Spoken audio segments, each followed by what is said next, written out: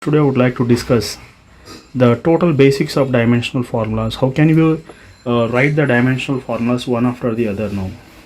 So basic dimensional formulas, let us take now. First of all, you all know that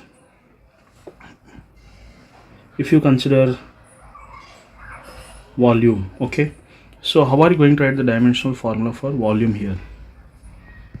So volume means, you all know, it is length into breadth into height. So all the three are going to be lengths only, so we can write this as L cube. And similarly we can write the dimensional formula for even area also. So area is nothing but length into breadth, okay, so that is length into breadth. We can write this as A is equal to, length is also length only and breadth is also length only, so you can write L square. Okay, so here next dimensional formula, if you consider, we can write the dimensional formula for velocity, which is very important. Okay, so velocity, so here velocity is nothing but displacement by time. Displacement is length and this is time. Here we can write like this. So velocity is equal to LT power minus 1 is going to be the dimensional formula for velocity. Next, after that, let us find out the dimensional formula for acceleration. Okay, so acceleration, so dimensional formula for acceleration, acceleration means change in velocity by time, and velocity means displacement by time whole divided by t. So we can write this as acceleration is equal to s by t square. S is nothing but L, length, displacement, and this is going to be t square. So we can write the dimensional formula for acceleration as LT power minus 2. Now the next dimensional formula we can write here is force. So what is the dimensional formula for force? So we all know that force is nothing but mass into acceleration. So we can write the dimensional formula for force as F is equal to mass is m, acceleration just now we got LT power minus 2. Therefore we can write the dimensional formula for mass force as mLT power minus 2. Next, we can write the dimensional formula for even work also. So how can you write the dimensional formula for work? So work, we all know that work is nothing but force into displacement, and force is nothing but mass into acceleration into displacement. So we can write m LT power minus 2 and displacement is again L. Okay, so therefore work can be written as ml square t power minus 2. So this is the dimensional formula for work. We can find out the dimensional formula for even energy also. So how can we find the dimensional formula for energy? For that, you all know that energy, let us take kinetic energy. If you want, you can write it as half mv square. You all know there is no dimensions for half. We can write here energy is equal to mass m and velocity is LT power minus 1 whole square. So we can write the dimensional formula for energy as ml square t power minus 2. Next,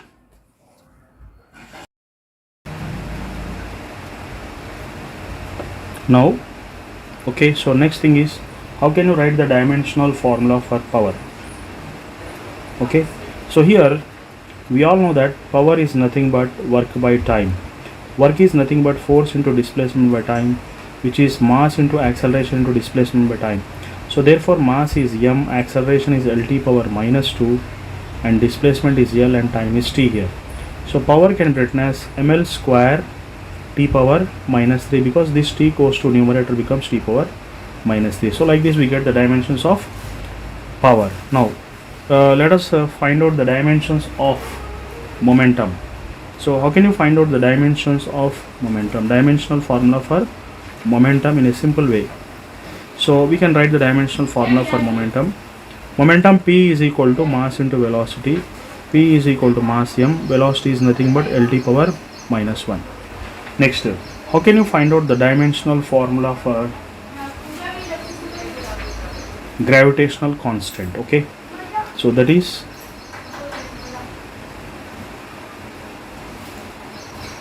gravitational constant.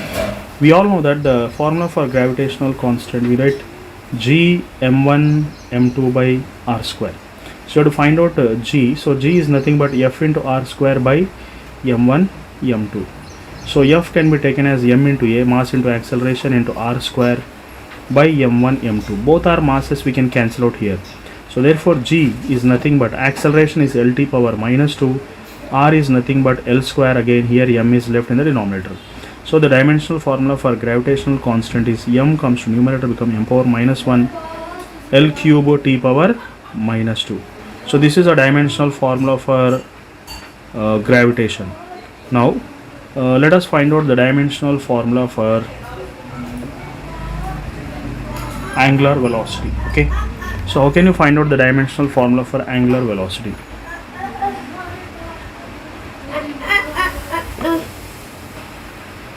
How can you find out the dimensional formula for angular velocity omega? So the dimensional formula for angular velocity omega is nothing but 2 pi by capital T. So there is no dimensions for 2 pi, so we can write the dimensional formula as t power minus 1. Now how can you find out the dimensional formula for angular velocities or angular acceleration? Angular acceleration. So how can you write the dimensional formula for angular acceleration? So the dimensional formula for angular acceleration is a is equal to alpha is equal to, we can write it as change in linear velocity by time. Okay, angular velocity by time. So that is angular acceleration is equal to angular velocity by time.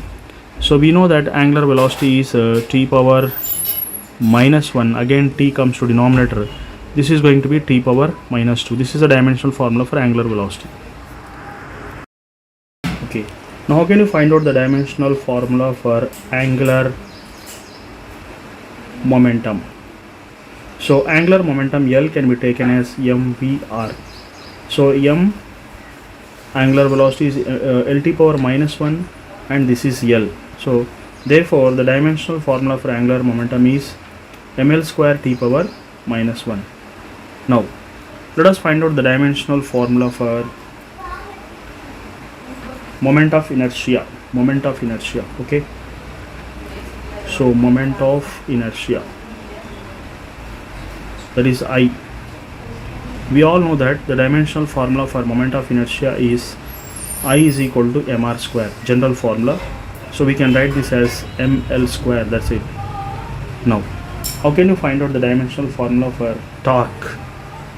So torque, you know torque is nothing but force into perpendicular distance.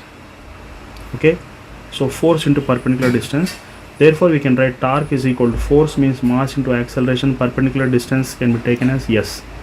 So torque is nothing but m Lt power minus 2 for an acceleration, one more displacement is there, so multiply here. So this is going to be the dimensional formula for torque. Next, what is the dimensional formula for Young's modulus? You can take Young's modulus. Young's modulus, so which is given by y. So Young's modulus is nothing but stress by strain. Okay, you know that strain is a dimensionless quantity. You have to find out the dimensions of only what is said to be stress. Stress, or it can also be taken as pressure. Pressure is nothing but force by area, or stress is also going to be force by area. So this can be written as mass into acceleration by area. Area means L square. So mass into acceleration is mlt power minus 2 and this is L square. So here L square gets cancelled. So finally you'll get the dimensional formula for Young's modulus is m L power minus 1 and t power minus 2. How to find out the dimensional formula for surface tension? Okay,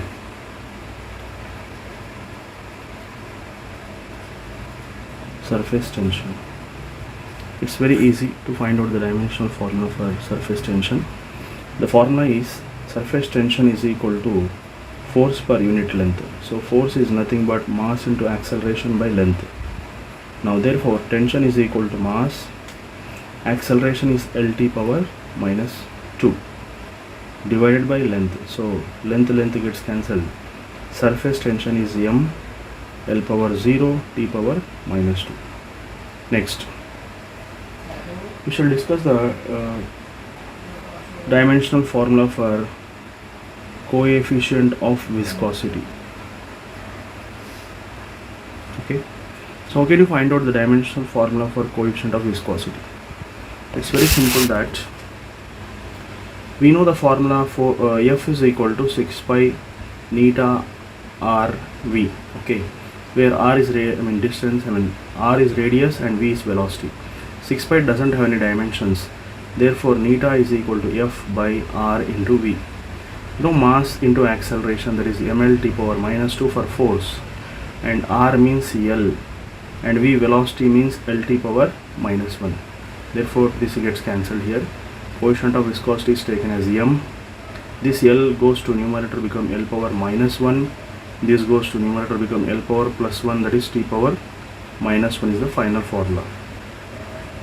Next we shall discuss the dimensional formula for intensity. Okay, so what is the dimensional formula for intensity? I. We all know that intensity is nothing but power by area, and you know power is nothing but work by time by area. Therefore the dimensional formula of work is nothing but force into displacement, which is mass into acceleration into displacement by time into area. Therefore we write I m L t power minus 2 for acceleration, this is L, and time is t here, and area can be taken as L square. So this 2 gets cancelled here. So intensity is equal to m L power 0 t power minus 2. Next we shall find out the dimensional formula for specific heat. So how can you find out the dimensional formula for specific heat?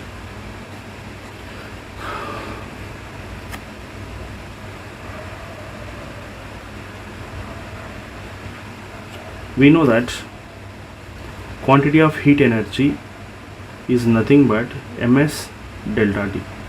Okay, so we have to find out the dimensional formula for S. S is equal to energy by mass into delta T. We all know that energy can be written as half mv square. Half does not have any dimensions. Mass means m, and delta T is nothing but the symbol for temperature is K. Okay, so gets cancelled, so therefore specific heat can be taken as, here velocity means L t power minus 1 whole square, so L square t power minus 2 divided by K. K comes to numerator, become K power minus 1. So this is the dimensional formula for specific heat. Next, my dear students, what is the dimensional formula for latent heat? Okay, so it is given by letter L. Now quantity of heat energy is nothing but m into latent heat. So latent heat is equal to energy by mass, quantity of heat energy. Energy means we can take half mv square, and mass means m. So gets cancelled, half does not have any dimensions. Therefore latent heat is L t power minus 1 whole square. Therefore latent heat is taken as L square t power minus 2. Okay, so this is the dimensional formula for latent heat. Next, what is the dimensional formula for gas constant? Okay, so therefore what is the dimensional formula for gas constant? Now we all know that PV is equal to nRT. So for this you have to find out the dimensional formula. R is equal to PV by N into T. We can write here P, pressure. You know, pressure can be taken as force by area. Force means mass into acceleration by area. Mass means m, acceleration is L t power minus 2 divided by L square. This gets cancelled here. So pressure means m. This L goes to numerator, become L power minus 1 t power minus 2. So we got the dimensional formula for pressure, that is ml power minus 1 t power minus 2. And volume means L cube. N means the number of moles, so dimensional formula is MOL. Temperature means Kelvin. Therefore we can write the dimensional formula for R gas constant is M, here L, L square t power minus 2, K power minus 1, and MOL power of minus 1. This is the dimensional formula for gas constant. Next, what is the dimensional formula for Boltzmann constant? Boltzmann constant. So for that we can take like this: PV is equal to NKT. N means Avogadro number. Okay, for number there is no dimensions, so K is equal to PV by T. So K, PV. What is PV here? P I just got here, that is K is equal to M L power minus 1 T power minus 2. V means L cube, P means K. So therefore the dimensional formula for K is equal to M L square T power minus 2 K power minus 1. Like this we can write.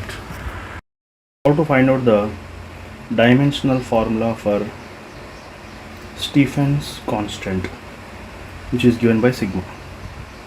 So here, according to Stephen, intensity is equal to sigma T power of 4, absolute temperature. And what is intensity? Intensity means power by area, which is equal to sigma T power 4. Power means energy by time into area, sigma T power 4. So sigma is equal to energy by time by area into temperature, absolute power of 4. So energy means ml square T power minus 2. This is time T. Area means L square, and temperature means K power of 4.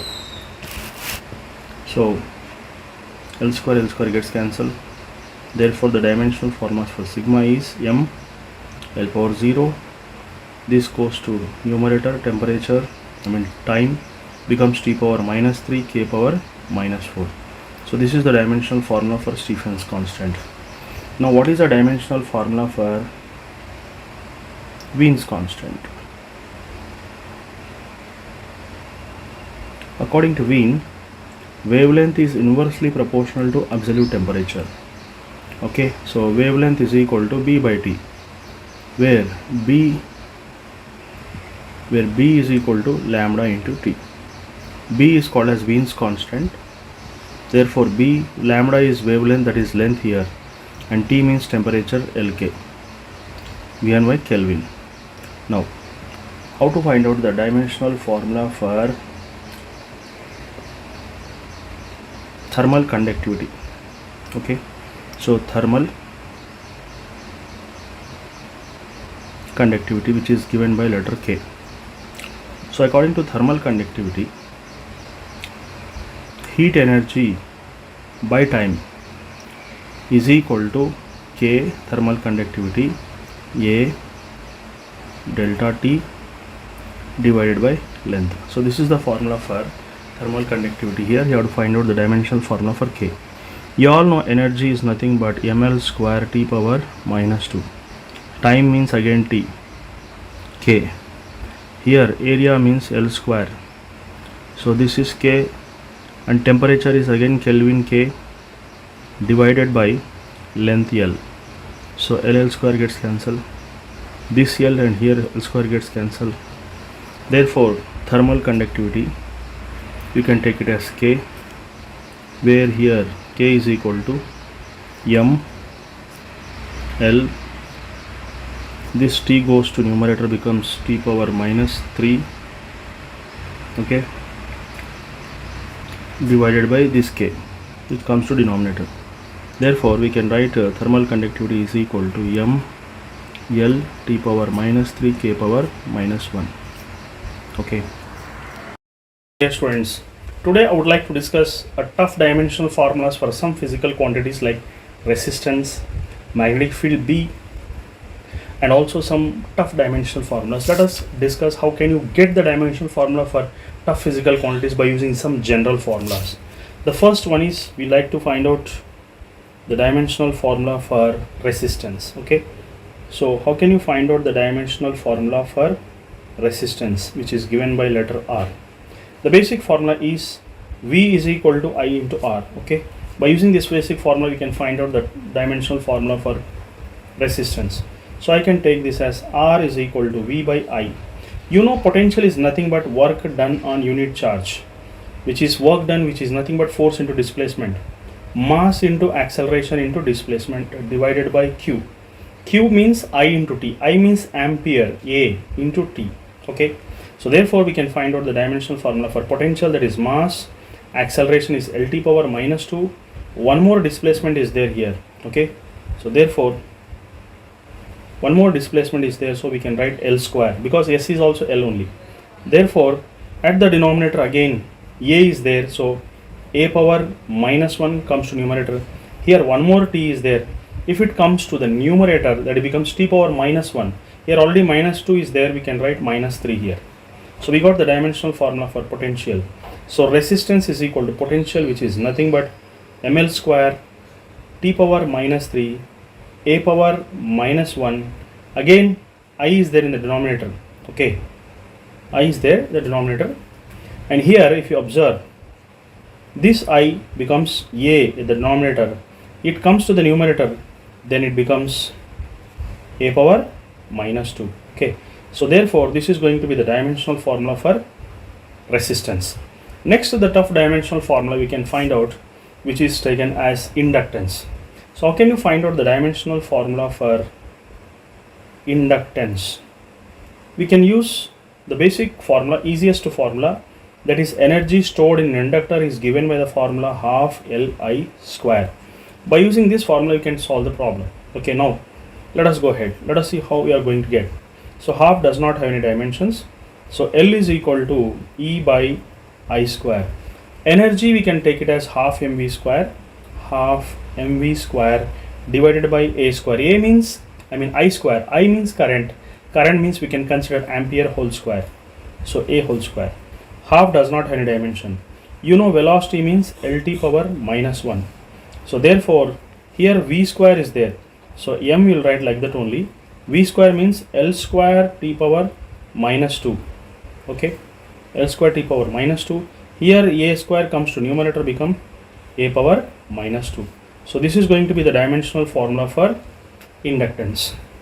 Next we'll find out the tough dimensional formula for the physical quantity, which is called as permeability. Okay, so we can write this as magnetic permeability given by letter mu naught. Okay, so mu naught you have to find out. For this we can take a simple basic formula for magnetic induction, that is B. B is taken as mu naught I by 2 into R. Is it? Yes, mu naught I by 2 into R. So how can you find out mu naught I by 2 into R? First of all, my idea is, it is better you find out the dimensional formula for B first, then it will be easy to find out the dimensional formula for mu naught. So let me do that same here. So first thing is magnetic induction B. So how can you find out the dimensional formula for B first of all? Now for that you can take the formula F is equal to BIL. Okay, it's very simple formula. From this you can derive B. It's very easy now. So B will become F by IL. You know F is nothing but mass into acceleration, that is Lt power minus 2, and I is nothing but A, again here it is L. So LL gets cancelled. So we got the dimensional formula for B as M. L is not there, L power 0, and T power minus 2. Again A is there here, so we can write it as A power minus 1. So here if you want to find out the dimensional formula for mu naught, so for 2 there is no dimension. Mu naught is nothing but B into R by I. So it's very simple to find out mu naught. Now B means we got just now M, okay, L power 0, T power minus 2, A power minus 1, again R means L, again here A is there. So we can write the dimensional formula for mu naught in a very simple way, that is mu naught is equal to M, here one L is there, so L, T power minus 2, here one more is there, that goes to numerator, become A power minus 2. So this is a simple strategical way to find out the tough dimensional formulas by using our general known formulas. Hope you have understood and enjoyed this. Thank you very much. Have a nice day. So how to find out the tough physical quantities here? Like for example, charge. You all know that charge is nothing but Q. So Q is equal to I into T. So what is the dimensional formula for charge? You know that I is denoted by letter Armstrong's A. So Armstrong, I mean ampere A. So we can write this as Q is equal to A, and T is nothing but time. You write A into T. So this is a dimensional formula for charge.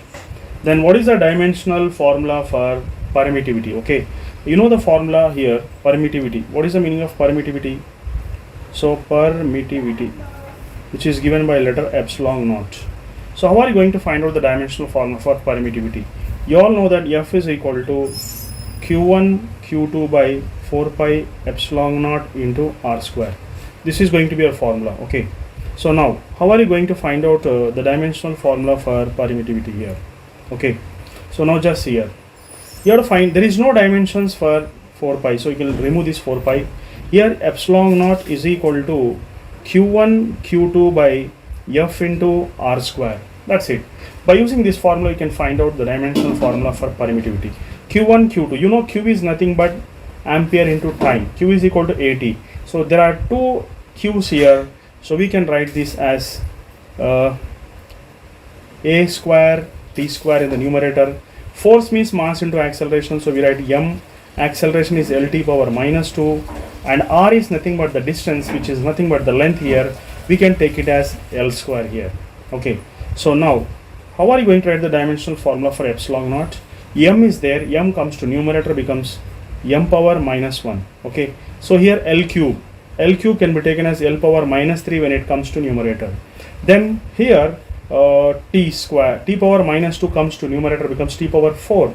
So this can be written as T power 4. Already A square is present. So this is going to be your dimensional formula for epsilon naught, which is called as permittivity. Next, we need to find out the dimensional formula for electric field. Okay, so how are you going to find out the dimensional formula for electric field? Okay, so the dimensional formula for electric field, you know that electric field is nothing but force acting on unit charge. Okay, it is nothing but force acting on unit charge, that is F by Q. You all know F is nothing but mass into acceleration, that is M into A, and Q is nothing but ampere into time. And you also know that here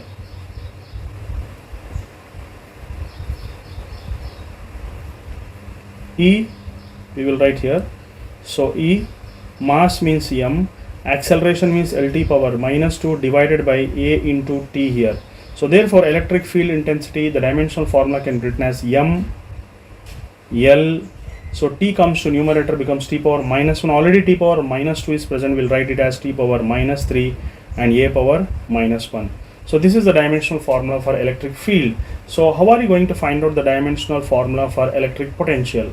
You all know that the dimensional formula for electric potential. Okay. So the dimensional formula for electric potential.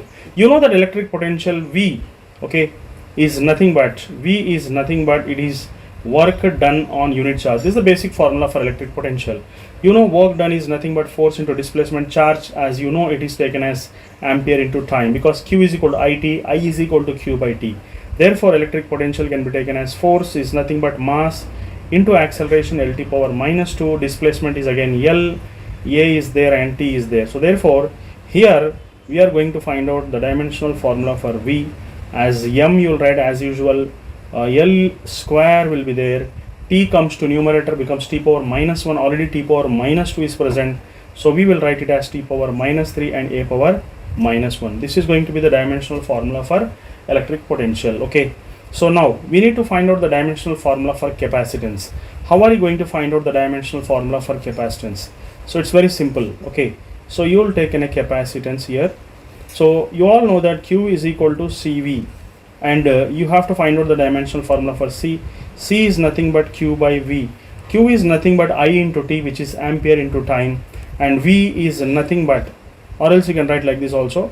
We will write Q by V here, Q, and V is nothing but, what is V actually? Work done on unit charge, so W by Q.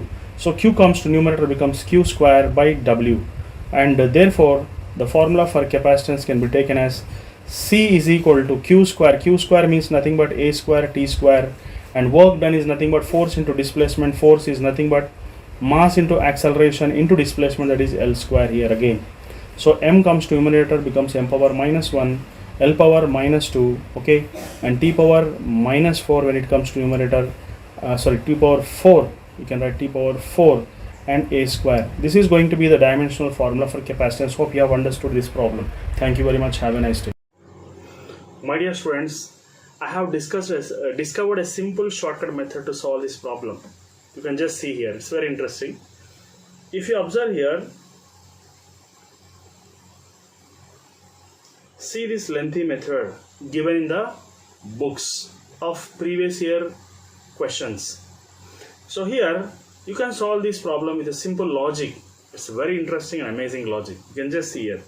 So he's asking us to find out the dimensions of density in terms of force, length and time. How can you do that one? In a simple shortcut method. It's very simple.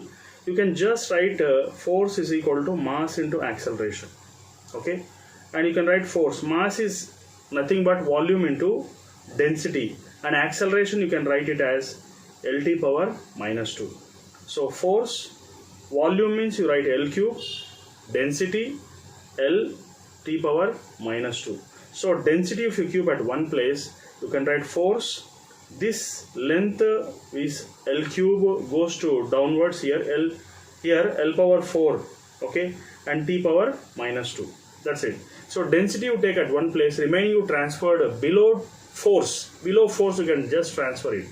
So finally we'll be getting density is equal to F L power minus 4 T square. See how amazing this trick is.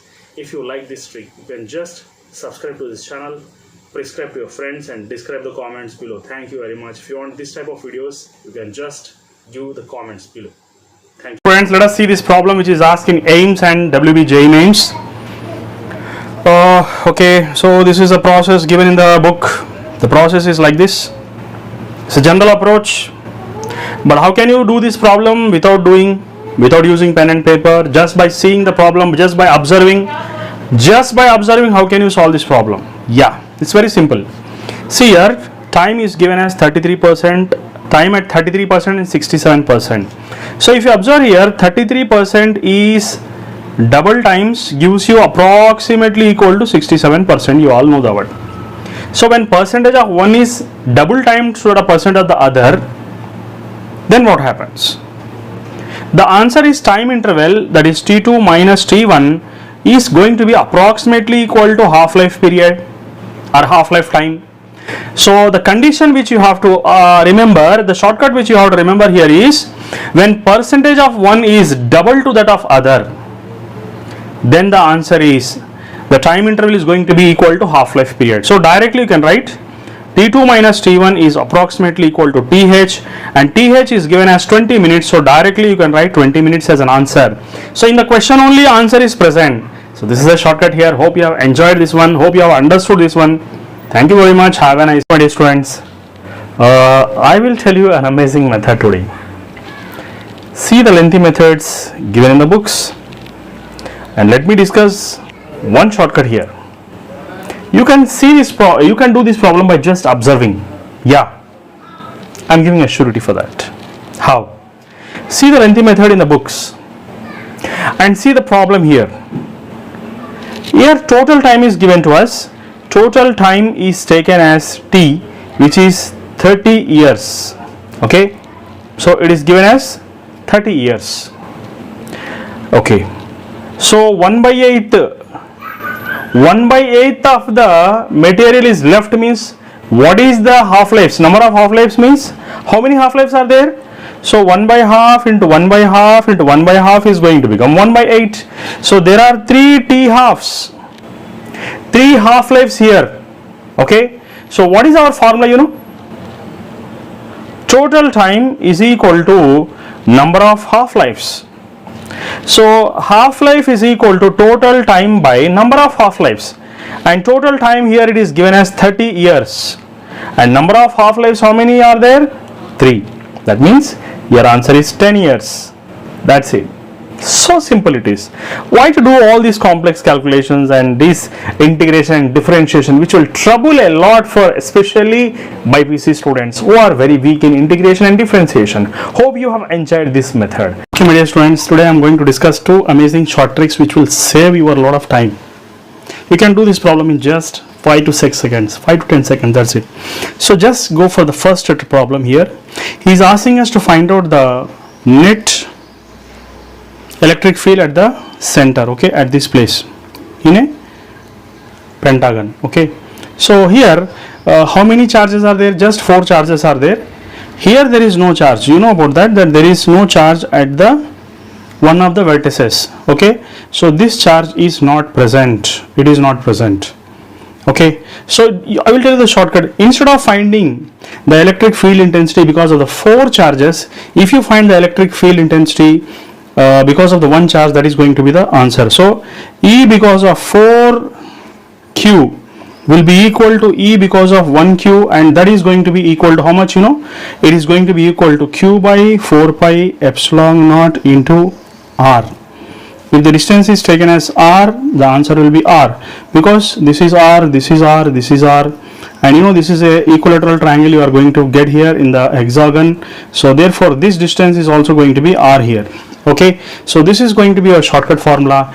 That means instead of finding the 4 charges, if you find out the electric field intensity because of single charge, that is going to be equal to the electric field intensity of the 4 charges. That is going to be your answer, that's it. So here if you observe, the traditional method to find out the electric potential of an hexagon, here pentagon was there, here hexagon. So what is the traditional method? You have to find out all these things. You have to add all the potentials. Instead of this, there is a shortcut formula. What is that shortcut formula here? You know, electric potential is nothing but sigma q by 4 pi epsilon naught into r square. If you find out sigma q, okay, that means the net charge, then you can find out the net potential also. How? So net charge means if you add all these charges, that is 5 minus 8 plus 6 plus 2 minus 2 and minus 3 and plus 5, you will be getting net charge as 0. Then as the net charge is 0, directly you can write net potential as 0 instead of writing these formulas and adding them and wasting plenty of time. Just add the charges and see whether the sum is 0 or not. If the sum is 0, then potential is also going to be 0. Hope you have liked this shortcuts. My dear students, how to solve this problem in just fraction of seconds without any pen and paper you can solve it. But to explain, I am using this pen. So he's asking us to find out the dimensional formula for energy by gravitation constant. Energy by gravitation constant. So energy is considered to be E and gravitation can be taken as G here. Energy means force into displacement. Let us take displacement as R, okay. And here gravity means, you know, it is equal to Fr square by m1 m2, because F is equal to G m1 m2 by R square. So I am taking G as Fr square by m1 m2. That's it, your answer is ready. What you have to do is just cancel out this, okay. Cancel out force, radius, instead of distance I am taking radius is also length only. So therefore what is left here now? This m1 m2 is left. This m1 m2 comes to the numerator, it is going to become m square, and what is left? 1 r is left here, okay. This r comes to the numerator, becomes L here. L means comes to numerator means L power minus 1. That's it. T is not there in this formula, so T power 0. So your answer is ready. This is the first option is going to be your answer. Hope you have enjoyed. My dear students, if you want to conquer physics, then just follow the easiest mindset method. So create the easiest method for toughest problem. See, especially for BPC students, you know, it is very tough to do all these integrations and derivations. See the solution here. So this is a lengthy solution. I would like to make this lengthy solution into a super simple method. What is asking us to find out? From this equation, he's asking us to find out the acceleration. What is there? It's just common sense. If you use, then you can do wonders. You can do wonders. I am here to help you. Okay. So what I'm going to do here is, you just write this equation like v square minus u square is equal to 2as. So convert the above equation like this. So what I'm going to do here is, you just square on both sides. Then you will be getting 500 plus 24x. So I can just write this as v square minus 5000 is equal to 2 into 12 into x. You can just compare these two equations now. You can just compare these two equations. Here acceleration is there, here acceleration is there. So instead of displacement, here x is there. So directly you can write acceleration as 12 meter per second square. Is it not the super simple method instead of following all these integrations and differentiation? If you enjoyed, subscribe to my channel, prescribe to your friends and describe the comments below if you want this type of shortcuts. Thank you very much. Have a nice day. My dear students, my mission is to make physics easier than biology and chemistry. This is my mission. I want to make India to be number one in physics, especially for BPC students, what I mean to say, who are struggling a lot to clear physics. At least they want 80 to 100 marks in physics. So my mission is to get 80 marks in just 80 days. That's enough. So now just see here. What he's going to ask in this problem, you can just see here. He's asking us to find out the maximum velocity. A car starts from rest. It is going to start from rest, that is u is equal to 0, and its velocity slowly increases, it becomes maximum. Again it comes to rest and it goes to final velocity to be 0. So here acceleration is alpha and deceleration is beta.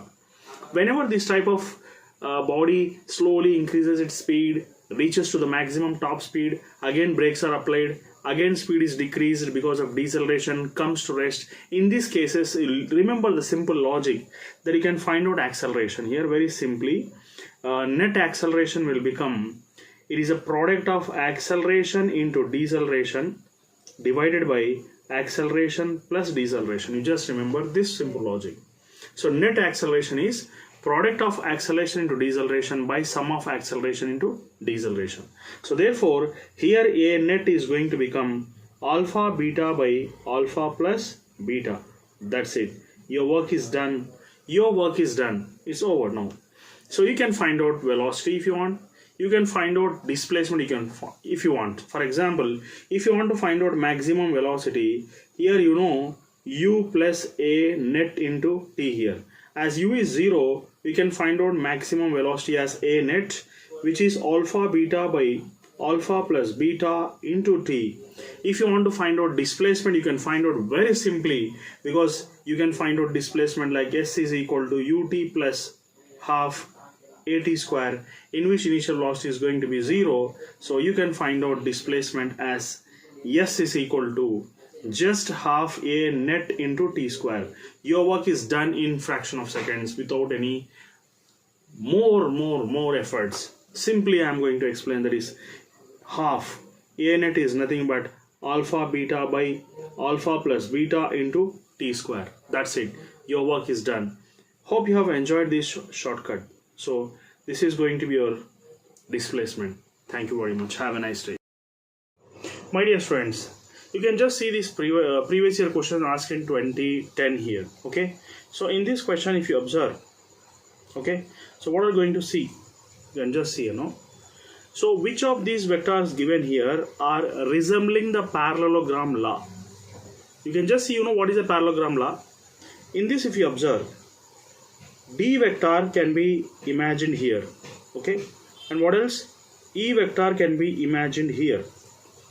And F vector, which is given here, can be imagined here. So these three vectors are resembling exactly like a parallelogram. So therefore, and the two F is taken as resultant. So I can write F is equal to E plus D. So therefore your correct option is going to be C option. Thank you very much. Okay, my dear students. Today you can just see the lengthy methods given in the books. Okay, so you can see the lengthy method given in the books here. I will tell you a super simple shortcut where you can solve the problem without pen and paper. Okay, so let us go ahead with a shortcut given by me. You can just see here, you can see this equation. Okay, you write the equation and compare here now. 5t minus 2t square. Okay, so now you can compare this with s is equal to ut plus half at square. Okay, so what you need to do is compare these two.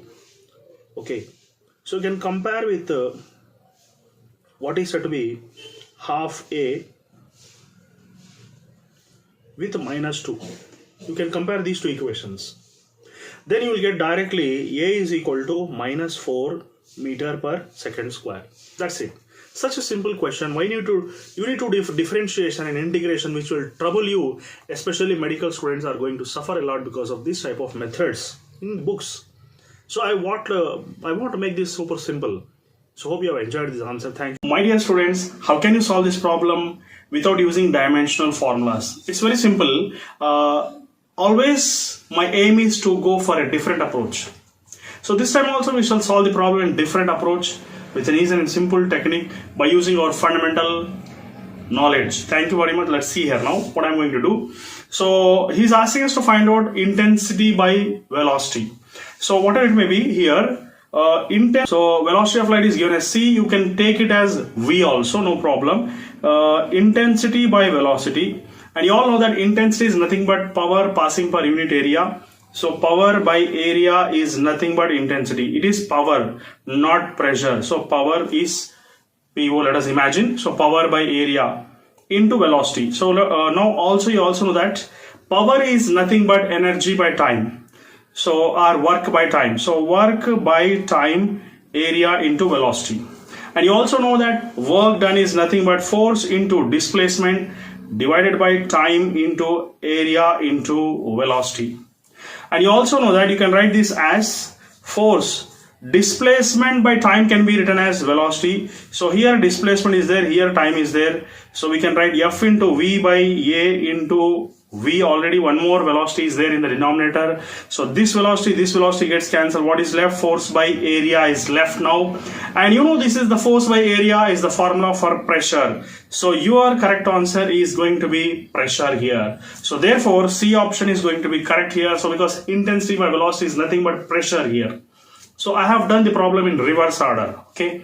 So thank you very much. Have a nice day. This is to just show that how can we do a problem in very different approach by using our lateral thinking methods. Thank you. My dear students, how to solve this problem by using the reduced mass trick. So this type of model is asked in today's morning shift JEE Mains exam. So a very simple trick here is whenever there are two masses, you have to consider reduced mass trick. What is the meaning of reduced mass? Reduced mass is nothing but, for example here, reduced mass is nothing but, it is a product of the masses and sum of the masses. That is, you can take m1 m2 by m1 plus m2. This is going to be your formula for reduced mass. And what is an acceleration for two blocks? The acceleration for two blocks is nothing but, it is g into sine alpha plus sine beta. Okay, so he's asking us to find out the tension in the string.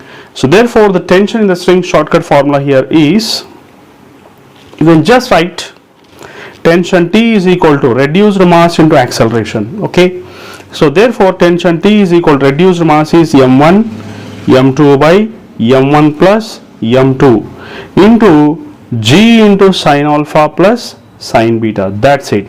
You got the answer in fraction of seconds. If for example some angles are given here like 60 degrees and 30 degrees here, and for example m1 is 2 kg and m2 is 4 kg, then just directly substitute in this formula and get the answer. It's a very simple and strategic way you can solve these problems without any free body diagram. Hope you have enjoyed this problem. Thank you. Okay, my dear students.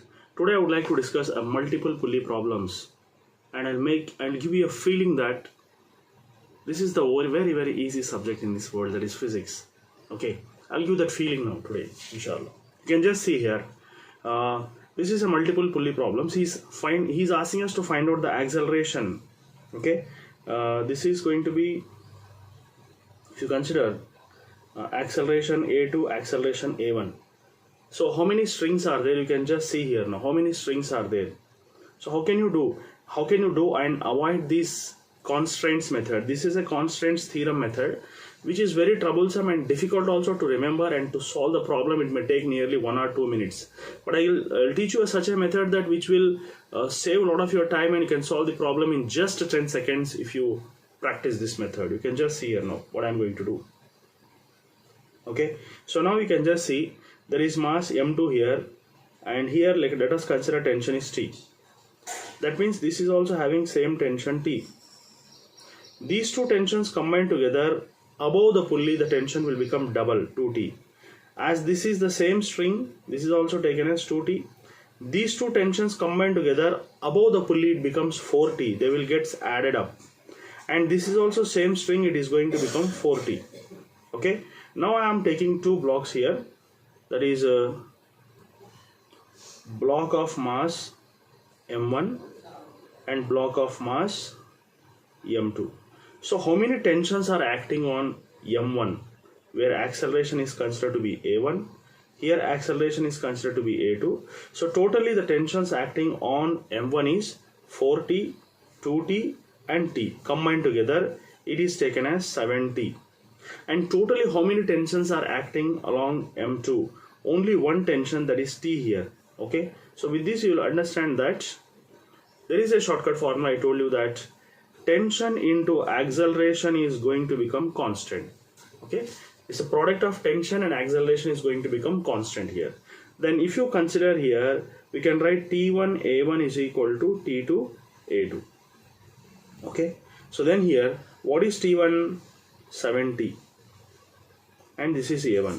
What is T2? We can take it as T here. Okay, so this is T into A2. So you know T gets cancelled, therefore A2 is equal to 7 times of A1. So that means C option is going to be correct. See how super simple it is, how much time you have saved. You can just imagine by using this method. Hope you have enjoyed this one. Thank you very much. My dear students, how are you going to solve the problems which are given here? This problem is a man and rain problem. It's a very super simple way we can explain this problem in a shortcut method. Most of the students are getting a lot of problems with this type of problem of man and rain. But what is a super simple way is to imagine. Let us imagine that I am at rest now. I am at the bus stop. I am at the bus stop. Rain is falling vertically downwards. I am holding the umbrella exactly upwards. Exactly upwards, pinpointed upwards. Rain is falling downwards when I am at rest. I am holding the umbrella like this. Suddenly my friend came in a topless car. I am sitting in a car. I am going in this direction. So when I am at rest, rain falls vertically downwards. But when I am in motion, rain falls exactly on my face. Then how I have to use the umbrella? Not vertical when I am moving. I have to take the umbrella a little bit cross, a little bit slant with the vertical. So in the problem he has given like that. So a car is moving. What is that velocity of rain which is coming a little bit slant? That is not the pure velocity of rain. It is the velocity of rain with respect to man. Whenever man goes, rain comes a little bit cross. So let me draw the diagram here. So now, better you take coordinate system to understand these problems easily. This is the only system, coordinate system, x-axis and y-axis. If you consider, you can understand the problem very easily I am saying. You just see. So this is x-axis and this is going to be y-axis. In which direction man is moving? Man is at rest. Rain falls vertically downwards. This is the velocity of rain, which we have to find out here now. When a man is going in a topless car in this direction with a speed of 10.8 kilometer per hour. Man is going in a topless car with a speed of 10.8 kilometers per hour. Then what is this? You have to convert into meters per second. So this is 10.8 into 1000, because 1 kilometer means 1000 meters. You have to convert hours into seconds. 1 hour 60 minutes, 1 minute 60 seconds. Cancel out these 2 5s, 2 3s. So 10.8 into 5 by 3 6 are 18. How many times? How many times it goes? 6 times. Okay, 6 times. So 5 6 are 30. 30 means 3 meters per second. What is this 3 meters per second? It is a pure velocity. It's a velocity of a car which is going towards this direction. And that is going to be how much? It is going to be just 3 meters per second.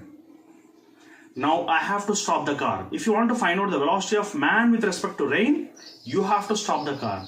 That doesn't mean that you ask the driver to stop there. No. In terms of vectors, we have to stop the car. How can you stop the car in terms of vectors? This is moving in this direction. In the opposite direction, you draw one more vector like this. Then this is going to become minus Vm. So the car which is going right side, I want to stop the car with respect to origin. Then I have to draw one more vector in the opposite direction so that the car is at rest with respect to origin now. So when a man is at rest, he holds the umbrella exactly upwards. When a man is going, you feel that the rain comes little bit slant exactly on your face. You are unable to open the eyes also sometimes. You know about that. Why it is coming slant? Because it is not the pure velocity of rain. It is the velocity of rain with respect to man when a man is going. So it is coming like this. What is this? Velocity of rain with respect to man. It is coming like this, making certain angle 37 degrees according to the problem given here. 37 degrees. That means if you extend this line, he has to hold the umbrella in this direction, making 37 degrees with the vertical. He has to hold the umbrella like this. But why I am taking coordinate system? So that it will be very easy to understand. So whenever you consider the velocity of a man, you have to start from the origin and go like this. You have to consider the velocity of rain, you have to start from the origin coming downwards. You have to find out the velocity of rain with respect to man, you have to start from the origin coming in this direction. Now I have stopped the man by taking negative vector. This is actually velocity of man. I have taken negative vector. I will complete a parallelogram. So this is Vm, this is also Vm. Okay, our aim is to find out velocity of rain. Okay, because velocity of man we just got 3 meters per second. So opposite side is known to us, adjacent side you have to find out. For that, you know, a triangular system you can consider. This is, for example, 37 degrees. This is 53 degrees. You remember these triangular values. It is a right angle triangle, small angle, small value. A little bit larger angle, larger value. Still larger, that is 90 degrees, still larger value. So 3, 4, 5 is going to be a Pythagoras theorem. 5 square is equal to 3 square plus 4 square. That's it. Now you have to find out VR. Opposite side is known to us. Adjacent side you have to find out. Take tan 37 degrees, which is opposite side Vm by VR. Okay. So what is tan 37? It is going to be 3 by 4. What is the velocity of man? It is 3. And velocity of rain, how much? If these two are 3 and 3, what is this VR? VR is going to be 4 meters per second. Without doing, you can solve this problem. Without doing, just by seeing, you can solve this problem. Hope you have enjoyed. Thank you very much. Have a nice day, baby. My dear students, how are you going to solve this problem? You can just see the lengthy solution given here. So this is going to the lengthy solution given in the problem, but you can solve this in fraction of seconds without any vector consideration. You can do this problem here. So how are you going to solve this problem without any vector consideration? You can just see here I have drawn the diagram which is coordinate system, in which you can consider that rain. This is the velocity of a rain. How much it is going to be? It is 15 meters per second. And velocity of man is going to be 5 meters per second in the same direction. And velocity of rain is coming downwards. Okay. Right side velocity of the wind, I think this is going to be the velocity of the wind. This is going to be the velocity of a man right side, and downwards it is going to be the velocity of the rain which is coming downwards. So wind and man are going in the same direction. Wind is 15, man is 5, and now rain is coming down with a speed of 20 meters per second. That's it. Now to find out the relative velocity, we have to stop the man in terms of vectors. So to stop the man, you can consider you can consider the velocity of man in the opposite direction like this, that is minus Vm. Then what are you going to get? What is the resultant velocity? Now you will consider here in this direction velocity of wind minus velocity of man. How much it is? 15 minus 5. So answer is 10 meters per second. In the downward direction, if you consider velocity of rain is going to be how much? 20, and this is 10. So in this direction 10, downward is velocity of rain, that is 20. The resultant of these two will be like this. So this is the direction of the umbrella you are holding. So this is, let us taken as theta here. You have to write tan theta is equal to, this is also 10. So this is also 10 here now. And this is 20. So tan theta is equal to opposite side 10 by 20. 0, 0 gets cancelled. That is 1 by 2. Your problem has been solved. So your answer is tan alpha is equal to 1 by 2. That is tan inverse of 1 by 2 is going to be alpha. That's it. So I have taken theta, he has taken alpha. So like this we can find out the problem very easily in a simple shortcut method. Hope you have understood this problem. Thank you. My dear students, you can just see the system, which is a very complex system. By seeing this system of particles, system of blocks and pulleys, you will leave the question and you will never try to attempt this type of questions. But what if it happens that there is a shortcut to solve this type of problems without any free body diagrams, without any constraints? You can do this problem just by considering a single step formula. What is that? Acceleration is equal to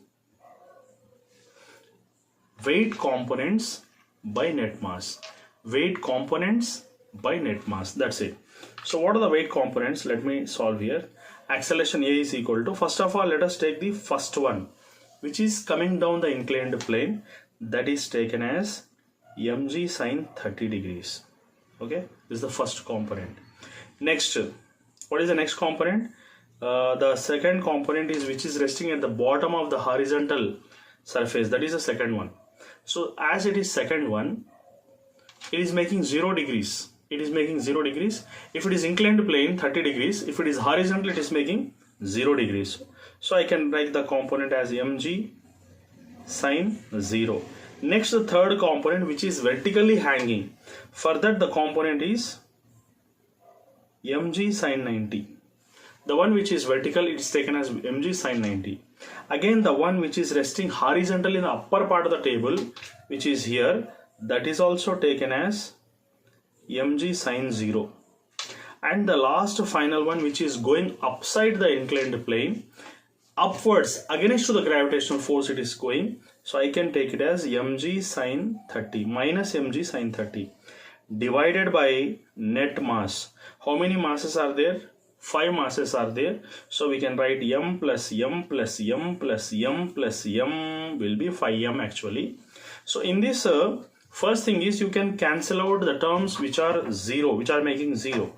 So sine 0 goes, here sine 0 goes, and mg sine 30 minus is there, here plus is there, that is also going. Then what is left here? Only this one is left. Only this one is left. mg sine 90 is left. And you know sine 90 is going to be 1. So I am writing the step here. It is nothing but acceleration is equal to mg sine 90 is 1 divided by m plus m, that is 5m. So mm gets cancelled. Your answer is going to be g by 5 meters per second. If it is taken as g as 10, so 10 by 5 is nothing but 2 meter per second square. Second option is going to be your correct answer. How easy it is. You can just see how easy it is. Thank you very much. My dear friends, how can you find this problem logically? These two problems are similar type here. So first of all, let me discuss about what is the relation between kinetic energy and momentum. We all know that kinetic energy is going to be p square by 2m. Okay, so with this it is understood that kinetic energy is directly proportional to p square. Kinetic energy is directly proportional to p square.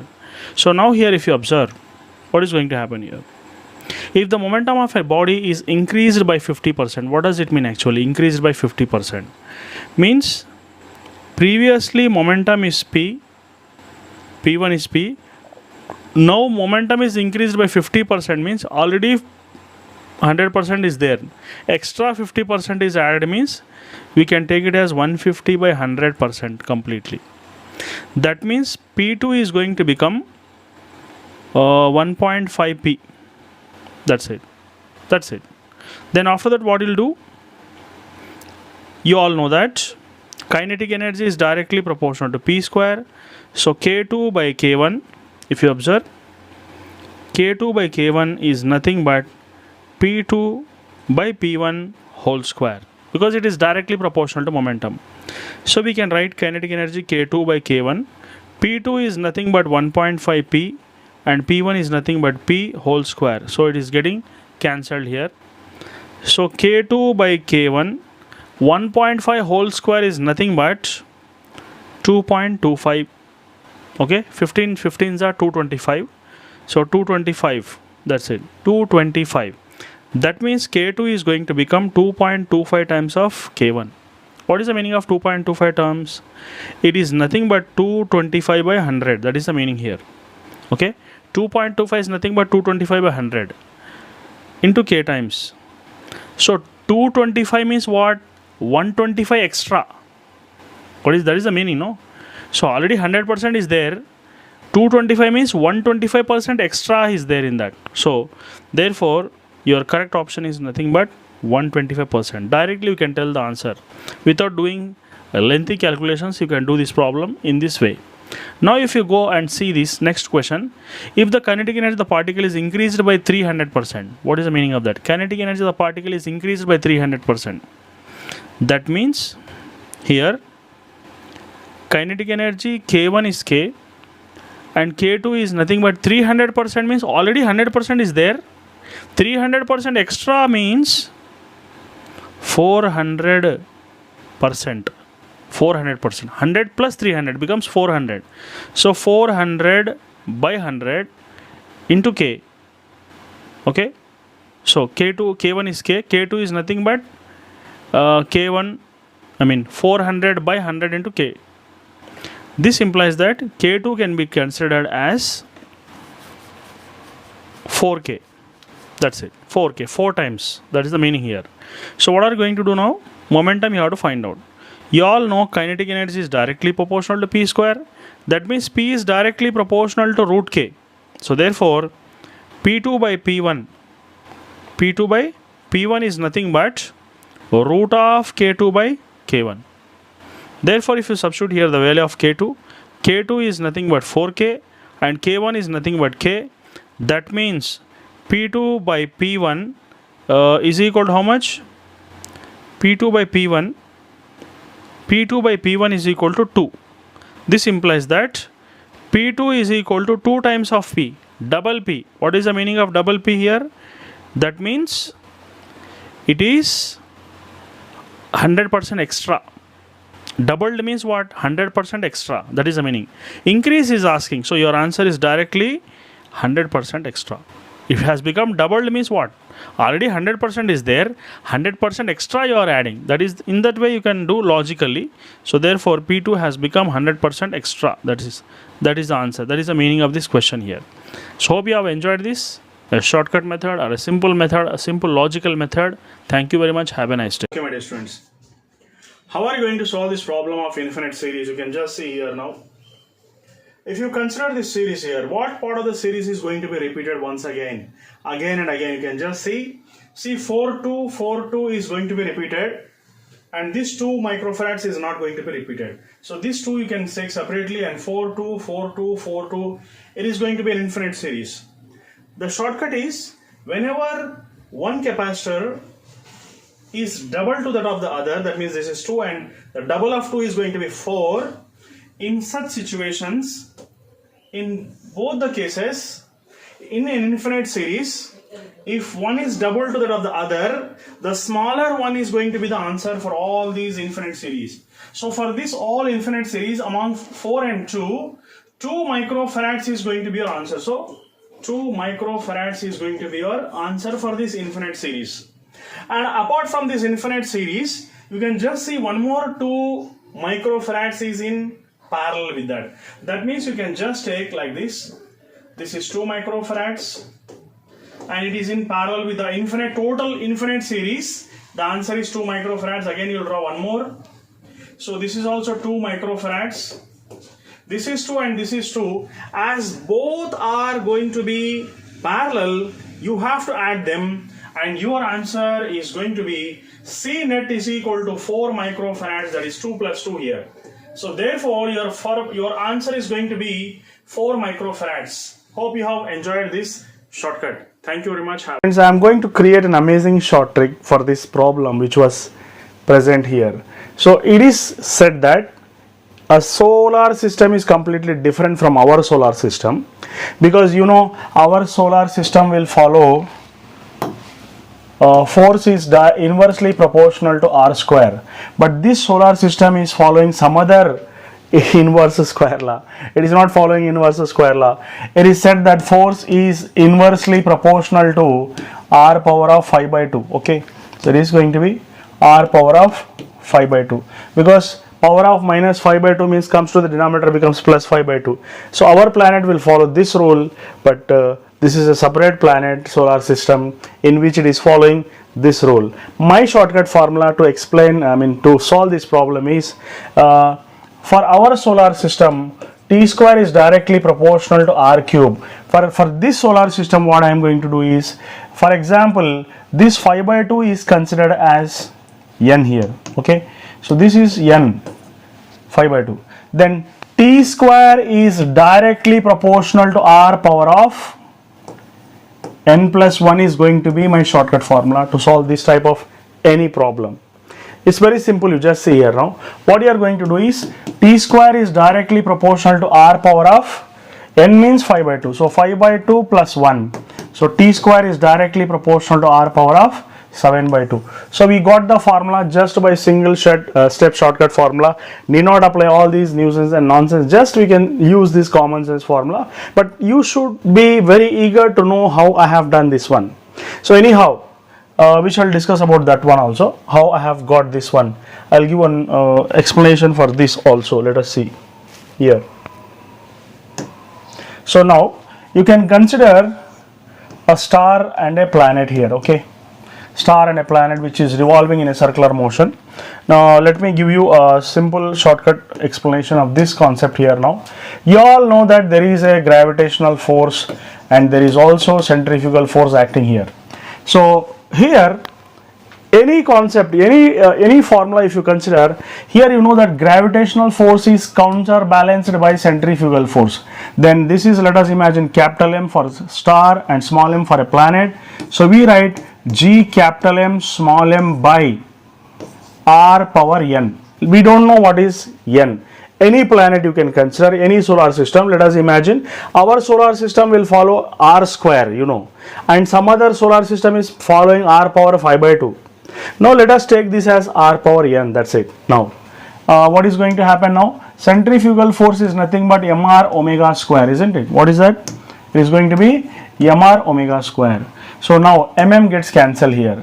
So G capital M by r power, this r comes here, becomes r power of n plus 1, which can be written as, this is taken as 4, because omega is considered to be 2 pi by capital T. I am writing it as 4 pi square by t square.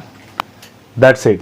So I have taken this shortcut formula, that is t square is directly proportional to r power n plus 1. That's it. If it is our solar system, it follows t square is directly proportional to r power. Our solar system follow inverse square law. That means f is inversely proportional to r square. So here in the place of n we have to write 2 plus 1, that is t square is directly proportional to r cube. But some other solar system which is given in the problem, there we are writing t square is directly proportional to r power 5 by 2 plus 1, that is t square is directly proportional to r power of 7 by 2. Hope you have enjoyed this video. Thank you very much. Have a nice day. My dear students, one more problem of same type. Let us see here now. This is also the problem which is as previous problem which I have discussed just now. Here the body has been dropped from a inclined plane and it is coming downwards. Okay, so he's asking us to find out what is the ratio of their velocities. That is the question here. He's asking us to find out the ratios of the velocities. So for that, in textbooks or any previous year books, he has given a very lengthy method, but we can bypass all these lengthy method and do the problem in a super simple way. So let us discuss what is going to happen now. So here, if you consider conservation of energy, there is total energy at A is going to become total energy at B here. Okay, so anyhow, you know, at this place, as there is height h, total energy at A is going to be mgh, and at this place it is nothing but half mv square 1 plus k square by r square. Okay, so this is going to be our formula. What are the constants here? The height is also going to be same, so total part is getting cancelled here, half is cancelled and mass is cancelled. Okay, so in this case height is same, but in the previous case which I have given in the problem number, video number 163, I think, what was there here at that time? Only velocity was constant. Here height is constant here, no? He's asking us to find out the ratio of their velocities. So from this it is understood that velocity square is inversely proportional to 1 plus k square by r square. That means you can remove the velocity and write the velocity here. Okay, and he's asking us to find out the ratios of velocities of solid cylinder to that of a solid sphere. Okay, so from this, first I think cylinder, then I think it's a sphere. So now you can just see, first is cylinder and then it is a sphere here now. So we can write now. So numerator represents a sphere because it is inverse relation. So for sphere, you all know that for sphere it is 2 by 5. So we can write this as 1 plus 2 by 5 divided by square root of 1 plus cylinder, it is 1 by 2. You know about this. So from this it is understood that you will be getting now square root of, this is 7 by 5 whole divided by 3 by 2. So therefore it is going to be 14 by 15, under root of 14 by 15. You can just do the problem in just 2 or 3 steps, not more than that, and avoid all these waste of time. Hope you have enjoyed this. Thank you very much. Have a nice day. My dear students, do you want to be the fastest problem solver in physics in India? Then you are at the right place. So we shall discuss this problem which was asked in many examinations, which is shown here. So he's asking us to find out if 10 grams of ice at 0 degrees Celsius is mixed with 100 grams of water at 50 degrees Celsius, then what is the resultant temperature? There is a lengthy process for that, but I am concluding you with a small shortcut formula which is given here. Just substitute in this formula whatever the data is given. So theta of a mixture is equal to mass of water is 100, and this 50 is given as the temperature at which the water is present. Then mass of ice, latent heat of ice is 80, divided by specific heat of water is 1 gram per cc, and mass of ice plus mass of water. You just substitute this, finally you'll be getting the answer as 38.2 degrees Celsius, which is going to be your D option. Hope you have enjoyed this. For this type of problems, just subscribe to the channel and prescribe to your friends, and describe the comments below in which topic you want the shortcuts. Thank you very much. Have a nice day. Okay, my dear students, let us start a double question repeated NEET question series here, which is a very fascinating series. So in this, 2 times the questions will be repeated. You all know that pressure is nothing but 4T by R. Pressure is inversely proportional to R. If the size of the bubble increases, pressure has to decrease. So second option is correct. Hope you have understood this one.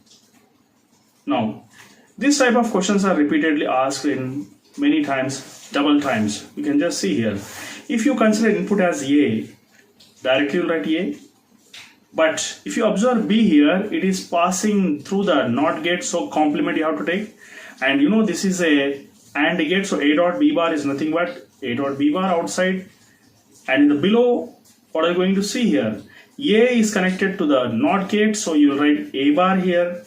And B is directly connected to the AND gate, so A bar dot B, because AND gate is doing multiplication. And the total output is connected to the OR gate, so upper series and lower series they will be added, and we're getting Y is equal to A dot B bar plus A bar dot B. The next question series here is regarding a solenoid. You all know that magnetic induction of a solenoid is given by B is equal to mu naught Ni by L. And you know mu naught is nothing but 4 pi into 10 power minus 7. You just substitute the values. And number of turns is given as 100. And current is given as 2.5 amperes. And the length is also given to you. That is 50 centimeters. Just write 0.5 meters. And substitute the get answer 6.28 in 10 power minus 4. So fourth option is correct. The second bit which is given below, you have to do it. Okay. Hope you have understood this one. Next we'll go for the next double question repeated series. You all know VRMS is nothing but V0 by root 2. That means V0 is nothing but root 2 VRMS. That's it. You have to answer in fraction of seconds. So with this it turns to the fourth option is correct. That is root 2 times the RMS value of AC source. The previous question which is above, you have to do it. Now let us go here. This is the question repeated in NEET and JEE Mains. Latest question this is 2019. Okay.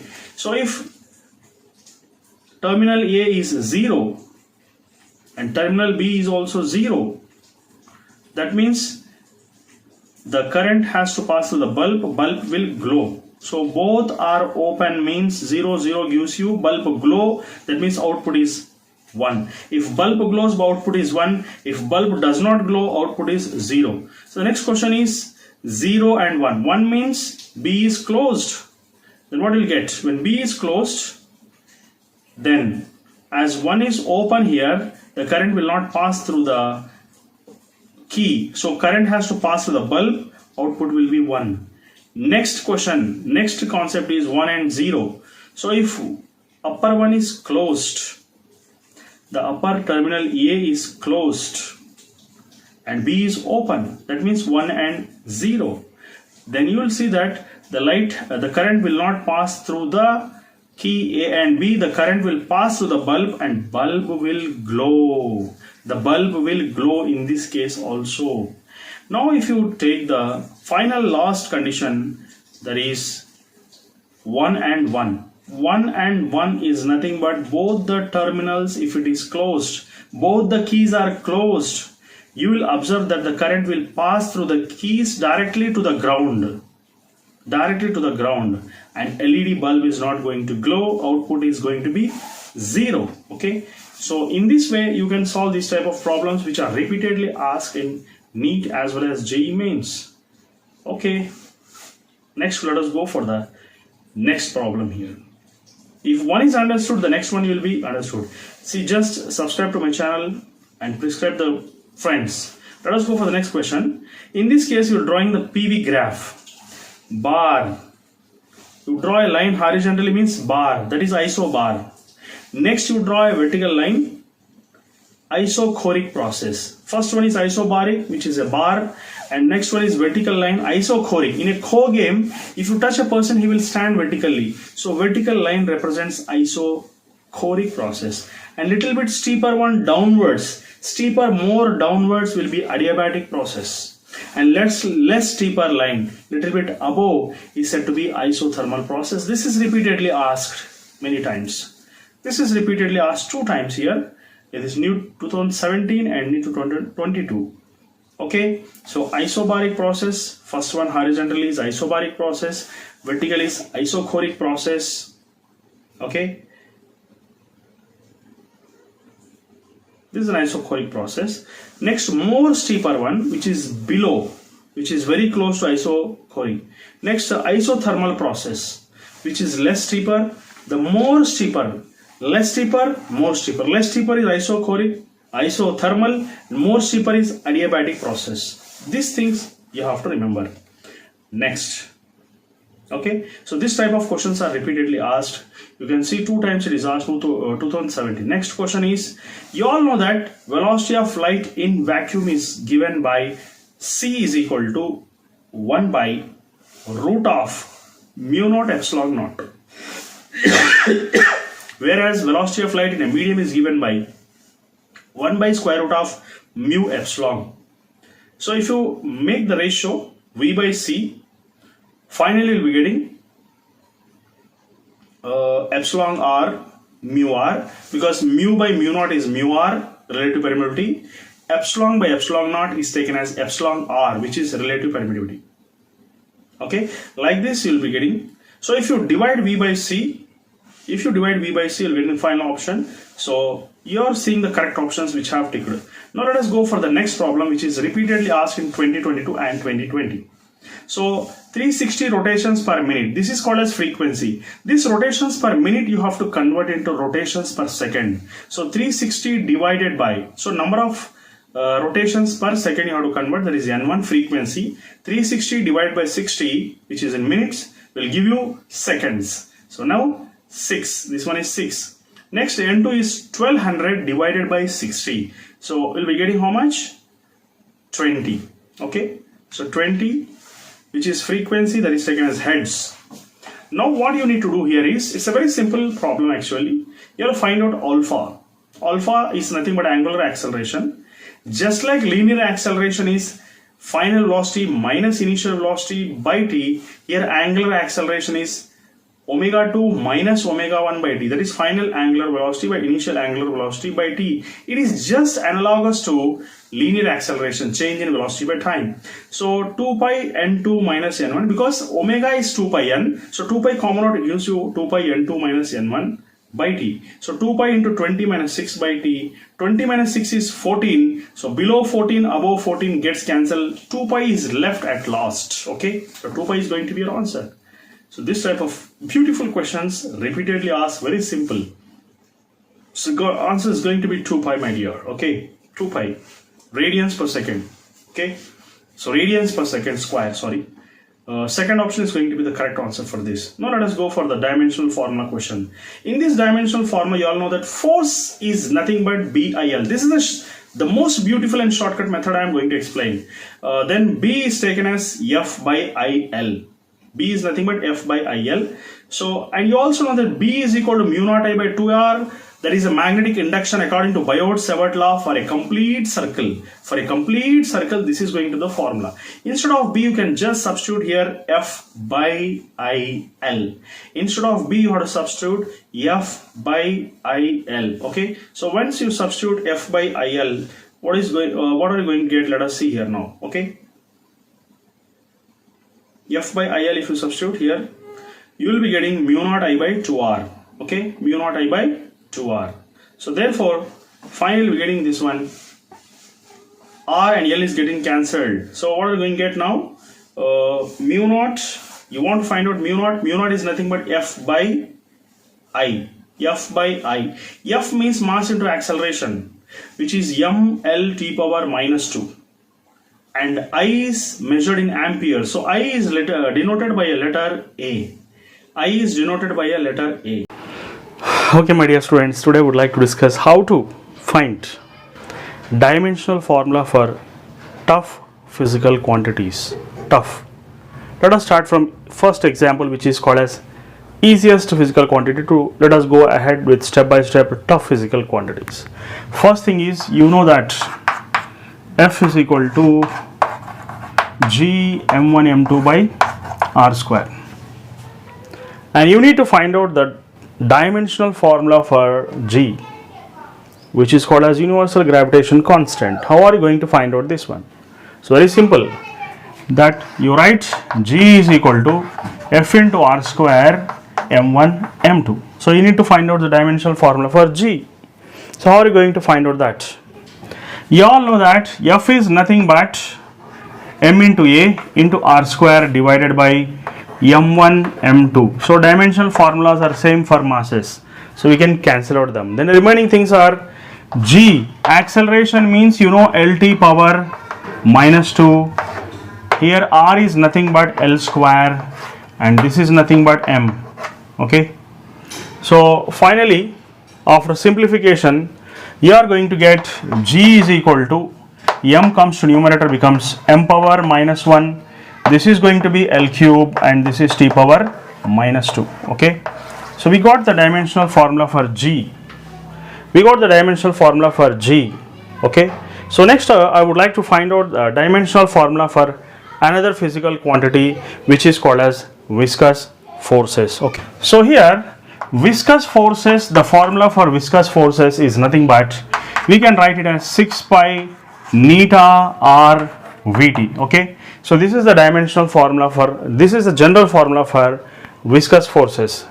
In that, according to dimensional concepts, there is no dimensional formula for constants. We will remove this one. There is no dimensional formula for constants. We will remove this one, and I am going to find out the dimensional formula for coefficient of viscosity, which is this value here. So therefore neta is equal to F into V, that is this is called as viscous forces, that's it. So divided by RVT. Okay, so V means thermal, V means terminal velocity, R is nothing but the radius, and force. So how are you going to find out the dimensional formula for force here? You know that force is nothing but mass into acceleration divided by radius is nothing but length here, and velocity is nothing but LT power minus 1, because velocity is nothing but displacement by time, which is L by LT. This can be written as LT power minus 1. Okay, so therefore the final formula I'm getting here is this one now, and all here acceleration formula is LT power minus 2 divided by L into T power minus 1.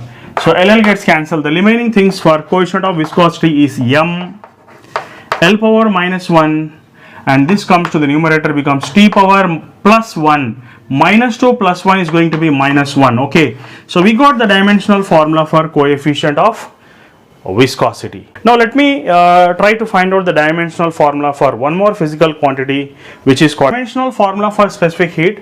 If you want to find out, you should know one basic formula, which is called as, you know that Q is nothing but ms delta T. Okay, so you need to find out the dimensional formula for S. You will write this as Q by M delta T. Okay, Q by M delta T. Q is nothing but energy. Q is nothing but energy, or it can also be written as work. Work and energy both are going to be same here, and I am going to write the work as force into displacement.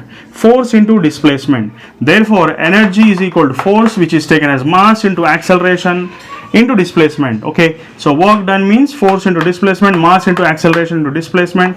You will be writing this as mass is capital M, and acceleration is LT power minus 2, displacement is L. Therefore, the energy formula is ml square T power minus 2, and the quantity of heat energy or energy both are going to be same. So now I got the dimensional formula for energy in the numerator, that is ml square T power minus 2. Here this is also going to be mass. Okay, so this is also going to be mass here. Then what else we are going to do? We are going to find out the dimensional formula for temperature, and it can be given, there's a dimensional symbol for temperature is taken as K, or some of the books it is given even theta also. Okay, so now you can write this as M into theta or M into K, whatever it may be. So let us say K here. MM gets cancelled. The dimensional formula for specific heat is taken as m power 0 L square and T power minus 2 here. Okay, so I got the dimensional formula for even little bit tougher physical quantity of heat. Okay, so you all know that PV is equal to nRT. You need to find out the dimensional formula for R, which is called as gas constant. So for that, first of all, you need to find out the dimensional formula for pressure, which is taken as force by area. Force by area, not acceleration, force by area. So force is nothing but mass into acceleration divided by area. So pressure can be written as mass, acceleration is LT power minus 2, and area is going to be L square here. LL gets cancelled. Pressure can be taken as ml power minus 1 T power minus 2. Okay, that is enough. And you know, volume is nothing but length into breadth into height, which is taken as L cube, because length is length only, breadth is also length only, and height is also length only, so it is taken as L cube. So what are you going to do here is, you have to find out the dimensional formula for R. Therefore it can be written as P into V by N into T here.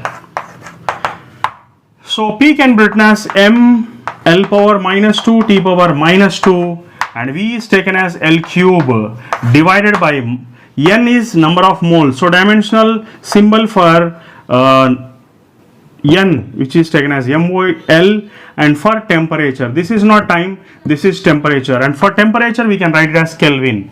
Okay, so this T is taken as time and this is taken as temperature here.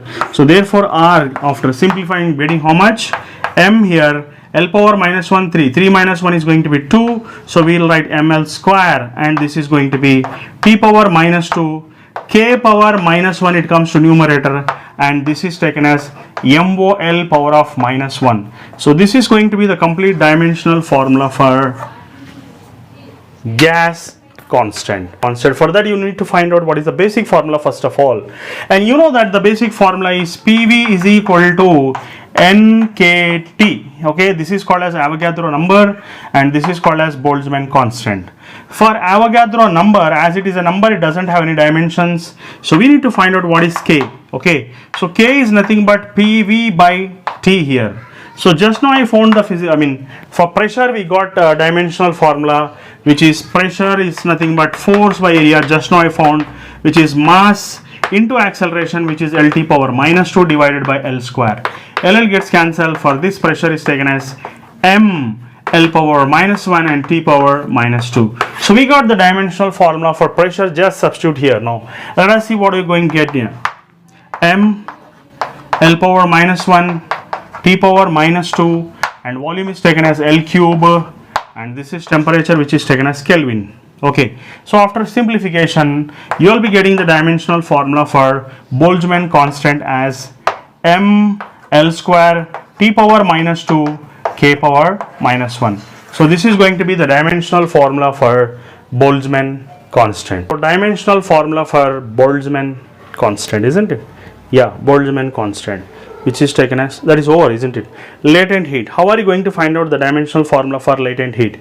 You all know that Q is equal to mass into latent heat. Mass into latent heat. Okay, so quantity of heat energy. So this is the dimensional formula for quantity of heat energy is energy only. Energy and quantity of heat as having same dimensional formula. So this is the latent heat which we for which we have to find out the dimensional formula. We can take it as Q by M here. So this is the quantity of heat that can be taken as mass. This is energy. I told you that energy, the dimensional formula for energy, you can consider half mv square also, no problem. So here you can take mass as m and velocity is LT power minus 1 whole square. So dimensional formula for energy is ml square T power minus 2. So you can just substitute here, that is Q is nothing but ml square T power minus 2 and divided by m here, isn't it? So if you divide this with m, therefore there is no m here, so we can write it as m power 0 and this is L square and T power minus 2. This is going to be the dimensional formula for latent heat. Now let us go ahead to find out the dimensional formula for coefficient of linear expansion. So how are you going to find out that one?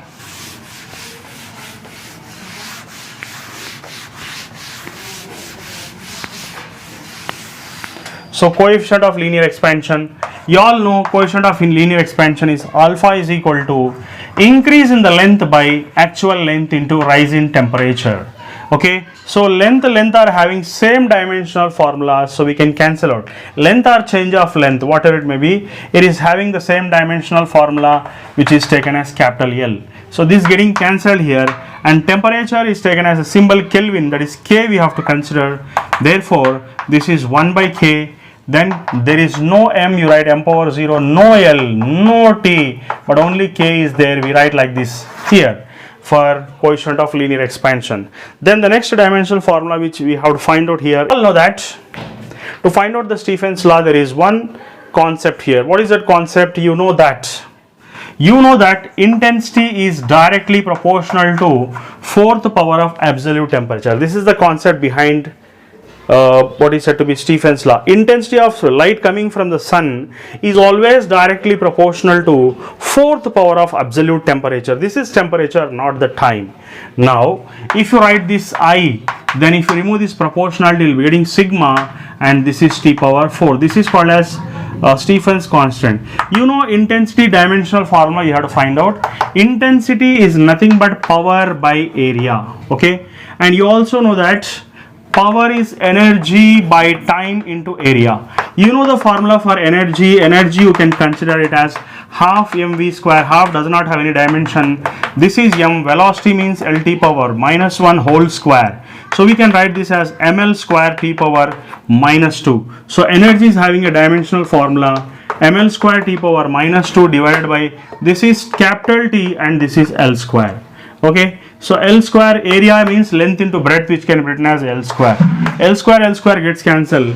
Therefore we got the dimensional formula for intensity is m. There is no L, but t power minus 1, it comes to numerator, become t power minus 3. So we got the dimensional formula for intensity. So I am writing the dimension. Now you have to find out the sigma, which is called as Boltzmann constant, which can be written as I by t power 4. So I got the dimensional formula for I, and that is going to be m. L is not there, so L power 0, t power minus 3 is there, divided by t power 4. Okay, so T is nothing but temperature, which is given by the symbol Kelvin, that is K. So I am writing this K in the denominator, comes to numerator, becomes K power minus 4. So this is the dimensional formula for sigma, which is called as Stefan's constant. Now Wien's constant, what does it mean actually? From the sun, waves are coming outside, so we have to consider the maximum wavelength. Okay, so maximum wavelength is always directly proportional to absolute temperature. Okay, the maximum wavelength is directly proportional to absolute temperature. So lambda maximum can be taken as B into T. Okay, so where B is called as Wien's constant, B is called as Wien's constant. We need to find out the dimensional formula for B here. So B is nothing but lambda by T. Okay, so what is lambda? Lambda is nothing but length, wavelength it is actually, and here T is said to be temperature. We can write it as K here. So there is no m, m power 0, L is there, L power 1, T is not there, T power 0, Kelvin is there, K power minus 1. That's it. This is going to be the dimensional formula for a physical quantity, which is called as Wien's constant. Okay, my dear students, whenever these type of problems will come in units and dimensions, use your common sense. Don't use pen and paper. Just see what is the exponent here. You know, exponent is taken as alpha t square, and you know this is dimensionless. So whenever something is dimensionless, its value is going to be 1. That's it. So alpha t goes to that side, you can write t power of minus 2. That's it. No need of any formula, no need of all these steps here. Okay, avoid this. Just go for a direct thought process. Thank you very much. Hello my dear students, how I'm going to solve this problem in fraction of seconds, and you will be wonderful that how easy is physics. Is it easier than any other subject in the world? Definitely it is easier than any other subject in this world. I'm going to prove it. So he's asking us to find out the magnetic induction of a circle, which is shown here. So what is an angle in here? In this case, what is an angle? You can just see here what is an angle. So if you observe here, the angle of this arc is 270 degrees. So this is going to be 270 degrees. Okay.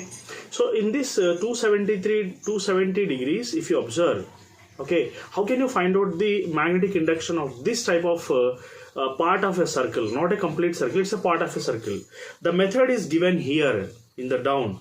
It's a long method. It is a formula based method. And this method can be bypassed very easily from my short trick here. So you all know that magnetic induction B is considered as B is equal to mu naught I by 2R for a complete circle. So mu naught I by 2R for a complete circle, but here it is only 3/4 part of a circle. Just multiply with 3 by 4. Your answer is ready.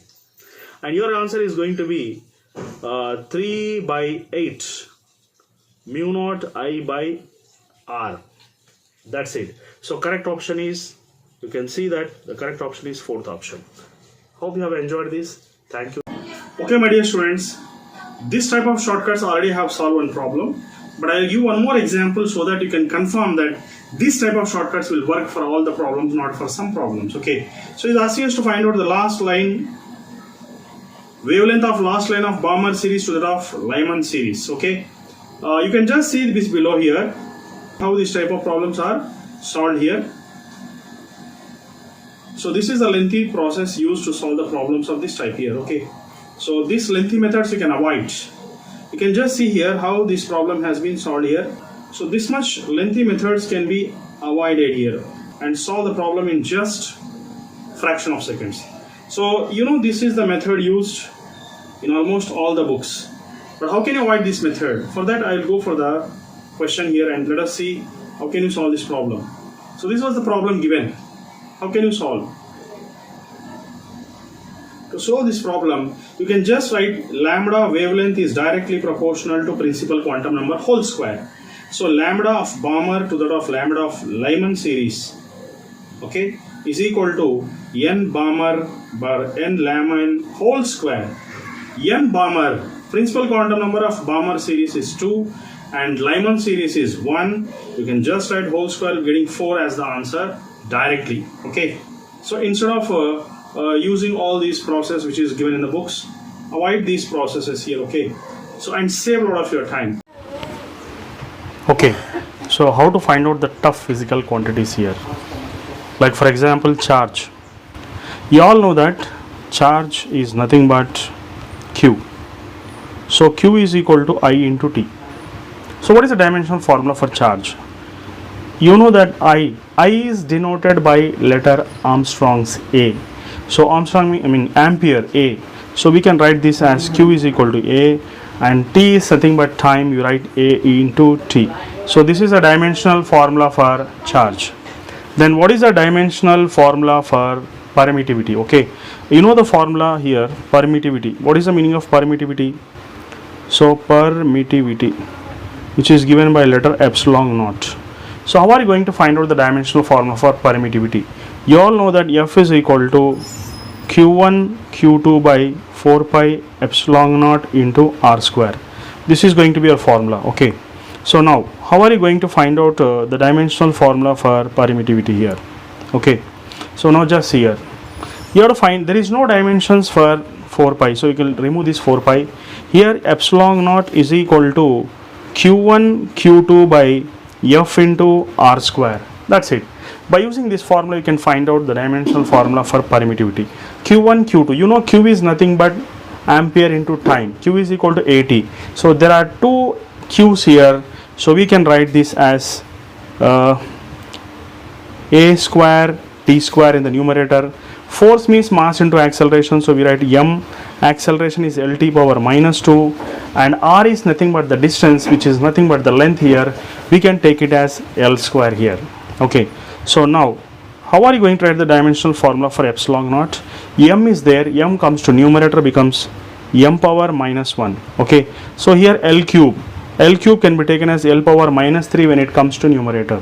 Then here T square, T power minus 2 comes to numerator, becomes T power 4. So this can be written as T power 4.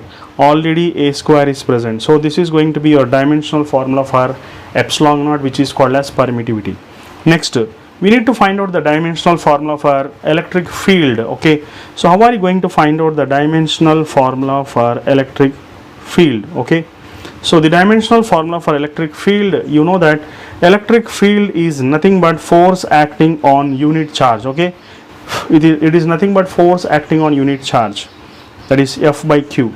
You all know F is nothing but mass into acceleration, that is m into A, and Q is nothing but ampere into time. And you also know that here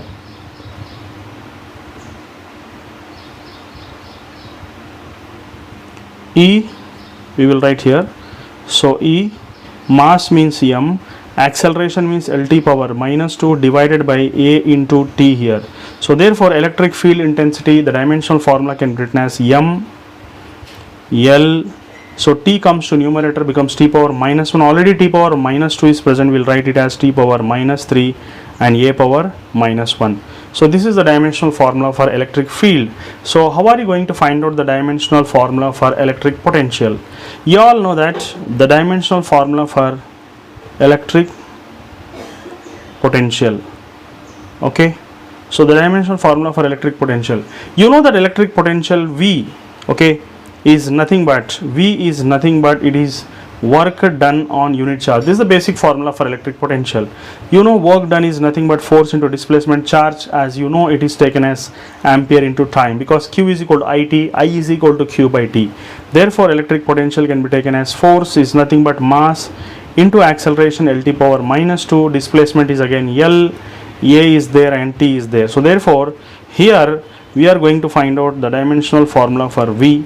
As M you will write as usual, L square will be there, T comes to numerator, becomes T power minus 1, already T power minus 2 is present, so we will write it as T power minus 3 and A power minus 1. This is going to be the dimensional formula for electric potential. Okay, so now we need to find out the dimensional formula for capacitance. How are you going to find out the dimensional formula for capacitance? So it's very simple. Okay, so you will take in a capacitance here. So you all know that Q is equal to CV, and you have to find out the dimensional formula for C. C is nothing but Q by V. Q is nothing but I into T, which is ampere into time, and V is nothing but, or else you can write like this also. We will write Q by V here, Q, and V is nothing but, what is V actually? Work done on unit charge. So W by Q. So Q comes to numerator, becomes Q square by W, and therefore the formula for capacitance can be taken as C is equal to Q square. Q square means nothing but A square T square, and work done is nothing but force into displacement. Force is nothing but mass into acceleration into displacement, that is L square here again. So M comes to numerator, becomes M power minus 1, L power minus 2, okay, and T power minus 4 when it comes to numerator, T power 4, you can write T power 4 and A square. This is going to be the dimensional formula for capacitance. Hope you have understood this problem. Friends, see the lengthy method given in the books and see the shortcut method here. So velocity of critical angle is nothing but sine inverse of velocity of light in rarer to that of velocity of light in denser. This is a shortcut formula. Directly one single step formula, get the answer. You just substitute 1.5 divided by 2. Remaining things are getting cancelled. The finally getting the answer as sine inverse of 0.75. So this is the final answer here. Okay, so hope you have enjoyed this problem shortcut. So this is double time repeated question. According to Galileo, for a freely falling body, Galileo said that the ratio will be H1 is to H2 is to H3 and so on will be equal to 1 is to 3 is to 5 and so on. This is a shortcut explained by Galileo. So Galileo ratio we can call it as. So therefore, by this it is understood that fourth option is correct here, and if it is taken H1, you have to take this 1 divided by H1, and if you take H2, you have to take 3 divided by H2, and if you take H3, you have to divide with 5. So like this also we can write this ratio, we can write like this also. So this is also correct question, correct answer for the same question. So this is the double time. For this type of questions, you just comment below. I will make more questions from other chapters also. Okay, my dear students, in this problem I have written an equation, balanced equation. So balancing of charge as well as mass. If you observe, sodium 11, okay, here also 10 plus 1, because this is positron, it is going to be 11, it is balanced. Now if you take mass number 22 here, and here 22 plus 0, and neutrino is massless and chargeless. This is massless and chargeless. So correct option is fourth option. And similarly here this is going to be the third option. Okay, third option is going to be the correct answer here. That's it. My dear students, I'm going to solve this problem in a super simple way. See this method I'm going to follow here. You can just see that magnetic induction, if you observe, because of a complete circle is given by, for a complete circle at the center, if you observe, magnetic induction at this place is given by B is equal to mu naught I by 2R. But you are observing that here in this case, there are two semicircles, and the current passing in these semicircles is in the opposite direction. So for a semicircle, at the middle part, magnetic induction will be half of mu naught I by 2R. That's it. So B is equal to, you can write it as mu naught I by 4 small r, or you can consider it as 4 capital R. 4 small r or 4 capital R. So this is the basic formula for a semicircle. But here there are two semicircles. One is having smaller radius, the other is having larger radius. So what I mean to say here is, if you observe, in these two wires, magnetic induction will not be generated because they are exactly opposite, and the two in a straight line, opposite. So but only you will see that magnetic induction is developed because of the two semicircular arcs. And for a semicircle, this is going to be the formula. But you know that magnetic induction is inversely proportional to radius. The lesser the radius, the greater will the magnetic induction. Therefore, for a smaller circle it is B1, and for larger circle it is B2. So B1 will be stronger, B1 will be greater because the radius is less, the stronger is magnetic induction. So I am taking the smaller semicircular wire minus larger semicircular wire's magnetic induction. So if you make the difference here, how much you are going to get the difference in B? So B1 can be taken as mu naught I by 4R1 minus mu naught I by 4R2. Okay, smaller minus larger. So then here, if you observe what is going to happen, let us see. So in this case, the magnetic induction is considered as mu naught I can be taken common, and 4 also can be taken common, and you can write it as 1 by R1 minus 1 by R2. Therefore, your correct option is going to be the first option. Hope you have enjoyed this. Thank you very much. Okay, my dear students, how to solve this problem? Very easily in a shortcut method. So this is a diagram of mean free path. Okay, so you are taking a cylinder in which gas molecules are present. You have seen the gas molecules. Okay, so mean free path, how do you define mean free path? Mean free path is the ratio of length through which the molecules are passing, as well as number of molecules in area in volume V. Okay, so number of molecules in volume V. Okay, what is the volume V here? Volume V is the volume of a cylinder. Okay, so here you can write lambda is equal to length by n. N means number of molecules, volume means V, which is nothing but area into length. So here we will cancel out length and length. Okay, so we will writing now lambda is equal to 1 by n into pi d square, because radius of the cylinder is taken as d here. Okay, so d pi d square. And sometimes you can also consider in mean free path, lambda is equal to 1 by root 2 is taken as constant, so root 2 n pi d square. So this is a simple and shortcut derivation here. Okay, then after that, in the first option, in the first problem, you can understand that mean free path is inversely proportional to d square, so first option is going to be correct. And by seeing the formula, you'll understand that here also first option is going to be correct. So this is double question shortcut method. Thank you very much. Okay, my dear students, today I would like to discuss a tough dimensional formulas for some physical quantities like resistance, magnetic field B, and also some tough dimensional formulas. Let us discuss how can you get the dimensional formula for tough physical quantities by using some general formulas. The first one is, we like to find out the dimensional formula for resistance. Okay, so how can you find out the dimensional formula for resistance, which is given by letter R?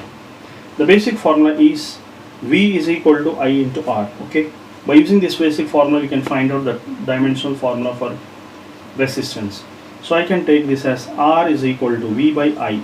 You know, potential is nothing but work done on unit charge, which is work done, which is nothing but force into displacement, mass into acceleration into displacement divided by Q. Q means I into T. I means ampere, A into T. Okay, so therefore we can find out the dimensional formula for potential, that is mass, acceleration is LT power minus 2, one more displacement is there here. Okay, so therefore one more displacement is there, so we can write L square, because S is also L only. Therefore at the denominator again A is there, so A power minus 1 comes to numerator. Here one more T is there. If it comes to the numerator, that it becomes T power minus 1. Here already minus 2 is there, we can write minus 3 here. So we got the dimensional formula for potential. So resistance is equal to potential, which is nothing but ml square t power minus 3, a power minus 1. Again, I is there in the denominator. Okay, I is there in the denominator. And here, if you observe, this I becomes a in the denominator. It comes to the numerator, then it becomes a power minus 2. Okay, so therefore this is going to be the dimensional formula for resistance. Next, the tough dimensional formula we can find out, which is taken as inductance. So how can you find out the dimensional formula for inductance? We can use the basic formula, easiest formula, that is energy stored in inductor is given by the formula half Li square. By using this formula we can solve the problem. Okay, now let us go ahead. Let us see how we are going to get. So half does not have any dimensions. So L is equal to E by I square. Energy we can take it as half mv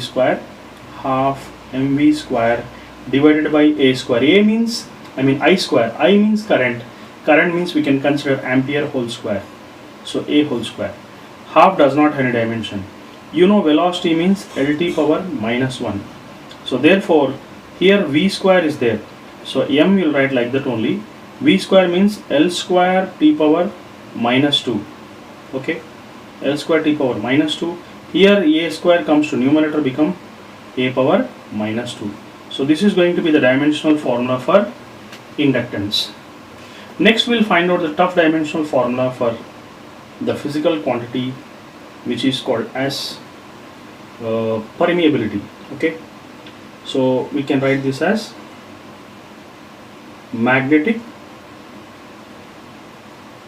permeability given by letter mu naught. Okay, so mu naught you have to find out. For this we can take a simple basic formula for magnetic induction, that is B. B is taken as mu naught I by 2 into R. Is it? Yes, mu naught I by 2 into R. So how can you find out mu naught I by 2 into R? First of all, my idea is it is better you find out the dimensional formula for B first, then it will be easy to find out the dimensional formula for mu naught. So let me do that same here. So first thing is magnetic induction B. So how can you find out the dimensional formula for B first of all? Now for that you can take the formula F is equal to BIL. Okay, it's very simple formula. From this you can derive B. It's very easy now. So B will become F by IL. You know F is nothing but mass into acceleration, that is Lt power minus 2, and I is nothing but A, again here it is L. So LL gets cancelled. So we got the dimensional formula for B as M. L is not there, L power 0, and T power minus 2. Again A is there here, so we can write it as A power minus 1. So here, if you want to find out the dimensional formula for mu naught, so for 2 there is no dimension. Mu naught is nothing but B into R by I. So it's very simple to find out mu naught. Now B means we got just now M, okay, L power 0, T power minus 2, A power minus 1, again R means L, again here A is there. So we can write the dimensional formula for mu naught in a very simple way, that is mu naught is equal to M, here one L is there, so L, T power minus 2, here one more is there, that goes to numerator, become A power minus 2. So this is a simple strategical way to find out the tough dimensional formulas by using our general known formulas. Hope you have understood and enjoyed this. Thank you very much. Okay, my dear students, see this problem asked in previous years 2019 in NEET here. See, for all problems we can't tell short tricks. For some problems we need to explain from basics so that the concept will enter into your mind and heart. So let me start this topic with basics here. So now, whenever any particle is going in a what is said to be magnetic field, so let us imagine this is a magnetic field. So in this magnetic field, any particle enters in a magnetic field, there are two forces acting on the particle. One is towards the center, which is called as magnetic force, The other is called as centrifugal force. So what I mean to say is there are two forces acting. One is said to be the magnetic force and the other is said to be the centrifugal force. These two force balances the charged particle which is moving in a circular path. Therefore, magnetic force is equal to centrifugal force. So in this case now, magnetic force is nothing but BVQ sine 90 here, whereas centrifugal force is mv square by r. Sine 90 is going to be 1 because it is tangentially moving with a radius tangent is making 90 degrees. So it is going to be 90 here. Then what is going to happen? See here, V gets cancelled. So you will get, what is left here? BQ is equal to P by R because mv is taken as P by R. So with this equation, it is understood that R is inversely proportional to charge. R is inversely proportional to charge. You all know that hydrogen charge is 1, mass is 1, whereas alpha particle, that is helium, charge is 2 and mass is 4 here. So with this, it is understood that by using this concept, we can write now R of hydrogen by R of alpha particle, that is charged helium, is taken as Q of helium by Q of hydrogen. Okay, so hydrogen, you can consider it as, okay, so charge of helium by charge of hydrogen. Helium is 2, hydrogen is 1. So your correct option is going to be the first option. Hope you have understood from basics. Thank you very much. My dear students, we can solve this problem effortlessly in a shortcut way. How? So if you observe this diagram here, you will see that there are two semicircles here. And for a complete circle, you all know the formula magnetic induction B is equal to mu naught I by 2R. But for semicircle, you can divide it by 2. Just this is a shortcut actually. You can just divide it by 2. Then you will be getting mu naught I by 4. Kepler we can take because in the options it is given as Kepler. So mu naught I by Kepler. And one circle is in a clockwise direction, the other is in the anti-clockwise direction.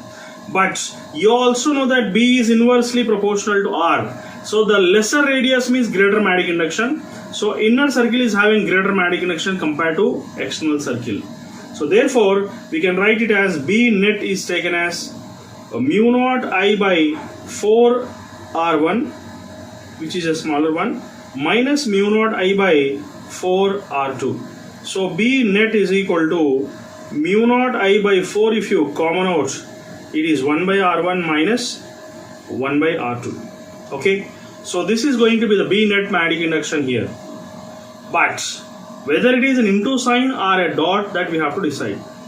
You all know that inner circle is having greater magnetic induction and inner circle is in a clockwise direction. And if the current is arranged in the form of 4 fingers, the thumb is going to be down. That means it is into. Thumb is down means into. Thumb is up means dot. Okay. Okay, my dear students, how can you solve this previous year NEET question in just fraction of seconds? I will derive a shortcut formula and also explain how do you get this shortcut formula. So in this problem, it is said that this is the focal length, and you know that focal length is going to be negative because it is left side of the concave mirror. So because as the pole of the concave mirror is origin, anything comes left side will become negative here. And it is said that the object is placed at a distance of 1.5 f. So I can take u is equal to minus 1.5 f here. Okay, this is going to be the diagrammatic explanation. But I would like to tell you how are we going to derive the shortcut formula. For that, let us take the general formula. This is 1 by f is equal to 1 by v plus 1 by u. Okay, this is a mirror formula, and I want to find out what is f, what is v here. Okay, image distance. So for that, I will take 1 by v to one side. I will transfer 1 by f minus 1 by u, and I would like to take this now. 1 by v is equal to, you can take an LCM product, that is uf by u minus f. So therefore, this implies that I will take v as reciprocal, that is uf by u minus f. Your shortcut formula is ready now. So this can be used as a shortcut formula here. So this shortcut formula is directly used to solve this type of problem now. So v is equal to uf. u is nothing but minus 1.5. So minus 1.5 f into minus f, because it is also taken left side, so focal length is also negative, object distance is also negative, divided by u minus f. So it is minus 1.5 f minus of minus f here. Okay, so if you solve this one directly, you will be getting minus 3f. Okay, so your answer is going to be minus 3f by using this shortcut formula. So this is going to be your shortcut formula, which is ready to solve the problems of this type of questions. Thank you very much. Have a nice day. Okay, my dear students, today I would like to discuss a shortcut method for the problem which is given here.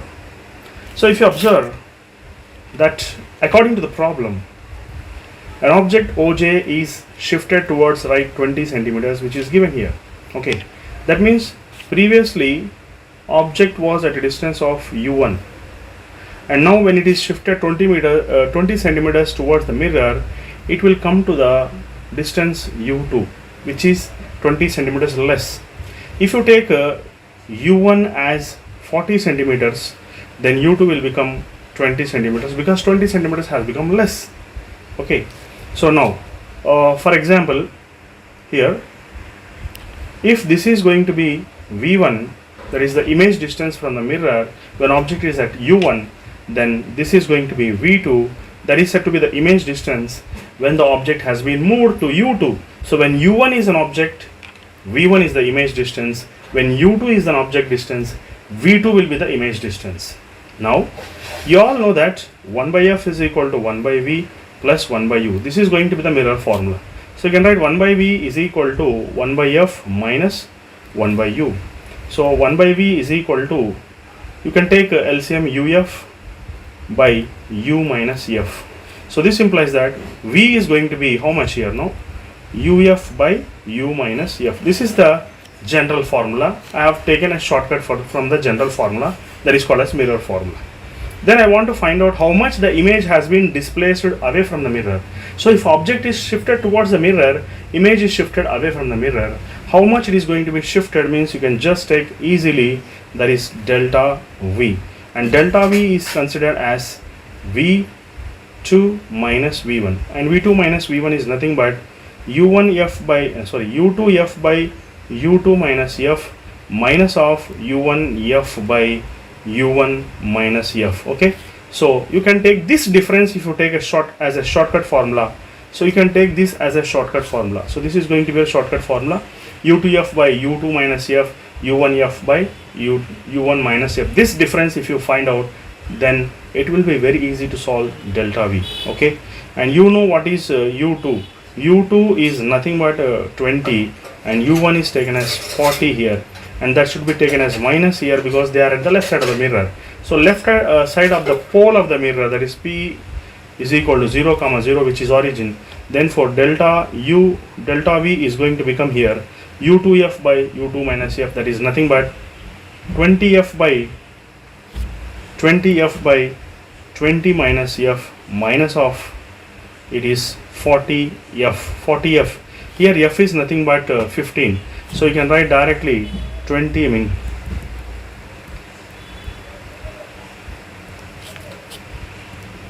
20 into 15 by 20 minus 15 minus of 40 into 15 divided by 40 minus 15.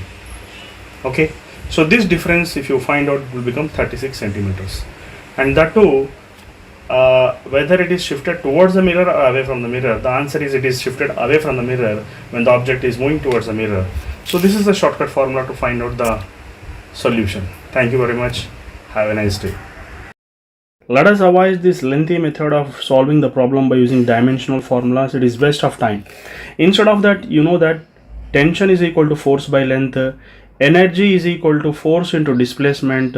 So you can write force is equal to energy by displacement. So that's why you have written E by L square here. Okay, so as you have written E by L square here, tension can be written as E by L square. You know displacement is nothing but velocity into time, so we can write v square t square here. So therefore we can write this as E v power minus 2 t power minus 2. This is a shortcut method of solving the problem. So therefore C option is going to be the correct answer. Thank you very much. Avoid dimensional formulas and solve the problem in shortcut method. So don't use these useless dimension formulas. You can do the problem with just using shortcut methods. We all know that energy is nothing but work done. Work done is nothing but force into displacement. Similarly, you also know that F is equal to G into M1 M2 by R square. That means G is equal to Fr square by M1 M2. So this M1 M2 can be taken as M square. So this is first formula. This is second formula. Divide 1 by 2 here.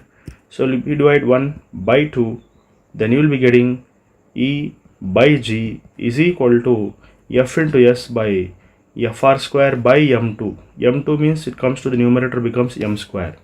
So FF gets cancelled. S and R gets cancelled because both are lengths. You can cancel them in dimensional formula methods. So E by G is nothing but M square. This R comes to numerator, become L power minus 1. So T is not there, T power 0. Hence your dimensional formula is ready in a shortcut method. So this is going to be your final answer instead of doing all dimension methods. So correct option is this one. Thank you.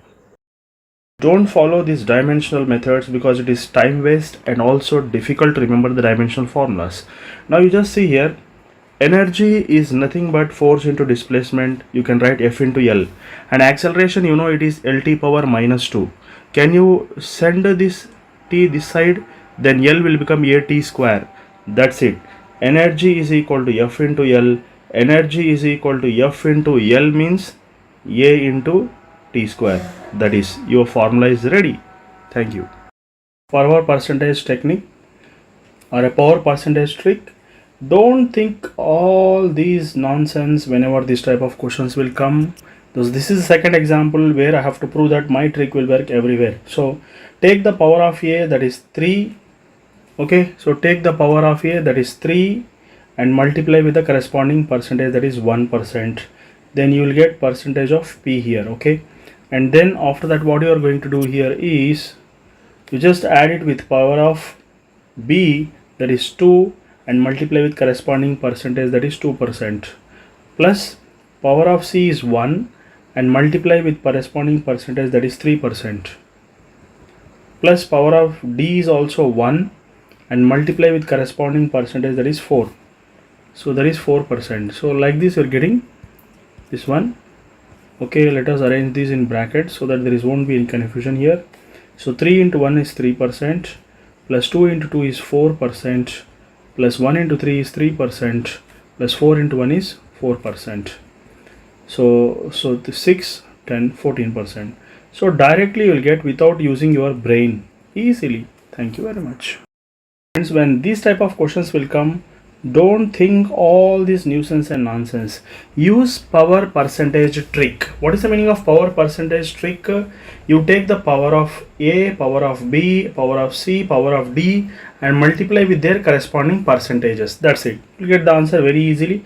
Now you have to find out the percentage of X. No, just you write X percentage is equal to power of A is 2 and multiply with corresponding percentage, that is 1%. Similarly, take the power of B, that is half, and multiply with corresponding percentage, that is 2%, plus take the power of C, that is 1 by 3, and directly multiply with the percentage of that, that is 3%. And at last you will take the power of D, that is 3, and multiply with the corresponding percentage, that is 4%. So finally we are getting 2 plus 1 plus 1 plus 12. So directly you are getting 16%. Instead of doing all these nuisance and nonsense, you can just eliminate and get the direct answer. Thank you. Type of questions will come. Don't think all these nuisance and nonsense. You just use power into percentage technique. Okay, power percentage trick here. You can just use this shortcut method. Take the power, multiply with percentage. Take the power, multiply with percentage. So if you go on doing this, you get easily the answer. The answer is to the net percentage So x percent, if you want to find out, you just do one thing. Take the power, that is power of A is 2, multiply with 1%. Plus take the power of B, that is half, and multiply with 2%. Plus similarly take the power of C, that is 1 by 3, and multiply with corresponding percentage, that is 3. Plus take the percentage of D, that is 3, and multiply with the corresponding percentage. So if you go on doing this, you'll get the x percentage as 2 into 1 is 2%, plus this getting cancelled will become 1%, this is getting cancelled will become 1%, plus 3 4 are 12. Okay, so directly we're getting 16%. So let us see this graphical question. In this graphical question, the initial position is 1 and the final position is C here. But there are two paths that here it is going in this direction also from A to B and B to C, and in this direction also from A to D and D to C. Initial and final positions are going to be same. In such cases, internal energy is going to be constant, that is du is going to be constant. And you all know that dq is equal to du plus dw, that means du is going to be is equal to dq minus dw. Here internal energy along ABC is equal in ADC here, du ADC. So let us take this as du1 which is equal to du2 here, different paths. Here you can write du is equal to dq minus dw, so dq1 minus dw1 is equal to dq2 minus dw2. This is a shortcut method to solve the problem.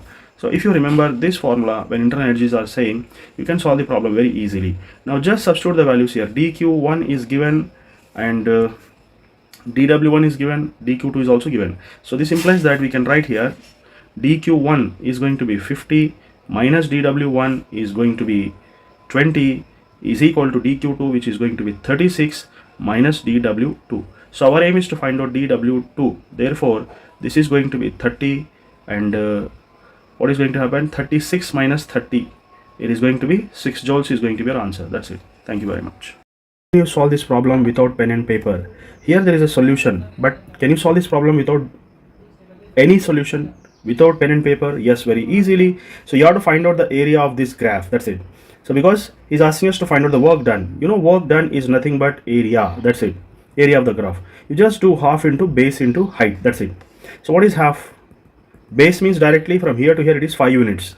And height is how much? Here to here if you observe it is 4 units. So 2 1s are 2 2s are 4. 10 you are getting. And you have to just convert this system. That's it. So 10 is present here only. So directly by using half into base into height you can solve without any conversions also. You can provide the solution. That's it. You can just see the textbook solution given here. Okay. So but what is the easiest method to solve this problem without all these nonsense concepts? Okay, you just see here, you all know work done because of adiabatic isochoric process is going to be 0. So there is no work done because of this, because volume is constant. When there is no change in the volume, no work done. Okay, so delta V is 0 means delta W is also 0, because W is equal to P delta V. When there is no change, there is no work done. So here for remaining things, adiabatic, isothermal and isobaric, you have to see the area below the graph. Okay, if you observe here, area below adiabatic process is more. Okay, let us create a shortcut for this problem which are going to solve here. So you all know that for monoatomic molecule, gamma is equal to 1 plus 2 by F. Okay, so as gamma is equal to 1 plus 2 by F and degree of freedom is going to be 3, therefore gamma is equal to 1 plus 2 by 3. So gamma is equal to 5 by 3. So we got the value of gamma here, but he's asking us to find out the ratio. What is the ratio here? Ratio of work done to that of heat energy, heat absorbed. You know work done can be taken as R dt and dq can be taken as Cp dt. Okay, Cp dt. So dt gets cancelled, but you can also write Cp as gamma R by gamma minus 1. So Cp is equal to gamma R by gamma minus 1. Therefore we can cancel out R here, and finally there is a shortcut formula ready to solve here, that is dw by dq is nothing but gamma minus 1 by gamma, and gamma we got 5 by 3, so we write 5 by 3 minus 1 by 5 by 3, so it is nothing but 2 by 3 by 5 by 3, so 3 gets cancelled, so 2 by 5 is going to be our answer. Therefore the shortcut formula to solve these type of problems is this one. Okay, see the textbook method, which is very large. Instead of that, you can just apply this shortcut method. You can get the answer in fraction of seconds. Thank you very much. My dear students, the above two conceptual questions, the answer is adiabatic process. Just try to understand what is adiabatic process. Adiabatic process takes place in thermoflask, in which hot water remains hot only and cold water remains cold only. So thermodynamic process is a process which takes place in a closed system, and this is a sudden process, like blasting of tire is a thermodynamic process. And suddenly if a valve is opened, then total system is transferring the gas from one place to another place suddenly, then also it is a thermodynamic process. That's the reason why these two reasons, that is closed system and sudden changes, is the adiabatic process only. Okay, my dear students, whenever you get this type of problem, ज़्यादा भेजा ख़राब मत करो, बहुत आसानी से you just use one trick which is called as power percentage trick. What is this? Power percentage trick. This is not a new trick, it is known to everyone, but let me focus what is this actually. ये क्या है? What is this power percentage trick? Take this power, multiply with percentage. Take this power, multiply with percentage. Take this power, multiply with percentage. Take this power, multiply with percentage. Don't think much. आसानी से solve कर दो, ज़्यादा भेजा इस्तेमाल मत करो. Just see here now. 2 into 1 plus half into 2. Power first and percentage next. 2 plus 1 by 3 into 3 plus 3 into 4. That's it. Your answer is ready. So 2 plus 1 plus 1, because 3 gets cancelled here. 2 gets cancelled. Understood? Next, 4 3s are 12. Add them.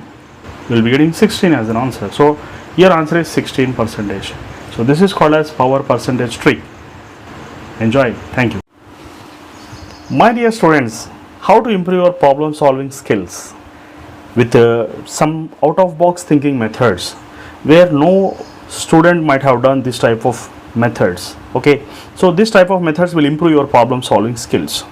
He is asking us to find out the dimensional formula for Young's modulus in terms of velocity, acceleration and force, and there are 4 options given. Now let me show you how can you solve this problem with a different approach. For that, what you have to do is, you can just take the dimensional formula for Young's modulus here.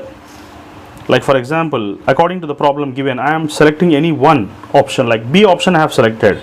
So y is equal to, I am writing v power minus 4 a square and f. Okay, this is the dimensional formula given here. Simply what I am going to do is, I am taking velocity formula and substituting here. So I will take velocity, that is Lt power of minus 1 whole power minus 4. And you know acceleration is nothing but Lt power minus 2 whole square. And you also know that force is nothing but mass into acceleration Lt power minus 2. So these are the formulas. If you simplify, you will be getting y is equal to m, you will take first. So m as usual you will write like y is equal to m, and after that you take L. L here power of 4, that is minus 4, here power of square, so plus 2, here plus 1 because 1 is present here. Then after you will take T. T is minus 1 into 4, that is plus 4. Okay, here minus 2 into 2, that is minus 4. You will be getting minus 4 here. Okay, so here minus 4, again T power minus 2. That's it. So y is equal to m, here L power minus 1, here 4 gets cancelled, T power minus 2. So is it not the dimensional formula for Young's modulus? Because you know Young's modulus is nothing but stress by strain. You all know about this.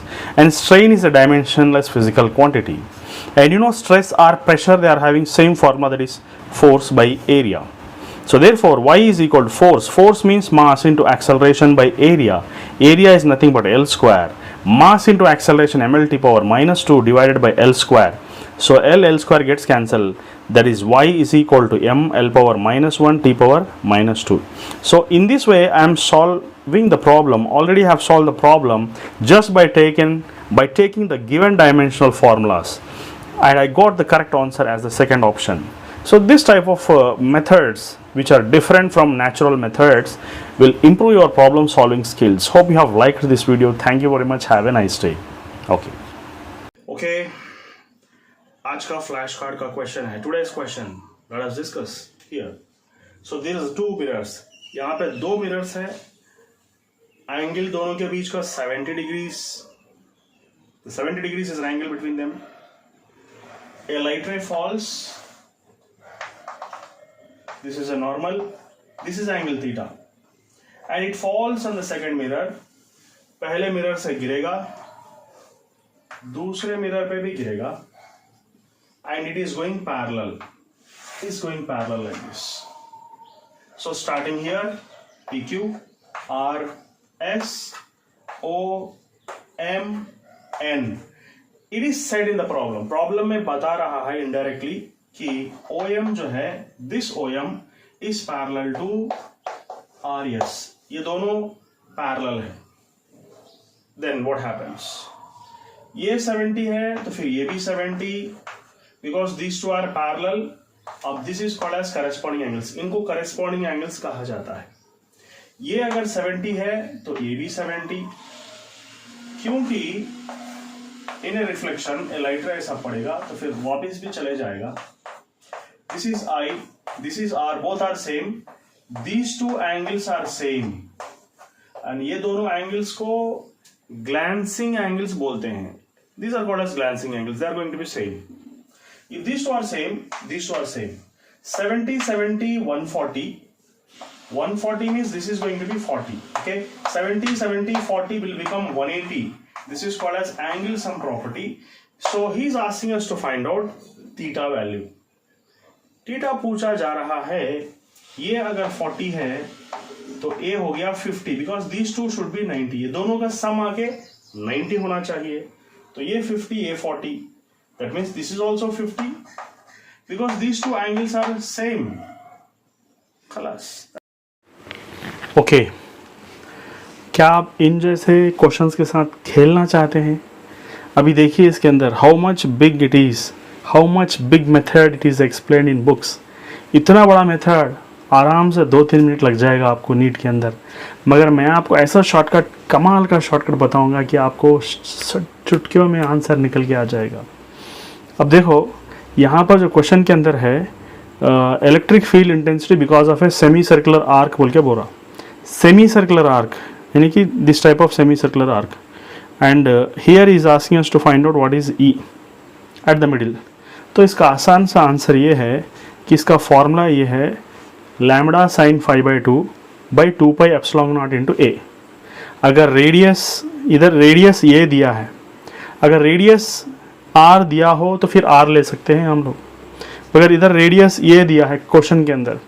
सो बस इतना करना है कि आप लोगों को, this is a semi circular arc where phi is equal to 180 degrees because this is going to be 180 degrees which is written as pi also. अब बस ये पाई ले आकर इसमें सब्स्टिट्यूट कर दो, तुम्हारा आंसर फ्रैक्शंस में निकल के आ जाएगा. That is E is equal to lambda sine π/2 by 2 pi epsilon naught into a. Sine π/2 का मतलब हो गया 1, sine 90 1. So therefore your answer is E is equal to lambda 2 pi epsilon naught into a. So your answer is ready. You have solved this answer in fraction of seconds. Without pen and paper भी solve कर सकते. If he has given the arc is just making like this, it is making 90 degrees, then you have to consider phi is equal to π/2 and substitute this value here in the place of phi. So π/2 by 2 it becomes pi by 4, that is 45 degrees. So इस तरह चाहे 180 degrees हो, semi circular arc हो, या 1/4 of A 1/4 of a circle हो, कुछ भी हो जाए, फाई वैल्यू कुछ भी हो सकता. If it is 180 you can do, if it is 90 you can do, if it is 270 you can do. So this problem can be solved for any problem, any questions of this type. Thank you very much. मज़ा आ गया ना, मज़ा आ गया. Okay my dear students, already इसका shortcut video short video में डाल दिया मैं. फिर भी some people want detailed explanation about this problem. इसका डिटेल एक्सप्लेनेशन अब तो देख लीजिए आप लोग. अगर आपको इंडिया में फास्टेस्ट फिजिक्स प्रॉब्लम सॉल्वर बनना है तो इस तरह के शॉर्टकट सीखना ज़रूरी है. अभी देख लो टेक्स्ट बुक का इतना बड़ा इतना मेथड, ऐसा मेथड जहाँ पर आपको 1 से 2 मिनट भी लग सकता है. But what is the use of that? अभी मैं आपको शॉर्टकट भी सिखाऊंगा. यू कैन जस्ट सी. आप लोगों को मालूम है कि first law of thermodynamics is nothing but Q is U plus W.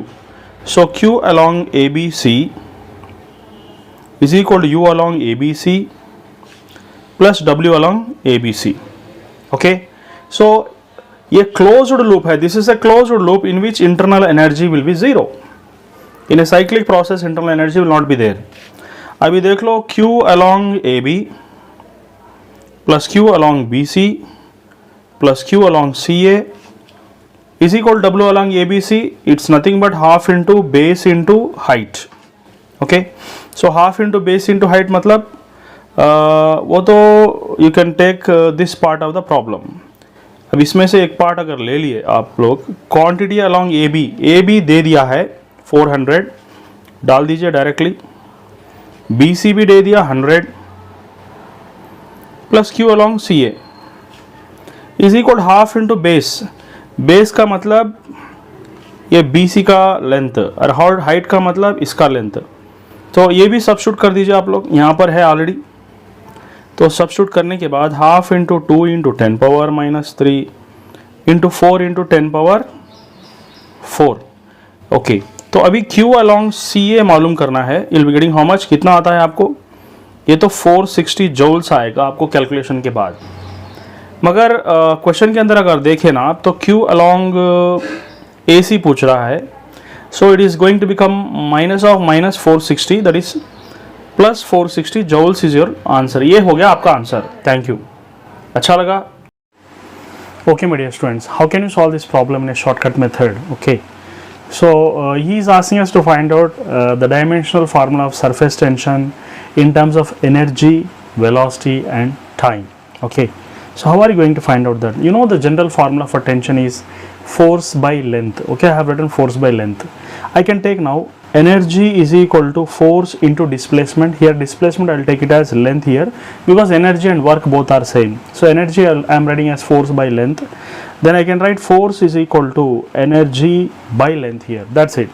So instead of tension I will be writing energy by length. Already force by length, one more length is there. So instead of F I am writing E by L. So it is going to become E by L square. And you also know that length is nothing but displacement. You can consider as velocity into time. That's it. Your answer is ready. No need of any raising of powers method. It's very time waste. Okay. Then you can just see, E is equal to E into, V comes to numerator becomes V power minus 2 T power minus 2. Your answer is ready in fraction of seconds. You can do this problem without pen and paper also if you practice a lot. Thank you very much. Have a nice day.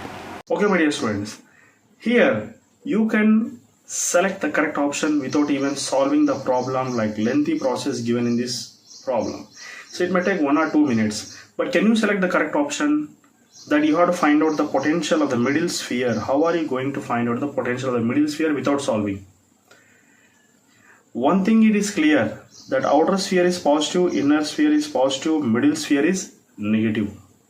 That means you have to select the options in which minus sign comes before B. So here A is having minus sign and B option is also having minus sign between B. So directly you can remove these two options which are not having B minus sign. And now it is the intelligent way to select what is correct, A or B. So if you observe, negative sign is there before B, that means here you are finding the potential of B. That means you should know that Q by 4 pi epsilon naught into B should be there in the denominator, okay, not A. So you can just remove A option also, in which A is present in the denominator, and select the correct option, that is B, in which B is there in the denominator. So you will get B as the correct answer. Without solving the problem, you have solved the problem. This is the technique you should learn if you want to be the fastest in India. Thank you very much. To solve this problem by using shortcut method. Here is asking us to find out Young's modulus in terms of velocity, acceleration and force. So you all know that Young's modulus is nothing but stress by strain, okay. So we can write Young's modulus is equal to, strain does not have any dimensions, stress is equal to force by area. Stress is equal to force by area, strain does not have dimensions. So here you all know area means you can consider length into breadth, which is nothing but L square. And you also know that there is a formula, V square minus U square is equal to 2 into A into S. S means displacement, you can take it as L. If initial velocity is 0, then you can take U square is 0. Therefore we can write 2 does not have any dimensions, so we can write L is equal to V square by A. L is equal to V square by A. So here you have to substitute the value of L, then you will be getting Young's modulus is equal to force by L. L means V square by A whole square. Therefore F is equal to V power 4 by A square. So therefore your final answer is going to be F A square V power minus 4. So therefore this is going to be your answer. Without using raising of powers method, it's a simple shortcut method to solve any problem of this type. Thank you very much. My dear students, see the lengthy method given in the books. Can you avoid this method and do in a single step formula? Yes, this is going to be our single step formula. Just substitute the values and get the answer. That is half, mass is given as 100 kg, velocity is given as 20, that is 0.2 whole square. And you know that this is going to be a disk, and for a disk the value of k square by r square is nothing but 1 by 2. Just substitute, directly you'll get the answer, directly you'll get the answer, directly you'll get the answer as 3 joules. Thank you very much. Have a nice day. If you get doubt, try it. You can just see the lengthy methods given in the books. It will take nearly 1 minute or more than 1 minute, but I'll tell you a shortcut formula here. So he's asking us to find out the dimensions of energy in terms of force, acceleration and time. So for that what we have to do? You all know energy is equal to, okay, so what is this energy? Energy is equal to work done, which is nothing but force into displacement, okay. You all know acceleration is nothing but having a dimensional formula, LT power minus 2, okay. So you all know if you take L at one place and send this time to other side, that becomes AT square, okay. So that's the answer here. Force, instead of length you can write AT square. So your answer is ready. Hope you have enjoyed this shortcut. Thank you very much. Okay, let us solve this problem in a simple strategic way. So if this is a rod, this part is left, then it will fall down like this. Then what is the torque acting on the rod? For a uniformly distributed body, center of mass at this place, mg acts downwards. Mg acts at the middle, and this length is half of the length of the rod, that is taken as L by 2. There are two formulas for torque. So torque is nothing but force into perpendicular distance, okay, force into perpendicular distance, which is also equal to another formula is also there, that is I into alpha. Just like F is equal to ma, torque tau is equal to I into alpha. Force is mg here, and perpendicular distance is going to be this one, that is L by 2.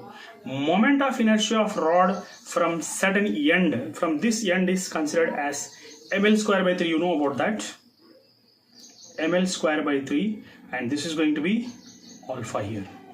So he's asking us to find out the angular acceleration. everything gets cancelled here, and you'll be getting alpha is equal to 3g by 2l. So this is going to be our answer, that is the first option. This is the easiest method to understand this problem. Hope you have understood. Thank you very much. Have a nice day. Please subscribe to my channel, subscribe to your friends, and describe the comments below. Thank you very much. How can we solve this problem in a shortcut method? He's asking us to find out the dimensions of mass in terms of force, velocity, and time. So the easiest method to solve the problem is, you all know force is equal to mass into acceleration, and you know mass is equal to force by acceleration, and you also know that acceleration is nothing but change in velocity by time. So if you substitute here, mass is equal to force, acceleration is equal to change in velocity by time, you can write this as f, t comes to numerator, okay, v power of -1. So like this is going to be the answer. So D is your correct option. Hope you have enjoyed this method. Thank you. Okay, my dear students, this is an amazing short trick of gravitation. You feel physics very difficult, but I'll make you a dead easy than any other subject. You can solve any problem within fraction of seconds. Let us go ahead now. You can see the lengthy methods given in the books. Why do you go for such a lengthy method where you have to solve the problems in fraction of seconds? Let us go ahead with the shortcut formula here. So I have given you a shortcut formula here. Change in energy is taken as mgh by 1 plus h by r.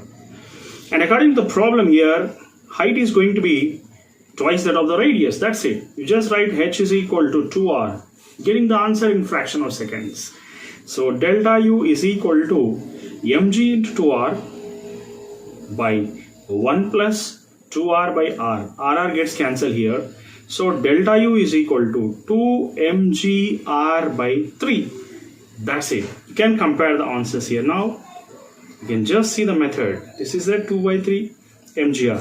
Getting 2 by 3 mgr. Yes, if you practice 2 or 3 problems, you can solve this problem just by seeing. No need of any pen. For such type of shortcuts, subscribe to my channel, prescribe to your friends, and describe the comments below. Thank you very much. My dear friends, see the lengthy method given in the books, which will damage a lot of your time, your efforts, your energy. So I am removing this lengthy method to give you a simple single step formula which will do miracles and get the answer in fraction of seconds. What is that formula? Let us see here now. So coefficient of friction mu is equal to 1 minus 1 by n square into tan theta. This is going to be your shortcut formula. Okay, so you can just see here the coefficient of friction between them twice. What is this word twice means? Twice means time taken for a smooth inclined plane and rough inclined plane. For rough it is 2 times of time taken for smooth. Okay, that means time taken for rough is n times the time taken for smooth. And in this problem, the value of n is going to be 2 here, which is given here. Okay, that is going to be 2. Then how are we going to do now? In the place of n, if you substitute the value of 2, then that is going to be your answer. It's a wonderful trick. Hope you have enjoyed it. Okay, so now guys, mu is equal to 1 minus 1 by 2 square into tan 45. You know tan 45 is going to be 1. 1 by 1 minus 2 square is going to be 1 minus 1 by 4. That is 3 by 4 is going to be your answer. This is a wonderful 3 by 4. Okay, so therefore your answer is going to be 3 by 4, which you got by this lengthy method, also getting 3 by 4 only. That is 0.75 is going to be your answer. Therefore the answer is 0.75, which is going to be your coefficient of friction. Hope you have enjoyed this method. Thank you very much. My dear students, today I would like to discuss a very amazing short trick where you will enjoy this short trick. You can solve this type of problems in less than 10 seconds. Hope you will enjoy this session now. You can just see here, he's asking us to find out the surface tension in terms of energy, velocity, and time. Generally what you will do and waste you a lot of time by raising the powers. Tension is directly proportional to e power a, v power b and t power c, and you will spend your quality time in an exam in solving this type of problems which waste your time. So I'll tell you an amazing short trick here. So how can you do this one? Now let us see. You can write tension is equal to force by length. Multiply numerator and denominator with length. So length by length. So force into length is force into displacement can be taken as energy. Okay. So you'll write energy now. And in the denominator you'll write length whole square. You know length is nothing but displacement. You can write this as velocity into time whole square. That's it. Your work is done. Over. So tension is having a dimensional formula. E v power minus 2 t power minus 2. Hope you have enjoyed this session. Thank you very much. Have a nice day. If you like this, subscribe to my channel, prescribe to your friends, and describe the comments below what type of shortcuts you need. Thank you. My dear students, can you solve this problem which is behind without pen and paper? Definitely you can solve, because you can just see this diagram. It is everything is confused, nothing is clearly given, but it's very easy. Basic concept is required here. So you can just see the point C. C is taken as center of curvature, which is 8 is the point there. A parallel beam of light ray which strikes the mirror, it gets reflected back. It has to pass through the focal point. Another light ray which is going to strike the pole of a mirror here, it gets reflected back like this, definitely. And what is going to happen? Finally, you will get an image at this place. So you will get a final image at this place. Okay, so by seeing this image, you can tell the answer clearly. That basic concept is required. And what is the basic concept? You know, various images formed because of a mirror. Whenever an object is placed beyond C, you will get an image between F and C. And what type of properties this image is having, do you know? It is an inverted image. Okay. And it is a real image, and that too it is a diminished image. So how do you solve this problem without pen and paper? Just by seeing a basic concept. Thank you very much. Have a nice day. Okay, my dear students, today I would like to discuss a very useful shortcut for you. You can see the methods given in the textbooks here. Okay, so this is the method given in the textbooks. You can avoid this lengthy method. Use this shortcut table or column. It's very useful. Not only for this problem, it is useful for other problems also. So according to this problem given here, P is directly proportional to T cube. But in this shortcut problem, table or column, you'll get one thing, that P is directly proportional to T power of gamma by gamma minus 1. That's it. If you compare the powers of these two equations, directly you'll get the answer. Why do you go for this method? Directly. If you practice this for many times, no need of this pen also. Directly by seeing, you can just tell the answer. So I am here to help you to reduce the time of solving physics problems and make it easy. That's it. No other intention. Thank you. So here gamma by gamma minus 1 is equal to 3. So gamma is equal to 3 gamma minus 3. So here 3 gamma minus gamma is equal to 3. So 2 gamma is equal to 3. Gamma is equal to 3 by 2. That's it. So instead of doing all these nonsense and nuisance, you can just get the answer in fraction of seconds. Thank you very much. Have a nice day.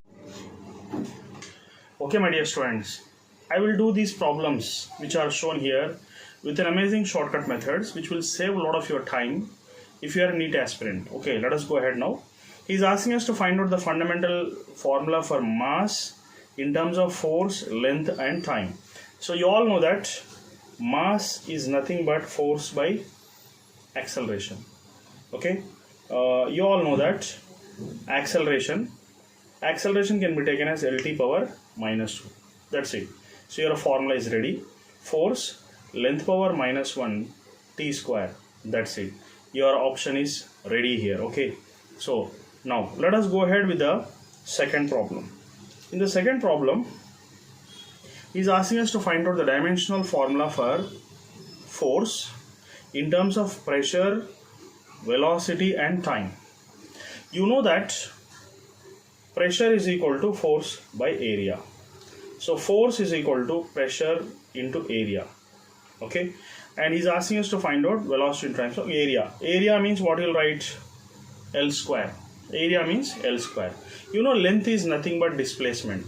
displacement is equal to velocity into time. So here instead of displacement d, we can take length here. Length means you can substitute v into t here. So therefore F is equal to pressure. Instead of L we write v square t square. Your formula is ready. Let us go for the third problem. Here he is asking us to find out the dimensional formula for energy in terms of force, acceleration and time. So you all know that energy or work done both are having same formulas, that is force into displacement, which is taken as length here. Okay, so but here acceleration and time is required here. So you all know that here okay, so we can take here energy is equal to force into displacement, and you know acceleration is nothing but LT power minus 2.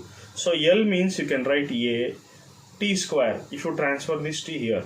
So therefore energy is nothing but force F. Instead of L you can write a t square. Your formula is ready.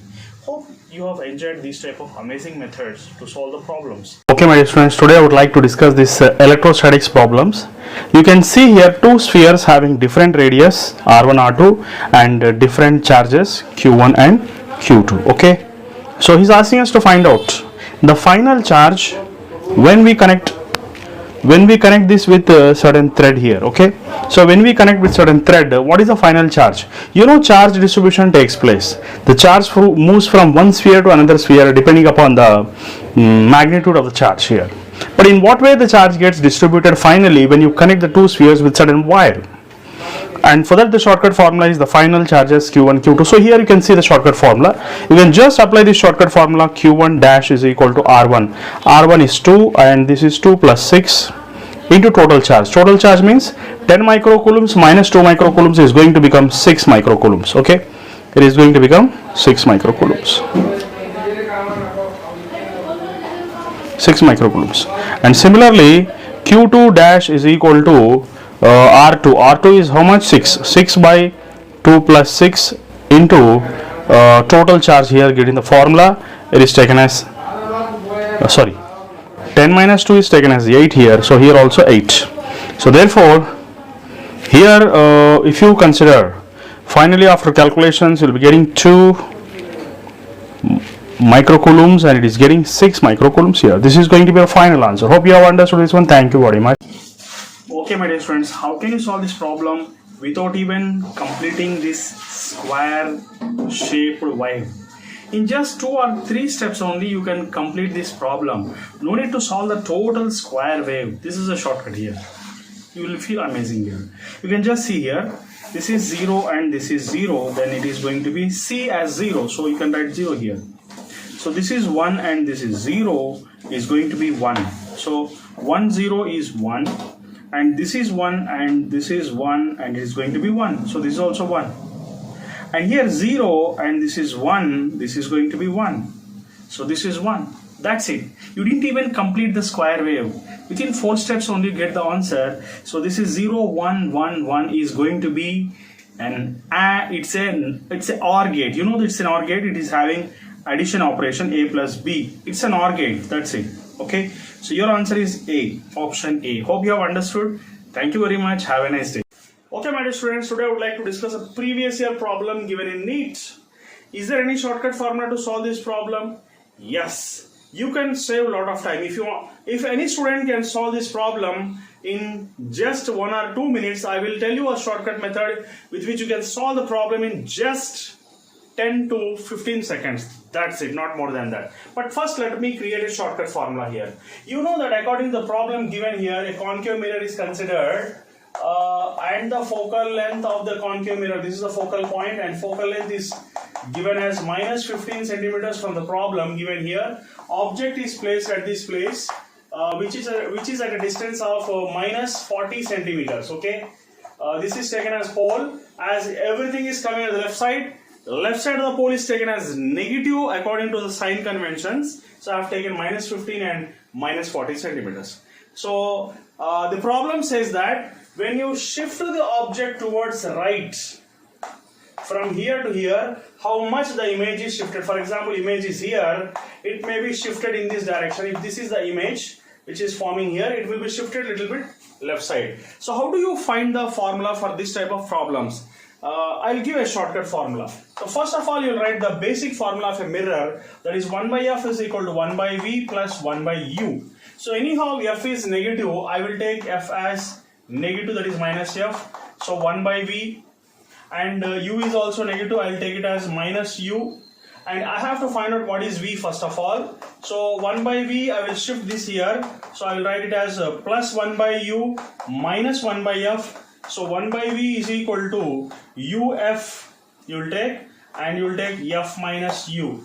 And you will get a formula for v as uf by f minus u, or fu by f minus u. You can write fu by f minus u for easy remembrance. Fu by f minus u. And this is for the first case. This is the image distance for the first case. But when the object is shifted from here to here, then the second image distance will become the same formula. If here this distance is taken as u1, you have to keep here this as u1. But in the second case, as the distance of the object has been changed, then object distance will also be changed to u2 here. Okay, this was u1. This was u1. Now object is shifted, object distance, if you take it as u2, focal length is not going to change here. Okay, so now v2, similarly if you derive for v2, you will get the formula as here fu1 by f minus u1 you will get, but here you will get fu2 by f minus u2. Okay, so and you have to find out that shift of image. So shift of image means you will consider change in the displacements of these final images. So first of all, if you consider this distance, that is v1 minus v2. So delta v is equal to, what is v1 here? F into u1 by f minus u1 minus of f into u2 by f minus u2. So this is the shift of the image from here to here. I am finding delta v here, whereas this is taken as delta u. Change in the displacement of the object gives you change in the displacement of the image. So this is a shortcut formula to solve this type of problem. No need of all these derivations and no need of doing such a long process. You can use this shortcut formula prepared by me. Directly you will get the answer. Change in the shift in the image is considered as 15 into u1. It is taken as 15 into u1 is taken as 40 by, okay, you will consider this as 15 minus 40 minus of 15 into 20, because you will shift 20 centimeters towards this side. That means remaining is 20 centimeters, because totally 40 it is. So 20, if you shift the object distance after shifting, will be remaining 20. So you can write 15 into 20 by 15 minus 20.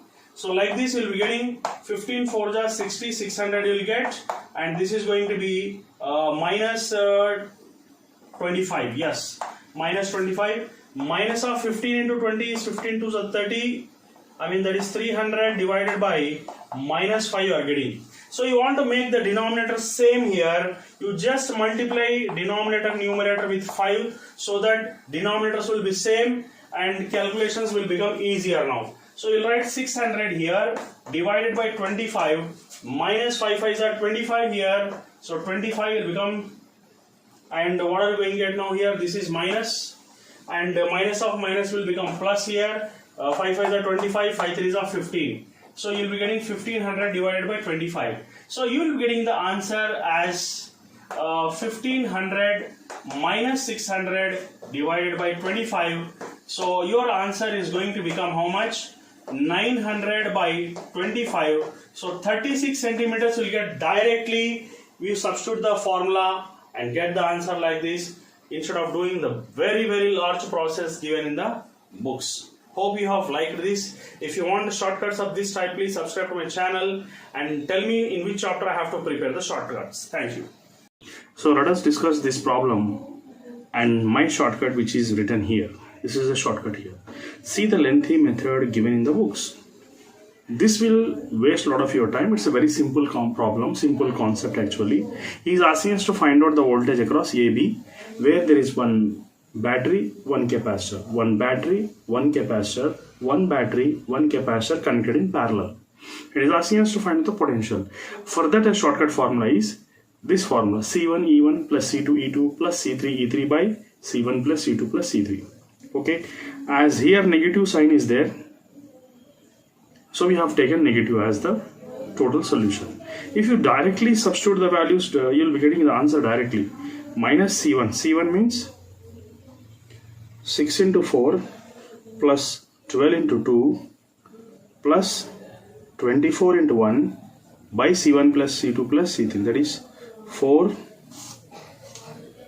plus 2 plus 1. If you solve this, you'll be getting directly minus 10.3 volts. If you want to check it out, how we have liked this problem or not, just tell me now. Okay, my dear students, you can just see this problem here. He's asking us to find out the dimensions of energy in terms of momentum, area and time. So how are you going to find out this one? I'll tell you an amazing short trick where you'll enjoy that method which I'm going to tell. Instead of writing energy is directly proportional to P power A power B, T power C and solving for all these, it's a nonsense and nuisance. Let us have some common sense now. So you can just write here energy is equal to mc square. You all know about this. And you also know that energy is equal to mc into c. Okay. So you know c is nothing but velocity of light. So c you can consider as velocity v. Velocity of light is v. Let us take. So mass into velocity is taken as momentum. So momentum into again velocity. So momentum is taken as p here. But again you have to write velocity in terms of area and time. How are you going to do that one? It's very simple. You can just see here what I am going to do now. I'll be writing here area. Area is nothing but L square. That means L is nothing but a power of 1 by 2. Okay. And you know that velocity is nothing but displacement by time. So instead of displacement L here, I'll be taking a power 1 by 2. Okay. So I'm writing here now a power 1 by 2 by t. So now what I'm going to do here is I'll just write now p like that only. Instead of velocity I will write a power 1 by 2 divided by t. That's it. I got the answer. Your answer is ready. So the answer is p a power 1 by 2 and t power minus 1. That's it. This is an easy and shortcut method to solve the problem this time. Thank you very much. Have a nice day, baby. My dear students, how can you solve this problem by using a shortcut method? So you just see the problem given here. It is given that an object is placed at a distance of 40 centimeters and focal length is given as 15 centimeters. So focal length of this mirror is taken as 15 centimeters here. Okay. So when object is shifted towards right, towards the mirror, then the image is shifted away from the mirror. That is the concept here. So it is correct that image should be shifted away from the mirror when object is shifted towards the mirror. Then how much it is going to be shifted, for that I will tell you a shortcut method. Actually the total derivation of a shortcut is given in the previous video. You can just watch it. But I will tell you now just directly shortcut method how can you use and solve the problem. So for example, if focal length is given as 15 centimeters, u is taken as 40 centimeters because this is taken as u1 because object is placed at a distance of 40 centimeters. After that object is shifted towards 20 centimeters towards the mirror, then u2, that is the second object distance, when it is shifted towards the mirror, it is taken as 20 centimeters. Now you have to find out how much the image has been shifted away from the mirror. For that there is a shortcut formula, that is delta v is equal to u1 f by u1 minus f minus of u2 f by u2 minus f. So by using this shortcut formula you will get an answer directly by substituting the values. That is delta v is equal to u1 is nothing but 40 into 15 by 40 minus 15 minus of 20 into 15 by 20 minus 15.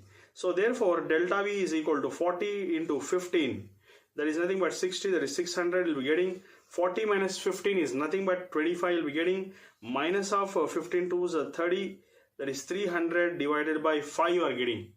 But you can make denominator and numerator equal by just multiplying, and finally you will be getting the answer as 36 centimeters. If you want to check it out, you will be getting the answer minus 36 centimeters. That means your object is towards left. Thank you very much. Have a nice day. For such type of short tricks, you can just subscribe to my channel. Thank you very much. Okay, my dear students, you know that Zener diode is very important, and many problems are coming in Zener diode in NEET and JEE Mains. But can you see the lengthy method given here? Okay, so regarding Zener diodes, you can see the lengthy methods here. The problem starts here and ends like this. This much process if you do in the examination, I am sure you are going to waste 2 minutes for the problem. But I will tell you such a method that you need 5 to 10 seconds maximum. That's it, 5 to 10 seconds. That is my shortcut here. So Alhamdulillah, I am discovered one shortcut formula. This is going to be a shortcut formula that IZ, if you want to find out, current across a Zener diode, if you want to find out, Vin minus Vz, input voltage minus Zener voltage by series resistance here, which is given, and Vz by RL, that is load resistance, which is given. Directly you can substitute the values in this shortcut formula and get the answer. Here if you observe here, input varies from 8 to 16 here, 8 volts to 16 volts given in the problem. So you can write in the first case IZ is equal to Vin. Vin is how much in the first case? 8 volts given here. So 8 minus Vz. Vz is 6 divided by Rs. What is Rs here? Series resistance, which is given. It is going to be 1 milliampere, 1 into 10 power 3. Okay. Minus Vz. What is Vz? 6 by RL. RL is 4 kilo ohm. So 4 into 10 power 3.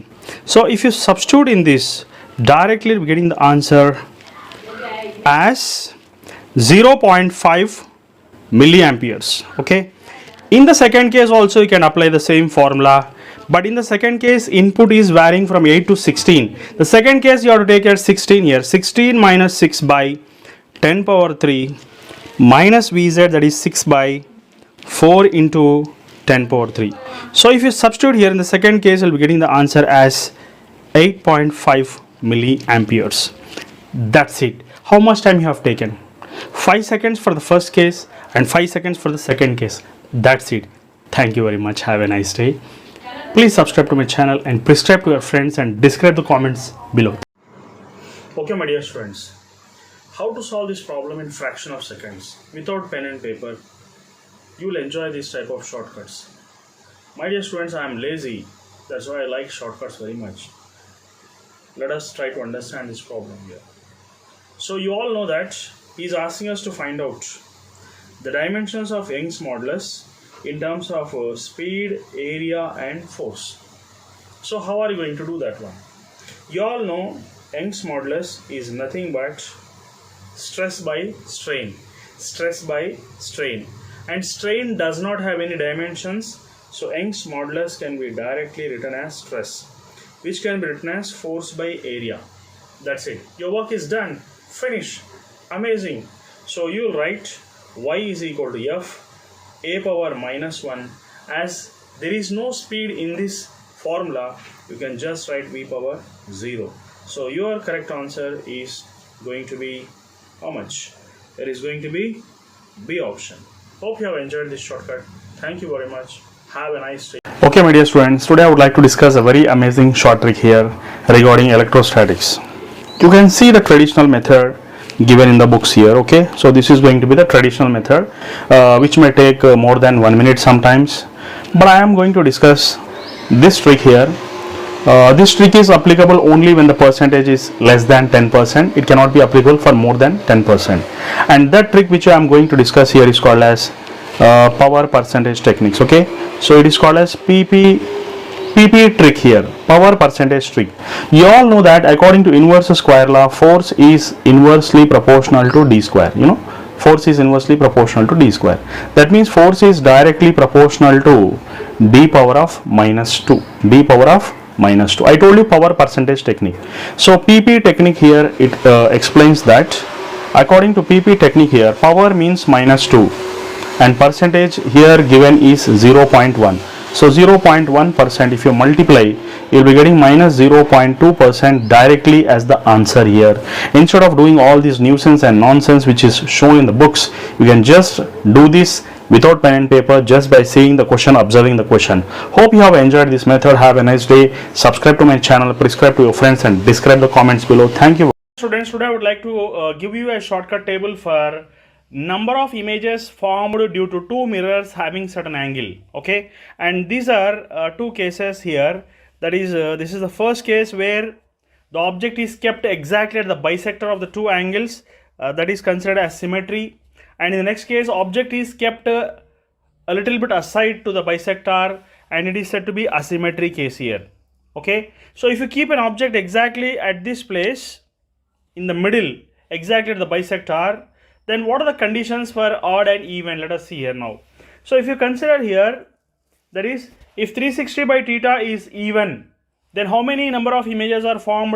What is the formula for that? So here n is going to become 360 by theta minus 1 if it is even, and if it is odd, n is going to become 360 by theta. That's it. That is going to be your answer. If it is even, you will subtract 1. If it is odd, you will keep like that only. Next, again, subconditions are there here. What are the subconditions, my dear? So subconditions are, if 360 by theta is odd, then there are subconditions again. So if it is symmetry, then your answer for number of images is going to be 360 by theta minus 1.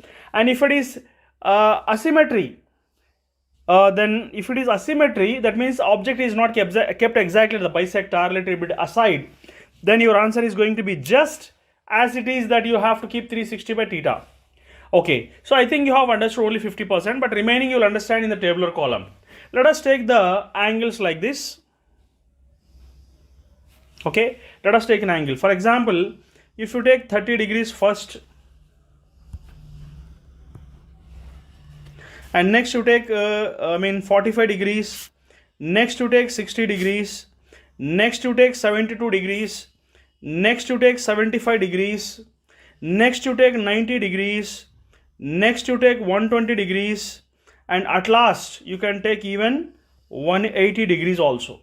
For example, if you take 30 degrees, what is 360 by theta? 360 by theta is going to be 12, and you know 12 is going to be an even number. Then the condition for even number is here, n is equal to 360 by theta minus 1. So your answer is going to be 11 and 11 in this case. Okay, your answer is going to be 11 and 11 in this case. Okay, as it is a case of even, there is no subconditions here. Next, if it is 45, 360 by 45 here, if you substitute, you will be getting how much? You will be getting 8 here. Okay, if it is 8 here, then as it is a even number, number of images is going to become 7 and 7 here. Okay, 7 and 7. Now if it is 60 degrees, then 360 by 60 is nothing but 6 here. As this is also an even case, your answer is going to be less than 1, that is 5 and 5. So 72, if you divide to 360, then your answer is going to be 5. So this is the first odd case. If it is odd case, again subconditions are going to prevail here.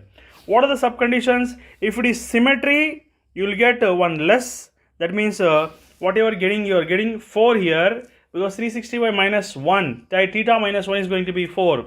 And if it is asymmetry, your answer is going to be 360 by theta as it is. So you will keep it as 5 only. If it is 75, your answer is going to be 4.8. If you divide 75 to 360, your answer is going to be 4.8. So fifth image doesn't form. So therefore, you'll be getting 4 and 4 here. Next, if it is 90, 360 by 90, you will be getting 3 here. You will be getting 4 here, and your answer is going to be 3 and 3. So as it is an even number, no subconditions.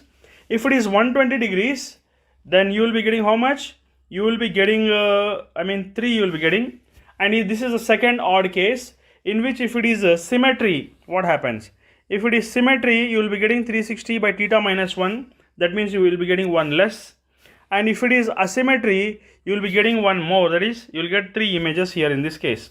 So if it is 180 degrees, how much you are going to get? Let us see. So if it is 180 degrees, 360 by theta, that is 360 by 180 is going to be 2 here. But as it is a 2 is an even number, you have to get images 1 less than 2. That is, you will be getting 1 and 1. So like this is the final step. In this way, this shortcut will help you. This shortcut tabular column will help you to solve how many problems? 1, 2, 3, 4, 5, 6, 7. So this shortcut table is going to be equal to 7 problems. Okay. Thank you very much for this type of shortcuts. Subscribe to my channel. Have a nice day. Dear students, how are you going to solve this problem in a simple and shortcut method? You all know surface tension, moment of inertia and Planck's constant should be written in terms of linear momentum. You all know kinetic energy is nothing but p square by 2m. Okay, so you can now take 2 doesn't have any dimensions. P square can be taken as a product of k into m. Okay, and you can write p square. Kinetic energy can be written as work done, which can be taken as force into displacement, and mass can be multiplied with r square and divided with r square, so that you can get mr square, which is moment of inertia. It's a smart work, what can we say. Now what we'll do, displacement and radius is having same dimensions, that is length, you can cancel them. After that, what is left? P square is equal to force by radius will become length here. Instead of radius, I'll take length, and mr square is going to be moment of inertia I. So, and you know, force by length is taken as surface tension, that is F by L is equal to S, you can take, and SI. So P square is equal to SI. That means police whole square is equal to sub-inspector. Yes. So P is equal to square root of S into I. So we can write P is equal to S power of 1 by 2 and I power of n by 2. H is not there, H power of 0. That's it. Thank you. Okay. So here, if there are two charges Q and Q at this place, then what is the net magnetic intensity at this point C? Only Q, these two are present. This is not present, let us imagine. Then you have to use this traditional method to find out the electric field intensity because of these two charges. Instead of taking two charges and applying the parallelogram law, you can just do one simple technique here. What is that? E remaining is equal to E single. What is the meaning of that?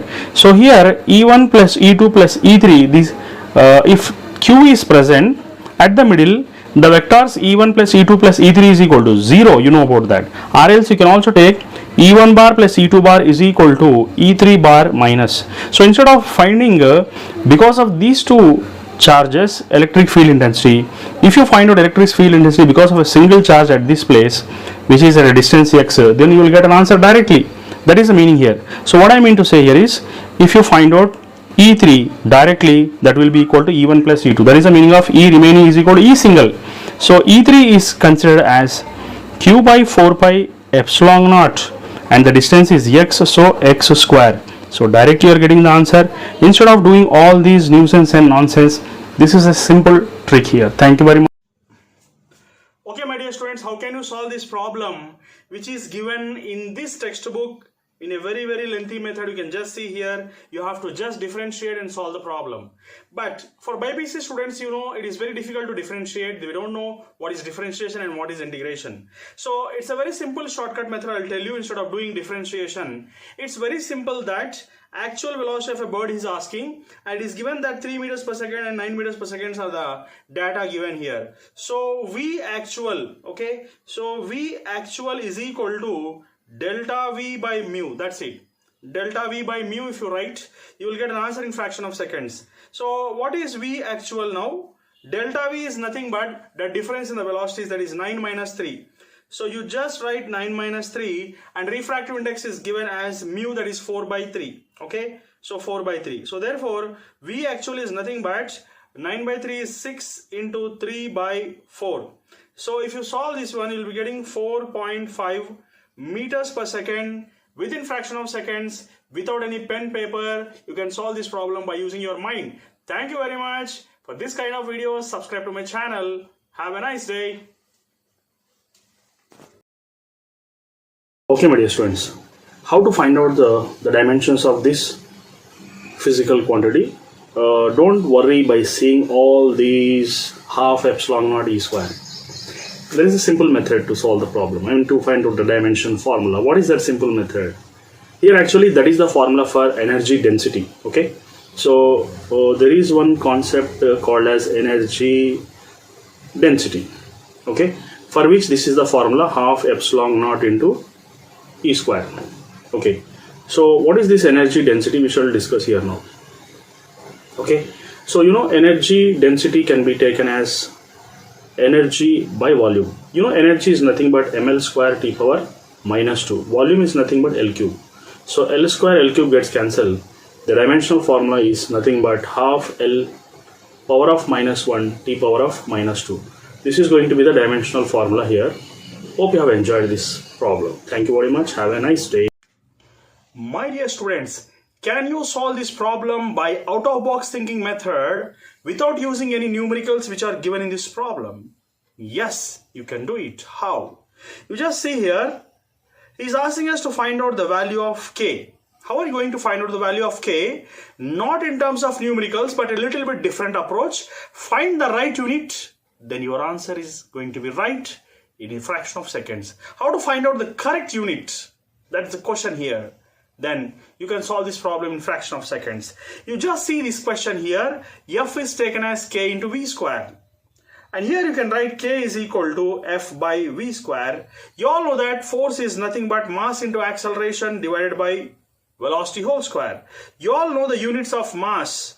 The units of mass is nothing but kg, whereas the units of acceleration is meter per second square whole divided by units of velocity is meter per second, but as it is whole square you can write meter square by second square.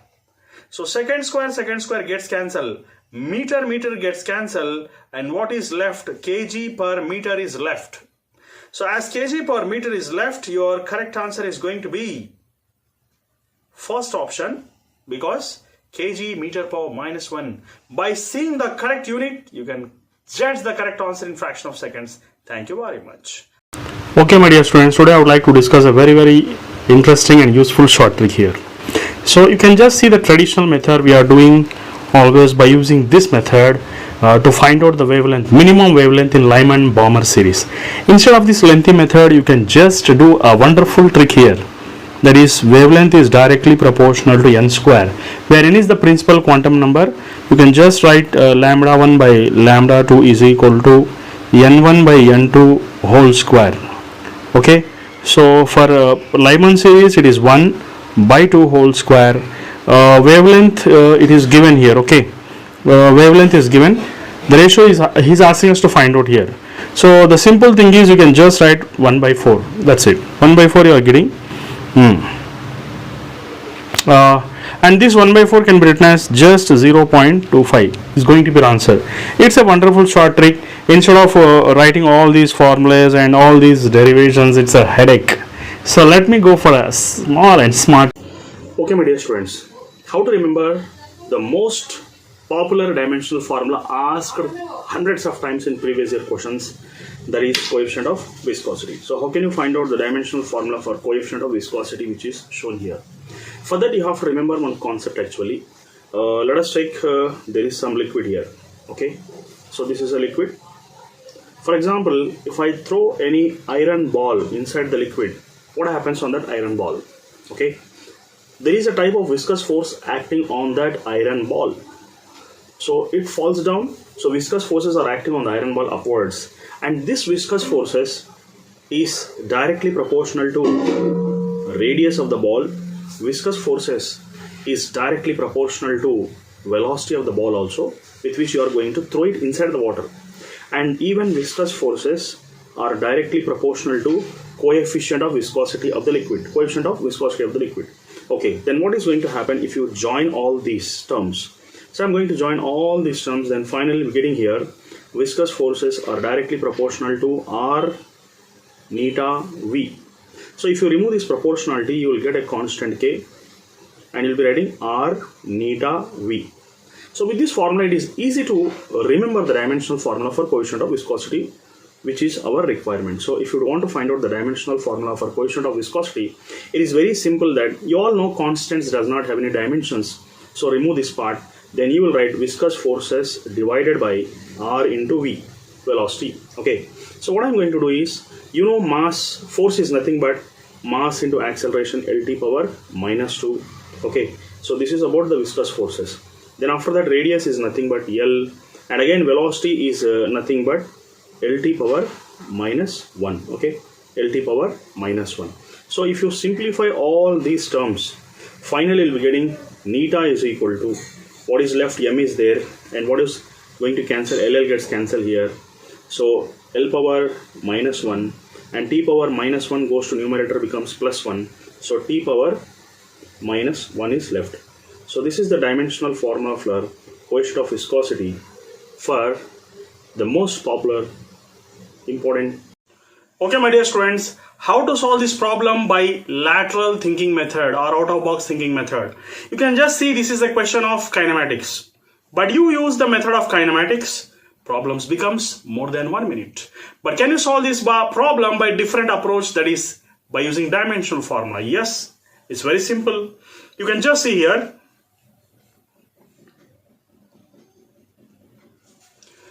What I'm going to do here is, let us go for trial and error method. Take option number A. So if you take a dimensional formula, small t is equal to square root of t1 and t2. So small t having dimensions t, and here t1, t2 having dimensions t and t. So t is equal to t square under root is going to be t is equal to t. So you can say here first option is going to be correct here. But first option is correct, directly we get the answer. But if you think here, small t is equal to t1 by t2, it is going to be cancelled here, we'll be getting 1 here. So second option is going to be wrong. Here t2 square by t, so t gets cancelled, only root t is left here in this case. But if you go for the second option, here also dimensional formula method if you use, you will get t square by t square under root, which is going to be cancelled, getting 1 here. So by using this simple technique, by using dimensional formulas, you get a correct answer that first option is correct. You need not do a lengthy derivations for this. Thank you very much. Have a nice day. Okay, my dear students, how are you going to find out the super simple method to find out the expression for surface tension? Expression for surface tension. Okay. Here, expression of time period in terms of surface tension, radius and density. I'll tell you super simple method instead of rising of powers here. Okay, what is a super simple method? Let me discuss here now. You all know time period is equal to square root of L by G, and let us take here now force is equal to mass into gravity. Now mass is equal to volume into density into gravity. Now volume is nothing but r cube. Let us take volume means length into breadth into height, which is taken as r cube.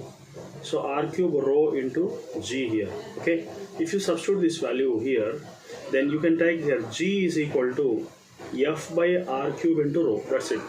So you'll write tension is equal to square root of L. You'll write like that only. G means f by L whole divided by r cube by rho, means this comes to the numerator, that is r cube into rho. Okay.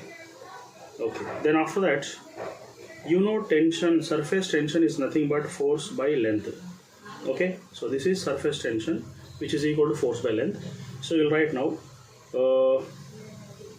square root of r cube into rho divided by surface tension, force by length. It's a reciprocal here, so we can write surface tension, yes, because you can write f by L is S is equal to f by L, means L by f is equal to 1 by S. So you have written like this. So this is going to be your answer.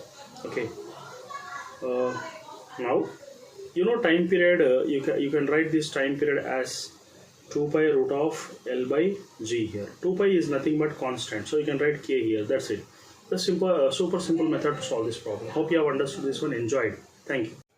Oh, welcome my dear students. Today we'll solve the problem in a different approach. See this problem here, which is given. He's asking us to find out the frequency.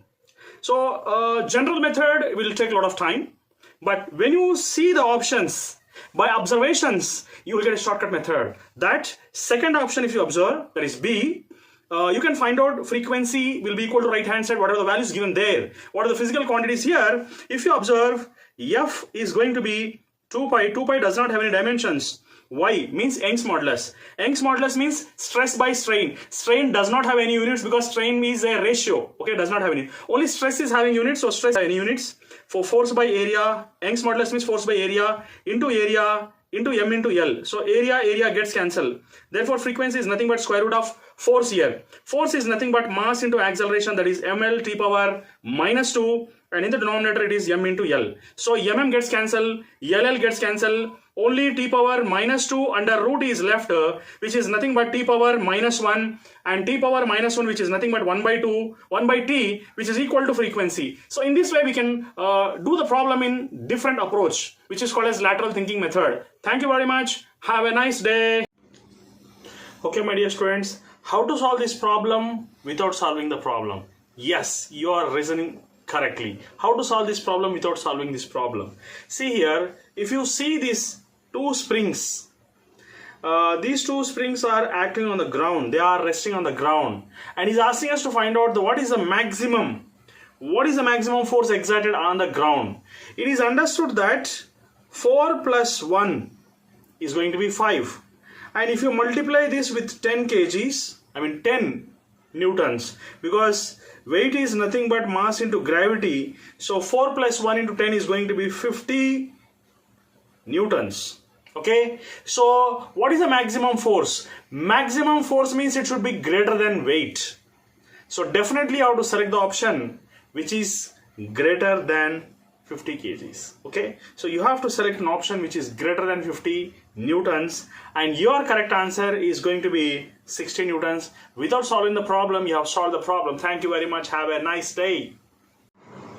Okay, my dear students, how to solve this problem in fraction of seconds without pen and paper? You will enjoy this type of shortcuts. My dear students, I am lazy. That's why I like shortcuts very much. Let us try to understand this problem here. So you all know that he is asking us to find out the dimensions of Young's modulus in terms of speed, area and force. So how are you going to do that one? You all know Young's modulus is nothing but stress by strain. Stress by strain. And strain does not have any dimensions. So Young's modulus can be directly written as stress, which can be written as force by area. That's it. Your work is done. Finish. Amazing. So you will write y is equal to f a power minus 1. As there is no speed in this formula, you can just write v power 0. So your correct answer is going to be how much? It is going to be B option. Hope you have enjoyed this shortcut. Thank you very much. Have a nice day. My dear students, today I would like to discuss a very amazing short trick where you will enjoy this short trick. You can solve this type of problems in less than 10 seconds. Hope you'll enjoy this session now. You can just see here, he's asking us to find out the surface tension in terms of energy, velocity and time. Generally what you will do and waste you a lot of time by raising the powers. Tension is directly proportional to e power a, v power b and t power c, and you will spend your quality time in an exam in solving this type of problems which waste your time. So I'll tell you an amazing short trick here. So how can you do this one? Now let us see. You can write tension is equal to force by length. Multiply numerator and denominator with length. So length by length. So force into length is force into displacement can be taken as energy. Okay. So you'll write energy now. And in the denominator you'll write length whole square. You know length is nothing but displacement. You can write this as velocity into time whole square. That's it. Your work is done. Over. So tension is having a dimensional formula. E v power minus 2 t power minus 2. Hope you have enjoyed this session. Thank you very much. Have a nice day.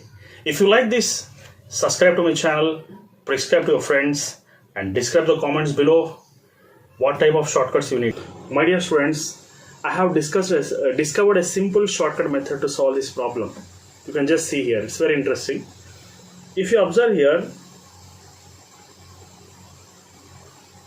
see this lengthy method given in the books of previous year questions. So here you can solve this problem with a simple logic. It's very interesting and amazing logic. You can just see here. So he's asking us to find out the dimensions of density in terms of force, length and time. How can you do that one? In a simple shortcut method. It's very simple. You can just write force is equal to mass into acceleration. Okay, and you can write force. Mass is nothing but volume into density, and acceleration you can write it as LT power minus 2. So force, volume means you write L cube, density L T power minus 2. So density if you cube at one place, you can write force. This length is L cube goes to downwards here, L power 4, okay, and T power minus 2. That's it. So density you take at one place, remaining you transferred below force. Below force you can just transfer it. So finally we'll be getting density is equal to F L power minus 4 T square. See how amazing this trick is. Okay, my dear students, I will do these problems which are shown here with an amazing shortcut methods which will save a lot of your time if you are a NEET aspirant. Okay, let us go ahead now. He's asking us to find out the fundamental formula for mass in terms of force, length and time. So you all know that mass is nothing but force by acceleration. Okay, you all know that acceleration can be taken as LT power minus 2. That's it. So your formula is ready. Force, length power minus 1 T square. That's it. Your option is ready here. Okay, so now let us go ahead with the second problem. In the second problem, he's asking us to find out the dimensional formula for force in terms of pressure, velocity and time. You know that pressure is equal to force by area. So force is equal to pressure into area. Okay, and he's asking us to find out velocity in time. So area means what you'll write? L square. Area means L square. You know length is nothing but displacement. Displacement is equal to velocity into time. So here instead of displacement d, we can take length here. Length means you can substitute v into t here. So therefore F is equal to pressure. Instead of L we write v square t square. Your formula is ready. Let us go for the third problem. Here he is asking us to find out the dimensional formula for energy in terms of force, acceleration and time. So you all know that energy or work done both are having same formulas, that is force into displacement, which is taken as length here. Okay, so but here acceleration and time is required here. So you all know that here okay, so we can take here energy is equal to force into displacement, and you know acceleration is nothing but LT power minus 2. So L means you can write A T square if you transfer this T here. So therefore energy is nothing but force F. Instead of L you can write A T square. Your formula is ready. Hope you have enjoyed this type of amazing methods to solve the problems. To solve this problem by using shortcut method. Here is asking us to find out Young's modulus in terms of velocity, acceleration and force. So you all know that Young's modulus is nothing but stress by strain. Okay, so we can write Young's modulus is equal to strain does not have any dimensions. Stress is equal to force by area. Stress is equal to force by area. Strain does not have dimensions. So here you all know area means you can consider length into breadth, which is nothing but L square. And you also know that there is a formula V square minus U square is equal to 2 into A into S. S means displacement, you can take it as L. If initial velocity is 0, then you can take U square is 0. Therefore we can write 2 does not have any dimensions, so we can write L is equal to V square by A. L is equal to V square by A. So in here you have to substitute the value of L, then you'll be getting Young's modulus is equal to force by L. L means V square by A whole square. Therefore F is equal to V power 4 by A square. So therefore your final answer is going to be F A square V power minus 4. So therefore this is going to be your answer. Without using raising of powers method, it's a simple shortcut method to solve any problem of this type. Thank you very much. Okay, my dear students, how can you solve this problem in a shortcut method? Okay, so he is asking us to find out the dimensional formula of surface tension in terms of energy, velocity and time. Okay, So how are you going to find out that? You know the general formula for tension is force by length. Okay, I have written force by length. I can take now energy is equal to force into displacement. Here displacement I will take it as length here, because energy and work both are same. So energy I am writing as force by length. Then I can write force is equal to energy by length here. That's it. So instead of tension I will be writing energy by length. Already force by length, one more length is there. So instead of F I am writing E by L. So it is going to become E by L square. And you also know that length is nothing but displacement. You can consider as velocity into time. That's it. Your answer is ready. No need of any raising of powers method. It's very time waste. Okay. Then you can just see, E is equal to E into, V comes to numerator, becomes V power minus 2 T power minus 2. Your answer is ready in fraction of seconds. You can do this problem without pen and paper also if you practice a lot. Thank you very much. Have a nice day. You can just see the lengthy methods given in the books. It will take nearly 1 minute or more than 1 minute, but I will tell you a shortcut formula here. So he is asking us to find out the dimensions of energy in terms of force, acceleration and time. So for that what we have to do? You all know energy is equal to, okay, so what is this energy? Energy is equal to work done, which is nothing but force into displacement. Okay, you all know acceleration is nothing but having a dimensional formula LT power minus 2. Okay, so you all know if you take L at one place and send this time to other side, it becomes AT square. Okay, so that's the answer here. Force, instead of length you can write AT square. So your answer is ready. Hope you have enjoyed this shortcut. Thank you very much. How can we solve this problem in a shortcut method? He is asking us to find out the dimensions of mass in terms of force, velocity and time. So the easiest method to solve the problem is, you all know force is equal to mass into acceleration, and you know mass is equal to force by acceleration, and you also know that acceleration is nothing but change in velocity by time. So if you substitute here, mass is equal to force, acceleration is equal to change in velocity by time, you can write this as F, T comes to numerator, okay, V power of minus 1. So like this is going to be the answer. So D is your correct option. Hope you have enjoyed this method. Thank you. Okay, my dear students, you can just see this problem here. He is asking us to find out the dimensions of energy in terms of momentum, area and time. So how are you going to find out this one? I'll tell you an amazing short trick where you'll enjoy that method, which I'm going to tell. Instead of writing energy is directly proportional to P power A power B, T power C and solving for all these, it's a nonsense and nuisance. Let us have some common sense now. So you can just write here, energy is equal to MC square. You all know about this. And you also know that energy is equal to MC into C. Okay. So you know MC C is nothing but velocity of light. So C you can consider as velocity V. Velocity of light is V. Let us take. So mass into velocity is taken as momentum. So momentum into again velocity. So momentum is taken as P here.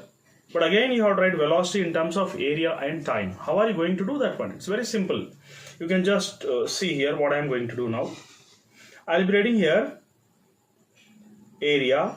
Area is nothing but L square. That means L is nothing but A power of 1 by 2. Okay. And you know that velocity is nothing but displacement by time. So instead of displacement L here, I will be taking A power 1 by 2. Okay. So I am writing here now A power 1 by 2 by T. So now what I am going to do here is, I will just write now P like that only. Instead of velocity I will write A power 1 by 2 divided by T. That's it. I got the answer. Your answer is ready. So the answer is P A power 1 by 2 and T power minus 1. That's it. This is an easy and shortcut method to solve the problem this time. Thank you very much. Have a nice day, baby. Okay, my dear students, how do you solve this problem in a super simple method? I have dedicated my 2 years for creating short tricks. So hope you'll enjoy this dedication. So now you can see here force, energy and velocity. In this problem, if you observe, force, energy and velocity are chosen as fundamental quantities of dimensions of acceleration. Okay, so what are we going to do here? Let us see.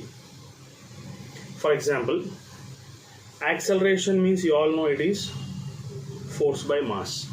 Is it okay? So force is there in the question, and mass, what I am going to do, I am just writing mass multiplying with v square by 2 whole divided by v square by 2. That's it. So what I am going to do now, it's very simple.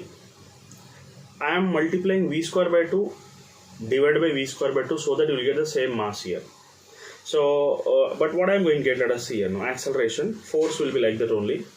Half mv square is nothing but kinetic energy. So I am writing energy like that only. Okay.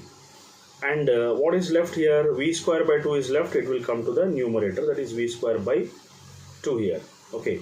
So, and you know that 2 does not have any dimension, so remove it. So you can write now A is equal to f v square e power minus 1. Your answer is ready. Hope you have enjoyed this short trick. Thank you very much. Okay, my dear students, how to solve this problem without solving this problem just by observation? I'll tell you a shortcut method. So first try to understand what is going to give you. Okay, so what is going to give you is, he's asking us to find out the gravitational field. So how are you going to find out the gravitational field? You all know that gravitational field is nothing but G. And the formula for G is nothing but Gm by r square. Even though the formula is Gm by r square here, what is the dimensional formula for G? It is nothing but acceleration due to gravity. So Lt power minus 2. Okay. So you have to select the formula in which Gm by r square is present. Okay. So what is Gm by r square in this? So if you observe here, C option is also having Gm by L square. And D option is also having Gm by L square. It is as if G is equal to Gm by R square only. So among these two options, which is the correct option you have to select, because already 1 and 2 has been eliminated. A and B options have been eliminated. You have to select between C and D. What is the correct option? If you observe here in this diagram, you can see that DE sin theta gets cancelled. Okay. Only along the y-axis we have to select the correct option. So the correct option is C, because there are components only along the y-axis. X-axis components have been already eliminated. So this is a shortcut method. Have a nice day. Thank you. Oh, my dear students, how are you going to solve this problem in just simple shortcut method? What is the shortcut method? Let me write on the board here. Just see the problem here. It is a case of a spring. So in this spring here, if you observe, there are tensions here, tension T and T, and both combined together here, tension is taken as 2T, as shown in the figure here. But what is the simple shortcut formula which I am going to discuss here is, it is nothing but effective spring constant is nothing but K times of tension at the block by tension at the spring whole square. So this is going to be a shortcut formula with which you are going to solve the problem here. So therefore, tension effective is going to be tension. K effective is going to be K times of, okay, and tension in the body. What is the tension in the body or tension in the block? It is taken as 2T, and tension in the spring here is considered as T here, which is whole square. So dt gets cancelled here. K effective is nothing but, it is 2 to the 4, 4K you are getting. Okay, so we got. Then you have to use the formula for time period. Therefore, time period is nothing but 2 pi root of m by K effective. Therefore, the final step which you are going to discuss here is, it's a very simple formula. By using this technique, you can write T is equal to 2 pi root of m by K effective, and K effective is nothing but 4K. So this is going to be your answer. Is it wonderful? Thank you very much. Have a nice day, baby. Okay, my dear students, how are you going to find out this problem in a simple, wonderful shortcut method? You can just see this problem. He's asking us to find out what is the current passing through this circuit here. Okay, so you have to find out what is the current passing through this circuit.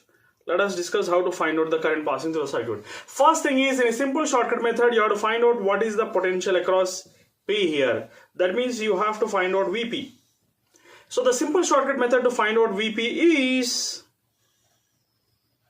you can just write here Vp is equal to 20 plus 10 plus 0 by 3, because here he has given 0 as the voltage. In all the three places you have to find out the average of all the three voltages. That means you will get Vp as 30 by 3, which is going to be 10 volts. So we got Vp as 10 volts. So Vp is nothing but 10 volts here at this place now. Now you can find out what is the current passing through this wire. That means you have to find out what is the current passing through this wire, in which there is 2 ohms resistance here. So for that, the simple method is, you can find out the current. I is equal to Vp minus 0 by resistance, that is 2 ohms here. So already we got Vp as 10. So 10 minus 0 by 2, which is going to be 5 amperes. So this is your shortcut method. Thank you very much. Have a nice day. Okay, my dear students, whenever these type of questions will come, you can use one shortcut here. What is the shortcut? Here he is asking us to find out 2/5 and 3/5. So 2, 3 you can write. First you can write V1, V2 by V1 plus V2. Okay, first you will do one thing here. You add these two numbers and write here 5. Okay, and 3 you write at V1 and 2 you write at V2. That's it. So 3V1 and 2V2. So your answer is going to be 5V1 V2 by 3V1 plus 2V2. So what I am going to do is, you just take 2 and 3, because he is asking 2/3 and 2/5 and 3/5 he is giving. So what you need to do is add them and write at the numerator, and use crisscross method and write one number in the denominator, that is 3, and here 2. The next thing you have to do is just write V1 V2 divided by 3V1 plus 2V2. That's it. It's a simple shortcut method. Hope you have enjoyed it. Oh my dear friends, how will you find? Let us find out a shortcut method to this problem which is given here. So one is horizontal capacitor, which is written as C horizontal, is nothing but 2 microfarads.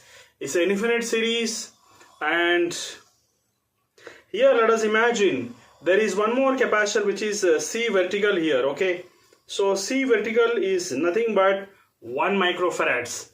Is there any simple shortcut formula to find out this problem? Definitely I've got a simple shortcut formula. What is that shortcut formula? We'll discuss here.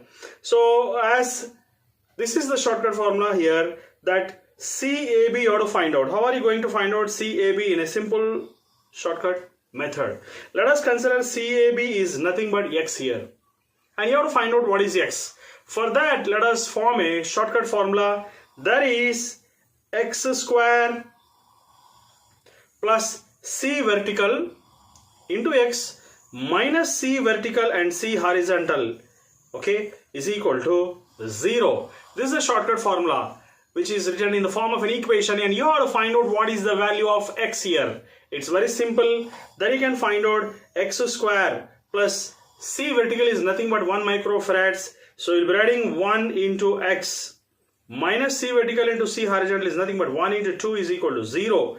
So therefore we will write X square plus X minus 2 is going to be equal to 0 here. Okay, it's very simple that you have to solve this quadratic equation, get the value of X, and that X is going to be the C equivalent for U.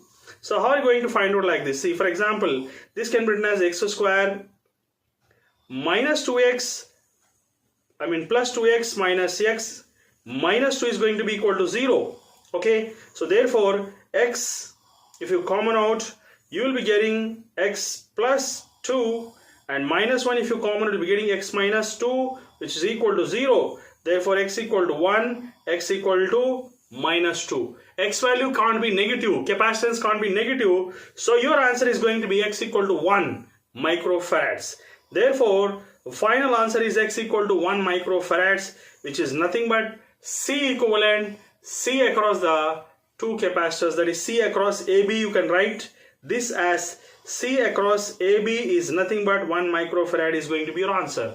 Yes, will you enjoy this problem? Thank you very much. Have a nice day. Okay, my dear students, are you able to see the lengthy method given here? Hope you are able to see the lengthy method given in the books. Instead of doing this problem by using this method, he is asking us to find out a train is at rest, moves with a constant acceleration. In a half minute, the brakes are applied and the train comes to rest in 1 minute. Okay, so first a train is accelerating and then it is decelerating.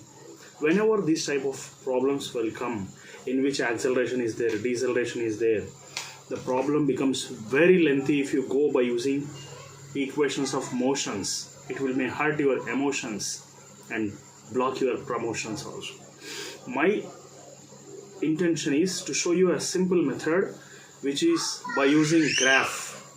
By using graph, people will take autograph. So you can just use this problem and find out the displacement just by applying the graphical method, in which you can just write half into base into height. That's it. A single step method. Without pen and paper also you can solve if you are perfect in multiplication. So what is the base? 90. And what is the height? It is 60. That's it. You will be getting 2700 meters, which is nothing but 2.7 kilometers. Hope you have enjoyed this method. Thank you very much. Have a nice day. Oh my dear students, today I would like to discuss a simple shortcut method. This shortcut appears to be illogical, but it is a fact. You have to accept any case, because I am not going to give one example, I am going to give two examples. Let us see here now. So in this case, you can see that force is given as yi plus xj. So how are we going to solve this problem here, my dears? It's very simple. You just do one thing here. You can write here x, you can write y, and you can take limits from 0 to 2 in the case of both x and y, because it is given 0, 0 and 2, 2 here, 2, 2 meters, that's it. So if you can solve this one here, just apply the limits and solve it. You will get an answer. X is considered as 2 minus 0 into again 2 minus 0 is going to give you 4 joules. It's very simple. This is the way you can find out the work done. Is it amazing? Might be appearing to be illogical, but it is amazing shortcuts. I'll give you one more example. Let us see. My dear students, what is the shortcut to solve the next problem which I have told you in the previous video? So now, today we'll solve this problem in fraction of seconds by using a simple shortcut magical formula. So here, if you observe, you can see that what is the data given here in this case? If you observe the equation, the highest powers of x is here. That is going to be x cube. And what is the highest power of y? It is going to be y square. And what is the highest power of z? It is going to be z square. Okay. So therefore, what are you going to do now is, you just write here highest powers of x, which is taken as x cube, highest powers of y, which is taken as y square, and highest powers of z, which is taken as z square. And apply the limits, that is from 0 to 2, because all are given as 0 to 2, 0 to 2, 0 to 2, that's it. So after that you are going to solve this one and get the answer in fraction of seconds without any formula, any integration, nothing required here, no derivation, no integration, nothing. So it's very simple that here 2 cube minus 0 into 2 square minus 0 into 2 square minus 0 again. So you have applied the limits from 0 to 2, just you can write 2 power 3, which is nothing but 8, this is 4 and this is 4. 12 here, okay. So we're getting 128 joules as your answer. Is a simple shortcut method by solving this. Thank you very much. Have a nice day. My dear students, how to solve the problems of integration and differentiation in motion in one dimension. So this is a PYQ given in NEET here. If you observe this PYQ here, he has given us to find out the acceleration. The displacement is given by x is equal to 8 plus 12t minus t cube. And you have to find out the differentiation of this, then you will get velocity. One time if you differentiate, you will get velocity, and second time if you differentiate, you will get an acceleration. You know about this. So let us go ahead now. So here, velocity means dx by dt. So for constant, differentiation is 0. And next is 12. Okay, and dt by dt will become 1 here, minus. You all know that the formula is d by dx of x power n can be written as nx power of n minus 1. This is the basic formula for differentiation. So this formula, if you apply here, what are you going to get now? Let us see. So here it is going to become 3 into t power of 3 minus 1, because nx power of n minus 1 means here power is 3 here, so 3 into t power of 3 minus 1. So what is left here? Velocity 12 minus 3t square, because 3 minus 1 is going to be 2 here. Okay, so we got velocity, but what is an acceleration? You all know acceleration means, again you have to differentiate velocity with respect to time.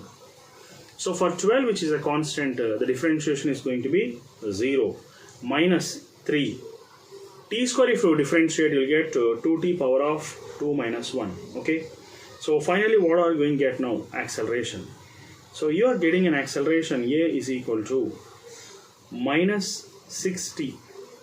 A is equal to minus 60. We got an acceleration as A is equal to minus 60. But in the problem, if you observe, find the retardation when the velocity becomes 0. That means you have to consider the velocity is equal to 0 here. This velocity which you are getting is taken as 0. So when you take that as 0, then what are you going to get now? Let us see here. So minus 3t square is equal to minus 12. Minus minus getting cancelled. So t square is equal to 12 by 3, which is equal to 4. Then after that you have to find out t. So what is t here? T is nothing but root 4, which is equal to 2 seconds. Then finally we got here velocity. We got when velocity is going to be 0, we got the time as 2 seconds. So if you substitute this time in an acceleration, then minus 6 into 2 is going to become minus 12 meter per second square. So your answer is 12. Okay. As he is asking retardation, so retardation is nothing but negative acceleration. So minus of minus 12 is going to be 12 meters. So this is the process of solving the problem. Hope you have. Okay, my dear students, every year at least one problem will come in which you have to select the correct formula. So in this problem given here, what is the correct formula? What is the best method to solve the problem? Instead of going for derivations, the simple shortcut method is to go for a different approach that is called as dimensional methods. How can you solve this problem by using the dimensional methods? Okay, it's very simple. If you see the options here, you can observe and find out that second option is going to be the correct answer. How can you find out that? This is just like a trial and error method, but a very efficient method. It's very simple to solve. Let us see here what are going to do now. So for example, in the second option, if you observe, he is asking us to find out the frequency. That is, frequency f is going to become 1 by 2 pi square root of ya by m into L. Okay. So now you all know that you can say that 1 by 2 pi doesn't have any dimensions. But if you observe here, Young's modulus, there is a formula which is nothing but force by area. Okay, force by area is a formula for Young's modulus, because extension by means stress and strain, stress by strain. Stress is having dimensions but strain is dimensionless. So need not write the formula for strain. You can just write the formula for stress, that is force by area into again area divided by m into L. So area gets cancelled here. Then what is left here? Let us see. So if you write the dimensional formula for frequency, that is what is that? Force. Force is nothing but mass into acceleration divided by mass into length here. Okay. then mass gets cancelled here. Mass gets cancelled here. What is left? Let us see here now. So acceleration is left, which is having a dimensional formula LT power minus 2 divided by L. LL gets cancelled.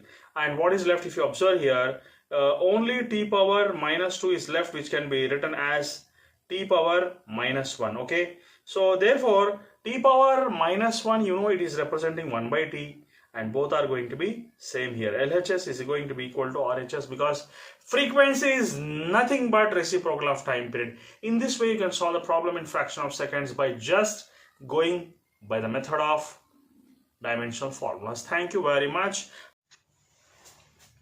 Okay, my dear students, let us solve this problem in a just simple shortcut method. So this is a problem from Atoms. He is asking us to find out the maximum wavelength for bracket series. So how are you going to find out the maximum wavelength for bracket series for hydrogen spectrum? This is going to be the shortcut formula which I have written here. By using this shortcut formula and substituting the value of n equal to 4 here, okay. If you substitute the value of n equal to 4 for bracket series, then you will getting an equation like this here, which you can substitute and get the answer in a simple shortcut way. So what are you going to write now? Let us see here. So for that, you just do one thing here. You can substitute the value of n equal to 4 and write here directly. Then if you substitute the values, you'll be getting 400 divided by 9 into 1.097 into 10 power minus 7 here. So after calculating this, you'll be getting the value as 40519 Armstrongs. That's it.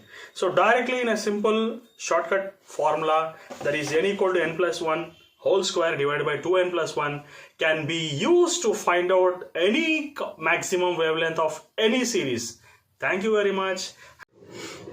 My dear students, after doing thousands of problems, we physics lecturers will understand some logic for solving the problem, some shortcuts and logics which may create magics. If you don't learn this type of magic, your life end up with tragic. So what is the magic behind this? So you might have seen that he's asking us to find out the percentage error. If you observe here, he's asking us to find out the percentage error in this problem. But what is the simple logic behind that? The percentage relative error will be very close to the values which are given here. If you observe these values, okay, so that will be very close to all these values. Percentage error will be very close to these values. This is the logic behind that. If you learn this logic, it will be highly magic. Super. You will appreciate what type of simple method it is. So what is the simple logic? That your answer will be very close to what we have said. So all these are very close to 1.6. Very close to 1.6. So one thing is that instead of doing all this long process and after that you are getting 1.6 percentage, why don't you understand the logic that this type of problems will give the same results? If you want, I can show you one more example. Comment me below, I will tell you one more example of this type. So your answer, without doing, just by observation, you can tell that the answer is 1.6, which is very close to all these values which are given here. Okay, my dear students, today I would like to discuss a very simple and shortcut method. You will feel wonderful by listening to this, and this is really amazing to explain. So let us go ahead now. The ratio of wavelengths of Lyman series as well as Balmer series. Okay, so what is the relation between ratio of wavelength as well as what is called as wavelength as well as the transitions? Okay, so we can call it as principal quantum number, what it may be. So anyhow, what is the relation? Let us discuss it. How can you solve this problem? So you all know that if you consider wavelength is directly proportional to n square, that is more than enough. This relation will save a lot of your time, and I am giving guarantee for that. So here lambda for, first of all, it is given as Balmer divided by lambda for Lyman series is equal to n for Balmer, n for Lyman whole square. And this can also be written as, you all know that Balmer is considered as second. Okay, so second, for which as a principal quantum number is going to be 2, and this is Lyman is taken as first, where n equal to 1 here. Then this is going to be whole square, and this can also be written as 4 by 1.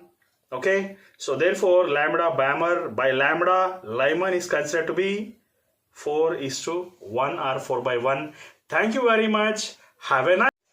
Okay, my dear students, how can you solve this problem in just single step method? It's very simple. That he's asking us to find out what is the relation between frequency and principal quantum number. It's very simple that you can just write here frequency of what is said to be Lyman series divided by frequency of Pfund series is equal to what is said to be principal quantum number of Pfund series by principal quantum number of Lyman series whole square.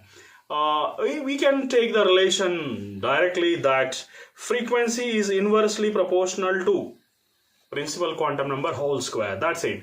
This relation can help you to solve the problem without solving the problem. Just by seeing the problem you can do the problem. Okay, so anyhow, frequency of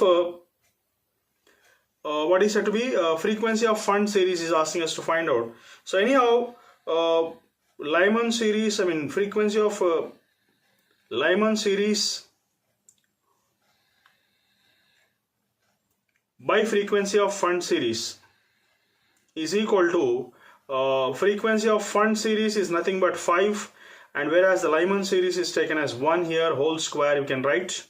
So therefore it can be written as 25 by 1 here. So therefore frequency of Lyman series is 25 times of frequency of Pfund series, we can say. Or we can also write frequency of Pfund series is equal to frequency of Lyman series divided by 25.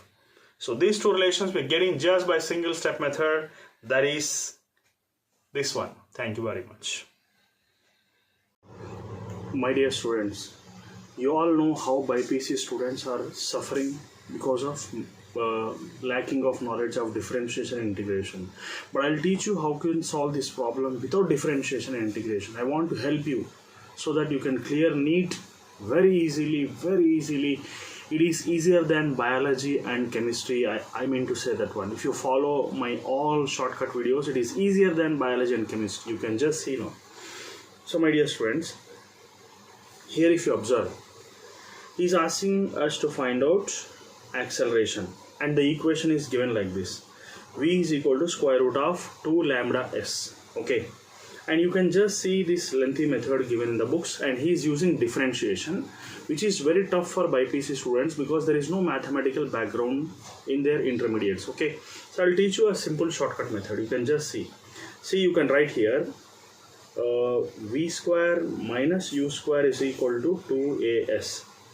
If u is going to be 0, then you can write this as v square is equal to 2as. Now you can see this equation given in the problem. It is given that v is equal to square root of 2 lambda s. Squaring on both sides, you will get v square is equal to 2 lambda s. It's very simple now. You can just compare these two equations. You can just compare these two equations, and you can write acceleration a is equal to lambda meters per second instead of going for differentiation integration method. Hope you have enjoyed this, and thank you very much for listening to me. Thank you. My dear students, my aim is to prove that physics is easy than biology and chemistry if you follow certain mindset. So let us solve this problem without integration and differentiation, because especially for BiPC students, the differentiation and integrations creates a lot of terror. Okay, they create a lot of error also. Why to go for nuisance and nonsense of this type of methods? Have some common sense, because you are not innocent. Let us go ahead now. So what is given? Let us see in the problem. It is given that v is equal to alpha into root x. If you take initial velocity 0, you can take it as a into t. Okay, a into t.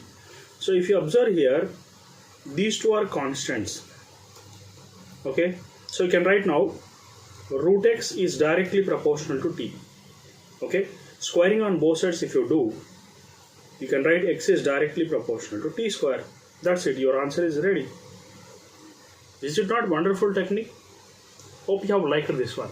Thank you very much. Okay, my dear students, let us solve this problem by using the concept of reduced mass here. If you see this problem here, a block of mass, small m is going to collide a block which is attached to a spring. That's it. And he's asking us to find out what is the maximum compression taken by the spring here. Okay. So how are you going to find out the maximum compression here? Now just see here, kinetic energy of a moving block is equal to spring energy, which is said to be compressed potential energy. Okay, so potential energy of a spring we can say here. By using this concept, we can say that energy can neither be created nor be destroyed, but can be converted from one form to another form here. That's it. That's a very simple concept here. But as it is a combined mass, we can take reduced mass. What do you mean by reduced mass? Let us discuss here. So half m reduced mass and v relative whole square, which is nothing but potential energy of a spring, which is going to be half kx square. That's it. Okay. So half gets cancelled here. What do you mean by reduced mass? Reduced mass is nothing but it is a combined mass system which is given as small m into capital M by small m plus capital M, which is nothing but m1 m2 by m1 plus m2, which is called as a concept of reduced mass. And v relative is nothing but, if you observe, this body is having a velocity v, whereas this is having velocity 0. So that is going to be, we can write this as u minus 0 whole square here, which is going to be kx square. That's it. You got the answer. It's very simple now. So you can just write this as x is nothing but, he's asking us to find out maximum compression. Means you have to find out what is x here. That's it. So what is x here? X is nothing but, you can write this as a square root of m capital M by small m plus capital M into 1 by k. And this u will come outside here because it is going to be u square, under root becomes u, which is going to come outside. So with this, it is clear that your correct option is going to be option number A. That's it. That's it. It's very simple. Okay. So thank you very much. Have a nice day. Okay, my dear students, today I would like to discuss a very simple and easy techniques to solve the problems of hemispherical surface on which if any body is kept. Let us see what is going to happen here. For example, at this point A, if you keep any body and its velocity is going to be 0, after how much distance on the hemispherical surface it will travel, and it will leave the hemispherical surface. That's it. It has to leave the hemispherical surface and it has to fall as a freely falling body. So let us see what is that height here. Here one more diagram is given in which velocity of a body is given 0 here, and you all know that if you are going to consider the velocity is considered to be nrg. Okay, like 5rg, 3rg, 2rg, whatever it may be. But as the velocity is going to be 0 here, therefore n is also considered to be 0 here at this place. So as n is considered to be 0, there is a shortcut formula to find out this angle. Like angle theta is asking us to find out. So what is the formula? Shortcut formula for finding the angle theta is nothing but cos theta is going to be equal to 2 minus n by 3. This shortcut formula, if you use, you can solve the problem in fraction of seconds. Without solving the problem, you can solve the problem by just seeing the question. You can directly write the answer. So cos theta is equal to 2 minus n by 3, which is nothing but, according to this diagram given here, we can write it as cos theta is equal to adjacent side by hypotenuse, that is going to be h by r. As v is equal to 0, n is also going to be 0 here, so we can write 2 minus 0 by 3 is equal to h by r. Then what is h here?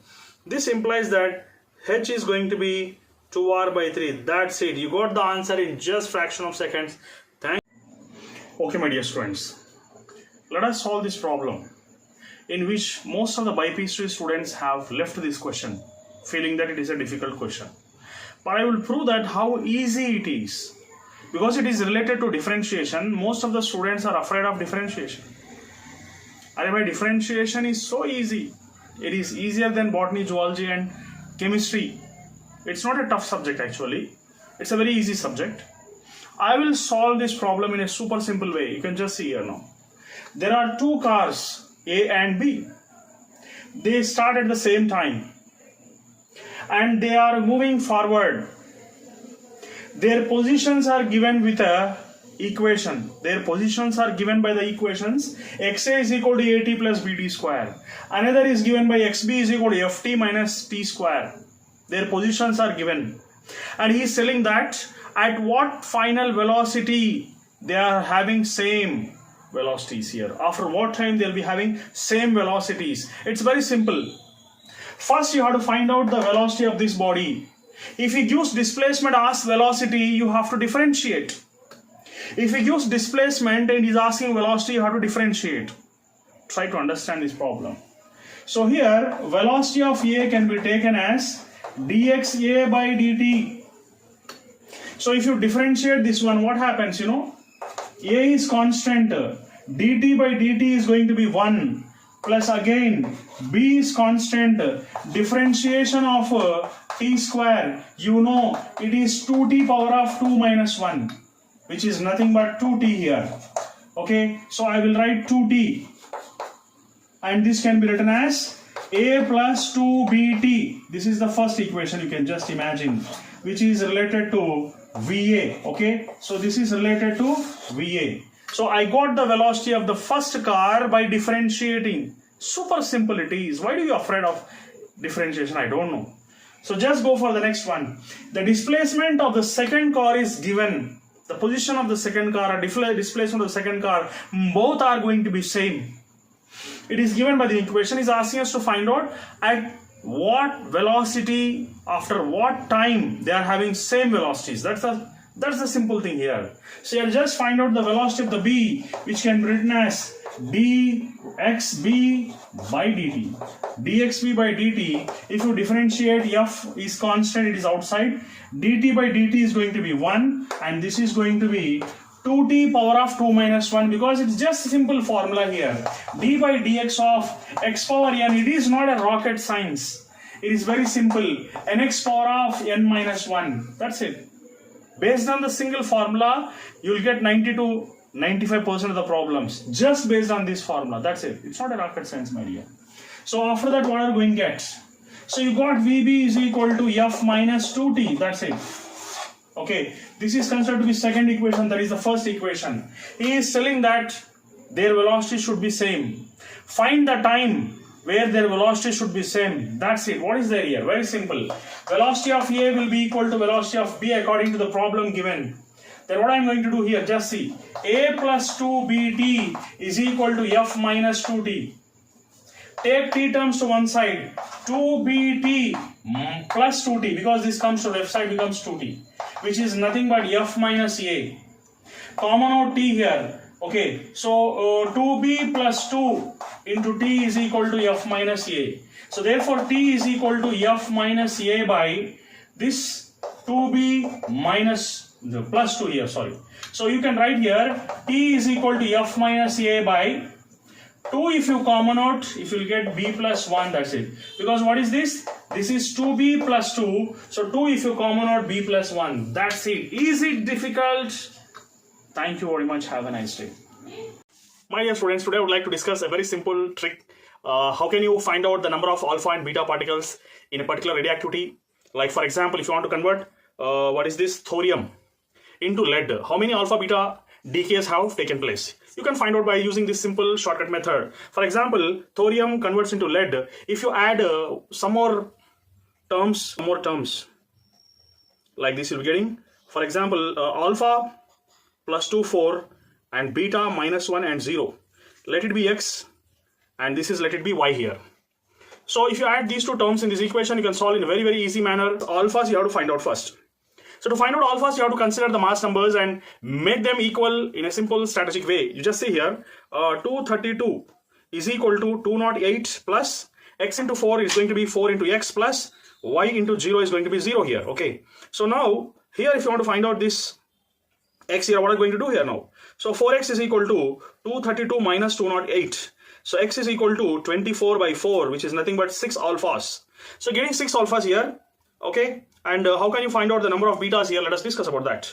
So to find out the number of beta particles here, what are you going to do? So for example here, number of beta particles you have to find out. For that you have to consider the atomic numbers. Like for example, 90 is equal to 82 plus x into 2, that is going to be 2x, plus y into minus 1, which is going to be minus y, you can take here. So you can write it as minus y here. But you just write 90 here, which is equal to 82 plus 2 into x. X value we got as 6 here. So 2 into 6 minus y, you can write like this. So therefore 90 is equal to 82 plus 12 minus y. Okay, so you can find out y is going to be 94 minus 90, because this is going to be 94 minus 90 is going to be y is equal to 4. Okay, so we're getting 4 betas. So like this method is an accurate method where you can solve number of alpha and beta particles can be found. Thank you very much. My dear students, today I would like to discuss a very amazing short trick here in nuclear physics. You'll be wonderful that you can solve the problem without pen and paper, but to make you understand, I am using this stylus here. Okay, whatever it may be. You can just see this problem here. In this problem, two radioactive substances A and B are given, in which you can see that radioactive decay constants are given as 10 lambda and lambda here. And it is also given that the ratio of the nuclei, number of nuclei, is given as 1 by E. Okay, so this type of problems are repeatedly asked not only in JEE Mains, but also it is asked in NEET also. In NEET also it is repeated, a little bit difference is there. So instead of 10 lambda, there was a 5 lambda in NEET. Instead of lambda, it was instead of lambda, there was lambda only. But here, instead of 1 by E in NEET, it was 1 by E square. That's it. That is the difference. Problem was same here. So how can you solve this type of problems? I'll tell you one small shortcut here. To find out the ratio of A and B, it can be written as NA by NB. Okay, to find out this ratio. For that, you can do on a simple shortcut method. You have to find out here. What is that? You can just write a simple myself created one shortcut formula. That is, you can write power of E by delta lambda. This formula will work out for this type of problems. You can solve this problem without pen and paper. Like for example, power of E here. If you observe E here, you can see that nothing is there on E. That means power of 1 it is. So you can write power of 1. And delta lambda means it is here, given as 10 lambda and lambda. So you can write it as 10 lambda minus lambda is equal to 1 by 9 lambda. That's it. This is a shortcut method. And otherwise, if you don't use this shortcut, it will waste 1 minute and maybe sometimes more than 1 minute. Let me solve the same problem which was asked in NEET. Instead of 10 lambda, it was 5 lambda. Instead of lambda, there was lambda only. But instead of 1 by E, it is given 1 by E square. So this is the first problem. Second problem from NEET I can solve here now. And the same formula, that is power of E by delta lambda. So NA by NB can be written as power of E is taken as 2 and delta lambda can be taken as 5 lambda minus lambda, which is nothing but 2 by 4 lambda, and that is going to be 1 by 2 lambda. So this is a simple shortcut for formula I can use. You could solve any problem of this type. My dear students, today I would like to discuss an amazing short trick. You just see the problem here.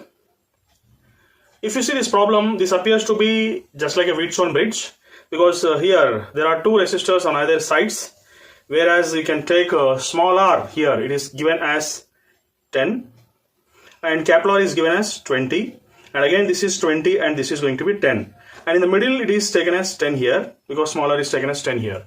But you can see one thing here, it is not a Wheatstone bridge, because here you will not see that P by Q is equal to R by S. Actually it is not equal to R by S. P by Q is never ever equal to R by S according to this problem here. But you just see one thing here, one thing you can observe here. It is not going to satisfy the case of Wheatstone bridge. Then how can you solve this type of problems in which a symmetry of Wheatstone bridge is not followed? Then for this, there is one shortcut formula here with which you can solve the problem in fraction of seconds, because you can solve this problem by using Kirchhoff's laws also, but it is time waste, because this is the time where we have to do smart work here, because hard work everyone will do. So what is the smart work here is, you have to use this shortcut formula, that is RAB is equal to small r into 3 into capital R plus small r by 3 into small r plus capital R. Okay, so this shortcut if you use, you can solve this problem in fraction of seconds. How are you going to solve this problem? Let us see here now. So you all know that here you are going to find out RAB. So how are you going to find out RAB? By using this shortcut which is written here. So let us do that problem here now. Like RAB is going to be small r. Small r is nothing but 10. and 3 into Kepler is going to be 20. So 3 into 20 plus 10 divided by 3 into 10 plus 20. Okay. So like this, if you go on solve, you'll be getting finally as 14 ohms. If you try to do this problem by using Kirchhoff's law, I think you may waste nearly 1 or 2 minutes, definitely, even though if you are an expert. But sometimes we have to use certain shortcuts so that we can save a lot of time and use this time for solving some other subjects in the examination. Thank you. My dear BPC students or medical students, I want to make physics easier than your biology and chemistry. That is my mission. You just see here. This problem is done by using integration. But I can do this problem without integration by using two shortcut methods. I am telling you two methods today which are shortcuts here. Now just see. So what is given, you just observe here. It is given that V is equal to 4t plus 5. Okay. If t is equal to 0, you will get initial velocity. That means u is equal to, what is getting? You will be getting here u, if you take t as 0, you will be getting 0 plus 5. So therefore 5 meters per second is going to be initial velocity. So similarly you can take t is equal to 2 seconds, which is given here, that is 2 seconds. Then you will get final velocity, which is equal to 4 into 2 plus 5. So 8 plus 5, that is going to be how much? It is going to be 13. So you can find out now. He is asking us to find out average velocity, isn't it? So V average is equal to u plus v by 2. This is one shortcut. This is one shortcut. Wonderful shortcut. So here, u, what is u? 2. U is 5. V is 13 by 2. Therefore, V average is going to be how much? It is going to be 18 by 2, which is going to be 9 meters per second. This is the first shortcut. Let me tell you one more shortcut here. Second shortcut. What is the second shortcut? You can just see here. You all know it is given that V is equal to 4t plus, how much it is? 4t plus 5. Yes. You can write this equation like 5 plus 4 into t.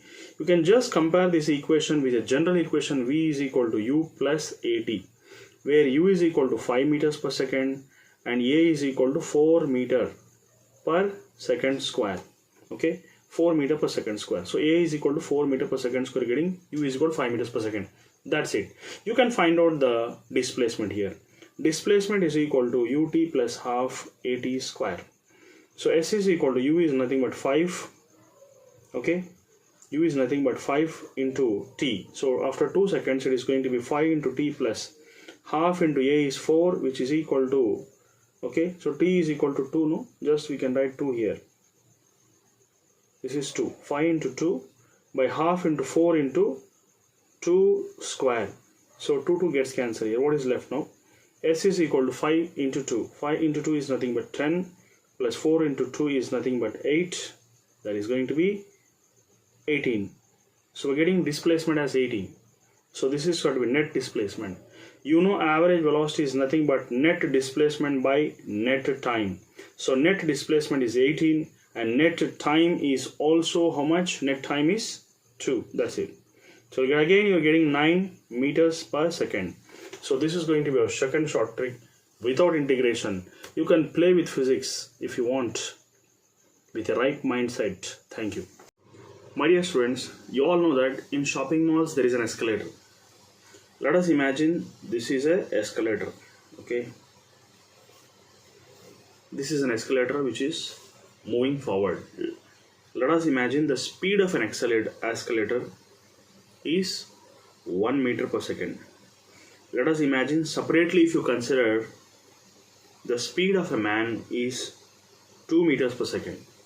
Man walks separately on a road, his speed is 2 meters per second. Escalator is having a speed of 1 meter per second.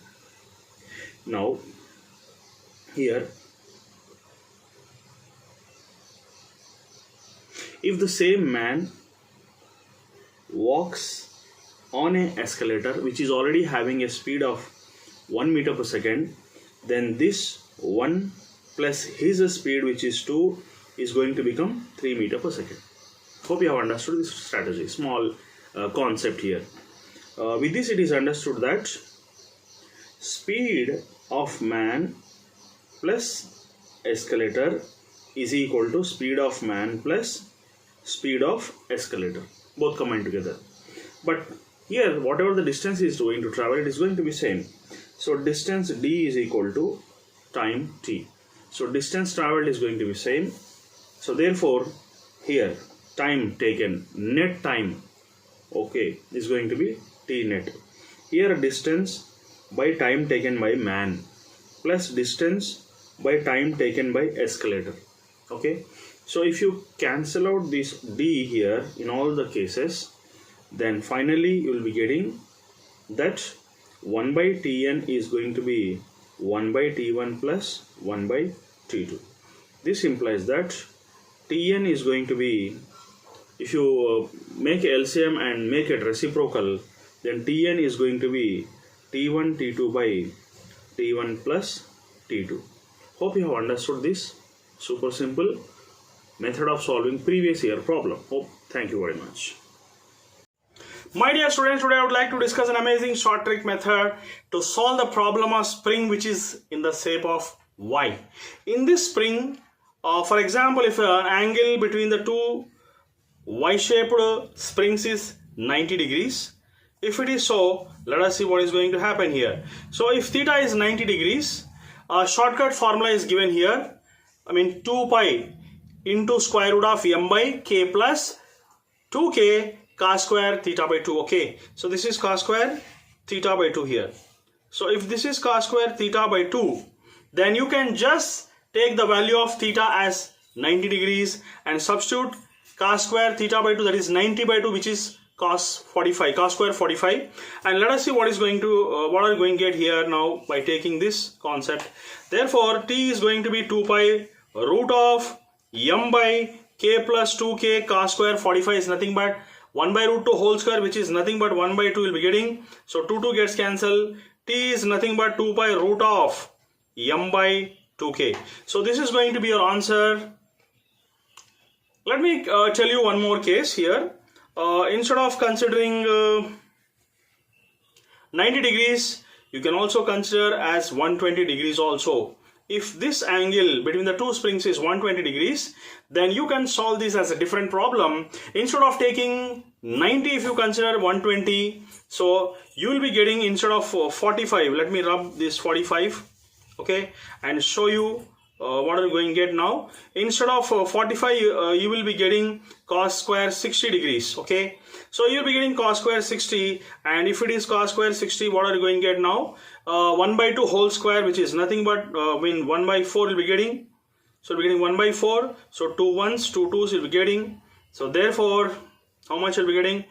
K plus k by 2 is nothing but 3k by 2. Okay. So you'll be getting a different answer here if you consider this. Okay. So you'll be getting square root of m by k plus k by 2. Which is nothing but 3k by 2 will be getting. So therefore t is going to be 2 pi root of this is 2m by 3k. Okay, so this is going to be your final answer if you consider 60 degrees. Thank you very much. Okay, my dear students, today I would like to discuss a very interesting short trick. Now if you see this problem, we have to find out the wavelengths of Balmer series as well as another wavelength of this Balmer series, where the transitions are given. If I am giving an underline here with the help of red color, what are the given here? So n equal to 3, n equal to 2 for the first wavelength, where the wavelength is given as 660 nanometers, and for Balmer series, if you consider, it is n equal to 4 and n equal to 2, it is given already. And I am going to give you a shortcut method here, that lambda is equal to, okay, here, so lambda, if you consider, lambda is directly proportional to product of the two numbers whole square divided by sum of the two numbers into difference of the two numbers. So if you observe this here, so lambda is directly proportional to p square by s into d here. S means sum, d means difference.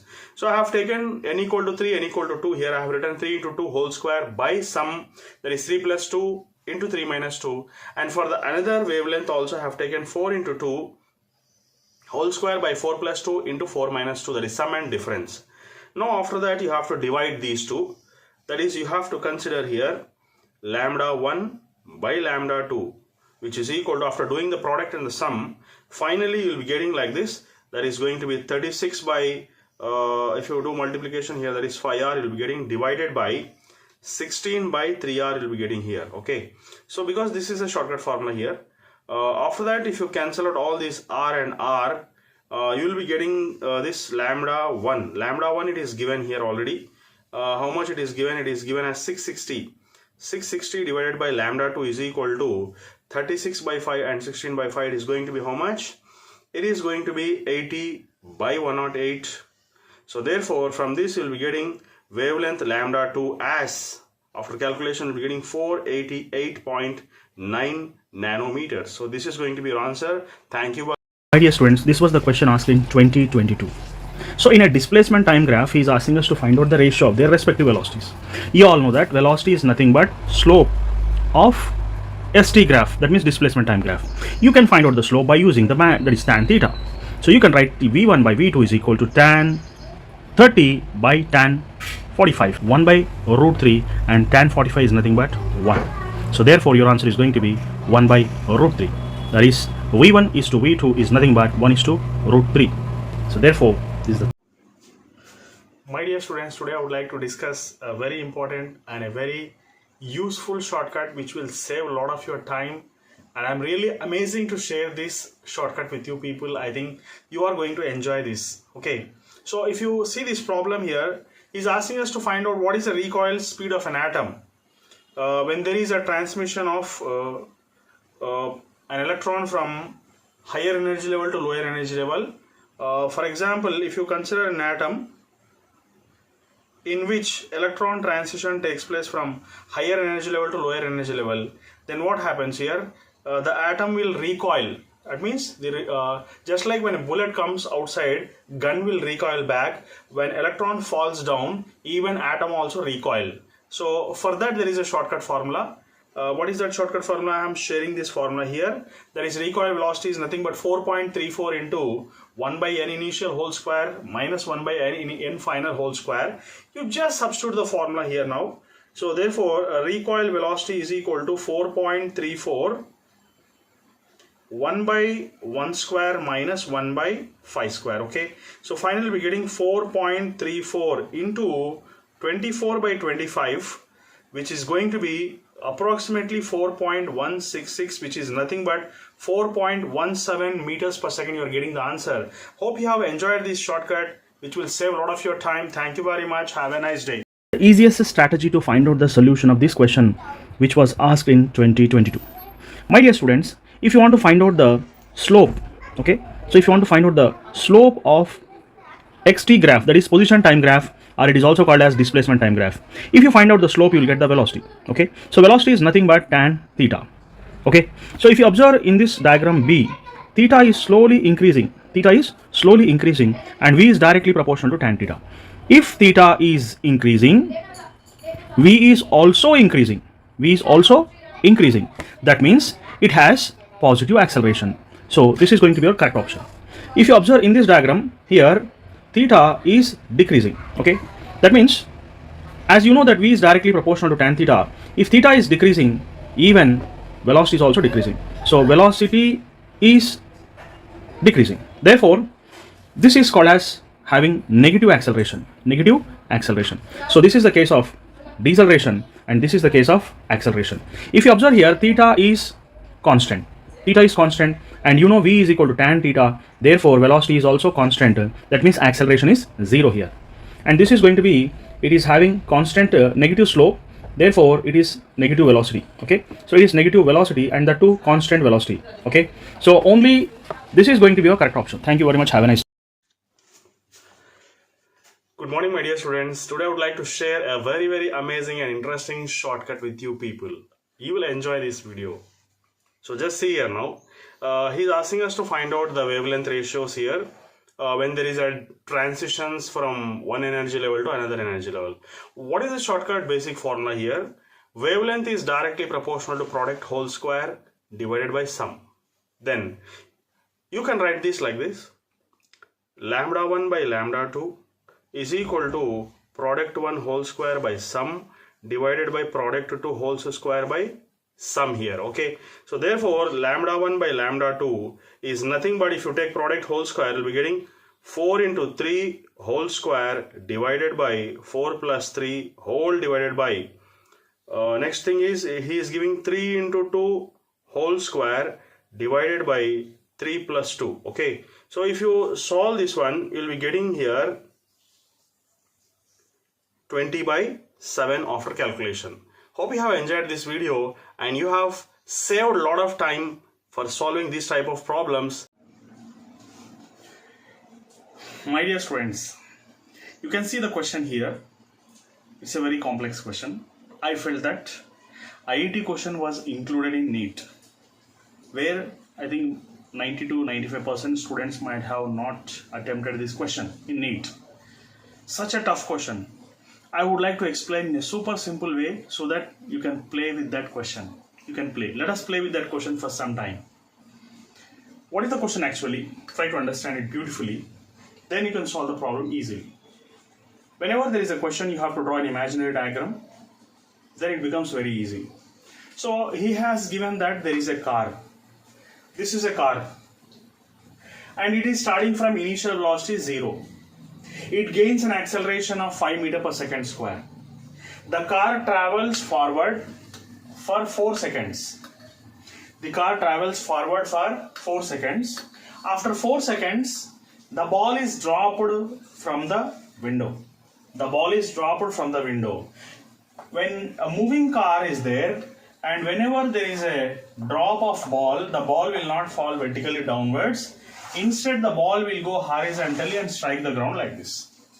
See, just try to understand. Moving car, if a ball is dropped, it doesn't fall like directly downwards. Instead, it moves forward and falls downwards in a little bit slant way. The ball gets velocity in this direction. This is going to be horizontal velocity and this is going to be vertical velocity. This is just like a horizontal projection question. We have to think a little bit, then you will get an answer very easily. So what you have to do, what is the horizontal velocity at this place, Vx, how much it is going to be? The horizontal velocity at this place is nothing that the velocity gained. Velocity gained by the car will be the horizontal velocity of the ball. The velocity gained by the car will be exactly equal to horizontal velocity of the ball, because once he throws the ball from a moving car, it falls downwards with the initial velocity equal to velocity of the car. So velocity of the car is going to be u plus a into t.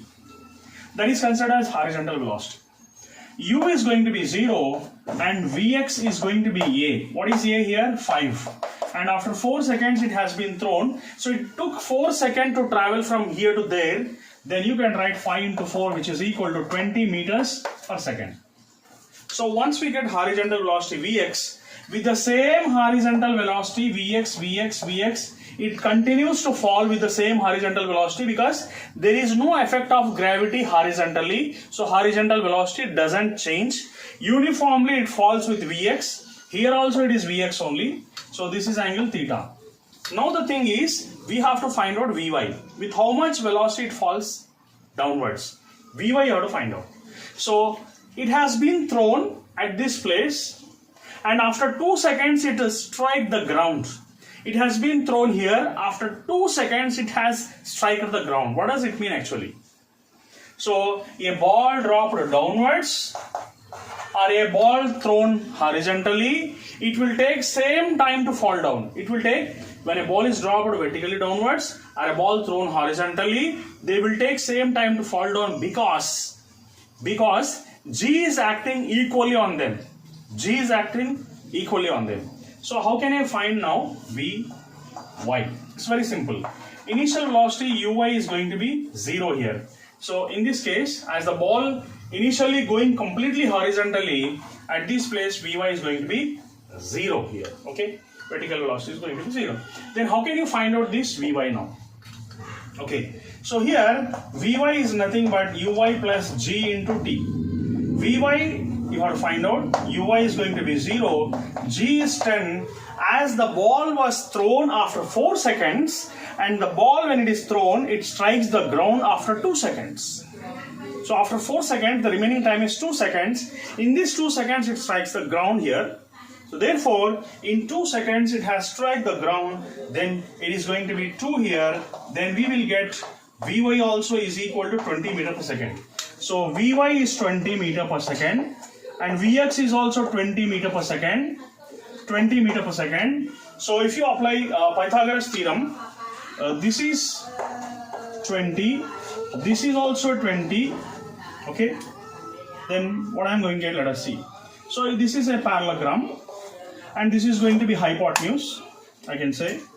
So this can be taken as square root of 20 square plus 20 square.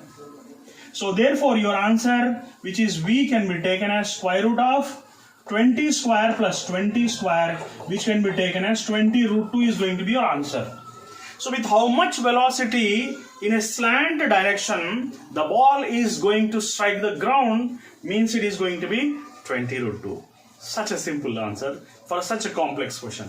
But really, I felt that the question which should be asked in IIT has been asked in NEET. But anyhow, hope you have understood this one. It's a beautiful question.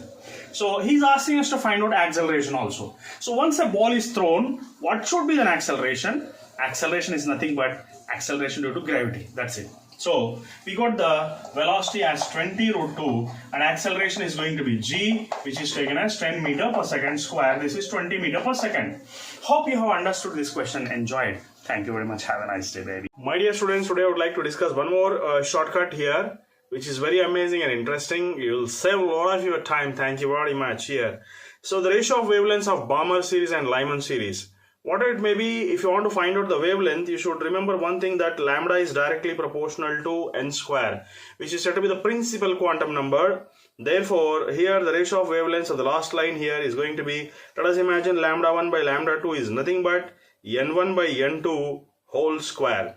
Therefore, lambda 1 by lambda 2 is nothing but, that is the first series here, and the first series of Lyman series and first series of Balmer series is going to be like this here. Okay, so it is going to be 2 by 1 whole square, which is nothing but 4 by 1. Therefore, we're getting 4 as the answer here. Thank you very much. My dear students, see here, I'm going to explain 2 shortcuts, which is explained by Galileo, not myself. It is a Galileo shortcut, I can say. Okay, Galileo, who invented telescope, has explained this shortcut.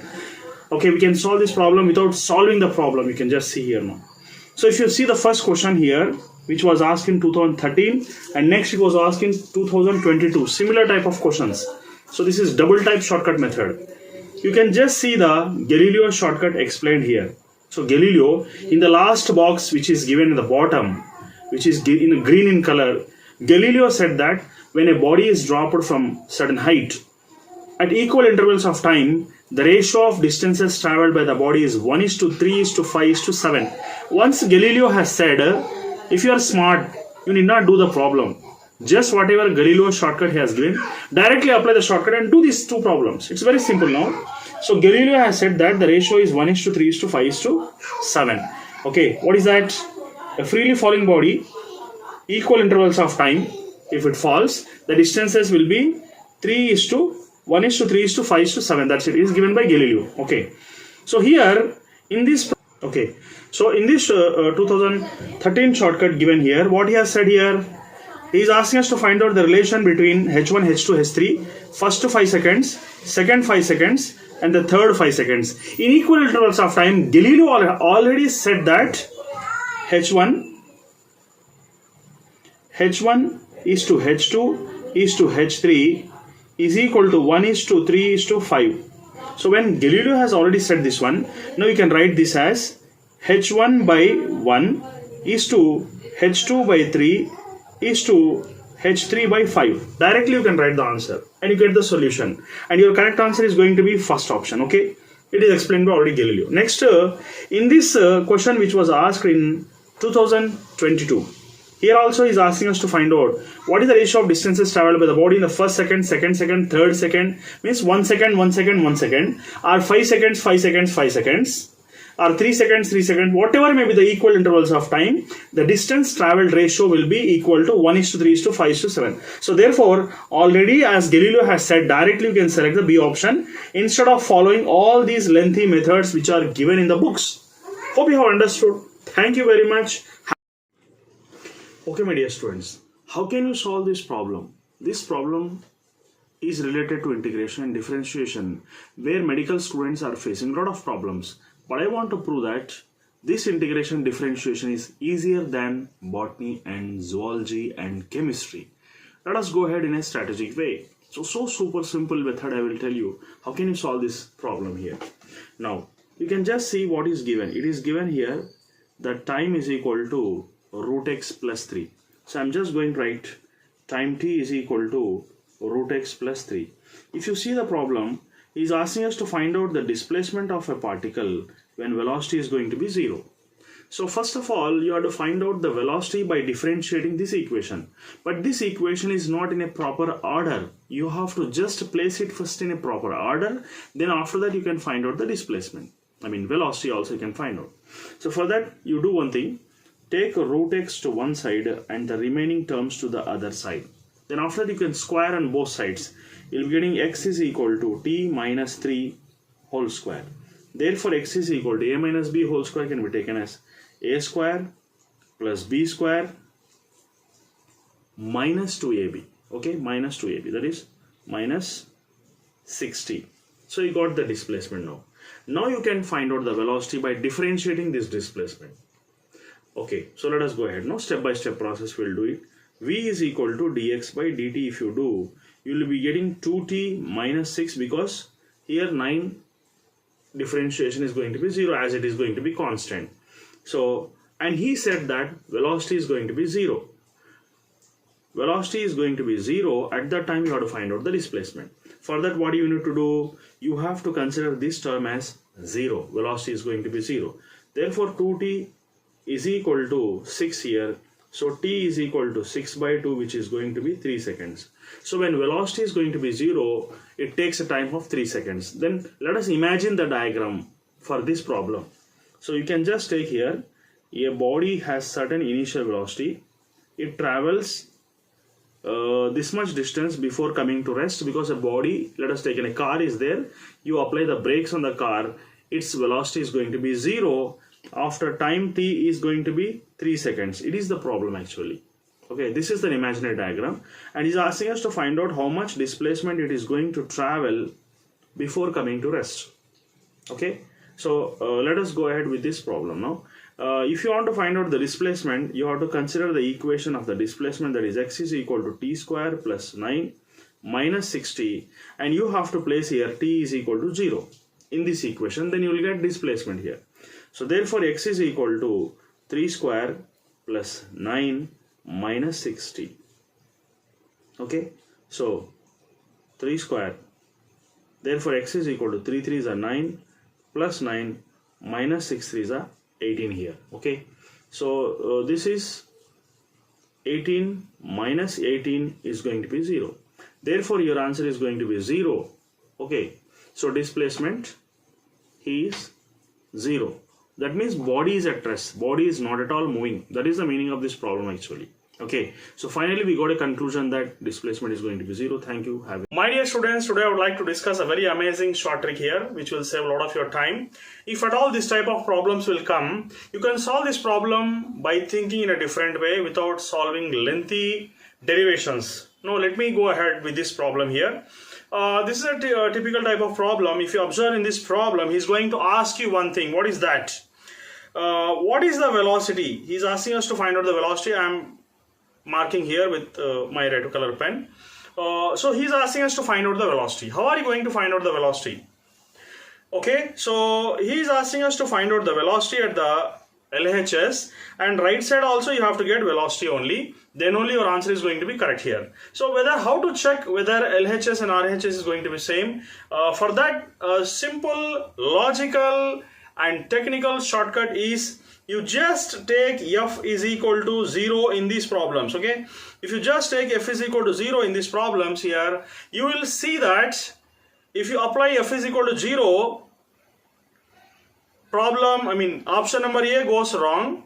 Option number B also, option number B, if you check here, so velocity is equal to V times of square root of mg plus 0, because I have taken F is equal to 0, and mg minus 0. Okay, so if you take force as 0, then what is going to happen here? You will get mg under root, which is going to be 1 here. So you will get V is equal to V, LHS is going to be equal to RHS. So this type of a little bit out of box thinking is helpful for almost all the students who are going to appear for the competitive exams like JEE Mains and NET. My dear student, today I am going to discuss a very amazing short trick here in electrostatics. Actually, you are going to solve the problem without solving the problem. This is the amazing thing which I would like to discuss today. If you see here, he is asking us to find out the potential across the second sphere. Okay, so second shell we can say. So if you are going to find out the second shell, you know that second shell is having negative sign here. Okay, it is having negative sign. That means second shell whose radius is B, and B should be negative. If you observe the 4 options, B is negative in the first option, B is negative in the second option also. Okay, but you have to select which is the correct option among A and B. Already C and D is eliminated by using common sense without solving the problem. How are you going to select first and second option which is going to be correct here? One thing it is clear that potential means, you all know that in denominator you have to consider the value on which you are going to consider that shell. Second shell means denominator should be B here, because as you are considering second shell, you have to take denominator the radius of the second shell. Okay, that means first option is having A, which is going to be wrong, and second option is completely correct. So this is the beautiful way to select the correct option if this type of questions are going to come. Thank you. My dear students, this was the problem asked in 2017. The same model I am explaining now. You can just observe what is going to happen here. This is an escalator. What is the meaning of escalator? It's a moving platform. You know, a platform is moving. There are many stations or airports where if you stand, the escalator will take you. You need not walk on that also. So here if you observe, a man is at rest, escalator is moving. If escalator is moving, only escalator is moving, man is at rest, then he takes 60 seconds to cross the journey. To cross this much distance, he will take 60 seconds. In the next case, here escalator is at rest, but man is moving on the escalator. So he moves on the escalator. Escalator is not at all moving. Then he will take 90 seconds to cross the distance. This much distance, he will take 90 seconds. Now, finally, if you observe here, escalator is also moving. Man is also walking on that. When both are moving, then you know speed increases, time reduces. So if you know the time of only escalator, if you know the time of only man, then how can you find out when both are moving? There is a shortcut for that. There is a shortcut for that. So net time when both are moving, escalator is also moving, man is moving. Therefore, at that time, how much time it takes? You know, it reduces. It will be less than 60, it will be less than 90. How much it is then? That is the answer. That is the answer we are going to find out now. It is just product of the times by sum of the times. That means you need to do just one thing. 60 into 90 by 60 plus 90. If you do, you will be getting 36 seconds. So this is a wonderful shortcut here, which will save a lot of time. Whenever this type of problems will come, you just write T1, T2 by T1 plus T2. That's it. Thank you very much. Have a nice day, baby. My dear students, how are you going to solve this problem without solving the problem? Yeah, what I am telling is correct. This problem can be solved in fraction of seconds without this pen and paper only. How? Try to understand the problem first. It is a parallel plate capacitor having areas. So area of cross section of 3 capacitors is going to be same. And their separation is going to be 3 mm. And a simple shortcut method to solve the problem is, here there are 3 dielectric constants given. You all know about this. So what are you going to do? Just find the average of these three. That is, K net is nothing but you have to just find the average. K1 plus K2 plus K3 by 3. That's it. That's it. You got the answer now.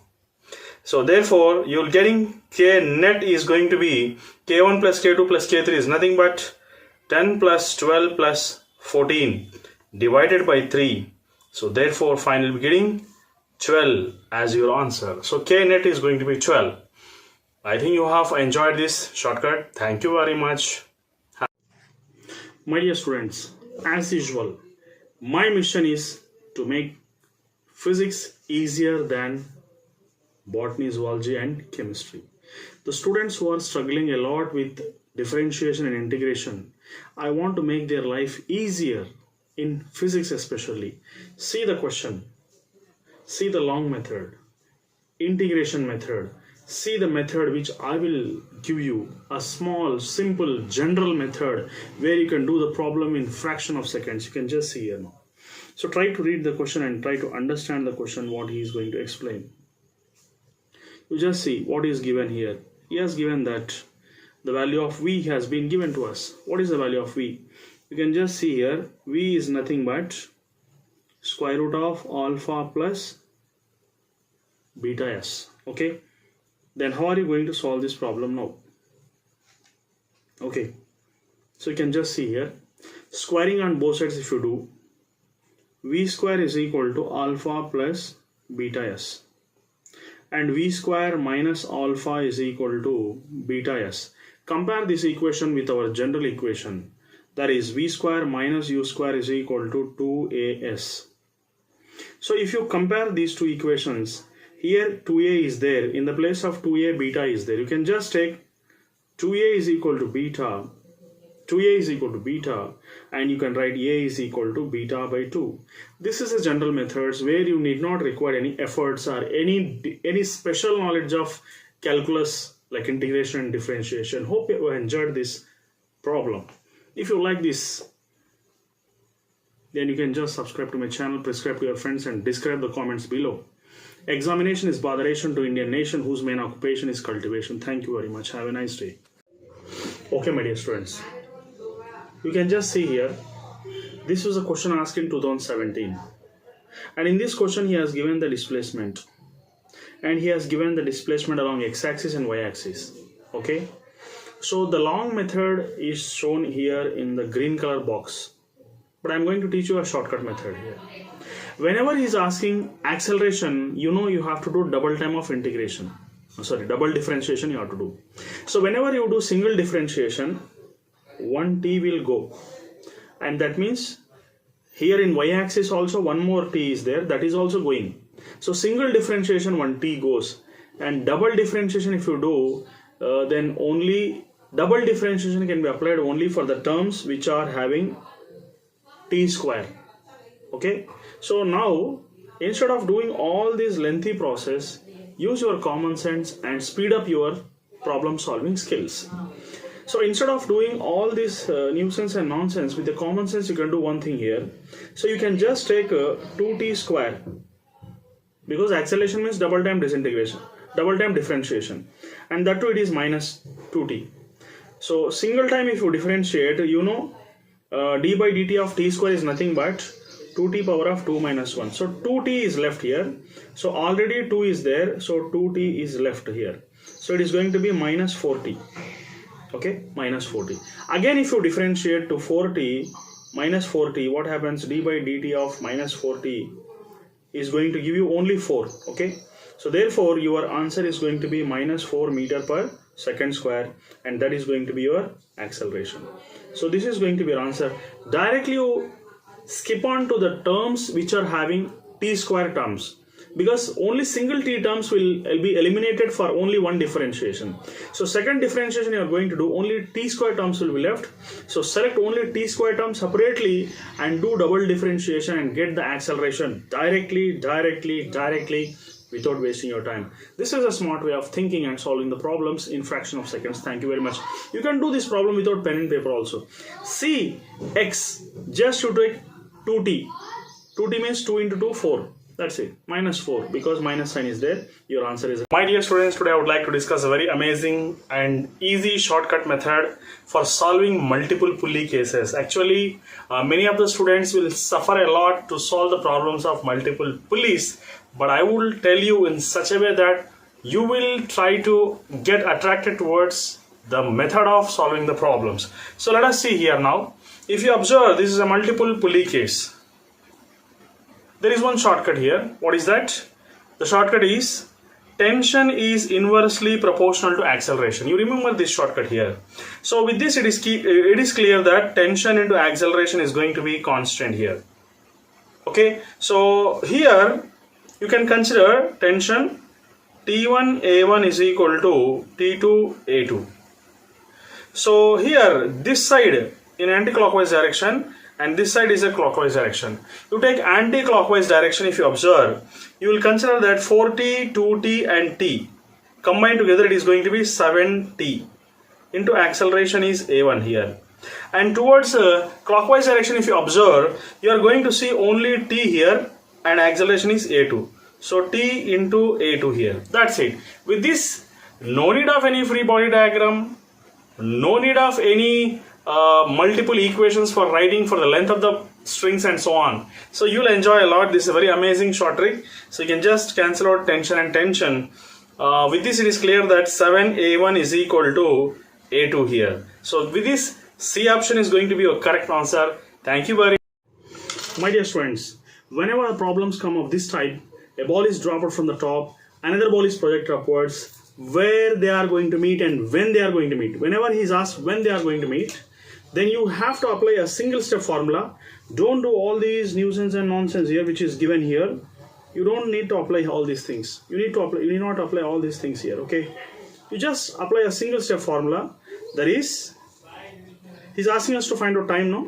You all know distance is equal to velocity into time, and time is equal to distance by velocity. Here distance is going to be the height of the tower and velocity is going to be the velocity of the ball which is going to be projected up. This single formula will give you a wonderful answer within fraction of seconds. Even you can do this problem even if without pen and paper also, directly by seeing the question. So height by velocity. What is the total height given in the problem? 100 meters. And what is the velocity of projection? 10. So directly you will get the answer, that is going to be 10 seconds. Hope you have enjoyed this problem. Okay, so your answer is going to be 10 seconds. Directly you're getting. Thank you very much. Have a nice day. My dear students, most of the students will do this problem by using constraints theorem. But let me tell you that this cannot be so difficult. We can use one more method to solve this problem. Like for example, what I'm going to tell here is, you can take here TA is equal to constant. Tension into acceleration is going to be constant here. And with this, it is clear that T1 A1 is equal to T2 A2. And what is the tension at this place? Let us see. This is tension T. Okay. So this is also tension T. That means on this string, tension is 2T. And the same tension will come here in the left side, that is 2T. So on this block of mass M1, the total tension is 2T and T here, which is nothing but 3T, and acceleration is A1. And on the right side of this block, that is block of mass M2 here, if you consider, tension is T here and acceleration is going to be A2. So with this, it is clear that we can write A2 is equal to 3 times of A1. That's it. It's a simple and strategic way to solve the problem without wasting a lot of time. Thank you very much. My dear students, let us solve this problem of electricity by using an amazing formula which is called as Millman's theorem. Instead of using Kirchhoff's laws, which is very complex and very time waste, we'll use a Millman's theorem. What is a Millman's theorem? Let us discuss about the Millman's theorem here. Millman's theorem is nothing but, you can find out the potential across AB, which is nothing but potential across CD. Both are going to be same, because as the EMFs are connected in the middle of the circuit here, the potential is not going to change even if you widen the area like AB also, potential is not going to change here. So potential is same. What is the Millman's theorem? We all know that whatever may be the potential here, potential is nothing but I into R. Okay. So can you write this potential across AB as I into R? I can be written as I by 1 by R. and you know this is I here. I can be written as E by R divided by 1 by R. So by using this concept here, we can elaborate this formula, like for example, let us take some other color here, so that voltage across AB is nothing but, you can write E1 by R1 plus E2 by R2 plus E3 by R3 whole divided by 1 by R1 plus 1 by R2 plus 1 by R3. Okay, you can just substitute the values and get the answer within fraction of seconds. Let us see what is this now. E1 is nothing but 1. Okay, 1 by 1. Okay, this is V1 and this is R1, so 1 by 1 plus E2 is nothing but 2 by 1 plus, and this is 3 by 1 whole divided by 1 by 1 plus 1 by 1 plus 1 by 1, because R1 and R2 and R3 are going to be 1, 1 and 1, that's why. So if you go on simplifying this, you'll be getting 2 volts as your answer. If you want, you can check out by calculations. Thank you. Okay, my dear students, you can just see this problem asked in previous years. Yeah. And you can also see the long method given in the books here. Okay. So this is a long method given in the books. I'll make you this a very simple and shortcut, because my aim, you all know that my aim is to make physics easier than biology as well as chemistry. That is my aim here. So how can you solve this problem? It is said here, it is said that a ball, when it is dropped down from certain height, means drops are there, water drops are there. So what is telling here now? When this the first drop is there, the third drop is just touching the ground. Okay, so when first drop is about to fall, the third drop is touching the ground. That is the meaning of this question here, isn't it? So now you can just see here, in between one more drop is there, you know, there is one more drop here. Okay, this is the first drop, second drop, and this is the third drop. Okay, now you all know that according to Galileo, the height travels in the first drop and the second drop are in the ratio 1:3. So you all know this is H1 and H2. So H1 is to H2 is equal to 1:3 here now. At equal intervals of time, the ratios of heights traveled by the stone at equal intervals of time is 1:3:5. You all know about that. So now let us consider here H1 is equal to x and H2 is equal to 3x, and he has given total height as 5. You know, total height is given as 5 here. Okay, this is taken as 5 meters. So I can write now H1 plus H2 is equal to 5, and it is given that x plus 3x is going to be 5 here. So 4x is going to be 5. This implies that x is going to be 5 by 4. X is going to be how much? 5 by 4. So we got x as 5 by 4. And our aim is to find out what is H2. And you all know H2 is nothing but 3x. H2 is nothing but 3x here. So we got x as 5 by 4 and H2 is nothing but 3x. Now let me solve the problem here. Therefore, we can write here now H2 is equal to 3x, and you know what is the value of x here? X is equal to 5 by 4, so 15 by 4. So how much it is going to be? 4 3s are 12, okay, and 4 7s are 28, 4 5s are 5. So we got the value as 3.75. It's a very simple method to solve. Okay, my dear students, how to solve this problem without solving in the problem? So I told you that I can prove that physics is easier than your chemistry and biology. You just see how I'm going to solve this problem. Even without using this pen and paper, you can solve. Now you just see here, what is asking, you know, what is the distance traveled in the first 10 seconds, and next what is the distance traveled in the first 20 seconds.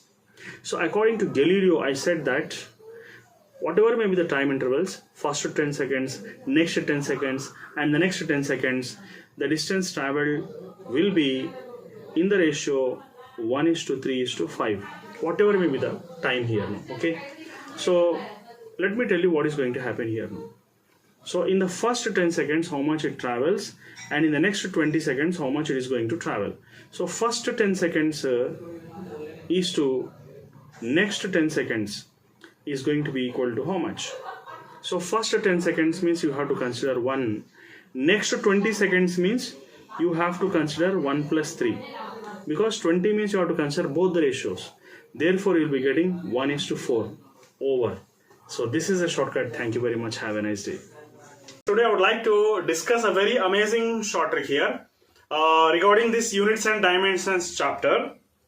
If you see this problem is a very lengthy problem. You can see the solution here. First time I am showing the solution also. And apart from this solution, I will compare this solution with inshallah my solution, so that you will feel wonderful that how can you do this problem in just fraction of seconds. Let us go ahead.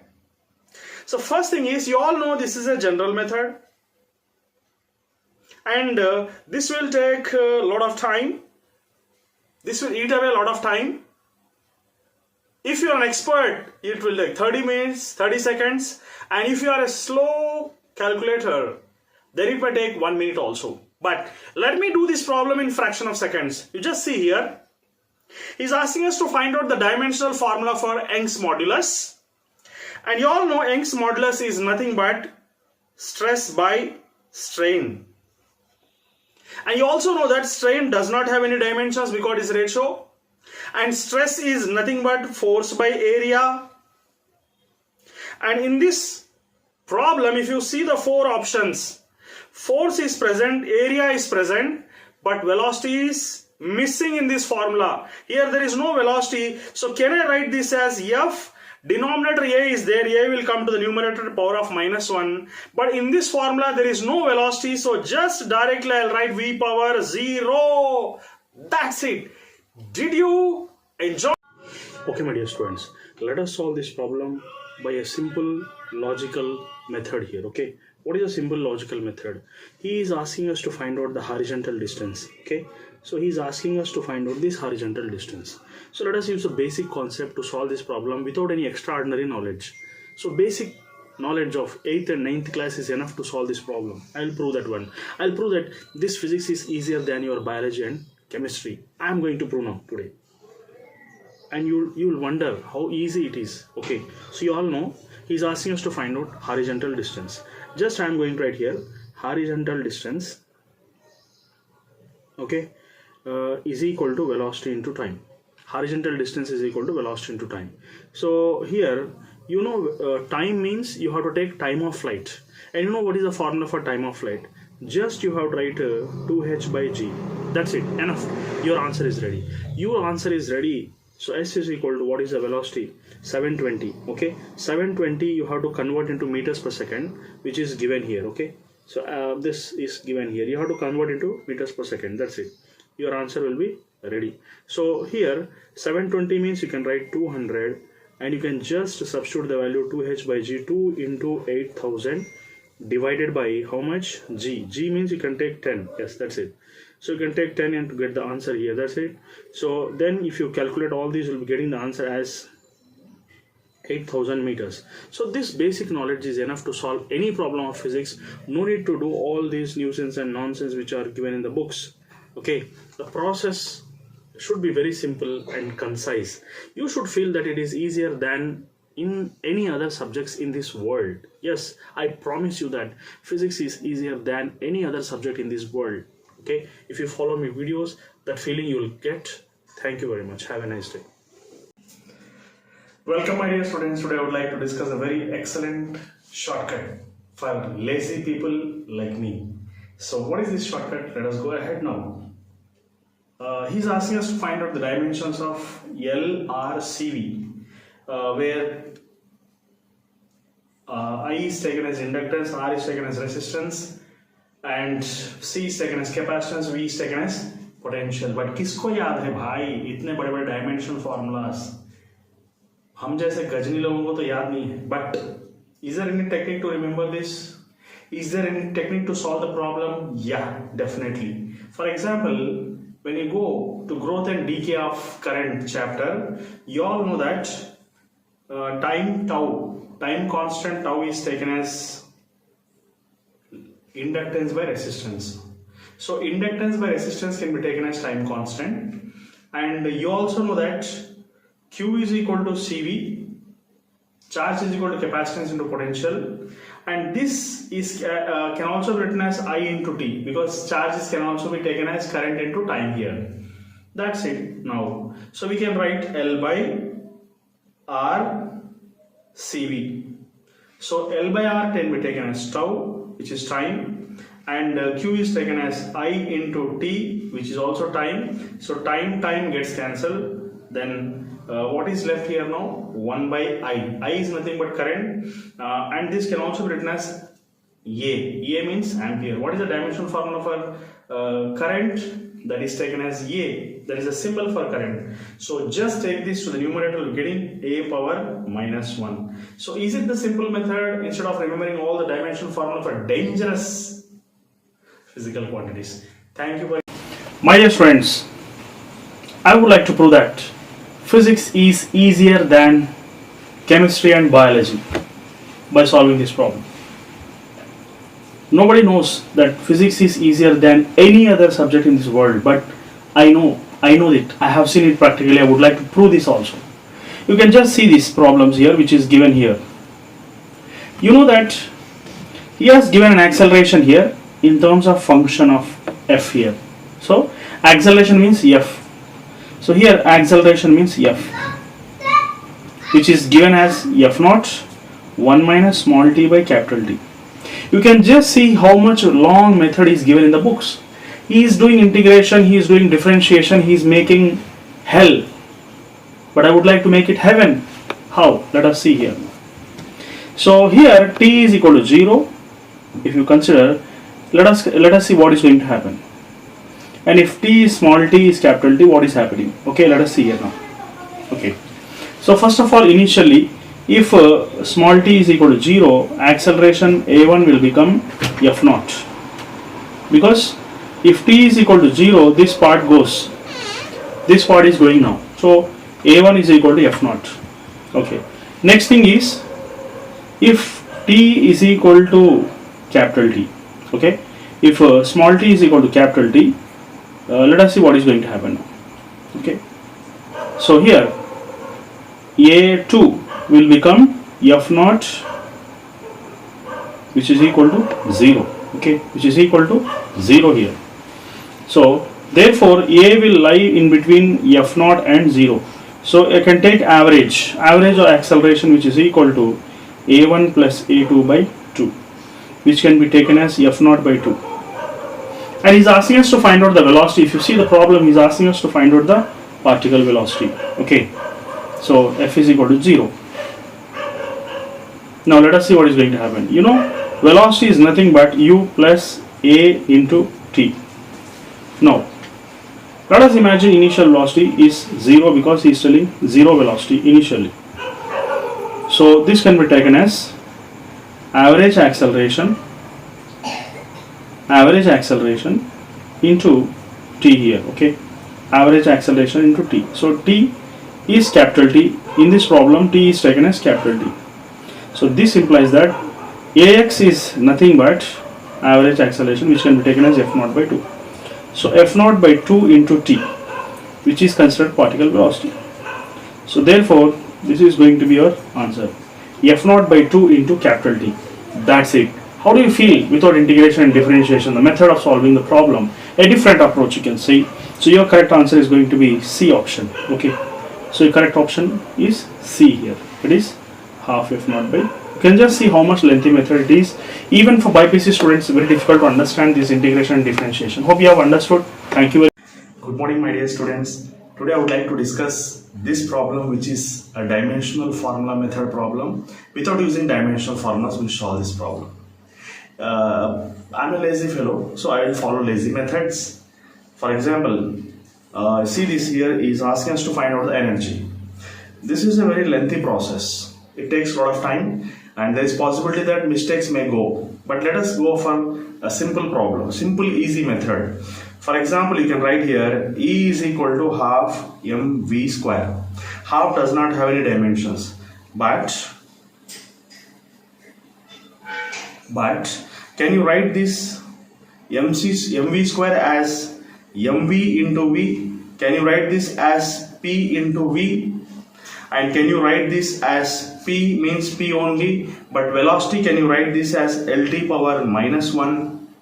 And you also have to replace L with A, because here in the problems momentum is there, area is there, time is there, but here length is there, area is not there. Can you write this as, you all know area means L square. Can you write L means A power of 1 by 2? That's it. You can write E as P A power of 1 by 2 T power of minus 1. So this is the simple strategic and easy lazy method. Thank you very much. My dear friends, Assalamu alaikum. Today I would like to discuss a very amazing short trick.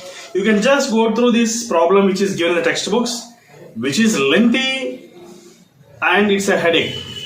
Let me teach you a lazy and easy method so that you can solve the problem in just fraction of seconds. He's asking us to find out the dimensional formula for energy in terms of force, acceleration and time. What is the easy method here? Let us go ahead. Let us go ahead now. So energy can be taken as force into displacement. Okay? And you also know that acceleration is nothing but Lt power minus 2. L can be taken as acceleration by T power minus 2. And you all know energy or work done, both are going to be same. Force into displacement can be taken as force into length here. You just write in terms of length. Length can be taken as acceleration divided by T power minus 2. That's it. Your problem is solved completely. Yeah. Energy can be taken as F A. T power minus 2 comes to the numerator, becomes T square. That's it. That's it. How do you feel? Just comment below. You want some more problems? Just comment below. Thank you very much. Okay, my dear students. So see these three problems continuously asked in previous year NEET. How can you solve these problems even without solving?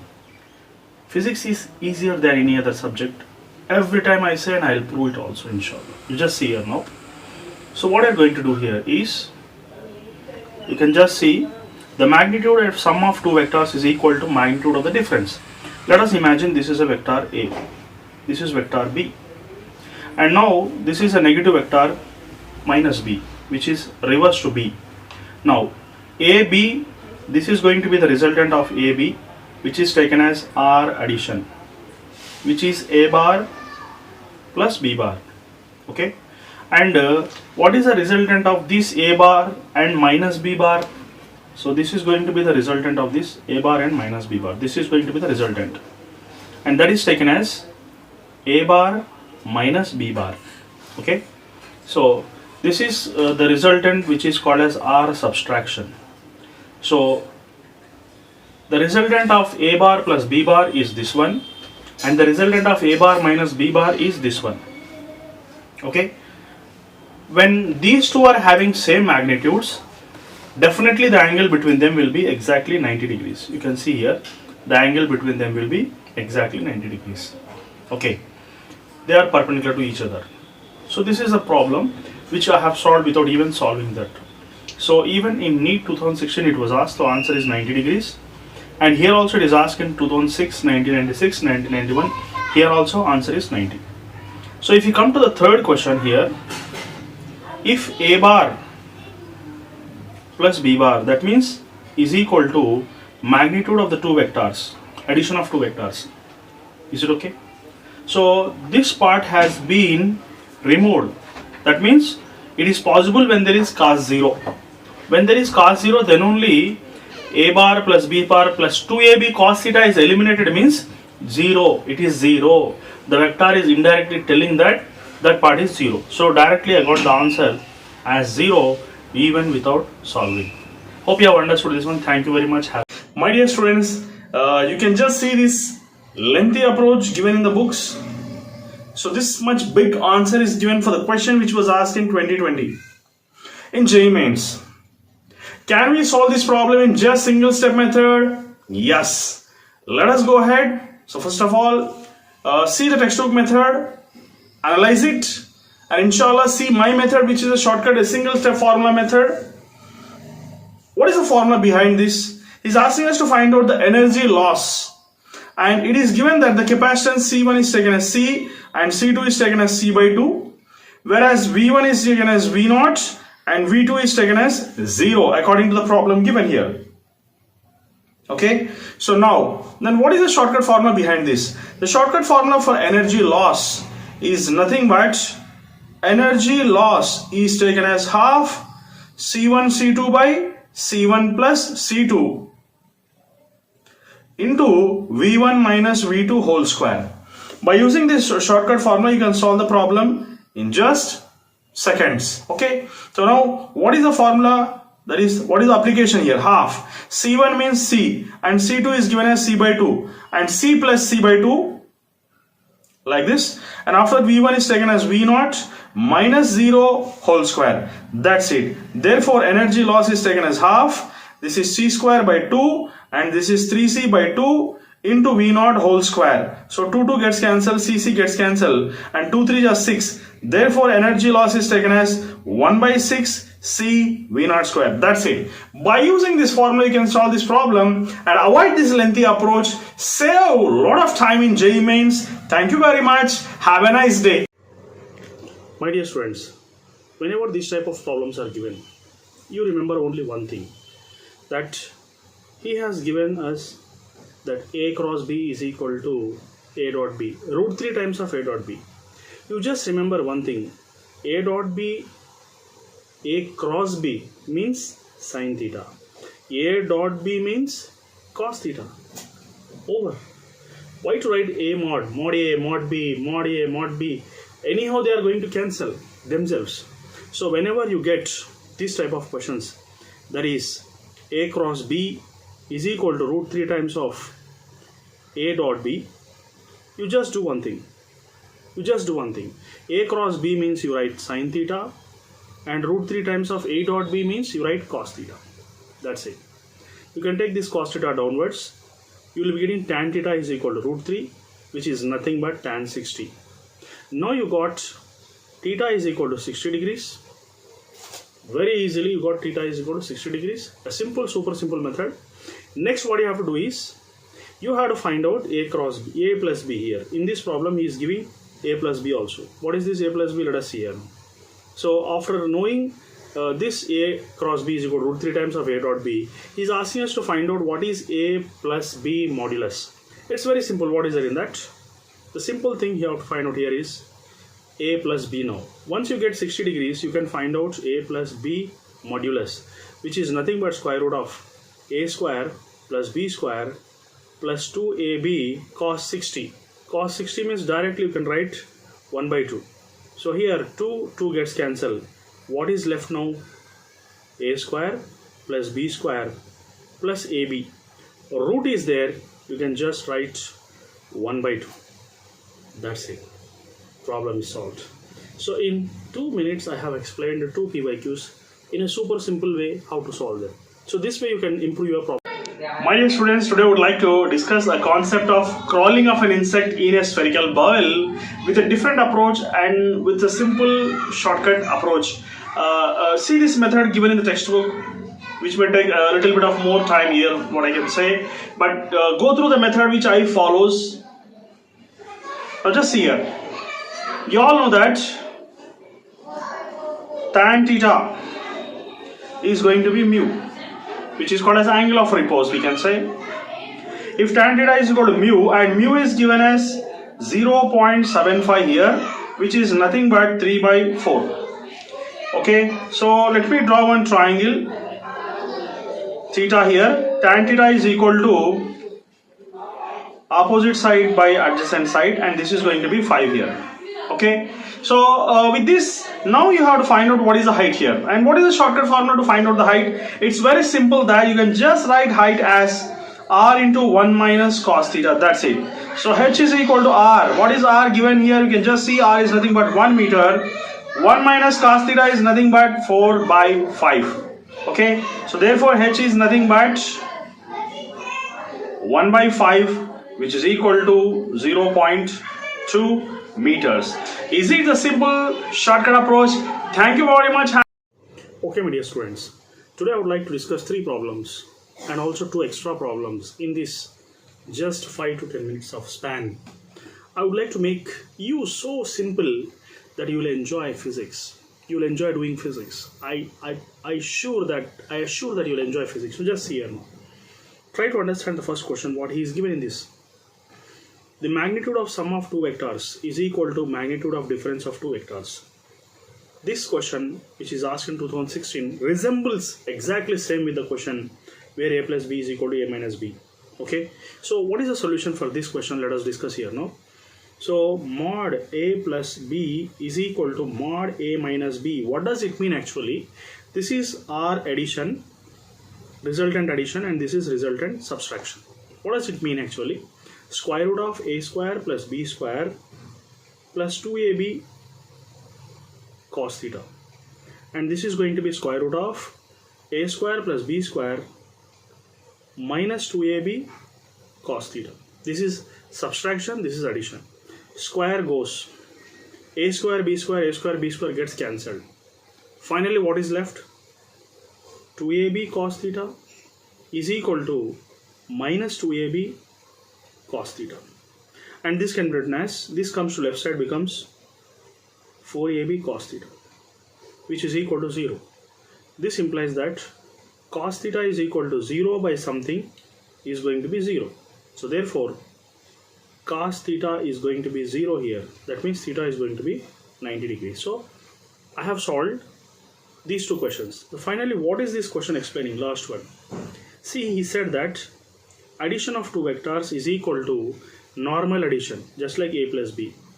And that is possible only when theta is equal to 0 degrees. How can I say that theta is equal to 0 degrees? For example, this is an addition. Square root of a square plus b square plus 2ab cos 0. You know cos 0 is going to be 1. If cos 0 is going to be 1, this a square plus b square plus 2ab will become square root of a plus b whole square, because this is just like normal addition. Here square and root gets cancelled. Therefore, now you are getting a plus b. So, therefore, if angle is 0, then only vector addition becomes normal addition. What does it mean actually?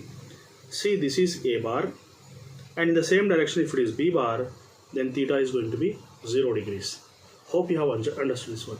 Next, we go for multiplication of vectors. Okay, my dear students, today I would like to discuss one problem especially for medical students, where they can solve the problems by using these integrations and differentiations which is shown in this problem. And this is a traditional method. Let me solve the problem without integration also. We can do this problem especially for students who are not aware of integration.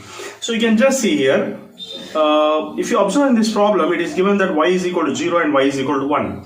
See here, for example, if y is equal to 0, you all know that f is equal to 20 plus 10y. So if y is equal to 0, f1 will become 20 plus 10 into 0 is 10 here. So we're getting f1 as 20 here. Next, if y is equal to 1 according to the condition here, then you will be getting f2 is equal to 20 plus 10 into 1 is 10, that is f2 is going to be 30 here. Okay, so now you can find out the average of these 2 forces, that is f average is equal to f1 plus f2 by 2. Therefore f average is nothing but 20 plus 30 by 2, which is nothing but 25 newtons. So we got the force, but how are you going to find out the work done here? He's asking us to find out the work done, that's it. So work done, W is nothing but force into displacement. And you know that displacement is 0 to 1, that means 1 meter is the displacement here. Therefore 25 into 1 is nothing but 25 joules. So this is a method which can be solved, which can be used to solve the problems when for BPC students when they are not aware of integration and differentiation. Thank you. If you like this method, have a nice day. My dear students, I would like to prove that physics is the most easiest subject in this world. That is my mission. Now you just see here, in this question what he is going to ask. He has asked that before I 0.5 is there. That means this is a unit vector, and the dimensions of the length of a cuboid is taken as 0.5. Okay, the length of a cuboid is 0.5. Then what is the dimension of breadth of a cuboid? It is 0.8 along the y axis. This is x, y and z axis. So along the y axis, what is the dimension given here? It is this dimension is taken as 0.8, and along the z axis in this direction, it is a unit vector k. Its dimension is c. That means he has given this as length, this as breadth, and this is height. You know that the diagonal of a cuboid is this one. This is the diagonal of a cuboid, which is given as it is L square plus B square plus H square. This is a diagonal of a cuboid, and that is unit vector. That means the magnitude of the diagonal is 1 unit. That is the meaning of this question actually. Okay, so let us see what is L. L is 0.5 whole square, and B is 0.8 whole square, and H is, we don't know, that is C square is equal to 1 under root. So if you square on both sides, this square root gets cancelled here. Now let us see what you are going to get now. So after that, you can find out the value of C. After solving this, you can find out the value of C, and you will be getting C as 1 minus 0.5 whole square minus 0.8 whole square under root, and you will calculate finally you get the value of C as 0.11. So this is the method of understanding the problem in terms of mensuration, in terms of diagonal of a cuboid. Hope you have understood. Thank you very much. Have a Assalamu alaikum friends. Today we would like to discuss a very amazing short trick here regarding the problem given in the previous year here. You can just see the general method which is given in the solution. I think this is the general solution, but I would like to discuss inshallah the solution given by me, which will help you to save a lot of time. You can do the problem in just fraction of seconds and it will be amazing, and it's very interesting also. So when a block is dropped from this position A, it will reach this position B at this place here. No, this is from A and this is the second position, let us imagine. At this second position, if you observe, what are you going to see here? You can see that velocity because of vertical circle is given as root of 5gr, okay, root of 5g Kepler. But as it is dropped from certain height here, we can also consider the velocity as square root of 2gh, because height is considered as h in this diagram here. Okay, so as from here it is skidding down, the velocity is taken as root of 2gh.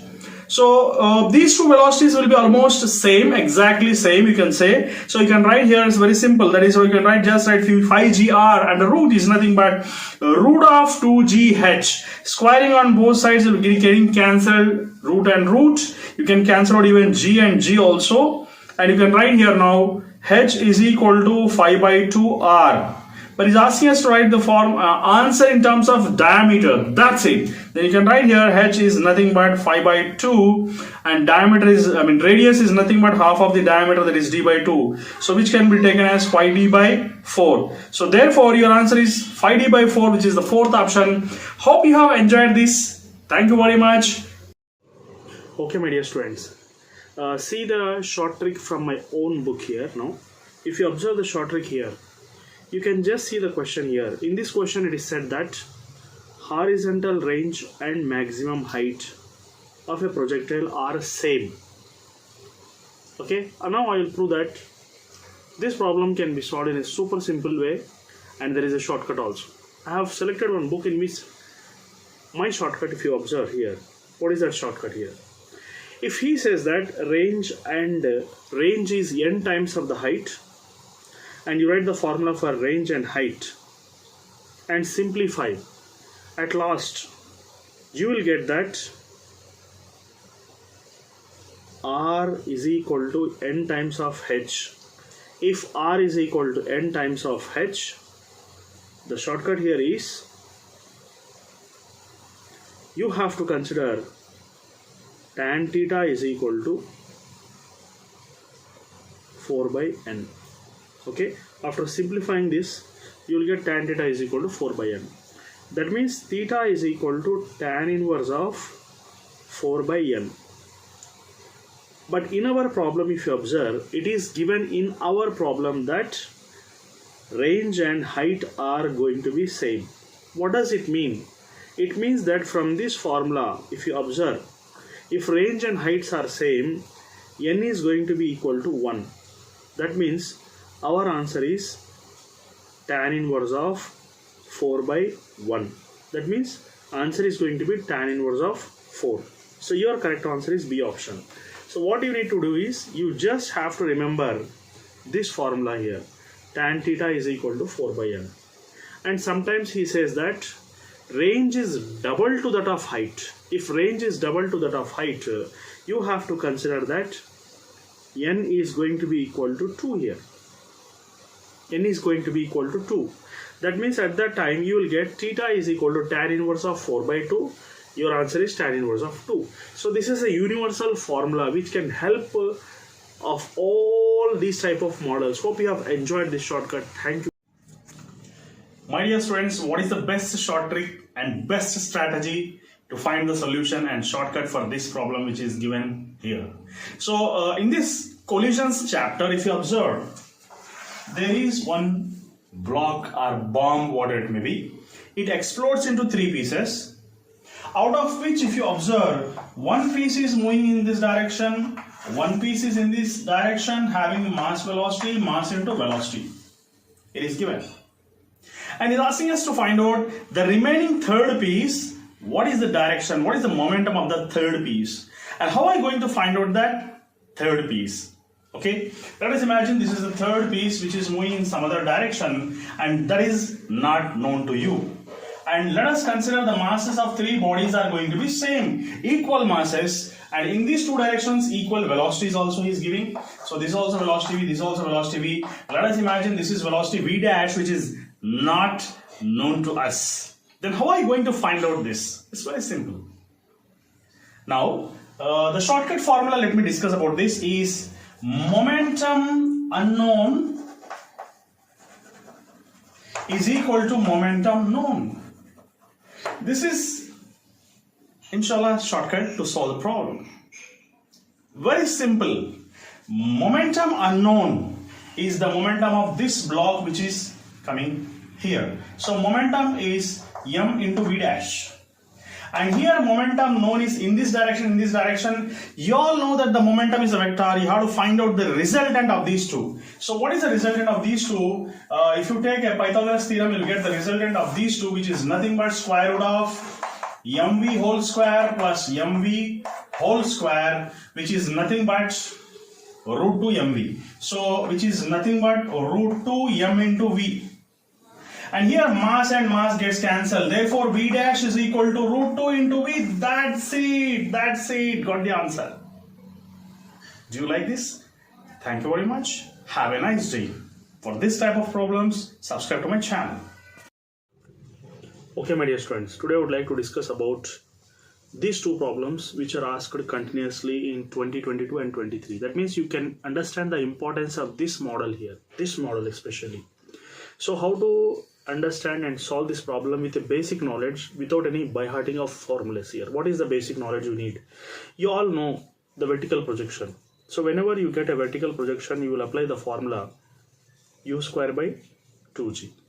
And in the oblique projectile, you know that here initial velocity along the y-axis is considered as uy, which is taken as u sin theta, and ux is taken as u cos theta. Okay, so now here in this case, you know vertical projection means you write h is equal to u square by 2g. The simple thing you have to remember here is, here you have to write instead of u square by 2g, you have to write uy square by 2g. Uy square by 2g, need not by heart any formula for maximum height in oblique projectile. The simple thing is you have to write here now h is equal to uy square by 2g, and you know uy is nothing but u sin theta, so you can write u square sin square theta by 2g. In the first problem, u square means it is given that 280 whole square into sine 30 whole square divided by 2 into 9.8. So if you apply this formula, you'll be getting the answer as 1000. Similar formula if you apply for the second problem, that is h is equal to u square by 2g. The same formula if you apply in the second problem also, you will get the answer as 5 meters. You can just go and check it out. Okay, thank you very much. If you like the simple way of explanation, then you can subscribe to my channel, prescribe to your friends, and describe the comments below. Thank you very much. My dear friends, Assalamu alaikum. Today I would like to discuss a very amazing and easy method to solve the problems of momentum. You can just see in the books how it is given. So if you observe in these books here, it is given the traditional method by using vectors. And you know that this type of approach may confuse you a little bit, and most of the students are getting confused in the solving of problems like conservation of momentum. But let us go a different approach and easy approach here. So it's very simple that instead of going momentum before collision is equal to momentum after collision, here for example there are two bodies which are flying perpendicularly. Let us take one bomb or one block which has been blasted into three pieces, out of which if you observe, one piece is moving in this direction and one piece is moving in the upward direction and the third piece is moving in some other direction. Okay, so in such cases, what are you going to do here? For example, let us take there is a first block of mass 1 kg moving with a speed of 12 meters per second, and the second block of mass 2 kg moving with a speed of 8 meters per second. And he's asking us to find out the mass of the third block. He has given the velocity of the third block. How much is the velocity of the third block? It is going to be 4 meters per second. So instead of taking conservation of momentum formula, a simple strategic formula I will tell you here, that is momentum of unknown body is equal to momentum of known bodies whose values are known to us.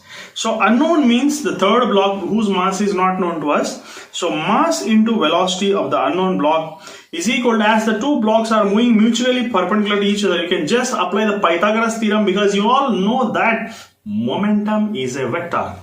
So you can just write m1 v1 square, that is nothing but 1 into 12 whole square plus 2 into 8 whole square, and it is also given here velocity of the third block. What is the velocity of the third block? It is given as 4 meters per second. Therefore m into 4 is equal to square root of 12 12 144, 8 to just 256. And after that, beginning 4, you have to find out the mass here. That is nothing but 20 and 4. Okay, so we got the mass of the third block as 5 kg. So this is a very strategic and simple approach, we can say. Thank you very much. Have a nice day. My dear students, how do you remember the tough dimensional formulas like magnetic induction? This is a general method I am using to find out the tough dimensional formulas like magnetic induction. Now let us go ahead. You all know that force is going to be BIL. Okay, and you can also write, if you want, sine theta, because trigonometric functions does not have any dimension, so we can remove it, we can cancel it. Okay, so we can cancel it sine theta. And you have to find out what is the dimensional formula for B. It's very simple, that if you write B, you will write F by IL. You know the dimensional formula for force, it is going to be ML T power minus 2, because it is for mass into acceleration. Then in the denominator, if you observe, you're going to see I is going to be current, which can be written as A, ampere, which is the dimensional symbol for current, and length is written as L here. Okay, then after that L gets cancelled, you'll be getting dimensional formula for B as M T power minus 2 and A power minus 1. Like this, we can remember the dimensional formula for magnetic induction. Hope you have enjoyed. This series will continue how to remember the dimensional formulas. You just follow and subscribe. Thank you. Okay, my dear students, see this question which was asked in previous years questions, and if you see the solution starts from here and ends here. Such a lengthy solution it is, and that too very difficult to understand for medical students. I will give you super simple strategical way to understand this question.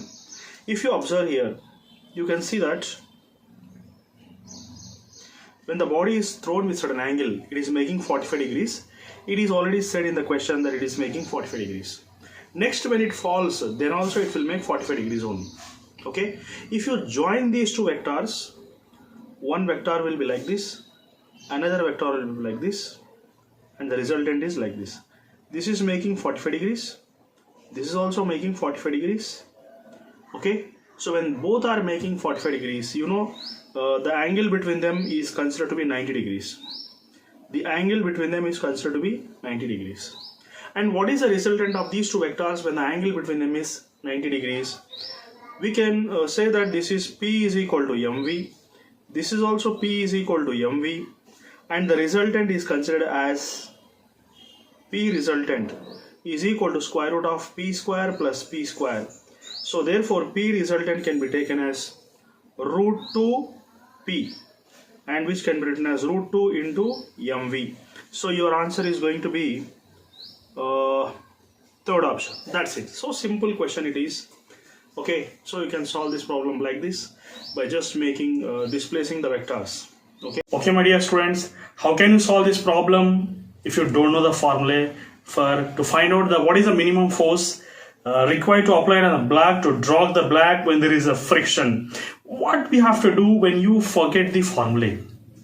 Use your lateral thinking method. Use your basic concept to do the problem, or go for a different approach. Let me show you how can you use your brain at difficult situations when you don't know the correct formula, when you forget everything. Now just see here. If you see this problem, he's asking us to find out the minimum force. It is given in the problem that you have to find out the minimum force. Then what is the best method to find out the minimum force? You just see here, he's asking us to find out the minimum force. For that, the simple trick what I am going to say is, to find out the minimum force, let us consider mu is equal to 1. Okay, so if mu is equal to 1, what is the first formula explaining here? Okay, so first formula says that 1 by square root of 1 plus 1 into mg, which is nothing but mg by root 2. Okay, so what is B explaining? Let us see. Now B means if you take mu is equal to 1, it is going to be 0, because 1 minus mu is 1 minus 1. This is going to be 0. So second is not possible. Okay, third option, if you consider 1 by 1 minus 1 square, it is also going to be infinity, because 1 by 0, something by 0 is going to be infinity. So this is also going to be 0 here. Okay, and he's asking us to find out mu. Let us take mu is equal to 1 in the fourth case, so 1 into mg. So this is possible, but he's asking us to find out the minimum force. Mg is maximum, whereas mg by root 2 is minimum. So without knowing a concept, without knowing the formula, you have done the problem just by taking mu is equal to 1 in a different approach. Thank you very much. Have a nice day.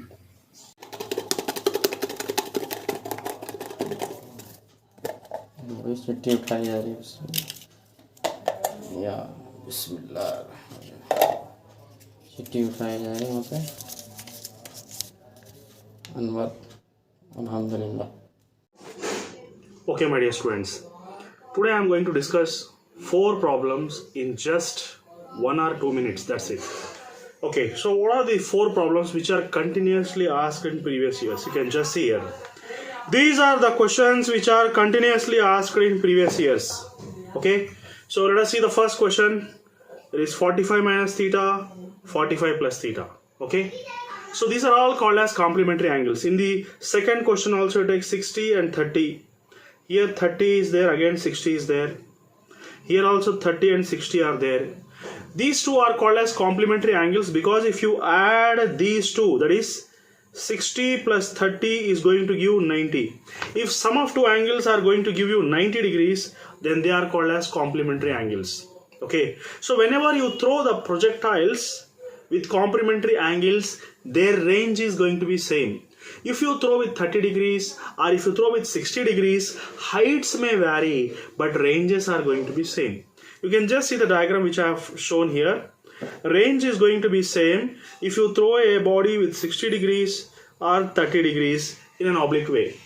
So whenever you see that complementary angles are there, one more example I can give for complementary angles, that is 15 and 75. So if you add 15 and 75, then also you're getting 90 degrees. Therefore, these two angles whose sum is going to be 90, if they are thrown with an oblique projectile, their range is going to be same. So in all these three cases, the answer is 1:1. The answer is 1:1. So in the first case, first problem, 1:1. Okay. In the second problem, the range will be same. In the third problem also 1:1. In the fourth problem also 1:1. So today's session, this session is, my aim is to explain 4 problems in just less than 2 minutes. So I want to give the maximum stuff so that the students will enjoy physics, which is a very, very easy subject in this world according to me. Thank you very much. Have a nice day, baby. Okay, my dear students. We are going to discuss a very simple method to solve this problem. I think physics, I want to make it very easy, very simple, and I want to prove that this is the subject which is super simple than any other subject in the world. I would like to prove that one now. You can just see here. Okay, meanwhile you can just see the solutions given in the books. So this is the lengthy solution given in the book. You can bypass this solution and do in fraction of seconds. How? So you can just observe here, velocity of A. Velocity of A, he is asking us to find out. Velocity of A. Velocity of A to that of left is 10 meters per second. Okay. So what is the velocity here? This is taken as 10 meters per second. And he's asking us to find out the velocity of B. And velocity of B is this side, velocity of A is this side. That's it. Why do you do all this differentiation and integration? You can solve this problem in just fraction of seconds if you directly bypass some of the steps here. Now just see here. You can write now. Okay.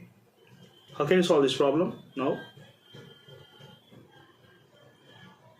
You can just see here, no, right? This is going to be, according to the problem, this is going to be 60 degrees. You can just write tan 60 is equal to VB by 10. Here 10 it is given. Tan 60 is equal to VB by 10. And tan 60, you know, it is root 3. This is VB and this is 10. So VB can be taken as root 3 into 10. That's it. So if you take multiply root 3 into 10, okay, so around you'll be getting the answer as D option, that is 17.3. Hope you have understood this one. So this is a super simple method to solve this problem. Hope you have enjoyed this method. Thank you very much. My dear students, today I would like to discuss this problem, which is very lengthy. You can just see this problem, how lengthy it is. And let us enjoy with my funny short trick here. So this is a lengthy method, which is a general method to solve the problem. And if you observe this question here, the non-uniform part of the rod whose center of mass we have to find out is the second part which is given in the problem, that is B into X by L here. Okay, so this is the part which you have to consider in this case, which is said to be non-uniform part. Okay, so this is an equation given in the question here, but if you observe this equation, you will see that the only second part is going to be non-uniform part. For example, if you consider B is going to be 0, then non-uniform part is eliminated, and you will see the fun part of this problem is you will see only the uniform part of this problem here, uniform part of the rod. And you know that if rod is uniform, then its length where the center of mass is lying will be exactly L by 2. Okay, so now what you have to do here in this is, if you take B is equal to 0, non-uniform part of the rod is going to be eliminated in the problem. In the similar way, if you see the 4 options and go on substituting the value of B is equal to 0, you will find a very, very funny and interesting thing, that only C option is suitable correct option, because if you substitute the value of B as 0, you will get the center of mass of the rod as L by 2. Let us check and find it. Now, if you see here, the C part of the rod is 3 by 4, 3 into A plus B, B is considered to be 0, and 3 into A, 2 into A plus B is 0, and 3 into A plus B is 0 again, into L is left. So 3 by 4 is written here, and in the numerator it is 2A by 3A. Okay, AA gets cancelled, L is left here, and 3 gets cancelled, 2 1s, 2 2s. So what is going to be left here, that is L by 2. Now our correct option is going to be C, our third option, because you are going to get the center of mass of the rod as L by 2, and remaining 4 options, if you observe, they are going to be, remaining 3 options are going to be wrong, because if you substitute the value of B as 0, you are not going to get L by 2. Other than that, you will get some other value. Hope you have enjoyed this fun part of the problem. Thank you very much. Have a My dear students, let us see this problem here. In this problem, he has taken two different planets. And from these two different planets, bodies are projected with different velocities. Let us take the first planet is Earth, the second planet is some other planet. If you observe here, on the Earth also the body is projected with the initial velocity of 5 meter per second, and in some other planet also the body is projected with a speed of 3 meter per second. But now he is asking us to find out what is an acceleration due to gravity of the planet, where the acceleration to gravity of the Earth is going to be 9.8. We all know about that. But how to find out the acceleration due to gravity of some other planet? What is the common thing which is given here?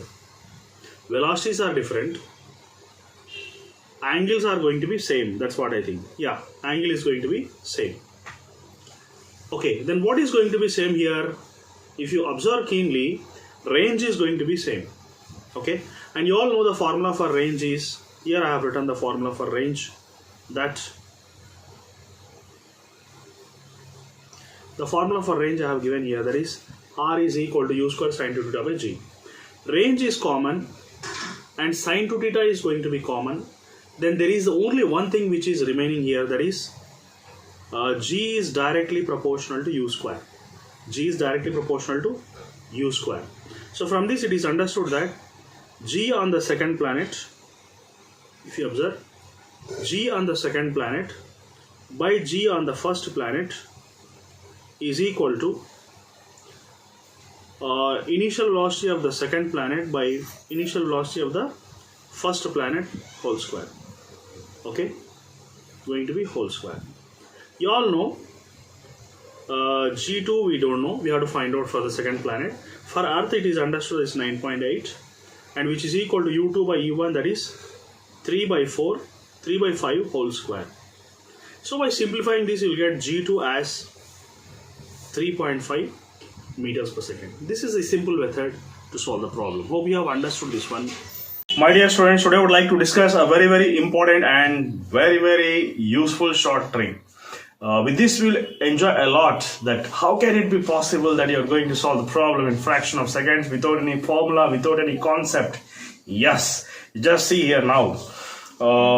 This is a transition of electrons in a nitrogen atom here. In this you can just see here, if you see the question, from electron jumps from third excited state to the second excited state, and again after to subsequent first excited state. Okay, so there are two transitions which are going to take place. Let me draw here now.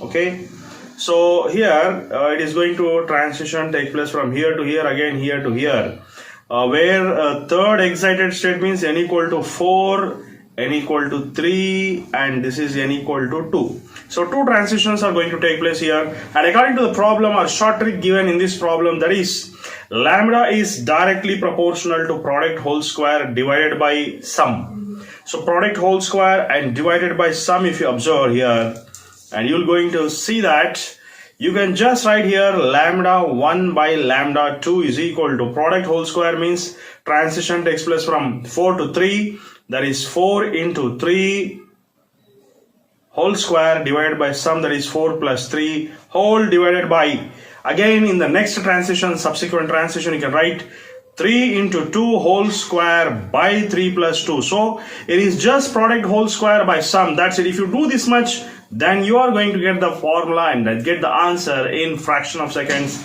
with a very easy method, 20 by 7.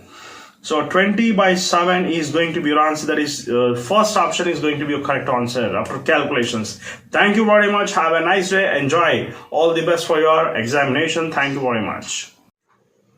My dear students, today I am going to discuss the most repeated questions in the latest years of 22-23 with a simple strategy. Okay, so you all know these type of questions are basic formulas are applied on these type of questions. Now how are we going to solve this problem? Let us see here now. So he's asking us two things here. One is what is the maximum height?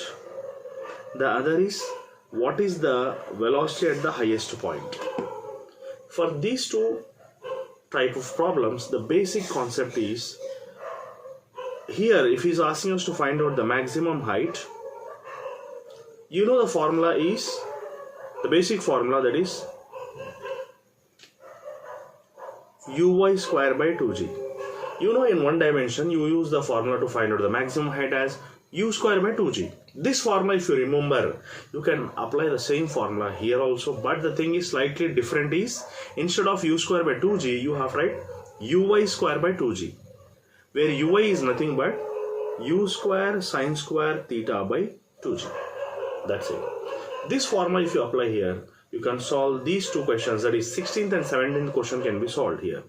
Let me apply the formula and show you that u here it is given in the first, that is 280. So 280 whole square into sine square 30 divided by 2 into 9.8. So if you solve this one, you will get the answer here. Okay, by using that formula you get the answer here. 17th one also the same formula you have to apply. You will get the answer easily. But if you want to find out the 18th question, the concept here is what is the maximum velocity? What is the velocity at the highest point here now? Either it is the highest point or the lowest point. Your velocity at the highest point if you want to find out. It is simple that only u cos theta component is acting at the highest point. U cos theta, that's it. This formula will give you the answer. Like we have solved 16 and 17 can be solved with the basic formula. This is the basic formula.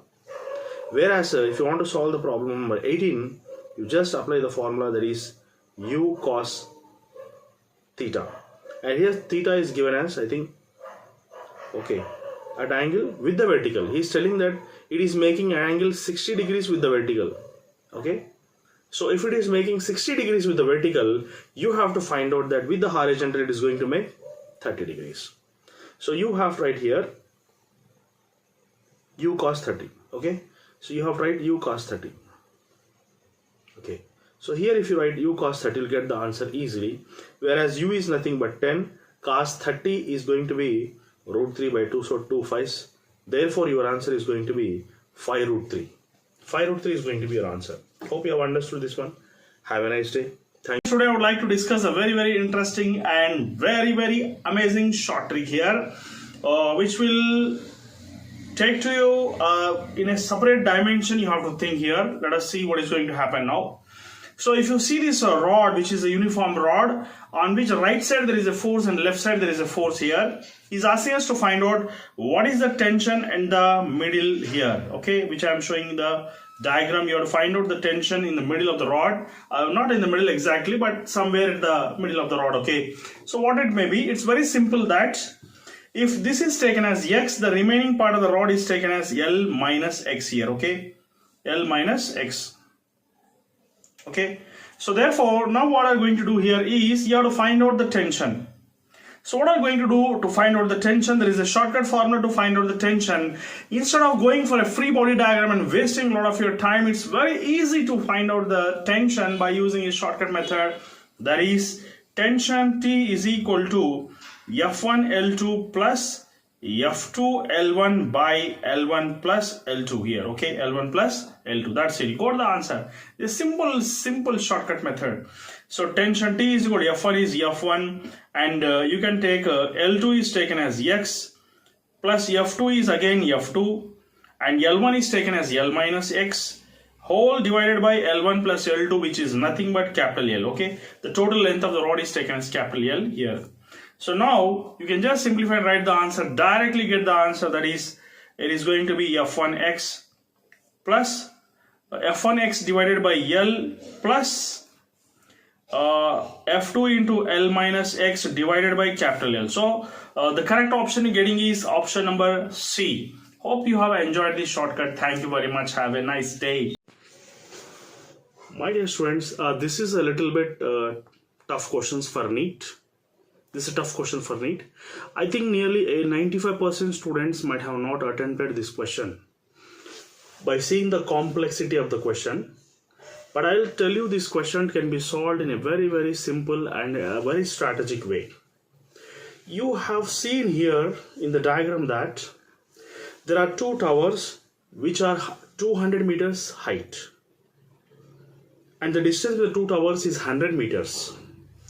From the two top of the towers, two bullets have been shot, and because of due to gravity, the bullets have met little bit bottom.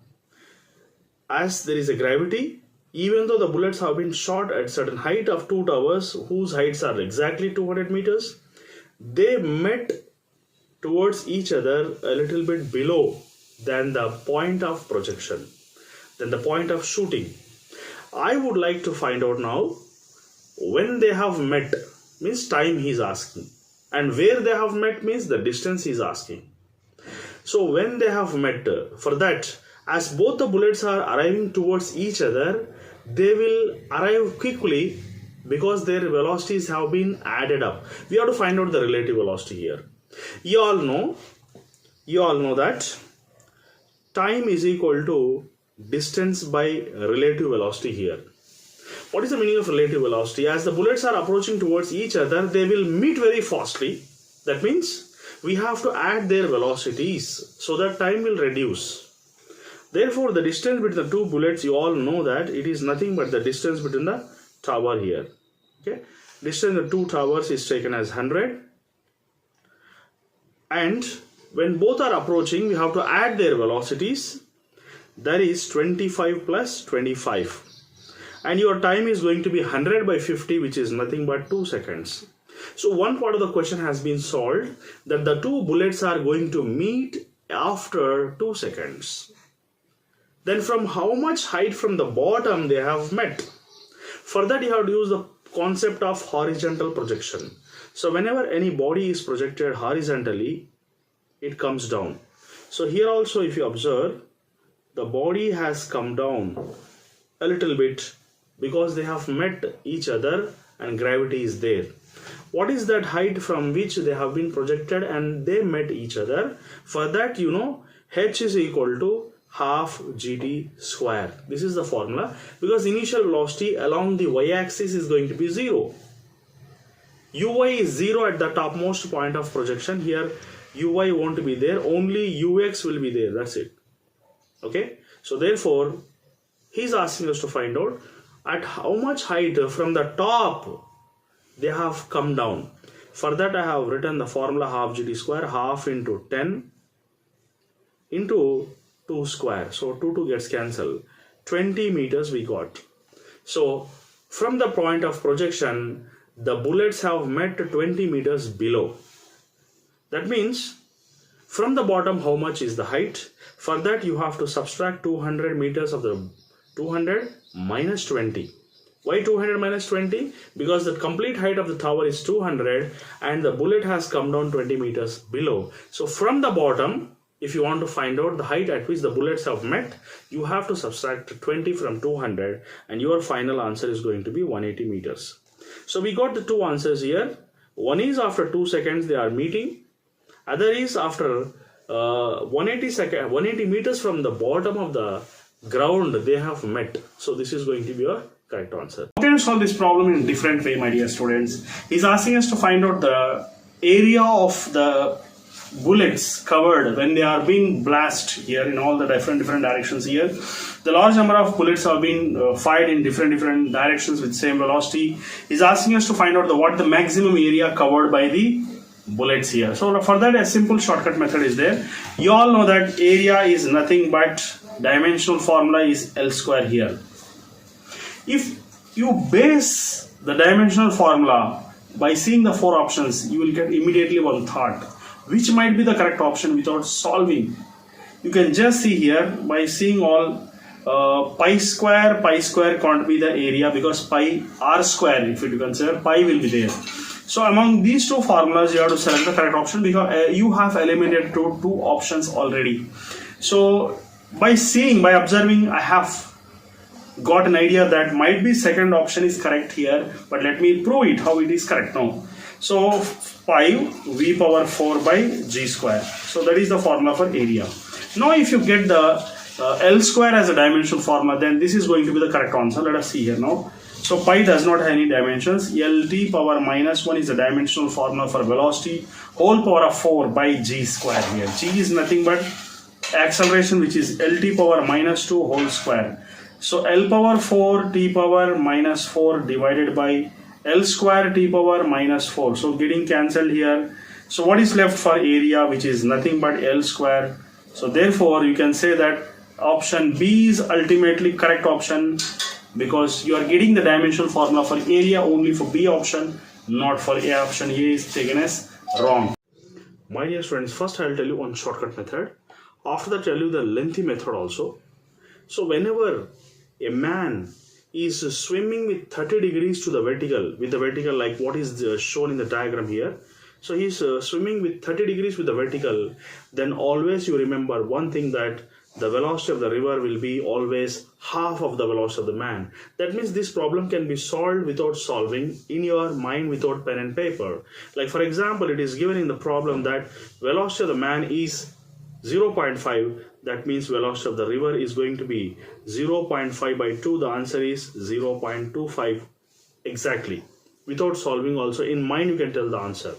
But if you want to understand the lengthy method, that also I am ready to explain here. Then what is going to be your lengthy method? So it is said that the river is flowing in this direction and a man is making 120 degrees with the river flow. That means, for example, if this is the direction of the river flow and man with the vertical, he is moving with 120 degrees, the complete angle is 120 degrees. That means you should remember that the remaining angle is going to be 30 degrees here. Because this is going to be 90, then remaining is 30, so 90 plus 30 is going to be 120. That means exactly with the vertical a man is going with 30 degrees, then what is going to be the velocity of the river, which is this one. So how are you going to find out the velocity of the river? It is said that the velocity of the man is going to be 0.5. Okay, so then you do one thing exactly, that you can just apply sine 30 here. So sine 30 is nothing but opposite side by hypotenuse, that is velocity of the man. So therefore velocity of the river is nothing but velocity of man into sine 30. Your answer is going to be 0.5 into 1 by 2. You are exactly getting 0.25 meter per second. So this is an actual process.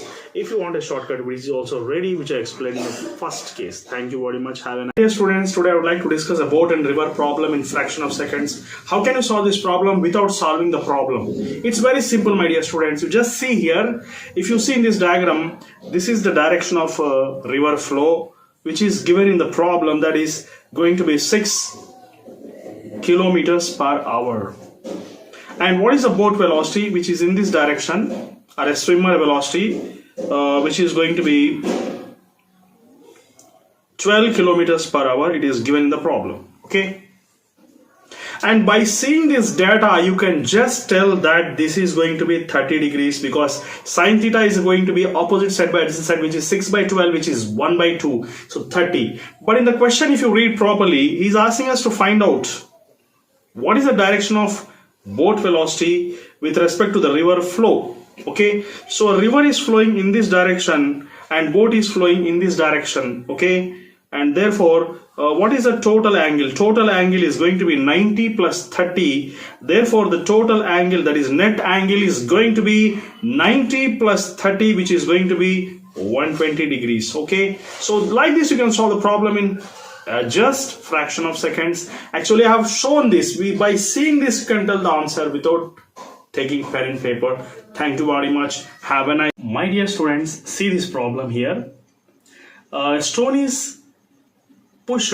A stone is dropped from the hemispherical bowl, and after a certain height it is going to get disconnected with the hemispherical bowl.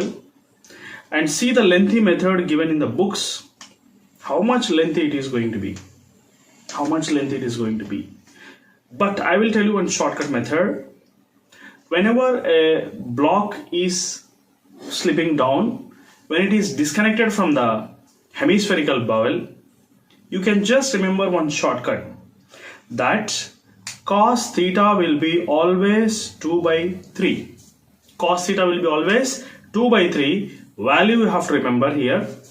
For a hemispherical bowl, when the block is dropped, that means I am telling you one shortcut that you just remember this value directly from the total solution. Just cos 2 by 3. Cos theta is equal to 2 by 3. And the next thing is, here from the diagram, if you observe, cos theta is equal to h by r. Cos theta h. H is nothing but the height from bottom, from where the block has been disconnected from the hemispherical bowel.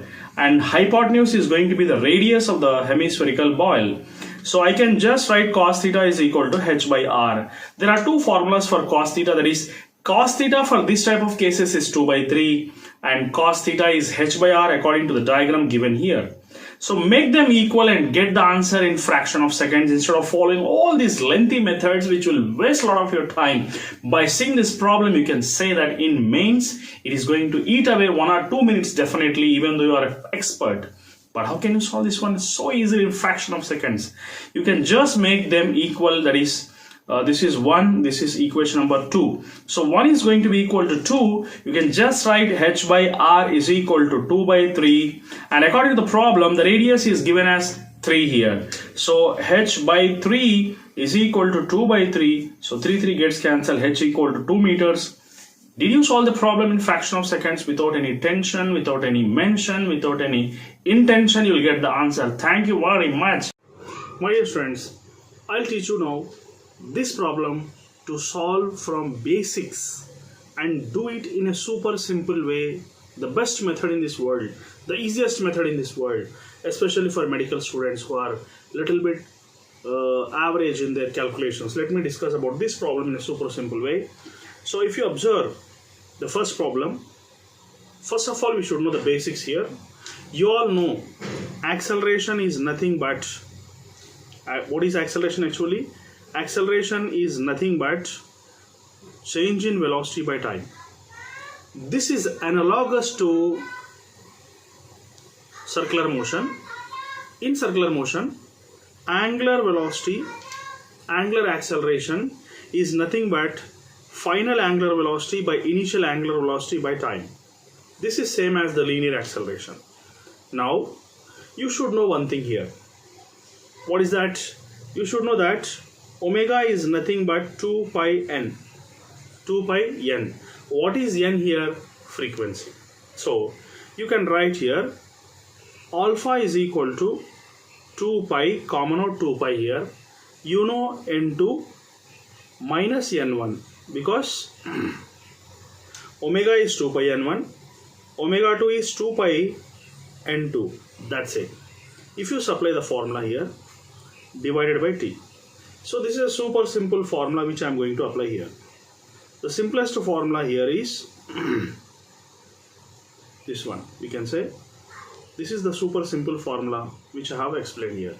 So directly you could substitute the values in this formula and get the answer in a super simple way. So what I mean to say here is, first of all, see what he has given. So he has given that there are 1200 rotations in 1 minute and 3120 rotations per minute in 16 seconds. So you have to find out n1 and n2 separately. n1 means number of rotations per second, but he has given per minute. So you can calculate n1 is equal to, what is said to be this one? Number of rotations, that is rotations per minute, that is 3120 rotations per minute can be converted into rotations per second, 3120 by 60. Therefore, we'll be getting this one as how much? It is going to be nearly 15 rotations per second.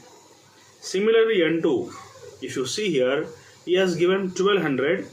So 1200 by 60 gives you 20 rotations per second. So now we got two things here. What is that? 52 rotations per second, 20 rotations per second. Your work is done. Super simple way is, you can just write alpha is equal to 2 pi n2 minus n1, that is 52 minus 20 divided by how much he has given? 16 seconds. If you calculate this one, finally you are getting an answer like this. The answer is going to be, after simplification, you will be getting 4 pi. So this is going to be your final answer.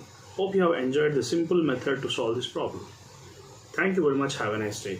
So similarly, you can do this problem also, which is here. Okay. Now do this problem and comment me what is the correct answer. The same process you have to apply. Okay. So you have learned 2 problems in just 3-4 minutes.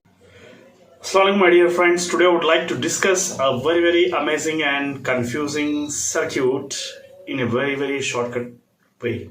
Okay, so my intention is that you have to play with the subject like physics, because if you don't play with the subject like physics, it is going to play with your lives. Yes. So, okay, students, what I'm going to say here is, he's asking us to find out what is the time period of this block which is going to oscillate up and down in multiple pulleys and single spring and multiple threads are there here. What is a simple shortcut method to solve the problem like this? Now just go ahead and see here. Anyhow, you all know that the tension acting on the block which I am going to show here is taken as tension T here. And this tension is divided among the 2 strings at this place, that is T by 2 and T by 2. Okay. Again, if you observe here, one more pulley is there which is attached to this end. This T by 2 is again divided into 50%, that is T by 4 and T by 4. Therefore, it is going to be T by 4 here, and here it is going to be T by 4. Okay. So with this it is clear that tension at the block is considered to be just T here, that is T here. Whereas the tension at the spring is going to be T by 4. Then you have to find out what is the effective spring constant. For that, a shortcut formula is effective spring constant is equal to K times of tension on the block by tension on the spring whole square. Okay, this is a universal shortcut method used by almost all the physicians. Okay, but this will help you a lot and save a lot of time. Let us go ahead now. So K effective is nothing but K times of tension on the block, which is going to be T by T, and tension on the spring is going to be T by 4 whole square. So TT gets cancelled here. So K effective will be getting here 16 times of K, because 16 reciprocal, 4 reciprocal comes to the numerator, going to be 16 here, 4 4 just 16. Then after that, you all know that the basic formula for time period of a spring is nothing but T is equal to 2 pi root of M by K effective. Therefore, T is equal to 2 pi root of M by K effective is nothing but 16K. Okay, so this is going to be your solution. Hope you have understood this simple and sweet shortcut method. With this, it is clear that the correct option is going to be C. Thank you very much. Have a nice day, baby. My dear students, how to solve this problem in a super simple way. So you are able to see the solution given in the books here. Okay, and that solution is a little bit very confusing. Students are complaining that they are not understanding the solution in the books. So I will give you a super simple method to understand that concept here. What is that? So you all know that if any body is going in a circular path, what is the speed? Speed is given as 2 pi r, circumference which is taken as distance, and time period is taken as time here. So velocity is distance by time. Instead of that, I am taking 2 pi r by t. That's it. That's a small difference I am doing. And you all know that in the problem it is given that height of a body, height traveled by a body in a circular path is equal to 4 times of the radius. That's the thing he has given, I think. Yeah. And you know, height is taken as u square sine square theta by 2g, which I am going to consider as 4r. But you have to take this, what is said to be here, whatever the value he has given, instead of v, you have to substitute this value here in this equation. Let us see what you are going to get here. So now I am taking v square as 4 pi square r square by t square into sine square theta by 2g, which is equal to 4r. That's it. Your work is done. Just simplify these two and get the answer in a free fraction of seconds. It's a very simple method. I'm going to explain you very strategic way. So 4 gets cancelled. R square gets cancelled. I think nothing is else going to get cancelled here now. You take this sine square theta to one side. The remaining things, that is 2g pi square. 2g. Okay. So I think you have to send the remaining things to that side.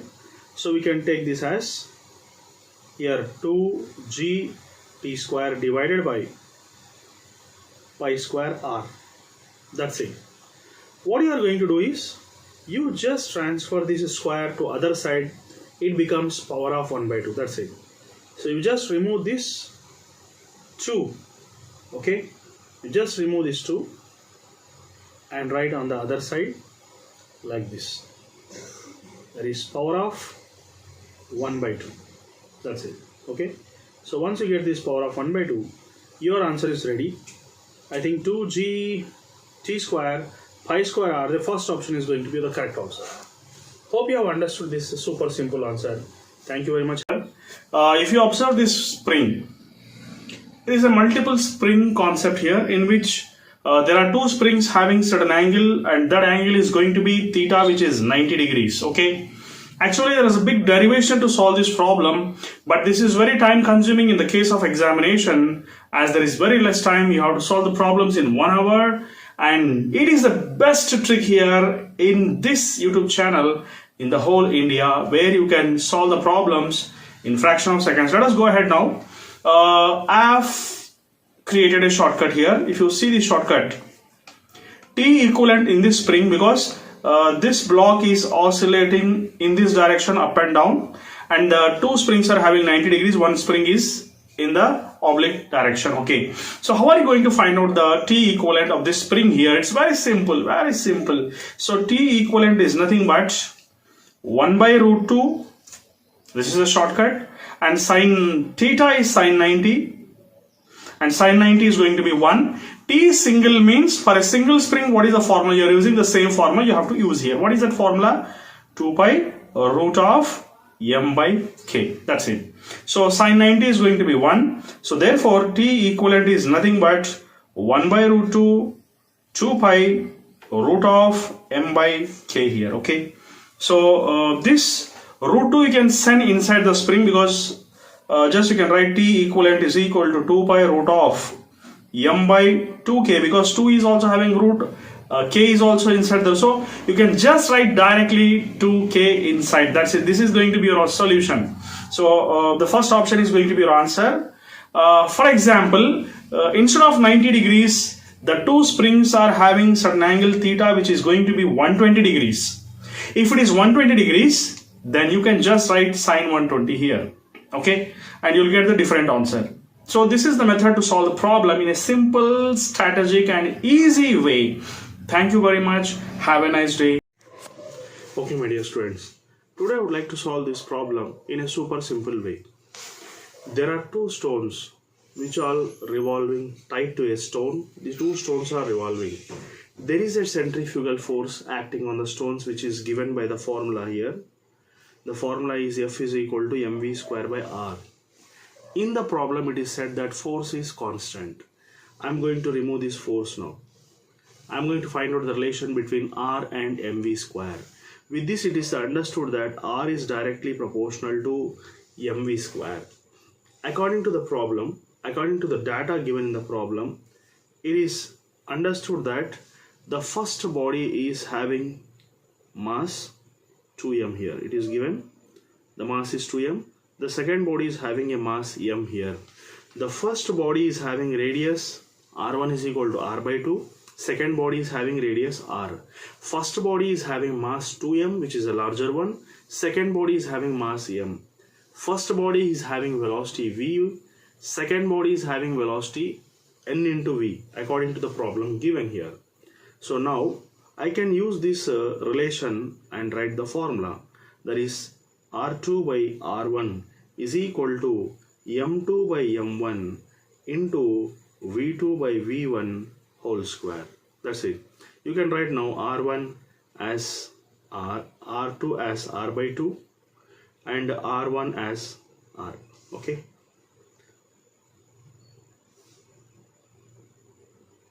R1 as R by 2. Similarly, I can write M2 as M and M1 as 2M.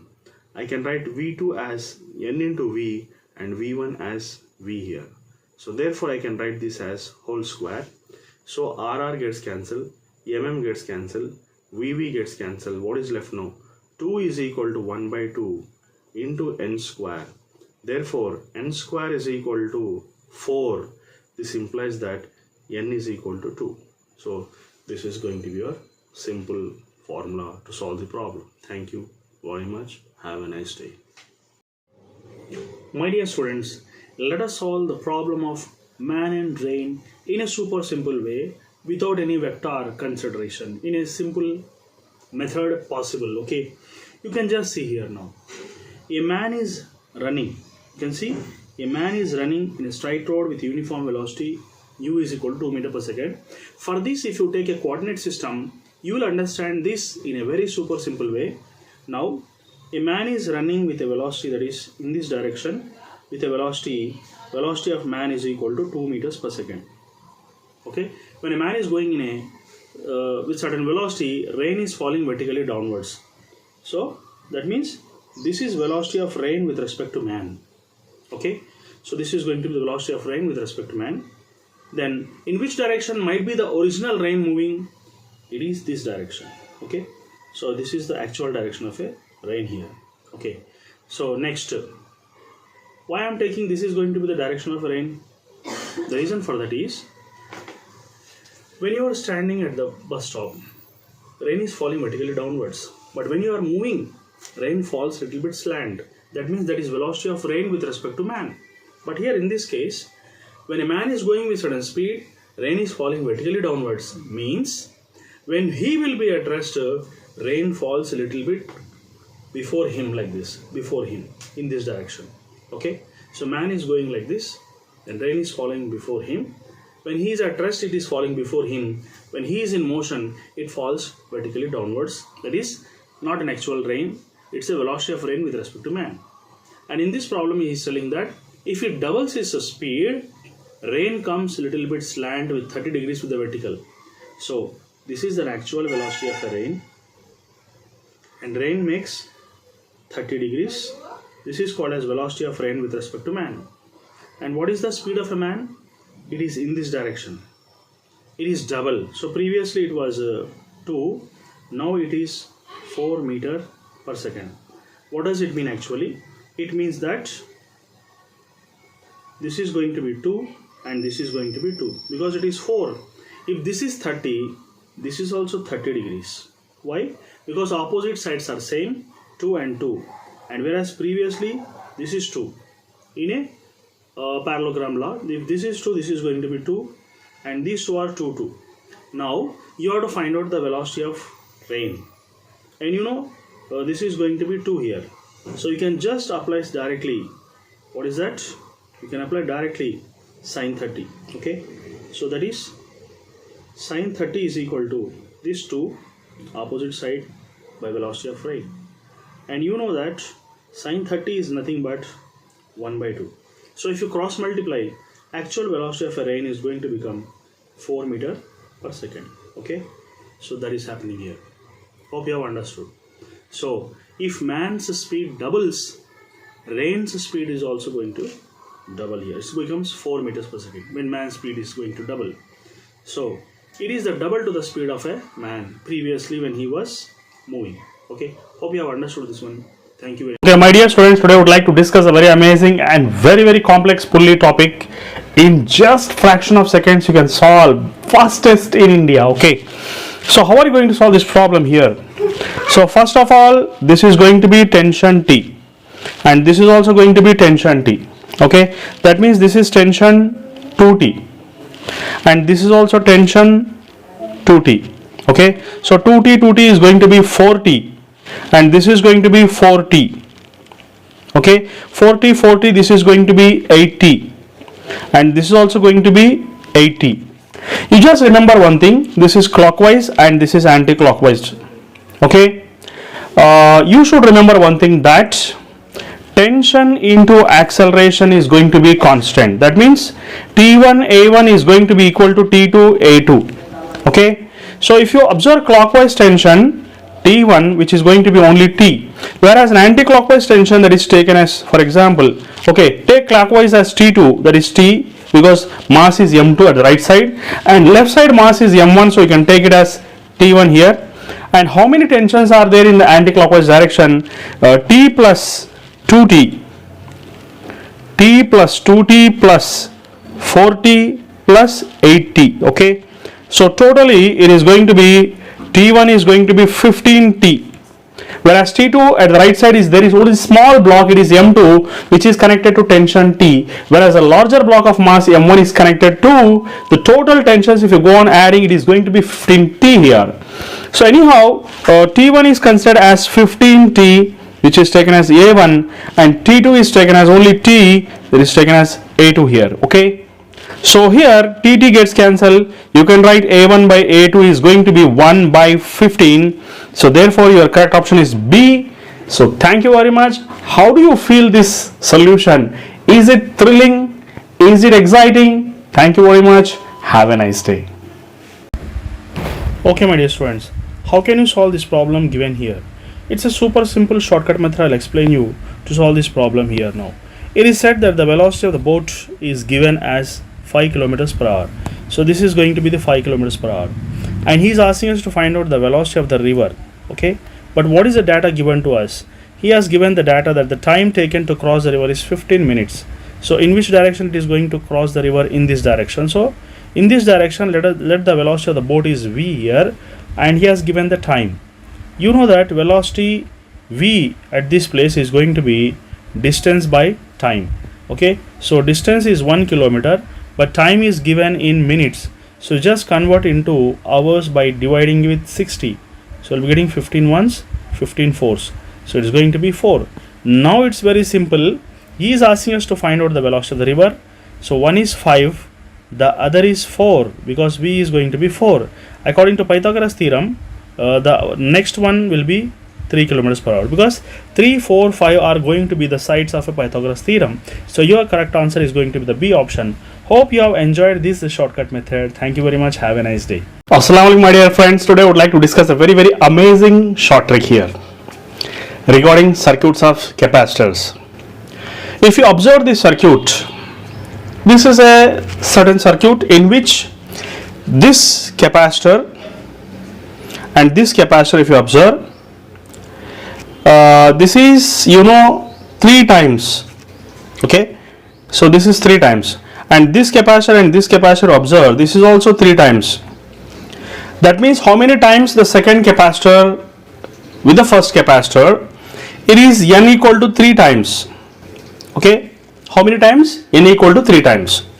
So if this type of circuit comes where the first capacitor is in such a way that if you multiply with 3, it is going to become the second capacitor. So 3 into 3, 9, 2 into 3, 6, like this type of specified circuits, you can apply this amazing shortcut and get the answer without solving the problem in fraction of seconds.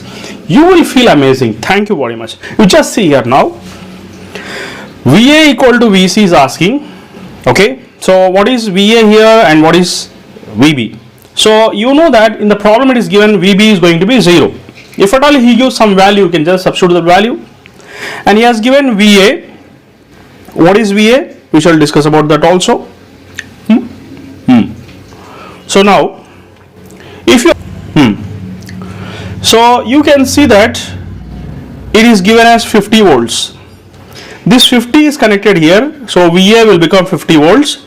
So therefore you can just directly substitute the formula, that is 50 plus n. N is nothing but 3. Okay, so that is 3, because 3 times into VB, which is going to be 0, and 1 plus 3 here. Okay, so therefore 50 by 4, which is nothing but 25 by 2 volts. So you are getting the answer directly. Hope you like this shortcut. Thank you very much. Have a nice day. My dear students, this is a complex circuit. You can just see here it's a combination of EMFs as well as capacitors connected in series here. If you can just see the figure here. But it's asking us to find out what is the potential across A and B. So for that, you can just take potential across AB as sigma EC by sigma C. EC, E is nothing but EMF, C is nothing but capacitance. So if you expand, you'll get this formula which is given in the question itself. So by just substituting the values, that is VAB is nothing but C1 E1. What is C1 E1? C1 is nothing but 4 into 6 plus C2 E2 is nothing but 12 into 2 plus 24 into 1 divided by C1 plus C2 plus C3, which is nothing but 4 plus 2 plus 1. So if you go on substituting and solving this problem, you'll be getting minus 10.3 volts. Actually, you have to consider this as minus here. Why? Because if you see here, if you observe here, you will notice one thing. What is that? You are going to see that here this is negative and this is positive. So A is negative and B is positive here. So we are taking A as negative and B as positive. So coming from A to B here. So you have to consider as the negative terminal is this side, you have to consider this as a minus. So this is going to be the correct answer. Hope you have understood. Thank you very much. Have a nice day. My dear students, you can just see this problem here. It's a pulley block problem. If you observe here, it is given the lengthy method in the book. This is a super lengthy method which may take nearly 1 or 2 minutes to solve the problem, and that too it's a headache. So how it would be if I tell you a super simple shortcut method which will eliminate all your problems? You just see here now. What is that method? Let me discuss. So here, right side the block of mass M2 is there. You can take this having a tension T. Okay, so this is having tension T. Okay, that means this side also the same rope is there, so tension is going to be T only. So these two tensions combined together here, it is going to be 2T, and this thread is the same thread which is here, that is also taken as 2T. Okay, so on the block of mass M1 upwards, how many tensions are there? 2T and T. So 3T is acting upwards here. Now on the block of mass M2, how many tensions are acting? It is having only one tension, that is T. Okay, so there is a general formula, a super simple shortcut formula which will make you to solve this problem in fraction of seconds. What is that formula? Let me discuss about that. The formula is this one. The formula is tension into acceleration is equal to constant. The product of tension and acceleration is considered to be constant. That means T1A1 is equal to T2A2. Okay, so what is T1A1? Okay, so on mass M1 here, let it be tension T1. On mass M2, let it be tension T2. So T1 means you can write 3T, and A1 means you can write A1, T2 means you can write T, and A2 means you can write A2. So TT gets cancelled, so directly you can write here now the final step as A2 is equal to 3 times of A1. Okay, see how much time I have reduced. Okay, so you can just see the answer, you can just see the lengthy method. I think this is a headache method. So this is a super simple method. Tension into acceleration is going to be constant. Hope you have enjoyed this method. Thank you. Assalamu alaikum, my dear friends. Today I would like to discuss a very interesting short trick here. You will be amazing by saying this short trick. Just comment me after that if you like it, and like, share the shortcut with everyone. Thank you very much. You can just see here, this is the shortcut formula I am going to discuss. So if you see here, this is theta and this is going to be 90 degrees. Okay, yes, So I told you that this type of problem should be solved by using the reduced mass method. Okay, so what is going to be the reduced mass method? Reduced mass is nothing but it is going to be m1 m2 by m1 plus m2. Sum of the mass, product of the masses divided by sum of the masses is going to be the reduced mass. After that you have to find out acceleration, and acceleration is nothing but g into sine theta 1 plus sine theta 2. Okay, so acceleration is equal to g. Here theta 1 can be considered as theta which is there, so sine theta, and this theta 2 is taken as 90 degrees which I have specified there in the diagram, so you can write like this. So a is equal to g into sine theta plus 1. Okay, so this is a here. Then can you write now what is the tension here? Tension is nothing but it is a product of reduced mass into acceleration, which is said to be the resultant acceleration. Okay, so this is the resultant acceleration.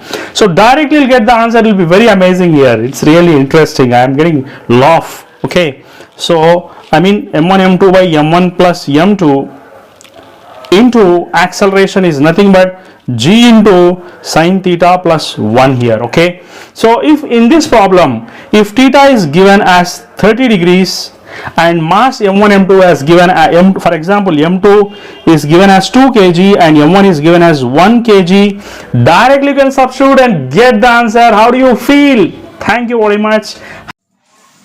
My dear students, you can just see the lengthy methods given in the books here. So this is a lengthy method given in the books which will eat away your 2 minutes at least it will eat away. So but I am going to teach you such a simple method that you can solve this problem in just less than 10 to 15 seconds. I am talking about seconds, and you will be first in India when you are going to write NEET and JEE mains. So how are you going to solve this problem without using free body diagram in a simple 3 shortcut formulas? What are the 3 shortcut formulas? Let me discuss about that. First thing is, you consider these 2 blocks combined together, it is 10 kg.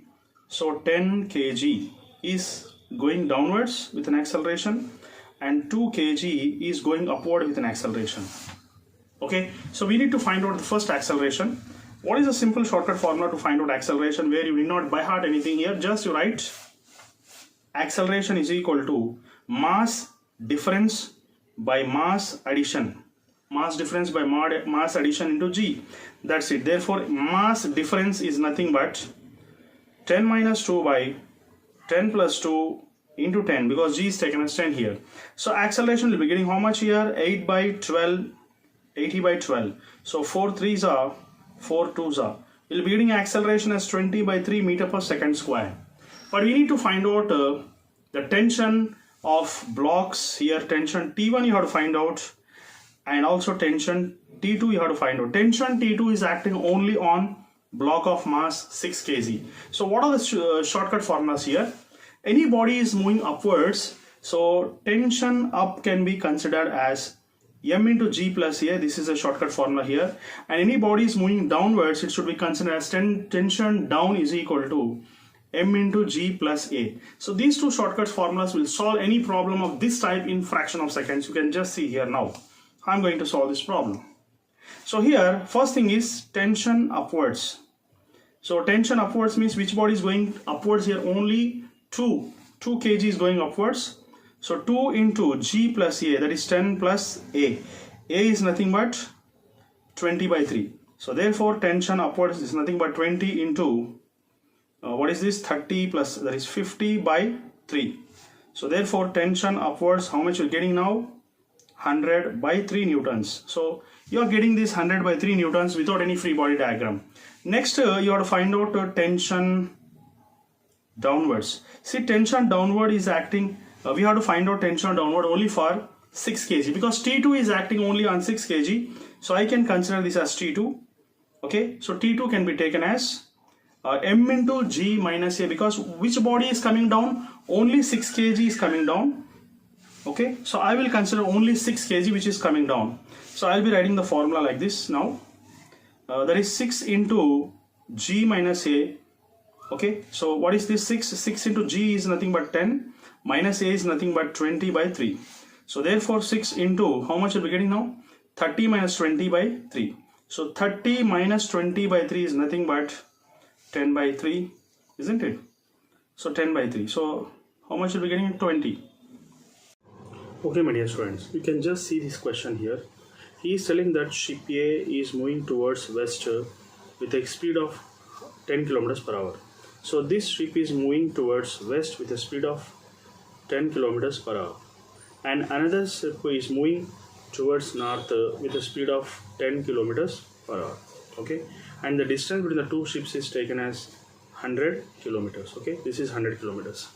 Now, if both the ships are moving with 10 and 10, the resultant is in this direction according to parallelogram law of vectors, and 10 means it is Pythagoras theorem. We can write it as 10 root 2. Okay, so this is going to be 10 root 2. Now from B, if you drop a perpendicular like this, it is going to be the shortest distance. So you can draw a perpendicular like this. It is going to be the shortest distance D here. So how can you find out this distance D here? This is going to be 45 degrees, you know about that. So you can find out distance D, that is sine theta, that is sine 45 we consider here. Sine 45 is equal to opposite side D, okay, by hypotenuse 10 here. So this is opposite side and this is hypotenuse here. So therefore D can be taken as, this is going to be 100 kilometers. No, you have to consider the distance here 100 kilometers. So this is going to be 100 kilometers. So this is the distance and this is going to be the velocity. So D by 100. So D is equal to 100 sine 45.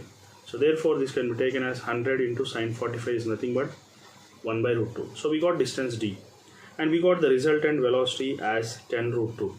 You can find out the time is equal to distance by resultant velocity. So distance is nothing but 100 divided by root 2 and resultant velocity is nothing but 10 root 2. So this gets cancelled here. The remaining thing is 10 by 2. You will get root 2 into root 2. If you write 10 by 2, and answer is 5 hours. So your answer is going to be B option. Hope you have understood this problem. Yes, students, today I would like to discuss a very amazing short trick here. What is that short trick? Let us go ahead now. So let us imagine that the tension near the mass M2 is considered to be what is said to be T here. Okay, and this is again taken as T and T. So here at the mass M1 you can consider the tension as 2T. Okay, so as it is mass M1, let 2T is taken as T1, and as this is mass M2 here, let us take tension as T2 here. So according to our shortcut concept here, we have to consider that tension into acceleration is going to be constant here. Okay, so we can write T1 A1 is equal to T2 A2. Okay, so if you observe here at T1 you can consider this as 2T and this is A1, and T2 is considered as T and acceleration is taken as A2 here. So TT gets cancelled. It is understood that 2A1 is equal to A2. Okay, 2A1 is equal to A2 here. So just by seeing this you can just select the correct option. So you can solve this problem without solving the problem very easily. Okay, so A1 and A2 are almost double here to each other. So is there any option in which there is a double? Yes, double case option is there, which is the second option. Okay, so this way I think it is very easy to select the correct option and solve the problem in a shortcut method. Thank you very much. Have a nice day. Okay, my dear students, today will be a very amazing class, because in this problem I will show you there are two methods.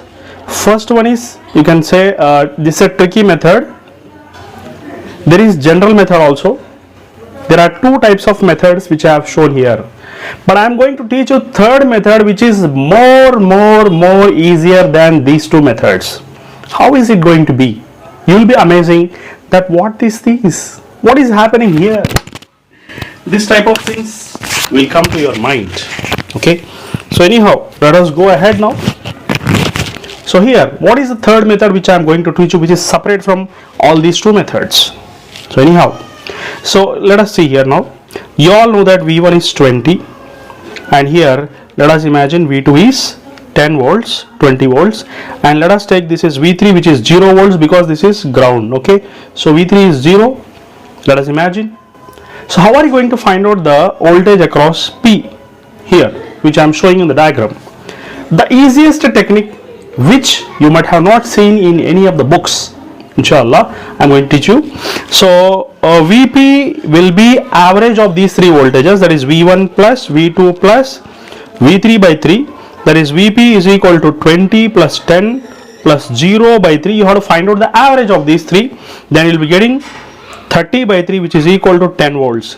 Just, did you get 10 volts? Yes. So once you get 10 volts, you can find out the current here, that is I is equal to Vp minus 0 at the bottom here by the resistance, that is 2. So therefore Vp which I got is 10, so 10 minus 0 by 2, which is going to be 5 volts. Do you think this is an amazing method?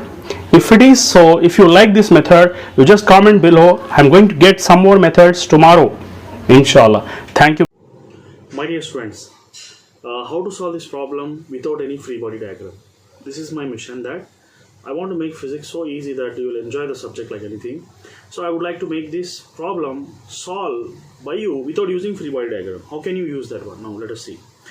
There are three simple formulas you have to remember. You can solve any problem of this type. You can just see here. If you observe here, you can notice one thing here, that there are three masses, 2 kg, 2 kg and 2 kg here. Okay, so three masses. You just combine all these three masses into a single mass. For example, here let us imagine this is 3 kg. How many masses are there here? 2 plus 2 plus 2, 6 kg. You can take this as one body having 6 kg. Okay, you can take this as one body having just 2 kg. Okay, so this is 2 kg. So this is 6 kg and this is 2 kg. This is a pulley. I have just converted a complex pulley into a simpler pulley. Now a simple formula you have to remember is, you have to find out an acceleration. For that you have to do acceleration is equal to mass difference into g by mass addition. Okay, this is a simple formula you have to remember. So acceleration is equal to mass difference means how much? 6 minus 2 into g is 10 by mass addition. Mass addition means what you have to do is, you have to add all the masses. So 4 into 2, that is 8. So therefore your answer is going to be how much here? So 4 into 10 by 8. So 4 ones, 4 twos, this is 5. So acceleration we got 5 meter per second square in fraction of seconds without any free body diagram. Now you all know these three blocks are coming down because they are heavier, they are coming down.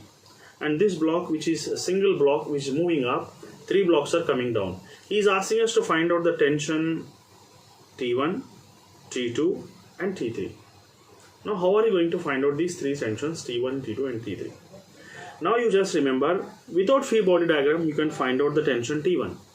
You know tension on block 2 kg, which is given here, 2 kg is coming down. I told you a shortcut formula that tension when a block is coming down is considered as m into g minus a, and tension when a block is going upwards is taken as T upwards is going to be m into g plus a. When a block is moving up, tension is considered as mass into g plus a, and when it is coming down you have to consider mass into g minus a. This is a simple strategy you have to implement now.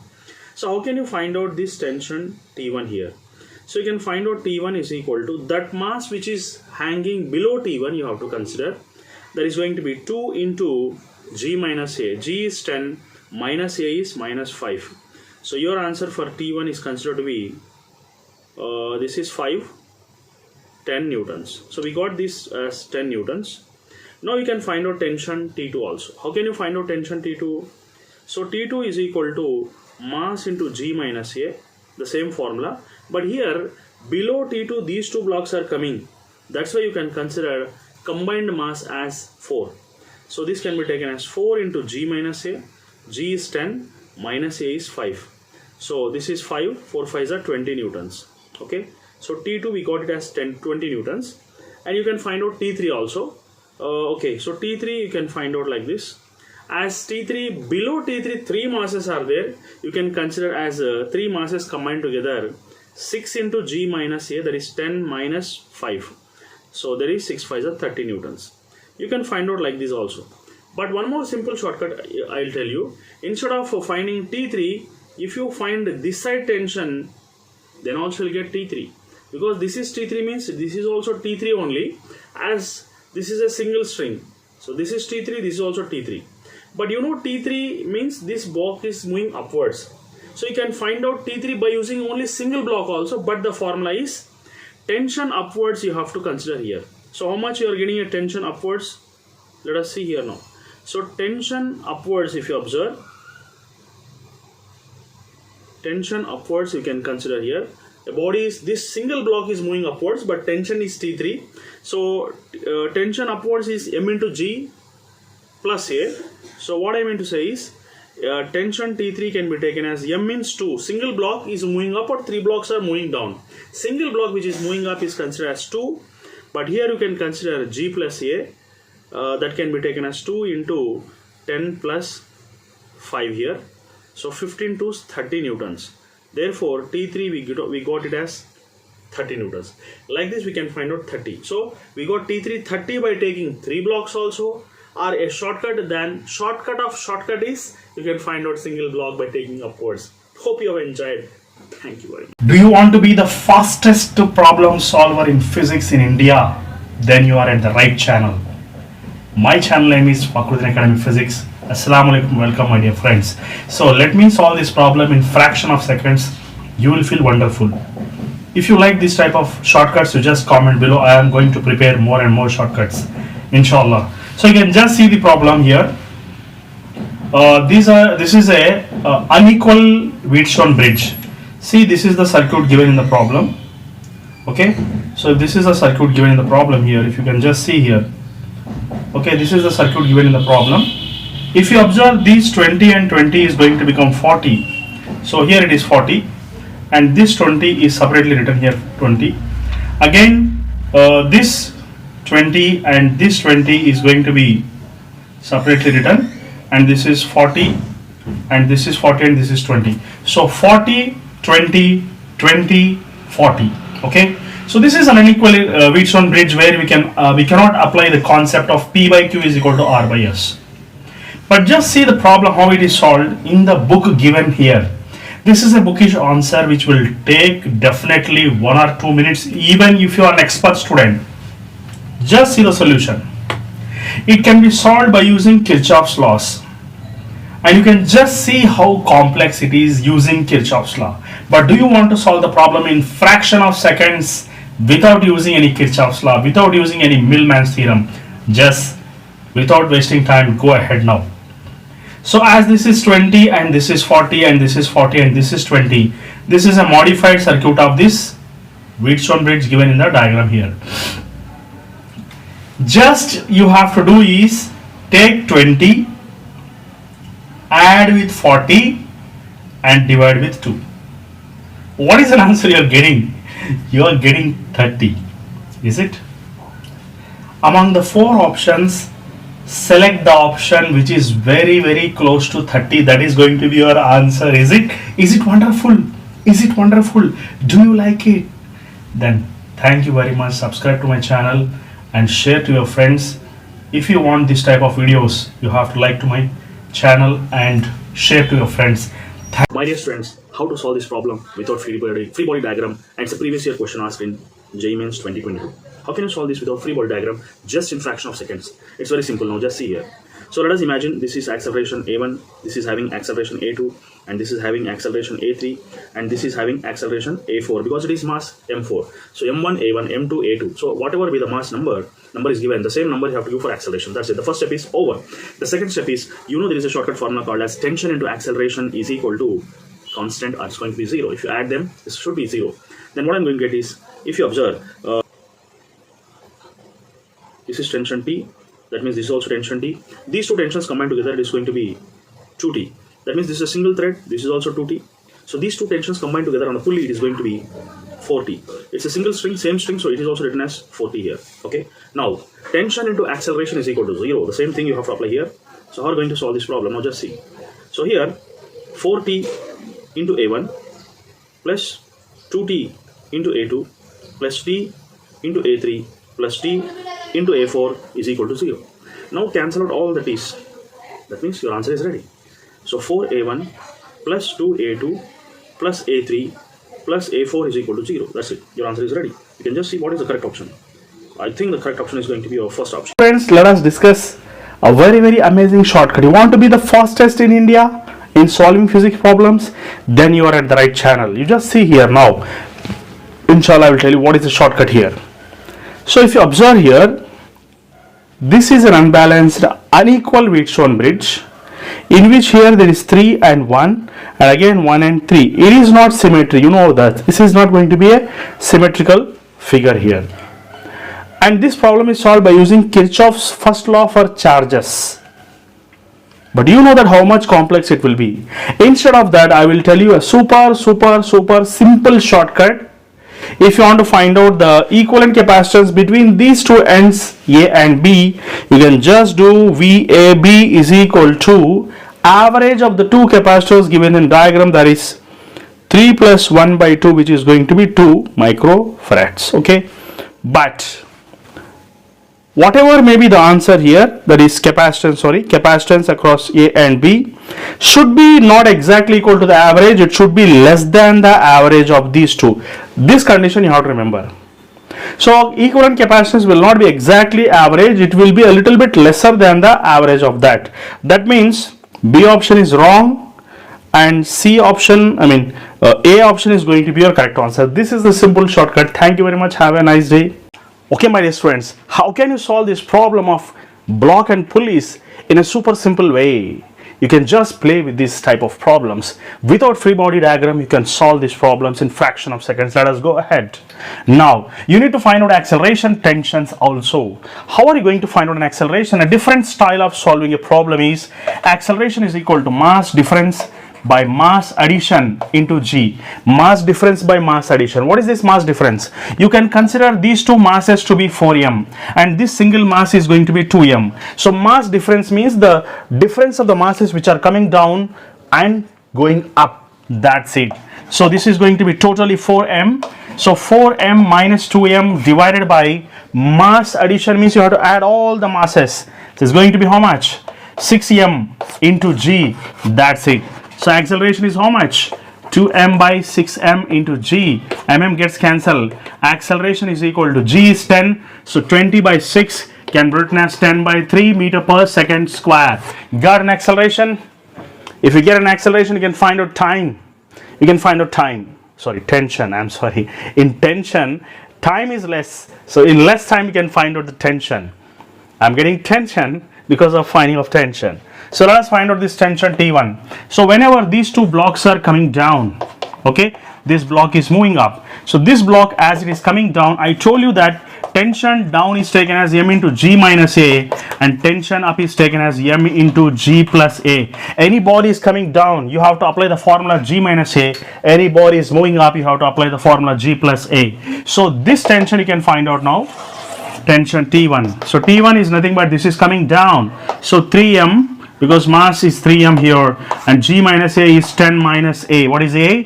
10 by 3. So if you solve this, you'll be getting tension T1. If you want to find out tension T2, instead of taking this tension, better you take this tension here. This is moving upwards. So T2 is equal to how much it is? 2m into g plus a. Any body moving upwards can be taken as g plus a, whereas g is taken as 10 plus 10 by 3. So if you solve this one, you're getting tension T2. Hope you have understood. Thank you very much. Have a nice day. Okay, my dear students, how can you solve these problems without any free body diagram? Let us discuss about that. So here you can apply a simple shortcut formula and make the process so simple that you enjoy it like anything.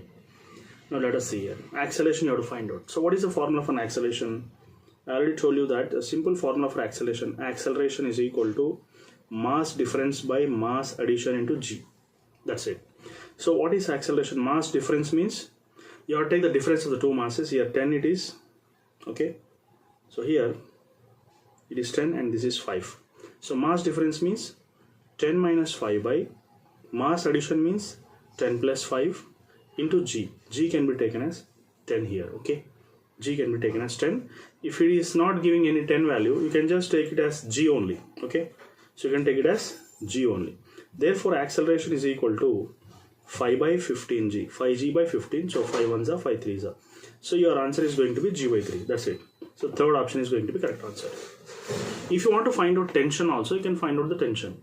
So for example, here the body is coming down, here the body is moving up. This is heavier body, this is a lighter body, so heavier body comes down. So whenever you want to take a heavier body, you take the formula as T down is equal to M into G minus A. Any body coming down taken as G minus A, any body which is going up, like for example if it is going up, you have to consider M into G plus A. You can take this mass also. If you want to take downward, you have to consider 10. Both will give same answer. If you want to check it out just now. So what is M here? Which is coming down, 10 is coming down. So 10 into 10 minus G by 3. Okay, 10 into 10 minus, G minus G by 3 you can take. Okay, if you want to take upward, you can have to write now 10 up, which is going up here. 5 kg is going up, so you can take 5 into G minus G plus G by 3. If you want, you can just check it out. Both will give same answers for you because single string is there, so tension is going to be same. Both will give you same answers. For example, here 3G minus G is 2G by 3, so 2G by 3 means 20G by 3. This is also giving 20G by 3. Now here this is 4G, this is 5 into 4G by 3. This is also giving 20G by 3. So both are giving same answer. So we got tension also for this. Now is a special case. The second case which I am going to discuss is a little bit special case. What is that now? One block is resting on the table, one block is coming down. So for that, acceleration can be found. Mass of the hanging body by mass addition into G. That's something different here. You have to consider only hanging bodies, not the resting bodies. So mass of the hanging body by the total mass addition into G. That's it. So here what you have right now, mass of the hanging body is how much here? Hanging body is 7. Okay, so block A is 7, block B is 3. So mass of hanging body is 3. 3 into 10 by mass addition. If you add these two, 7 and 3, if you add, it will be getting 10 here. So okay, so 10. So the 10 gets cancelled. 10 gets cancelled. Acceleration, how much you are getting? Acceleration we are getting 3 meters per second square. So third option is correct. If you want to find out the tension, you can find out the tension also. For example, this block, if you take this is coming down, let us imagine. So tension which is coming down, I told you any block is coming down, you have to consider M into G minus A. That's it, very simple. So B means how much? 3. So 3 into G minus A. G is 10, minus A is 3. Okay, so therefore 10 minus 3 is nothing but 7. 7 3s are 21 newtons. So like this you can find out the tension also. Hope you have enjoyed this. Have a nice day. Assalamu alaikum, my dear friends. Today I would like to discuss a very interesting concept that is called as concept of rolling bodies. Concept of rolling bodies. Now let me discuss what is the concept behind this. So first of all, let us consider this is a wedge. Let us consider this is a wedge in which there is a rolling body. Okay, how many rolling bodies are there? There are 6 rolling bodies: ring, hollow cylinder, disc, solid cylinder, solid sphere, hollow sphere. These are the 6 rolling bodies. Now I would like to discuss the shortcut tabular column which is shown in the figure. One by one, let us go ahead now. First I am going to explain today is what is an acceleration of a rolling body. Yes, so now just see here, this is a rolling body. How many forces are acting on this rolling body? This is angle theta. mg is acting downwards. In this direction, normal reaction. And in this direction, if you observe, mg cos theta is acting. in this direction mg sine theta is acting. Okay, in this direction mg sine theta is acting here. Now here, what is the resultant force? The resultant force acting on a body so that the body rolls down is taken as the resultant force.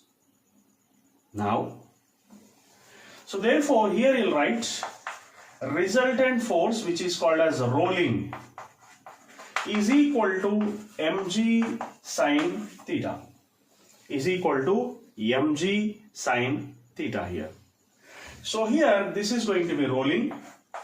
Rolling is a combination of translation plus it is a combination of rotation also, okay, which is going to be mg sine theta. Okay, so rolling is a combination of translation and rotation. Let me discuss in details what is the meaning of translation. Let us imagine you are going on a bike.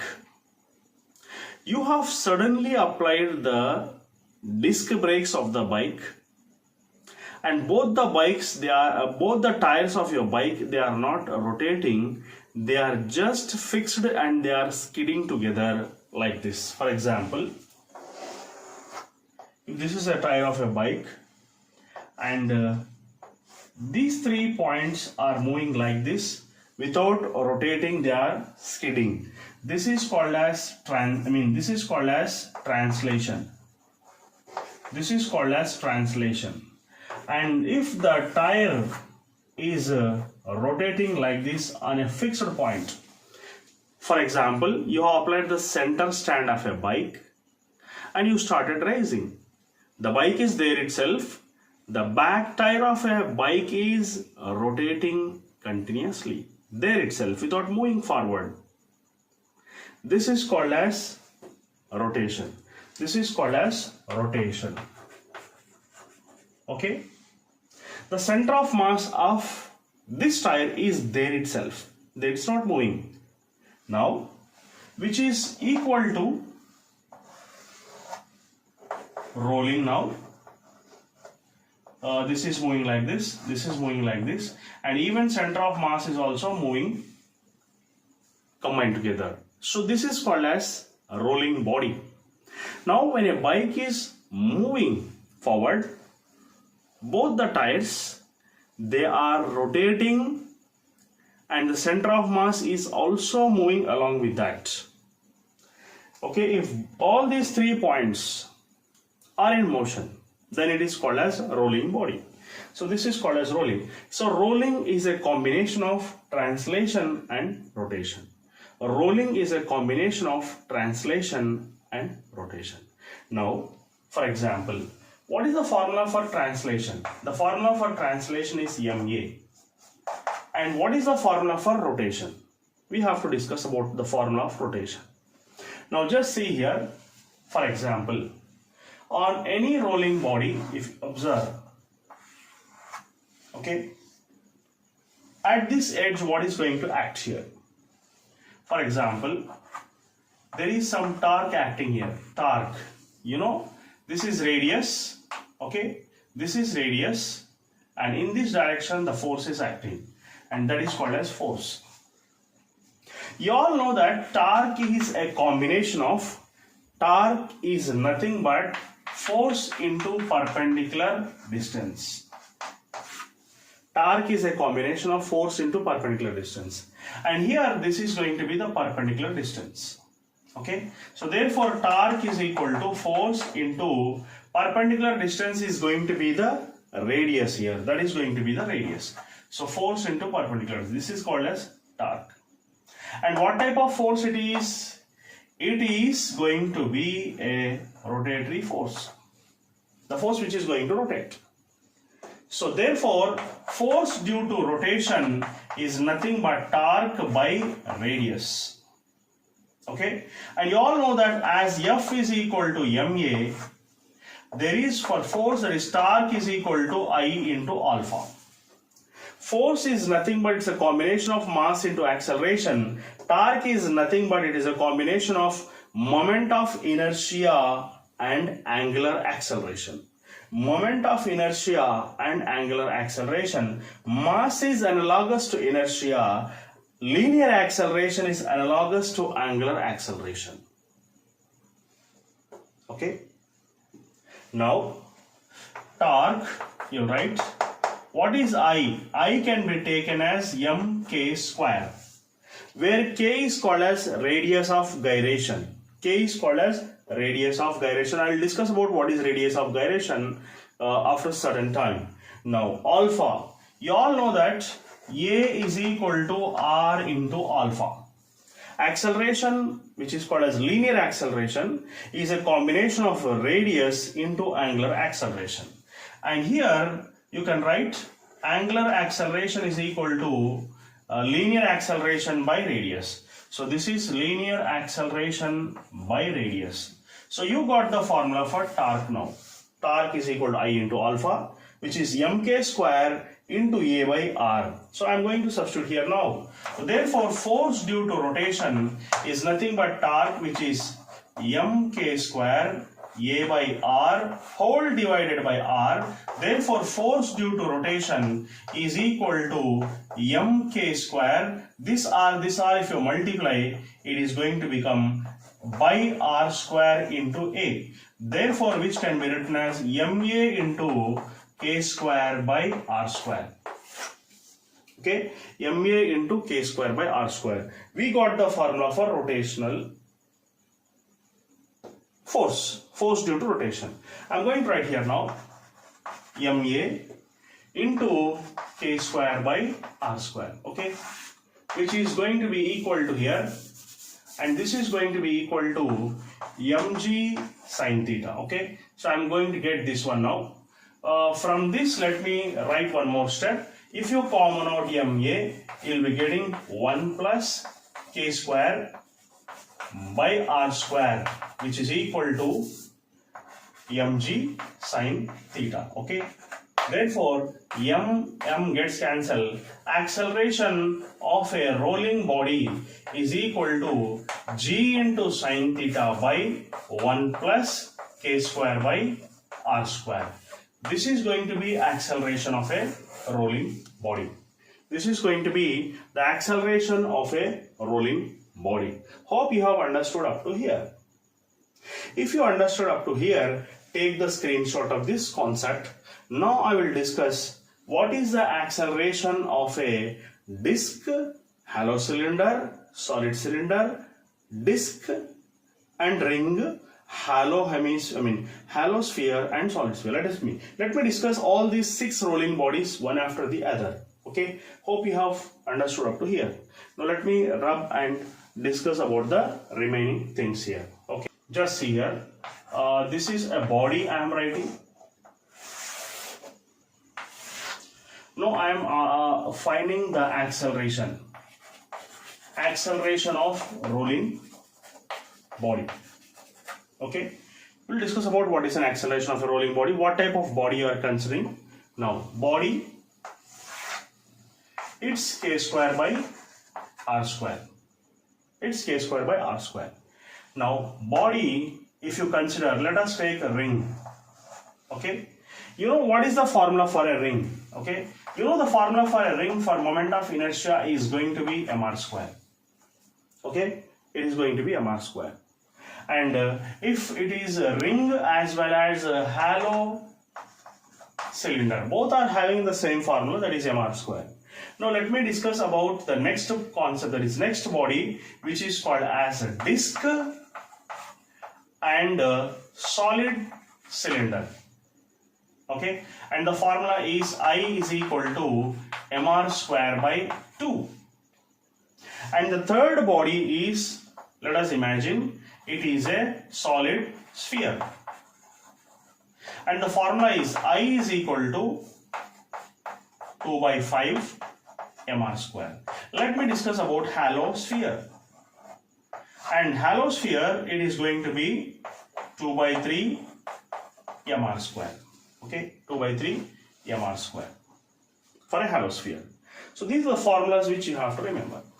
These are the formulas which you have to remember.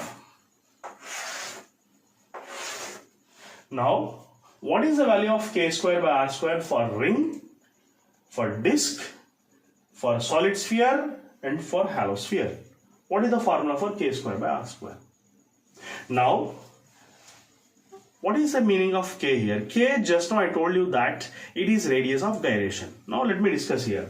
Always compare mr square with mk square if it is a ring and it is a hollow cylinder.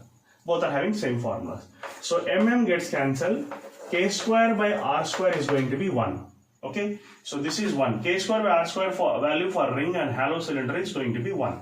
Next, for disk and solid cylinder, you can just write mr square by 2 is equal to mk square. So this is getting cancelled. K square by r square is going to be 1 by 2. So the value of k square by r square is going to be 1 by 2 here. Next, if you consider solid sphere, it is understood that no need to write always this one. Comparing 2 by 5 mr square with mk square, whatever it may be, you have to consider the coefficient of mr square is going to be k square by r square value for that particular body. So coefficient of mr square is nothing but 2 by 5 here, and coefficient of mr square is going to be 2 by 3 here. Now, what is an acceleration of a rolling body?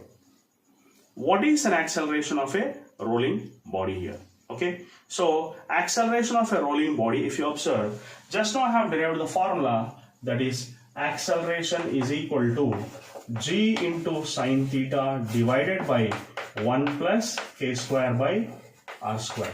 Okay, now let me discuss one by one for each and every body how much you are going to get here. So here, acceleration of a ring or hollow cylinder, you can consider A is equal to g sine theta divided by 1 plus k square by r square. Value for a ring is 1. So therefore it is going to be half g sine theta. Next, what is the acceleration of a rolling body? And the rolling body is disk or solid cylinder. Then we can consider this as A is equal to g into sine theta by 1 plus k square by r square. Value is nothing but 1 by 2. Therefore, this is considered as g into sine theta divided by 3 by 2, which is nothing but 2 by 3 into g sine theta. Next is for a solid sphere, it is considered as g sine theta divided by 1 plus 2 by 5. Okay, so 2 by 5, it is going to be 5 by 7 into g into sine theta. And acceleration of this hollow sphere or whatever it may be, hollow sphere if you consider, it is going to be g into sine theta divided by 1 plus 2 by 3, which is going to be how much? It is going to be 3 by 5 into g sine theta. Okay, so these are the values we are getting. But what type of questions are asked in NEET in the previous year? If you observe, he is asking what is the ratio of acceleration of a hollow sphere as well as solid sphere, or solid sphere as well as hollow sphere. What is the ratio? So you just divide this value with this value, then what is, for example, acceleration of a hollow sphere by acceleration of a solid sphere is hollow sphere, if you observe, it is 3 by 5 into g sine theta, okay, whole divided by 5 by 7 into g sine theta. So this is getting cancelled. What is left now? It is 7 3s are 21, 5 5s 25. So he's asking us to find out the ratio. The ratio is going to be 21 is to 25.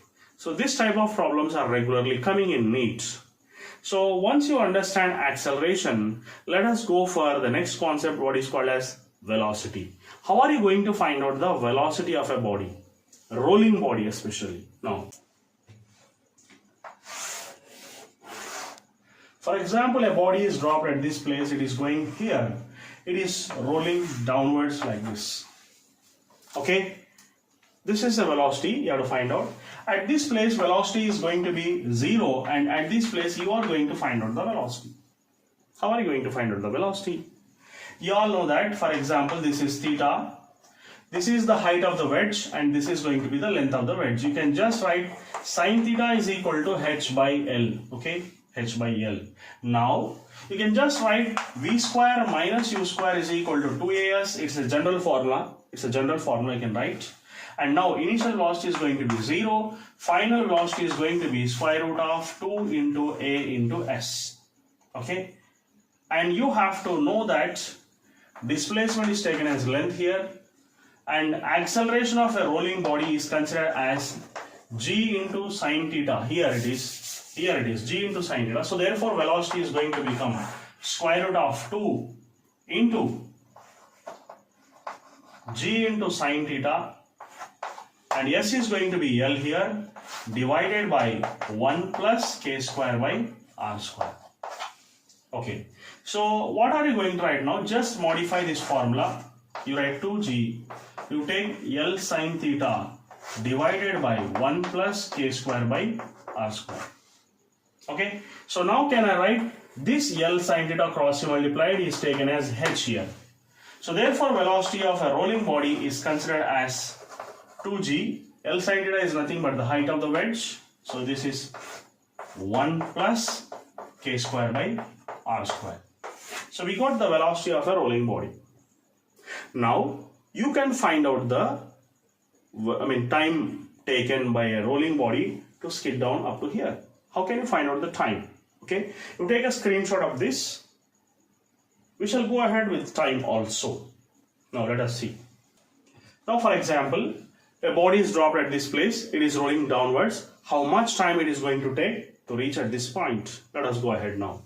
So for that, you know s is equal to ut plus half at square. Initial velocity at this place is going to be 0. Therefore, we can take here t square is equal to 2s by a. This square goes to that side, becomes 2s by a. Now, I just told you s equal to L. You can just write this as 2 into L. Acceleration is nothing but g sine theta by 1 plus k square by r square. Okay, so now just see here, from this sine theta is nothing but opposite side by hypotenuse, that is the length of the slope is taken as L here. Now here let us imagine what I am going to take here. Now just see. So here how much you are going to get? Let us see here. 2L by sine theta are getting. So what can you write this? Now this L comes here. This is h by sine theta. H by sine theta. Okay. So can you write L as h by sine theta in this place? Yes, you can write. Now first of all let us write 2L is nothing but 2h by g. Sine theta already is there. One more sine theta will come. So h by sine theta instead of that will become sine square theta. So g into sine square theta under root. Okay. And this is coming to the numerator, becomes reciprocal here. It is going to become 1 plus k square by r square. Okay. So 2h by g. What is the final step here getting? Okay. So you are getting here time t. This implies that time t is equal to square root of this sine square theta can be taken here before, that is 1 by sine theta square root of 2h by g, and it is 1 plus k square by r square. So this is going to be the final step for time. Hope you have understood. So if you find out this formula for time and velocity formula which I have discussed previously, if you go on substituting the value of k square by r square for disk, hollow sphere, solid sphere, one after the other, then you will be getting the tabular column which is shown here. Okay, so this is a shortcut tabular column which is going to help you to solve some 30 problems at least. This is a shortcut tabular column. Hope you have understood. Thank you very much. Have a nice day. This is the question asked in 2023. In any one of the shifts here, I can say this is the problem of your JEE Mains. He's asking us to find out if a particle of certain mass m is raised to certain height, what is the change in the potential energy? This is the basic question. And how are you going to solve this question? shall discuss here by using a shortcut formula. This is a shortcut formula. You can find this shortcut formula in some of the books if you refer. Now let us go ahead. Now how are you going to solve this problem in fraction of seconds? You can solve this problem without solving the problem. Now just see here. You can just take h is equal to 3r and just substitute the value and get the answer within fraction of seconds. So h is equal to 3r is given. So therefore delta u is equal to, okay, so delta u is equal to mg into 3r divided by 1 plus 3r by r. So okay, so rr gets cancelled. It is going to become mg 3mgr by 4. Okay, so therefore your answer is going to become 3mgr by 4. That's it. Thank you very much. Have a nice day. My dear students, how can you find out this problem which was asked in JEE Mains 2023 without any free body diagram with a simple shortcut formula in a different style? So you need to find out acceleration here. So if you see this wedge and block system, 4 kg is coming down, sliding down, and 1 kg is moving upwards.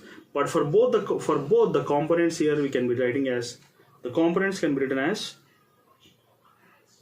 this can be taken as 4g sine theta, and this can be taken as 1g sine 30. This is 30, and this can be taken as 4g sine 60. So this component difference you can take, you will get acceleration very easily. So acceleration, actually you have to use free body diagram, but without free body diagram I am teaching you how to solve this problem. So acceleration can be taken as 4g sine 60 minus 1g sine 30 divided by sum of the two masses, that is what is that, 4 plus 1, which is going to be 5. So if you find out by calculation, you will be getting 4 root 3 minus 1 as an acceleration. Then how are you going to find out the tension? For tension, there is one more shortcut formula. What is that shortcut formula to find out the tension? The shortcut formula is tension is equal to, for example, this block is moving upwards in this direction. So tension upwards, if you want to consider, you will write mg sine 30 minus ma. Okay, if you want to find out by using 4 kg, which is coming down, then you have to write tension down is nothing but mg sine 60 plus ma. So okay, so any block is moving upwards, you have to consider plus, and any block is moving downwards, you have to consider it as minus here. Okay, so if you take 4 kg which is coming down, you have to consider minus in the middle, and if you take the mass which is 1 kg which is moving upwards, you have to take plus here. That's it. These two formulas if you use, you will get the same answer, and the answer is going to be how much, you know? It is going to be 4 common out root 3 plus 1 newtons. So if you solve this one, you'll be getting, but the thing is you have to substitute this acceleration here. That's it. You will get the answer easily. Okay, my dear students, how can you solve this problem? You can just see the problem given here. What is given, you can just see here now.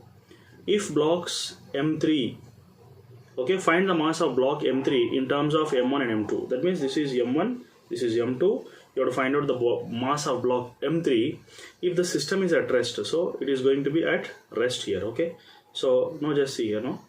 What you have to find out now. First thing is, the approach should be a very simple and very strategic, so that you can solve this problem without any tension. Okay, so for that we need to find some tension. Let me mention here, this is going to be tension T1. So this is going to be tension T1.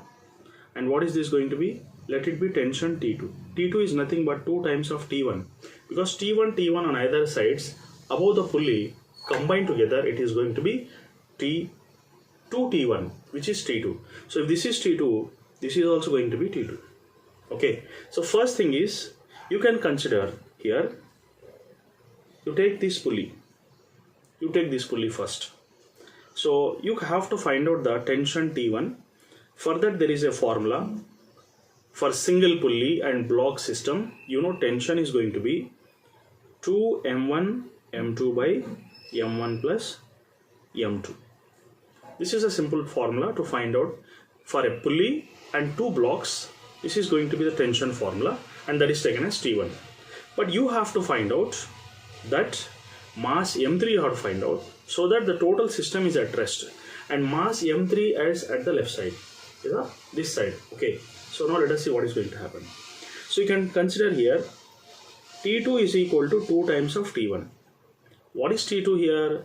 T2 in this side it is taken as m3 into g, which is equal to 2 times of T1, and you know T1 can be taken as 2 m1 m2 by m1 plus m2, and I think g also should be there here. Okay, so g I have taken here. So gg gets cancelled. Gg gets cancelled. Now we will be taking m3 is equal to 2 into 2 will become 4 here. So 4 m1 m2 by m1 plus m2. Okay, so this is going to be your formula to find out, a shortcut formula to find out m3 here when the system is at equilibrium. That means this side and this side, they are not moving up and down, they are at rest. So how much should be the mass m3 so that the pulleys are at rest? That is the question actually. So m3 should be 4 m1 m2 by m1 plus m2 here. You can just substitute the values and get the answer. Therefore you will be writing now m3 is equal to 4 into m1. What is m1 here? m1 is nothing but 4, m2 is nothing but 2 by m1 plus m2, that means 4 plus 2. 4 plus 2 can be taken as 6 here. So 2 ones are 2 threes are. Therefore your answer is going to be 16 by 3 kg. Okay, I can write the answer here. Now it is going to be how much? It is going to be 16 by 3. This is going to be how much? It is going to be 16 by 3. That is going to be m3. So in this way you can find out the problem easily. This is a different problem in which there is no acceleration in the body. Just the body system should be at rest. So I think you have understood this one. Thank you very much. Okay, my dear students, today I would like to discuss one more shortcut table. If you observe here, it is the shortcut table which is explaining you about the kinetic energy of a rolling body. Okay, so how are you going to find out the kinetic energy of a rolling body? Just you all should know that rolling, if you observe, what is the meaning of rolling here? Okay, so you all know that rolling is equal to translation plus rotation. Okay, rolling is equal to translation plus rotation. Okay, so now here what is the meaning of rolling body here? So kinetic energy of a rolling body is equal to kinetic energy of a translation plus kinetic energy of rotation. So therefore the kinetic energy of a rolling body, translation is just, now you all know that it's an ordinary formula which is taken as half mv square, whereas if you observe the kinetic energy of a rolling body, it is considered as half I omega square. Here you can consider I to be mk square, which is a general formula for moment of inertia, where k is taken as radius of gyration, and you all know that v is equal to r omega, capital R into omega. Omega can be taken as v by r. So after that you substitute here, kinetic energy of a rolling body is half mv square, half mk square. Omega square is nothing but v square by r square. So then kinetic energy of a rolling body is nothing but half mv square. If you common out, you will be getting 1 plus k square by r square. So therefore this is going to be a formula for kinetic energy of a rolling body. Then after that, you all know that there are 4 rolling bodies: ring or hollow cylinder, cylindrical shell, which is having a moment of inertia of mr square, and disk is having a moment of inertia of mr square by 2. Solid sphere is having 2 by 5 mr square, whereas hollow cylinder is having 2 by 3 mr square. Okay, so what is the meaning of k square by r square? K square by r square is nothing but coefficient of mr square of a body which is considered. So mr square, if you for ring, what is the coefficient of mr square for a ring? It is 1, because nothing is there, and coefficient of mr square for a disc or solid cylinder is 1 by 2, and coefficient of mr square for solid sphere is 2 by 5, and coefficient of mr square for hollow sphere is taken as 2 by 3. Okay, so you just substitute the values of 1 plus k square by r square in the place of k square by r square, if you substitute the value of 1, you will get the formula for rolling body, that is taken as mv square. If you substitute the value of k square by r square as 1 by 2, you will get the formula for total kinetic energy, that is net kinetic energy of a rolling body, as 3 by 4 mr square, 7 by 10 mr square, and 5 by 6 mr square. Okay, so if you want to find out the rotatory motion, you can just substitute the value of k square by r square in the place of half mv square k square by r square. If it is a disk, the disk k square by r square is taken as 1 by 2, therefore it is going to be 1 by 4. If you take k square by r square as 2 by 5, then 2 gets cancelled, leaving 1 by 5 mr square. Like this you can fill the shortcut tabular column, and this tabular column is equal to how many problems do you know? It is equal to 12 problems. This shortcut table is equal to 12 problems. Hope you have understood this shortcut table, how to fill up the shortcut table and make it ready for preparing your JEE Mains or NEET exam. Hope you have liked this video. Thank you very much. My dear students, you can solve this problem in just 2 steps. And if you become expert, no need of pen and paper also. Directly you can solve. By seeing the question, you will be able to solve the problem. Okay? By seeing the question in brain, you can solve the problem. How? Let me see here now. So what you need to find out is, you need to find out acceleration first of all in very, very easy, simple method. What is an acceleration here, you know? Acceleration is nothing but net force by net mass. What is the net force acting on the body? 14 newtons, that's it. And net mass is 4 plus 2 plus 1, that is 7. So acceleration is 2 meter per second square, that's it. And he's asking us to find out what is the normal force acting on acting between A and B. So A and B means, you know, B and C have been pushed right side. B and C will be pushed together right side because of A. So therefore, you have to find out the friction force, that is the force between these two. You can take this force as small f, this force as small f, acting on BC because of A. So you can take here force F is equal to, it's very simple, you can write force F is equal to mass of B plus mass of C into A. That's it. In these 2 steps, you can solve the problem in very, very easily. That can be taken as mass of B is 2 plus 1 into A is 2. So therefore, 2 plus 1 is 3, 3 into 2 is 6. That's it. 6 newtons is your answer. So hope you have enjoyed this short. Dear students, today I would like to discuss this problem which is given in the previous year. Maybe it is NEET or maybe it is JEE Mains. Almost concepts are going to be same models are coming, because NEET is same, the conducting agency of exam is same. So you see this is a vessel which is going to rotate, and because of this rotation, the water inside the vessel is going to rise at the sides. What is the shape of the liquid above this surface of the liquid here? It is just like this bubble shape, is it? So when this bubble is going to rotate, just imagine what will be the velocity of the particle which is present here. So the velocity of the particle at this end, if you observe, it is having maximum velocity, but the velocity which is at this end, even though this bubble is rotating, you can see that this point is going to be at rest. This point is going to be at rest. This point is having maximum velocity, and the center of the point where the liquid is present here, actually this is a liquid meniscus which is going to revolve. So by taking this example, I can explain you in an easy and shortcut method. You can just see here what I am going to explain here. At this place liquid is present and liquid is having certain velocity v. At this place liquid is present, it is, let us imagine, having velocity u which is at rest. As the bubble is rotating, this point is always at rest, which is the center, whereas this point is going to rotate like this, having maximum velocity.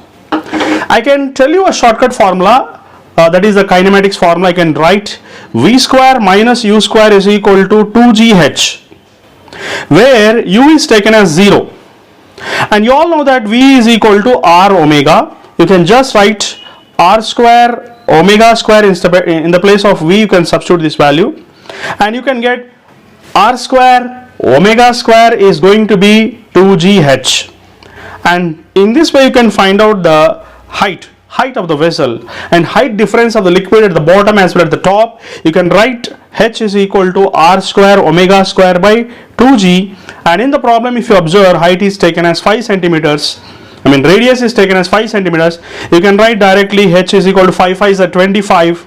So 25 omega square by 2g. So this is going to be your today's shortcut formula which I have discussed here now. So the final step is this one. So your correct answer is going to be C. Hope you have enjoyed this shortcut. Thank you very much. Have a nice day. Please subscribe to my channel, prescribe to your friends, and describe the comments below for the next video in which topic I have to prepare. Thank you very much. Okay, my dear students, how to find out the acceleration of a system without any free body diagram? Even tensions also you can find out. How? Let us discuss about that. See here, first thing is, you can find out acceleration like this. Acceleration is equal to mass of hanging bodies. Okay, mass difference of hanging bodies you have to consider into gravity divided by mass of addition. Okay, mass addition. Let us do this one now in simple shortcut method. So acceleration is equal to mass difference of hanging bodies, not the resting body. 3 kg you should not take. Only hanging bodies difference you have to take. Like for example, it is 2 minus 1 because this is 2, this is 1 and this is 3. It is given in the problem. So therefore 2 minus 1 by mass addition means you have to add all the 3 masses. But in denominator if you are going to add, you have to add all the 3 masses. That is 2 plus 3 plus 1. That is going to be how much? 6. Into g is nothing but 10 here. So therefore A is equal to 10 by 6, which is nothing but 5 by 3 meter per second square. So we got an acceleration without any free body diagram.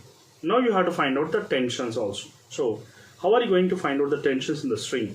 You just imagine one thing here, that 2 kg block if you observe. What is going to happen for a 2 kg block? 2 kg block is heavy. You know about that. So 2 kg block is heavy, it is coming down. And 1 kg block is light, it will be going up. So anyhow, any block which is coming down is considered as m into g minus a. Any block which is moving upwards, t up, can be taken as m into g plus a. So which block is moving down? Okay, so 2 kg is moving down. So let us consider tension of a 2 kg block this side. You can imagine this tension to be tension T1, and 1 kg block, on the 1 kg block let us imagine the tension to be T2. That's it. So here tension down, let us taken as T1 and mass is 2 kg. G minus A is nothing but 10 minus 5 by 3 here. Okay, so 10 minus 5 by 3, or you can just take directly, better you take 10 by 6 only. Okay, so 10 by 6, it will be very easy for calculations, what I mean to say here. So 2 into 60 minus 10 by 6, 60 minus 10 by 6 means 50 by 6 here. Okay, so 2 ones are 2 threes are. So tension T1 can be taken as 50 by 3 newtons. Similarly, a body which is moving upwards, so 1 kg is moving upwards. So for a body which is moving upwards, m into g plus a, you have to add acceleration due to gravity with an acceleration. So therefore tension T2 for 1 kg block is considered as mass is 1 kg and g can be considered as directly 10 by 6. Okay, 10 and plus a, acceleration is taken as 10 by 6 for easier calculation instead of 5 by 3. You can just take 10 by 6 here. So what I am going to get now, tension T2 is nothing but 60 plus 1, 60 plus 10, that is 70 by 6. That's it. Okay, so 70 by 6 you are getting.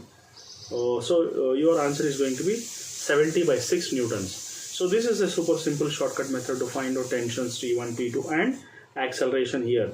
Okay, so hope you have understood. Okay, my dear students, I have come today with a very amazing short trick.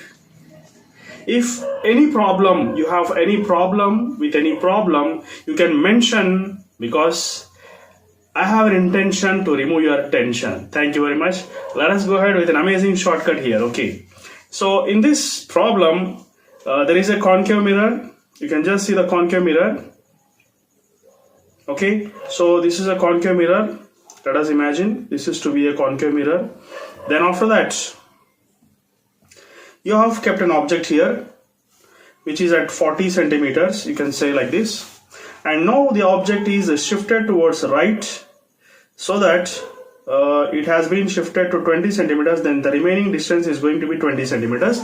The focal length of the mirror is given, which is taken as 15 centimeters here. Okay, so he's asking us to find out how much the image is shifted. For example, previously the image will be here, means the image will be shifted towards right.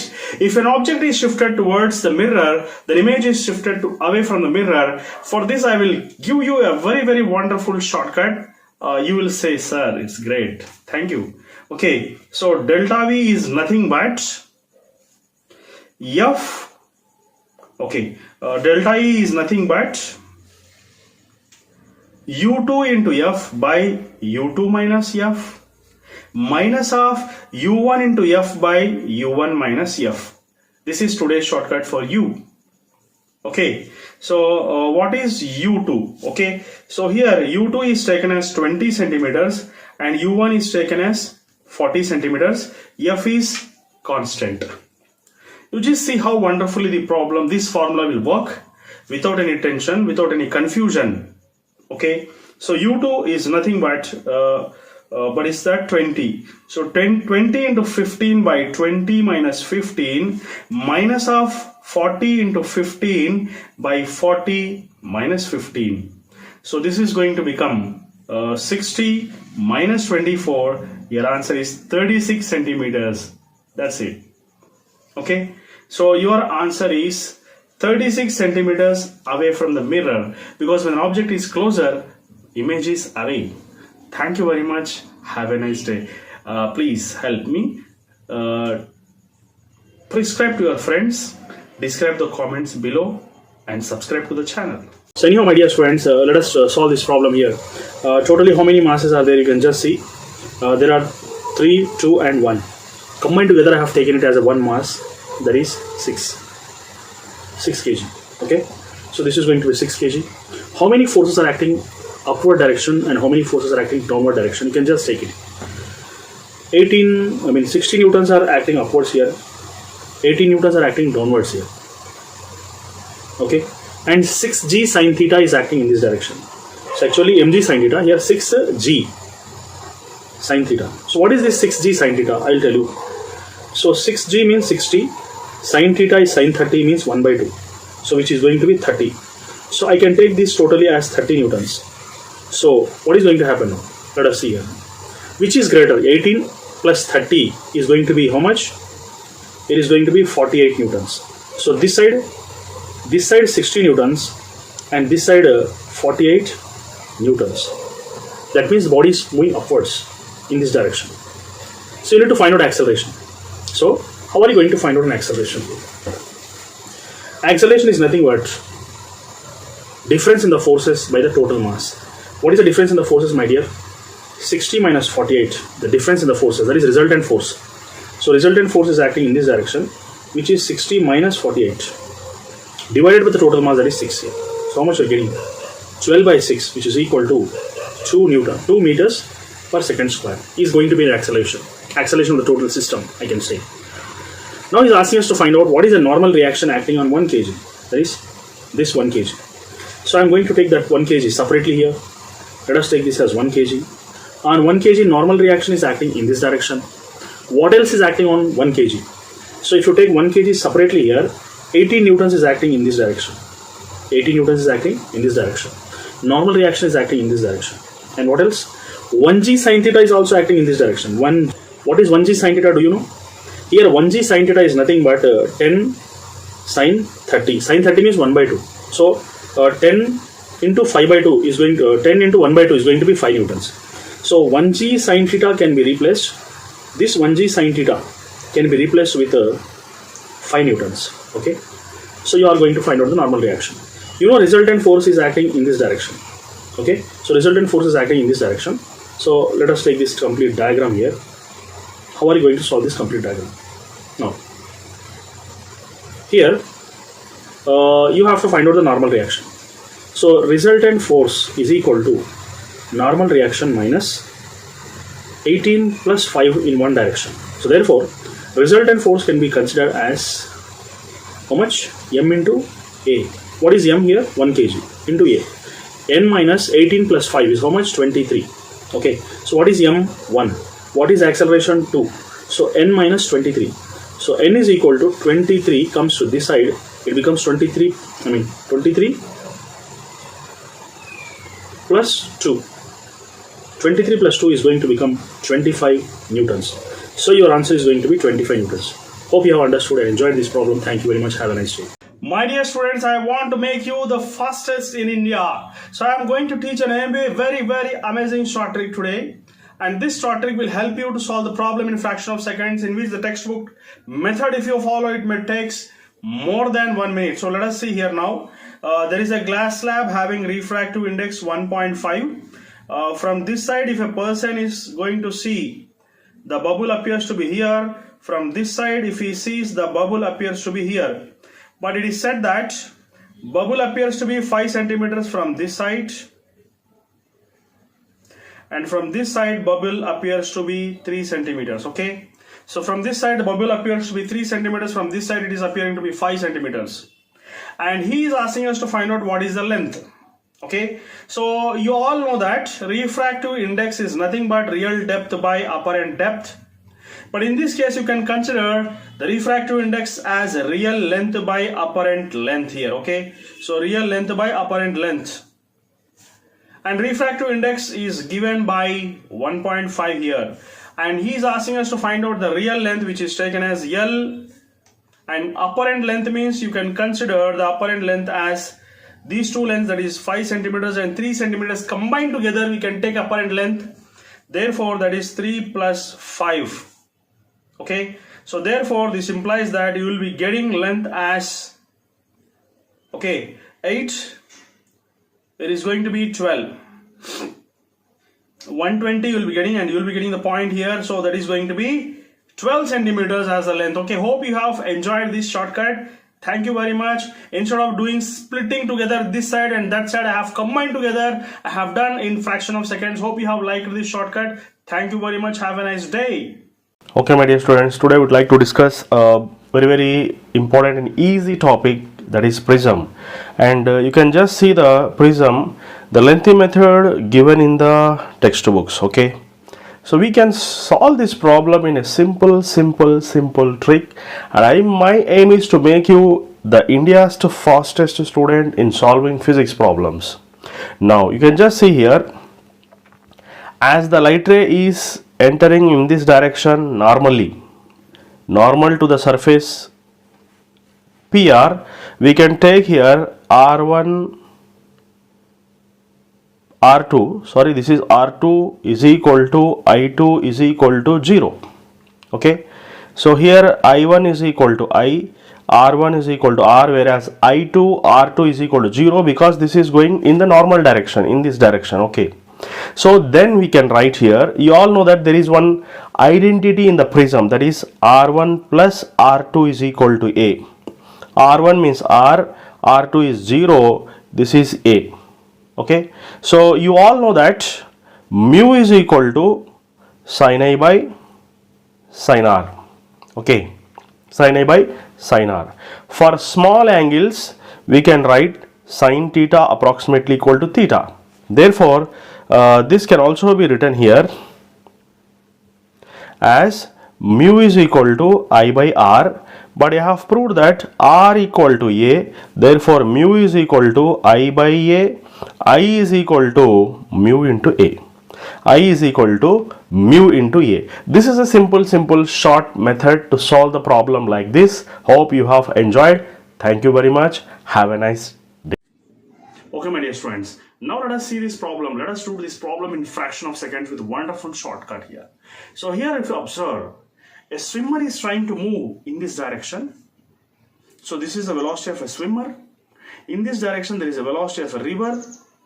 You know distance traveled by the swimmer from A to B, whereas the river will make him to take away from its actual position. A swimmer is aiming from A to B, but water will take him, it will drift him and take him to C, which is this position. Okay, it is going to take him to C, not to B, because water will take him a little bit away from its actual position. It's a drift. It's a drift actually. So how are you going to find out the velocity of river? For that you should remember one thing. What is that? Velocity is directly proportional to distance. Velocity is directly proportional to distance. What is the meaning of this? Velocity of river by velocity of boat is equal to distance traveled by the river, distance traveled by the boat. Or a swimmer, in this case is a swimmer, not a boat. Let us do velocity of a river we have to find out. Okay, velocity of a river we have to find out here. Velocity of a river we have to find out. Velocity of boat or a swimmer, it is given, that is 4.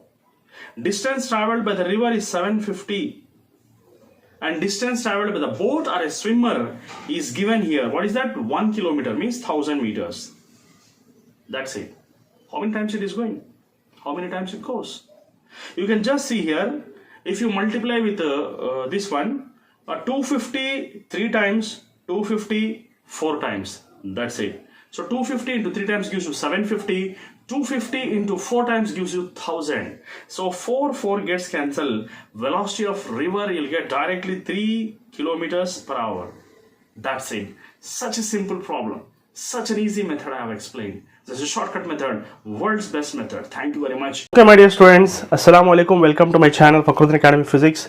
For this type of prism problems, I will make you the India's fastest student to solve this type of problems. How can you solve? Inshallah, let us see here now. So, whenever the light ray enters in this direction, and it comes out perpendicularly to the other side of the prism, then you can convert Snell's law by using this direct formula, that is mu is equal to sin I by sin R. You will write, no, don't write sin R, directly you can take sin A, which is angle of a prism. Okay, so that's it, finish. In a single step you will get an answer. Sin I is equal to mu times of sin A, which is taken as 30 because A is given as 30 in the problem here. So therefore sin I is equal to mu, which is root 2, and sin 30 is nothing but 1 by 2. So which is nothing but 1 by root 2. That's it. You got a formula in single step method. So therefore you can write I1. Okay, this is all I1, where I1 is taken as directly 45 degrees. Hope you have enjoyed this short trick. Okay, so instead of writing mu is equal to sin A by sin R, you can directly take, in this case of prism, when light ray enters and perpendicularly it passes through the other side, then at that time Snell's law you can directly change as mu is equal to sin I by sin A. Thank you very much. Have a nice day. And today I would like to discuss a very amazing and time-saving short trick where you can do the problems with faster than a rocket, and you will be the fastest student in India if you follow these methods which I am going to teach. Now if you observe here, there is a problem where you can consider that there are two equiconvex lenses having focal length f1 and f2. Therefore resultant focal length 1 by capital F1 is equal to 1 by f1 plus 1 by f2. In the second case, in between these two convex lenses there is a glycerin. Okay, and here the refractive index is 1.5 for both the lenses, even the glycerin also having same refractive index. When the refractive index of glycerin is also 1.5 and lenses also 1.5, then their focal lengths are going to be same. But as in between these two lenses there is a liquid here, and the shape of the liquid is just like a concave lens.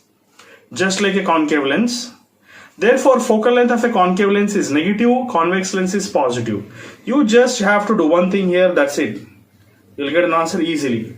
So here, as the focal lengths are same, you can write 1 by f1 is equal to, as the focal lengths are same, you'll write 2 by f. This implies that f1 is equal to f by 2. But in the second case, glycerin is just like a concave shape here in between the two lenses. We can consider this as 1 by f.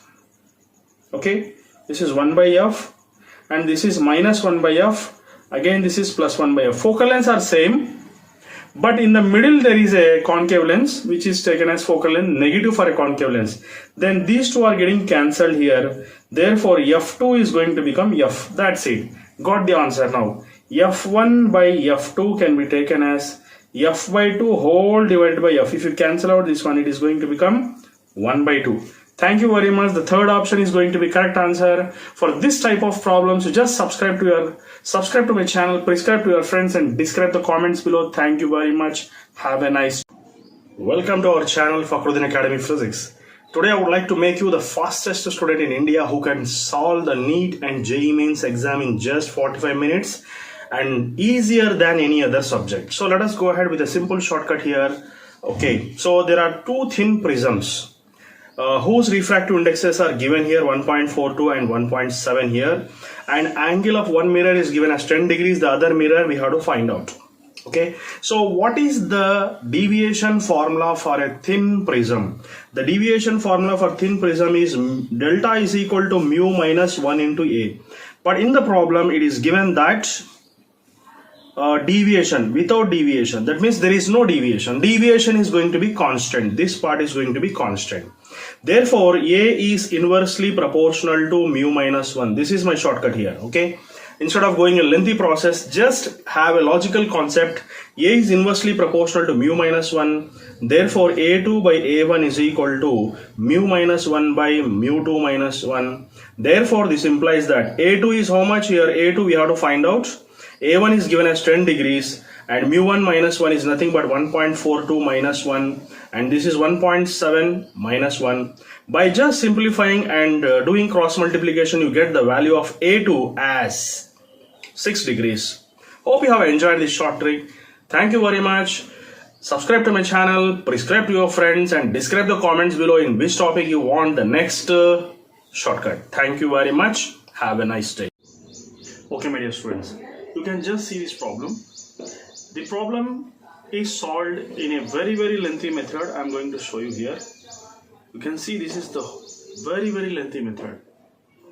That much method if you do in a problem in NEET exam, it will eat away your just 1 or 2 minutes very easily.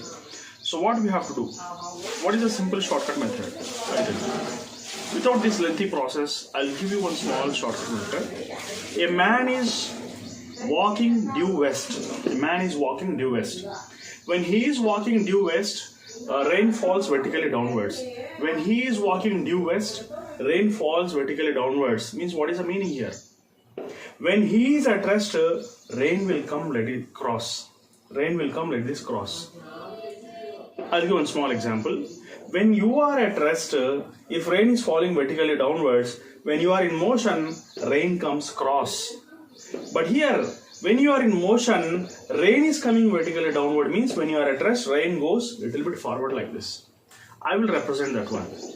So, this is, which is vertically down given, this is called as velocity of rain with respect to man. And this is velocity of man. Then what would be the direction of rain?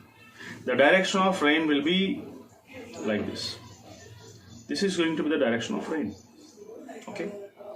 So that if it is the direction of rain here, let us see what is going to get. So this is VR, that is going to be the direction of the rain.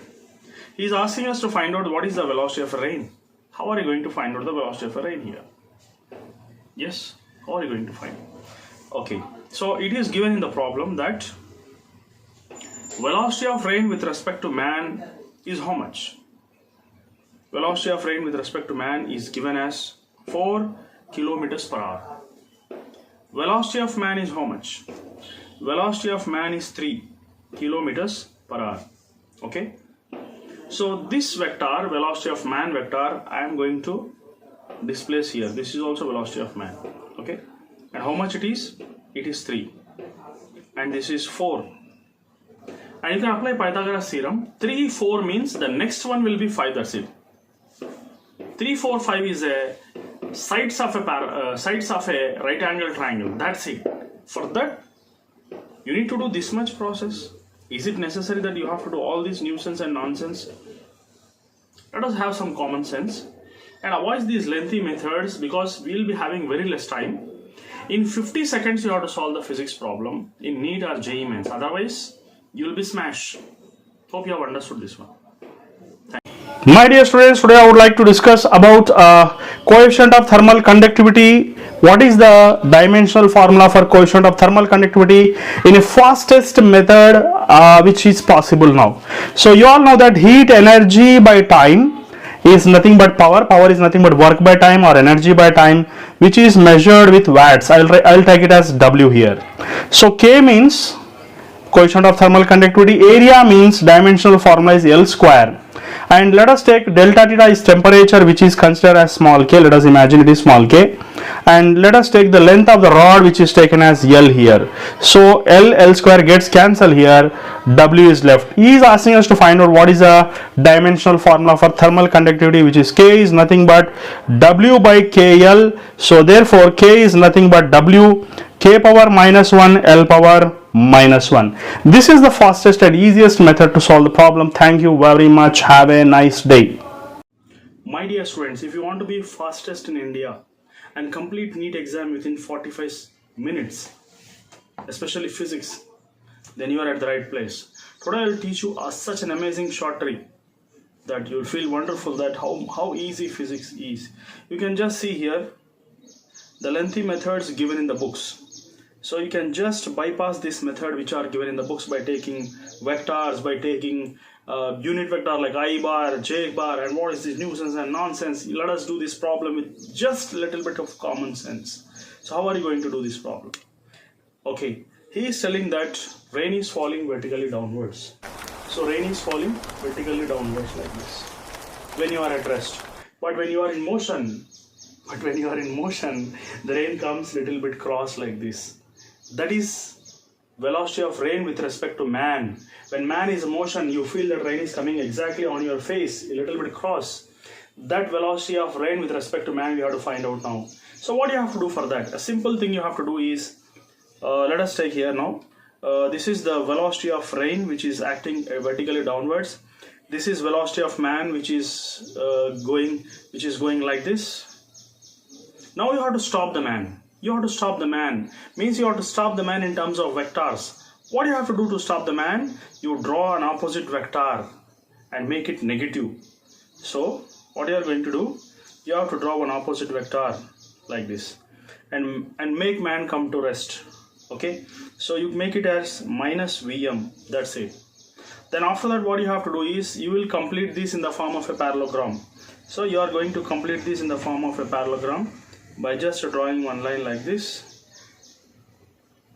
Okay, you draw one line like this, you draw another line like this, and after that you have to draw one resultant which is going to be in this direction. Okay, this is going to be your resultant. Then let us see what you are going to get now. So this is going to be your resultant. This resultant is going to be velocity of man with respect to rain. So this is velocity of man with respect to rain. Okay, so how are you going to find out? So this is velocity of man, and velocity of man is how much it is? Velocity of man is 8. Okay, so this is 8, means this is also 8. Opposite sides are equal. And velocity of rain is how much? Velocity of rain is given as 6. Okay, so 6 and 8, if it is given, definitely the other side, that is the hypotenuse, will be 10, because this is a Pythagoras theorem. 6 square plus 8 square. 6 square is 36, 8 square is 64. If you add, it becomes 100. Okay, so 100 square root becomes 10. So the other side is going to be 10. Okay, so 6, 8 and 10 are the pairs, are the sides of a right angle triangle. So without solving, you can tell the problem that answer is going to be how much? 10. Where this fellow has solved this problem by taking all nuisance and nonsense. Okay, let us solve the problem with common sense. Just 6 and 8 are the adjacent sides and opposite sides of a right angle triangle. The hypotenuse is going to be 10. That's it. It's a simple mathematical calculation which can be done in your brain without using this pen and paper. Okay, my dear students, you can just see the lengthy methods given in the books. So this is a lengthy method which is called as constraints method. A very complex method, eats a lot of your time. You know, in JEE Mains and NEET, we have got very less time. In 50 seconds, you have to solve one problem. In 50 seconds, you can solve one problem, but I will tell you such a method that even in 17 seconds, you can solve the problem. How? Let me discuss about that. You just do one thing here. Are you seeing this pulley diagram? In this pulley, you have to take this as tension T. This is also tension T.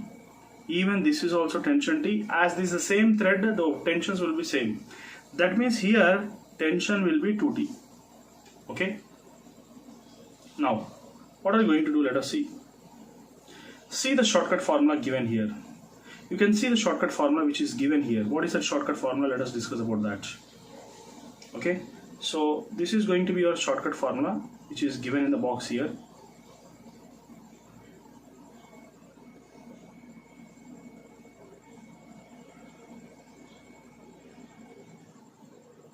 So this is a shortcut formula which is given in a red colored box here. By using this formula, you can get the answer in fraction of seconds. How? So coefficient of tension means before tension what is present. For example, here at this tension 1 is present. At this tension 2 is present. That is called as coefficient of tension. Before tension, what is the value present here? So that is the shortcut method here. So if you want to find out the net tension, what you have to do? So therefore net tension is equal to coefficient of tension into G. So here at block A, tension is T, coefficient is not there, so 1 is the coefficient. So 1 into G plus near block B, the total tension is 2T. So coefficient of before T is 2. So plus 2 into G divided by coefficient of tension whole square by mass.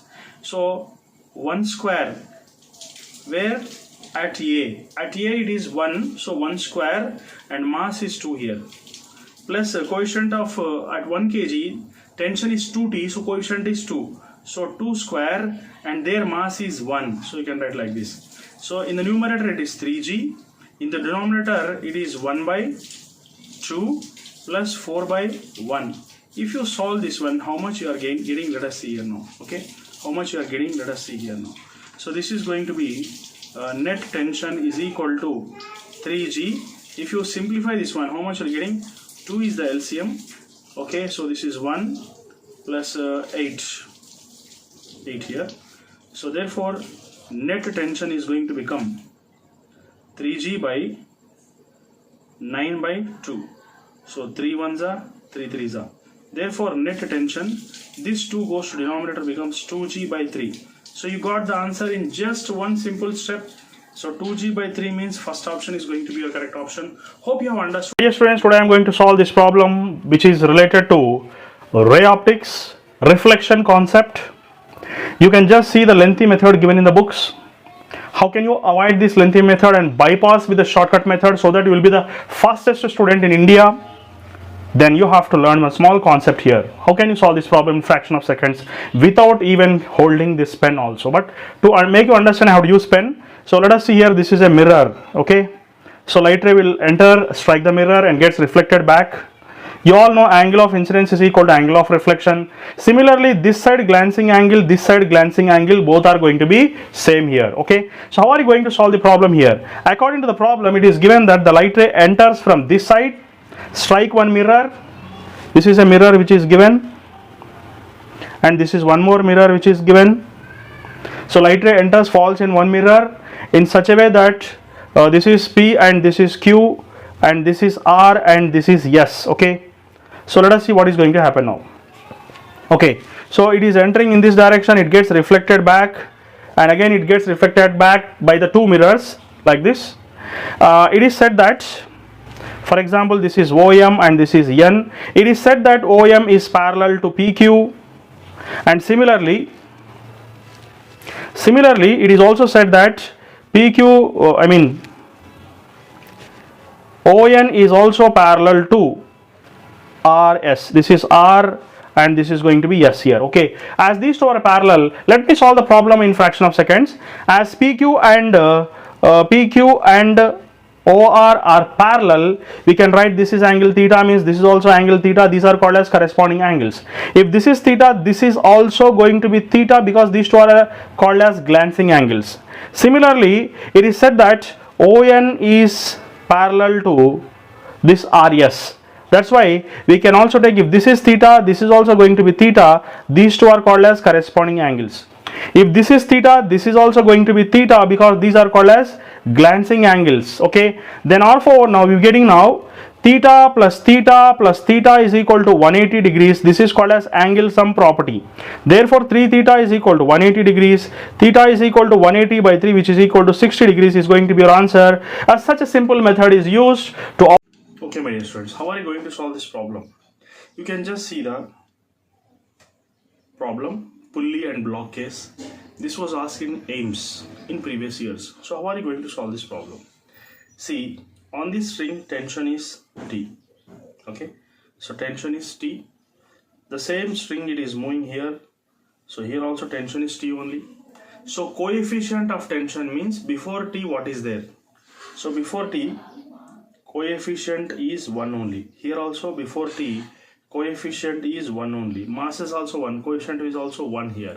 Okay, so coefficient means, for example, if it is 2T, coefficient will be 2, but here both are having same tensions because it's a single string. Okay, so this is a shortcut formula which I am going to show you here. Okay, this is going to be a shortcut formula. You have to apply this formula for this type of problems of any type. So therefore you'll get tension T is equal to coefficient of tension. So what is the coefficient of tension here? This is 1 into G, plus here there is no tension. Why? Because the block is resting on the table, so tension is not there for that block. So we'll take it as 0 into G divided by coefficient of tension whole square. That means before T it is here 1 square by mass 1, and here also before tension 1 is there, so 1 square by 1.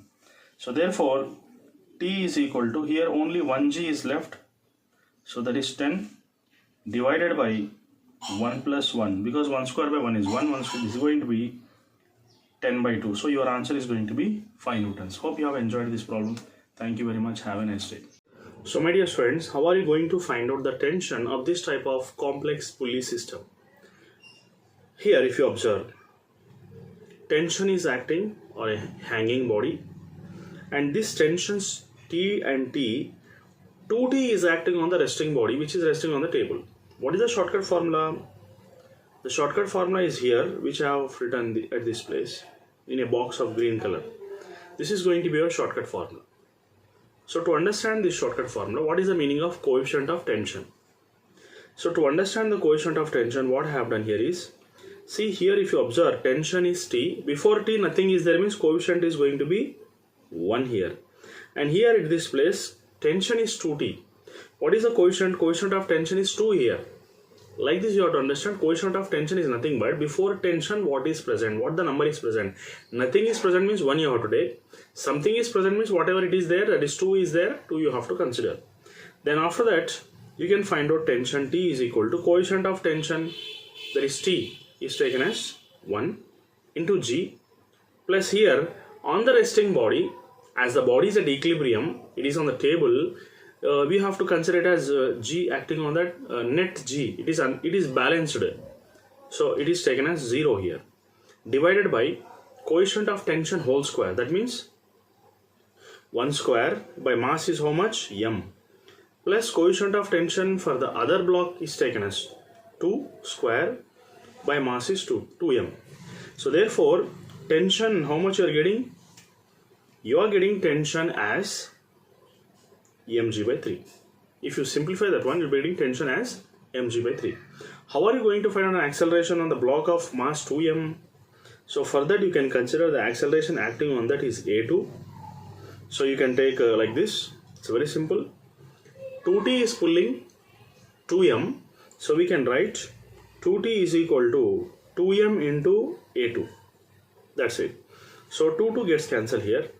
Already we got t as mg by 3. Substitute here mg by 3, which is equal to m into a2. Mm gets cancelled. a2 you will be getting g by 3. So what are the answers we are getting here? Yes, one is 2 mg by 3. Okay, what are the answers? First option is the correct option. How can we say first option is the correct option? Because T we got mg by 3. He is asking tension on the block of mass 2m. So if it is the case of block of mass 2m, the tension acting is 2T. So already T we got as mg by 3. So therefore 2 into mg by 3 is going to be a correct answer, not mg by 3. mg by 3 is acting on block which is hanging downwards. Hope you have understood. Thank you very much. Have a nice day. My dear students, this is a previous year question asked in NEET 2013. Let us solve this problem in lightning speed and prove that we are the fastest students in India who can solve the problems in fraction of seconds without holding this pen and paper also. Thank you very much. Now let us go ahead. These are the two mirrors. Okay. So let us consider this is mirror OM and this is ON. Okay. And this is light ray P, Q, this is R and this is S. Is it? Then after that you should remember one thing here, that this angle between the two mirrors is given as 70, and it is also said that according to the problem parallel, it is reflected parallel. That means here RS is parallel to OM. RS is parallel to OM. Therefore this is 70 means this is also going to be 70. These are called as corresponding angles. If this is 70, this is also going to be 70 because this is called as glancing angles. Okay, this is called as glancing angles. Is it? Okay, so 70, 70, 140 means this is going to be 40 because angle sum property, sum of the angles in a triangle is nothing but 180. So this is going to be 40. But this plus this together, it is going to be 90 because this is normal. If this is 40, then the remaining part is going to be 50. That's it. Without pen and paper, you can solve the problem. Your answer is going to be the D option. Hope you have enjoyed. Thank you very much. Dear students, how can you solve this problem in simple shortcut formula which is given here? So you can use this shortcut formula and solve any problem of this type here. It's a complex pulley system which is shown here in the book. Okay. So this is a complex pulley system which is shown here. If you observe, coefficient of tension at this place coefficient of tension is 2, at this place coefficient of tension is 1 because nothing is there before T. So here this tension and this tension combined together, it is going to become 2T. Okay. So now our shortcut formula is coefficient of tension.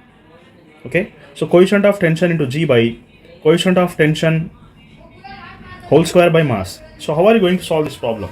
The simple shortcut formula we have to apply here and get the answer in fraction of seconds. So tension T is equal to, here coefficient of tension into G. So what is the coefficient here? You can take the coefficient at this place as 1. Okay. So and this is G sin theta. So that is mg sin theta. That means 1 into G into sin 30 plus coefficient of tension at this place is considered to be 2T. So at this place it is 2T. So you can write coefficient of tension is 2 and it is again G here divided by coefficient of tension whole square. Whole square means you will be writing coefficient of tension whole square means here coefficient is 2. So 2 square by mass. Mass means how much it is. Here the mass is 2m. So 2m you will write plus again 1 square by m you will write here. Okay. So if you simplify, you will be getting 5 mg by 6. So we got the tension. Now you need to find out an acceleration a1. Okay, how are you going to find out an acceleration a1 here? So block is moving upward with an acceleration a1. So you can find out a1 like this. So here if you take at this place if you take tension minus mg sin 30, tension minus mg sin 30 because mg sin 30 is backwards, tension is forward. Okay. So tension minus mg sin 30 is equal to m into a1. Okay. So tension we got here as 5 mg. So 5 mg by 6 minus this is mg by 2 is equal to m into a. So after simplification you will be getting this is a1. After simplification you will be getting a1 is equal to g by 3. If you want you can just check it out. After simplification you will be getting this one. Thank you very much. Have a Welcome to my channel Fakhruddin Academy Physics. Today I would like to make you rocket speed physics solving methods so that you will be the India's fastest student to solve physics problems. Okay, so let us solve this multi-reflection problems which will create a lot of confusion, but we will remove that diffusion without any confusion. Now let us see here. It is said that the light ray is incident at an angle of 50 degrees. Okay, so it is incident at an angle of 50 degrees and that 50 degrees is given here. Okay, so next thing is the two mirrors are having certain angle of 60 degrees. It is given here, 60 degrees is given. The angle between the two mirrors is taken as 60 degrees, and after that it will take multiple reflections. It starts from P and strikes at Q, again strikes on the second mirror at R, again at S, and again it comes out, emerges out at T. So now how can you solve this problem? He is asking us to find out the angle made by this mirror, the angle made by the reflected ray after double reflection. What is the angle at this place? It's very simple to solve this problem. You can just see here, if this is 50, this is also going to be 50 degrees because angle of incidence is equal to angle of reflection, and this is going to be 40 because this is a normal N1, this is normal N2, and this is 60 plus 40. 60 plus 40 is going to be 100. That means remaining is 180 degrees because angle sum property, the sum of the angles in a triangle is 80. This is 80 means this is 80 degrees because these are called as glancing angles. And glancing angles, let me discuss here. When a light ray enters and reflects back, this is angle of incidence and this is angle of reflection. This is glancing angle, this is also glancing angle, and this is a mirror. So glancing angles are going to be same here. So then if this is 80 and 80, it is 160. That means this is going to be 20 degrees, this is going to be 20 degrees, and this is going to be 40 degrees. So therefore in a triangle QRS, what is this total triangle? This total triangle is going to be 140. This is going to be 20. 20 plus 140 is 160. 160 means this is going to be 20 degrees here because 160 plus 20 is going to be 180 in a triangle QRS. If this is 20, as this is going to be a normal, this is going to be 70 degrees. This is going to be your answer. Thank you very much. Have a nice day. Okay, my dear friends, how can you solve this type of problems? Wedge problems. You can bypass this type of methods which are given in the books. You might have seen that in the book it is given here. What is given here? He has given free body diagram here. You can just see the free body diagram. So this free body diagram will eat away easily 1 or 2 minutes. But in JEE Mains and NEET, you have to solve each and every problem in 50 seconds. How can you solve that one? You need your shortcut methods that will help you a lot. So this is going to be your shortcut here. I have given one shortcut here. This shortcut will help to solve this problem here. It's very simple. So to find out the tension, a single one-step formula is enough. So what is that? Product of the masses, sum of the masses. You can just take tension T is equal to product of the masses, 2 kg. That is 2 into 2 by 2 plus 2 into G, that is 10, into sine theta 1 plus sine theta 2, that is sine 37 plus sine 53 degrees. That's it. You get the answer with a single step. You just see here 2 into 2 by 2 plus 2 is nothing but 1, and this is 10. Sine 37 is nothing but 3 by 5, and sine 53 is nothing but 4 by 5. So if you solve this one directly, you're getting 14 newtons. That's it. So instead of doing all these and getting 40 newtons at last by spending 1 or 2 minutes, you can just do this problem in 17 seconds only. That's it. That's the wonder of this. That's the beauty of these shortcut methods. Thank you very much. Have a nice day. My dear students, welcome to Fakhruddin Academy. Let us discuss this concept of critical angle. When a fish is inside the water, it sees with a conical vision which is drawn here. You all know about this concept, but why I am explaining this concept is I want to show you a very simple and shortcut derivation as well as problem solving. Single step formula method I can solve this problem. You can see the lengthy method given in the books, but how can you solve and derive this problem in a single step method. You all know that sin C is equal to 1 by mu. This is the formula for critical angle, and let us imagine this is sin C. This is angle C here, 1 by mu. Sin C means opposite side by hypotenuse is 1 into mu, and this side which is taken as square root of mu square minus 1, square root of mu square minus 1 by using Pythagoras theorem. And he is asking us to find out what is the radius of a conical vision. Okay, what is the radius of a conical vision? So for that, a formula is, you can just take tan C. Tan C is equal to opposite side. This is also angle C and this is also angle C. These are called as alternate interior angles. So therefore we can take tan C is equal to opposite side R and adjacent side H here. So R by H we can take here. Okay, so R is equal to H tan C. So R is equal to H tan C. Tan C is nothing but here opposite side and adjacent side, which can be taken as opposite side is 1, adjacent side is square root of mu square minus 1. That's it. So we got the formula here, that is H by square root of mu square minus 1 is going to be your single step formula. You can use this formula and substitute the values and get the answer. That is, you will be getting here R as 3 meters. When you substitute the value of mu here, mu is nothing but 4 by 3. Okay, so we get the radius as 3 meters. Then you can find out the diameter, and here the diameter is double times of the radius, which is 6 meters is going to be your answer. Hope you have enjoyed. Thank you very much. Have an Okay, my dear students, how are you going to solve this problem without any free body diagram? You can just see here, if you observe, this is a wedge having theta is equal to 60 degrees. One block is resting on the wedge, one block is hanging downwards. In such cases, you can use this formula.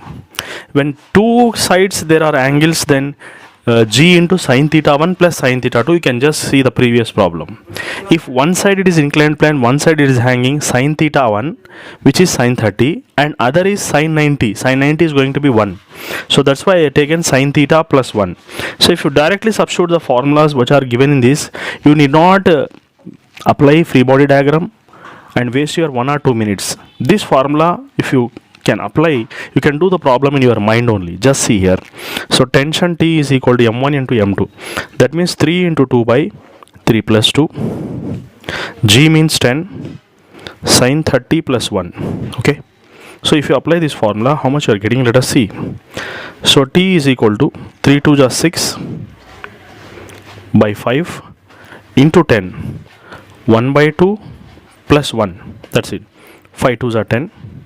So T 6 into 2 into 3 by 2. So 2 gets cancelled. Tension is equal to 18 newtons.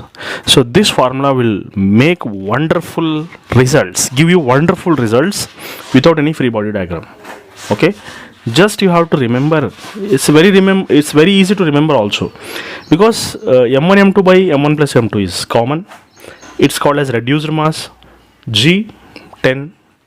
Sin theta 1 plus sin theta 2, actually if it is inclined plane, both the sides you have to take sin theta 1 plus sin theta 2, but it's having only one inclined plane, another is just vertically, so you have to consider sin 90, which is 1. That's it. Same as the previous problem which I have done. If you want, you can just check it out. Hope you have enjoyed this one. So welcome to Fakhruddin Academy. Today I am discussing a shortcut of shortcut. So already you have seen there is a shortcut given in a book, but I'll create a shortcut of this shortcut. It's wonderful. Okay, you will be the fastest in India. So you can just see this process. In this I will take directly one step. In this formula I can take directly m is inversely proportional to f minus u. This shortcut formula is enough to solve this problem. So just you can do one thing here. We can write here m1 by m2 is equal to f minus u2 by f minus u1. Direct step you will get. As you know that in this problem, first object was placed at minus 25 centimeters and it has been shifted minus 15 centimeters left. So 25 minus 15, 25 plus 15 is going to be 40. So I am taking minus 40 here. So previously it was minus 25 as u1, and now finally when the object is shifted left side, what happens to the magnification? U2 is taken as minus 40. That's it. You can just substitute here, that is m1 by m2, which is equal to f minus of minus 40 is going to be plus 40. So f minus 40 by, f plus 40 by f plus 25, because minus of minus is plus, which is going to be given as m1 by m2 is taken as 4 here. You just keep 4 here directly. So therefore from here you will get f is equal to minus 20 centimeters. So you can bypass the unnecessary steps which are given here and go to the direct solution by taking this direct formula. Thank you very much. Hope you have enjoyed this shortcut. Thank you very much. Have a nice day. My dear students, how can you solve this wedge and block problem? If you solve this problem by using free body diagram, it may take more than 1 minute, sometimes 1.5 minutes also. And you know how much time is left in NEET to solve one problem. Only 50 seconds you have to take to solve the problems in JEE Mains and NEET. If you cross 50 minutes, then you can't do problem. You cannot solve the paper efficiently. You cannot manage the time. So how can you do this problem? For this, the shortcut formula is acceleration is equal to weight difference by mass addition. So how are you going to solve this problem now? See here, for this, if you see block which is resting on the wedge, the force acting in this direction is mg sine 30. So what is the meaning of weight difference? Okay, weight difference means you can understand one thing, that the block which is hanging downwards is coming down, the block which is resting on the wedge is moving upwards. So therefore weight difference means you should consider 2m, you should consider here 2mg which is hanging minus mg sine 30 which is resting on the wedge, divided by mass addition. Mass addition means 2m plus m. That's it. This simple logic, if you apply, you can clear this type of problems in just 17 seconds. You can just see here how I'm going to solve this problem. So acceleration is equal to, how much you are getting? 2mg minus mg sine 30 is nothing but mg by 2, because sine 30 is 1 by 2. That's it. Whole divided by 3m. So this is going to become 3mg by 2 divided by 3m. So 3m gets cancelled. How much is left? The answer is going to be g by 2. G by 2 is going to be your answer. So correct option is going to be C option. Hope you have enjoyed this method. Thank you.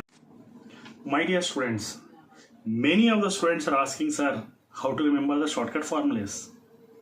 It's very difficult to remember the formulas given in the chapters, and you are giving extra formulas to remember. How is it possible? How can we remember so many formulas? My dear students, there is nothing to remember in physics. Everything is logic. If you know the logic, there is the magic. You can remember anything if you know the logic. So for this type of wedges, what is the formula? How can you remember the shortcut formulas? How can you do the problem in just 17 seconds, not more than that, without any free body diagram, without any multiple calculations or multiple equations, solving the equations, solve 1 and 2 and get acceleration, solve 2 and 3 and get tension?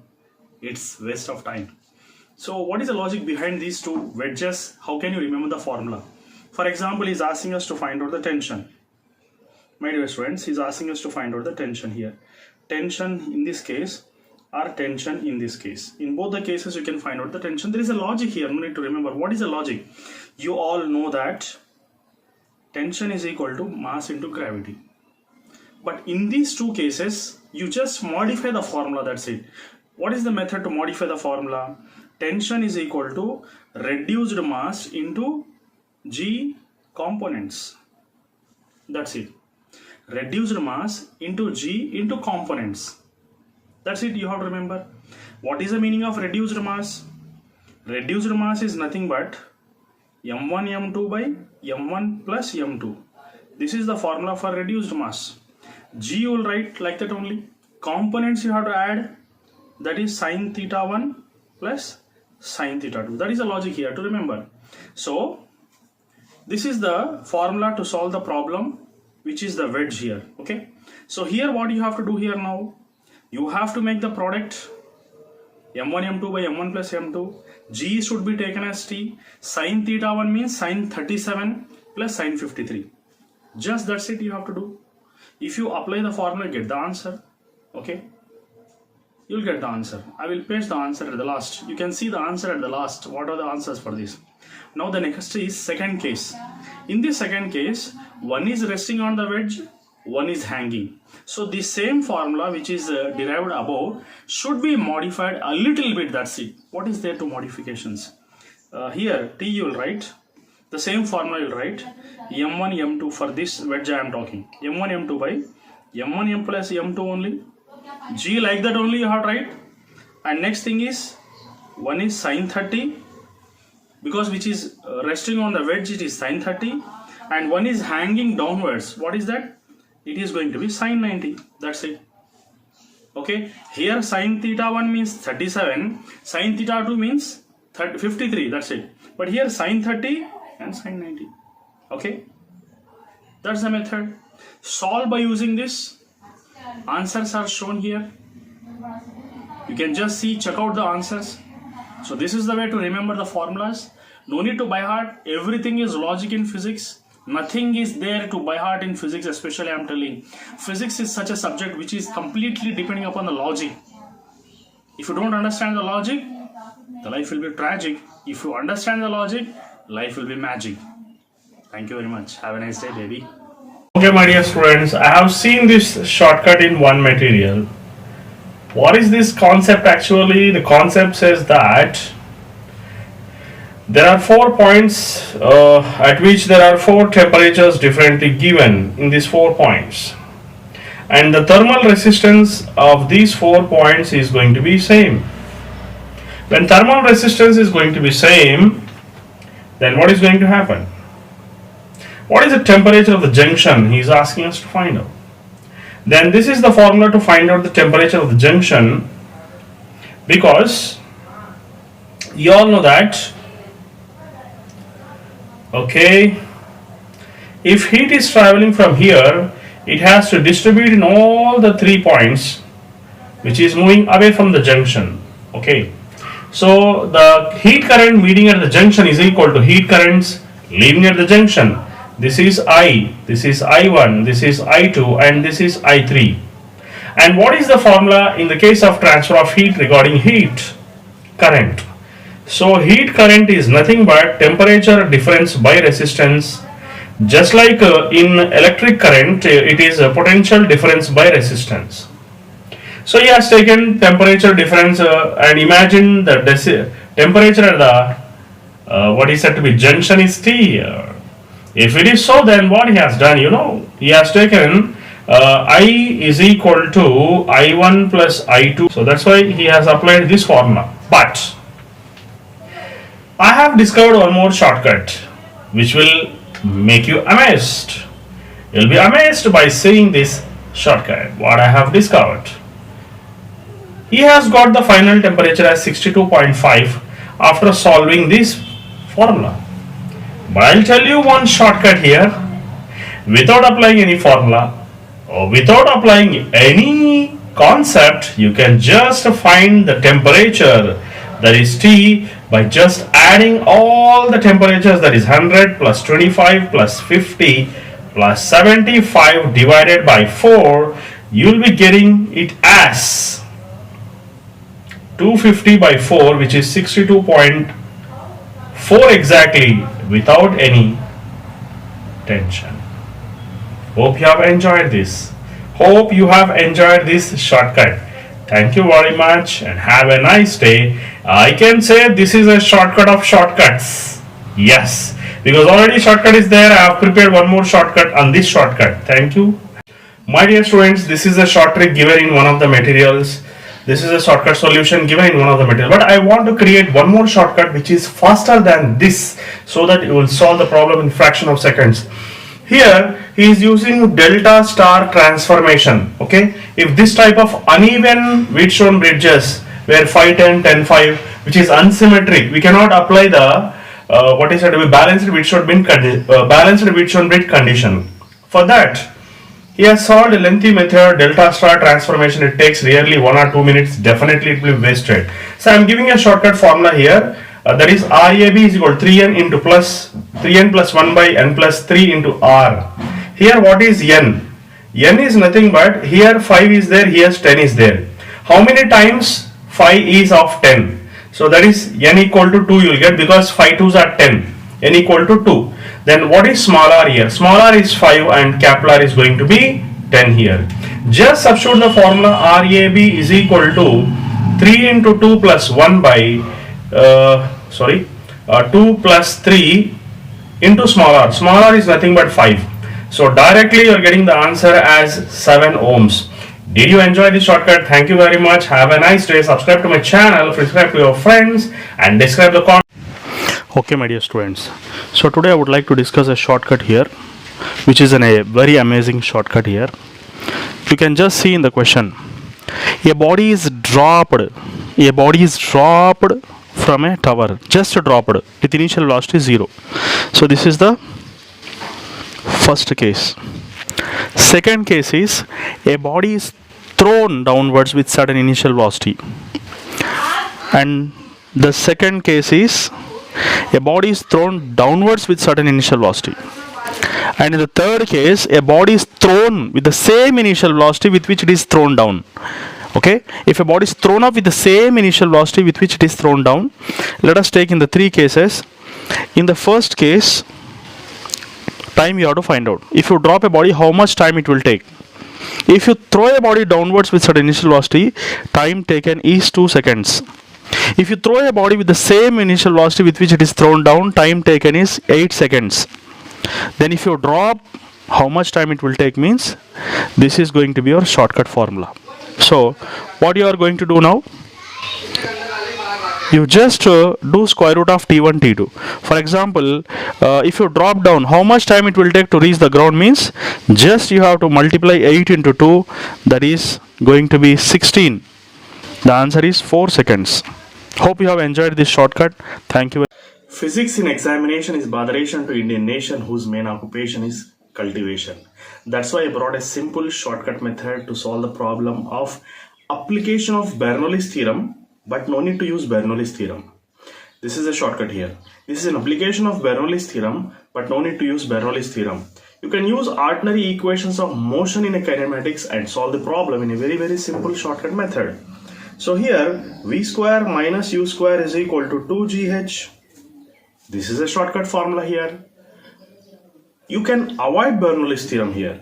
So h is equal to v square minus u square by 2 into g. Here v square is nothing but 20. 20 square minus 10 square by 2 into 10. Okay, so this is 400 minus 100 by 20, which is equal to 300 by 20. Your answer is 15 meters. Is it a shortcut? Did you like it? Then prescribe to your friends, describe the comments below, and subscribe to my channel. Thank you very much. Have a nice day for this type of shortcuts. My dear students, how to solve this problem without any free body diagram? You can just see that this type of problems, if they are asked, it will eat away nearly 2 minutes in a NEET examination or JEE Mains examination, and you have to solve the problem in less than 50 seconds. Then how can you solve this problem not in 50 seconds, in just 17 seconds? There are two shortcut formulas which you have to remember here. The shortcut formulas are like this. For example, there is a block of mass m1. Okay, so there is a block of mass m1. For example, here m1 is equal to 2 kgs and m2 is equal to 1 kg. If this situation is given here, m1 is on the wedge, it will slide down. Okay, it will slide down. You have to find out the reduced mass. What is the meaning of reduced mass? Reduced mass is nothing but the product of the masses by sum of the masses. Okay, so therefore the reduced mass is nothing but 2 into 1 by 2 plus 1, that is nothing but 2 by 3. Okay, so therefore you can find out the tension here. So tension is equal to 2 by 3 into 10 sin theta 1 plus sin theta 2. Sin theta components you have to consider. Okay, so here if you observe, here sin theta is given as 30 degrees. But here this body is resting on the horizontal table, so that theta is taken as 0. Okay, so sine 0 is 0, so only sine theta you have to consider, that is sine 30. So therefore tension is equal to 2 by 3 into 10 into 1 by 2. So therefore tension is going to be 10 by 3 newtons. Then how can you find out an acceleration? For this, acceleration is found, that is the bodies which are hanging bodies components, hanging body mass components and mass addition. Okay, hanging bodies into components. What is the meaning of this hanging bodies here? You can best consider the weight of the hanging body components. Weight of the hanging body components means acceleration is equal to mg sine 30. As this is resting on the horizontal table, it can be taken as 0. mg sine 0, 0 divided by mass addition. Mass addition means m1 plus m2. Okay, so m1 plus m2 here. That's it. Acceleration is equal to m1, which is sliding, which is resting is taken as sine 0, which is going to be 0. Therefore, which is resting on the wedge is taken as m1 is how much? m1 according to the problem it is 2. So 2 into 10 into 1 by 2 divided by 2 plus 1, which is equal to 3 here. So 2 gets cancelled here. Acceleration is going to be 10 by 3. Okay, so acceleration and tension are going to be same in this case. Hope you have understood this problem. Thank you very much. In NEET here, okay, this is a NEET based problem. This type of model is frequently asked. I think one problem was asked in 2019. So this is the problem which is solved by using integration. But I know that BPC students are not familiar with integrations and differentiations. So let me teach you a method which is free from all these mathematical expressions or derivations. No, it's very simple. Without integration also you can solve. First thing you have to understand here is what is given here. Okay, so here he has given that f is equal to 4 plus 6x. So first of all, x equal to 1, next x equal to 2. You can find out f1. Okay, that is 4. You can find out here f1 is equal to 4 plus 6 into 1 here, because x equal to 1. So therefore f1 is equal to 10 newtons. Then what is f2? f2 is equal to 4 plus 6 into 2. So therefore 4 plus 12, which is going to be 16 newtons. Okay, so now you have to find out the average of this. That is, average is going to become f1 plus f2 by 2, which is 10 plus 16 by 2, which is 26 by 2, and that is going to be 13 newtons. Okay, and it has been displaced from x equal to 1 to x equal to 2.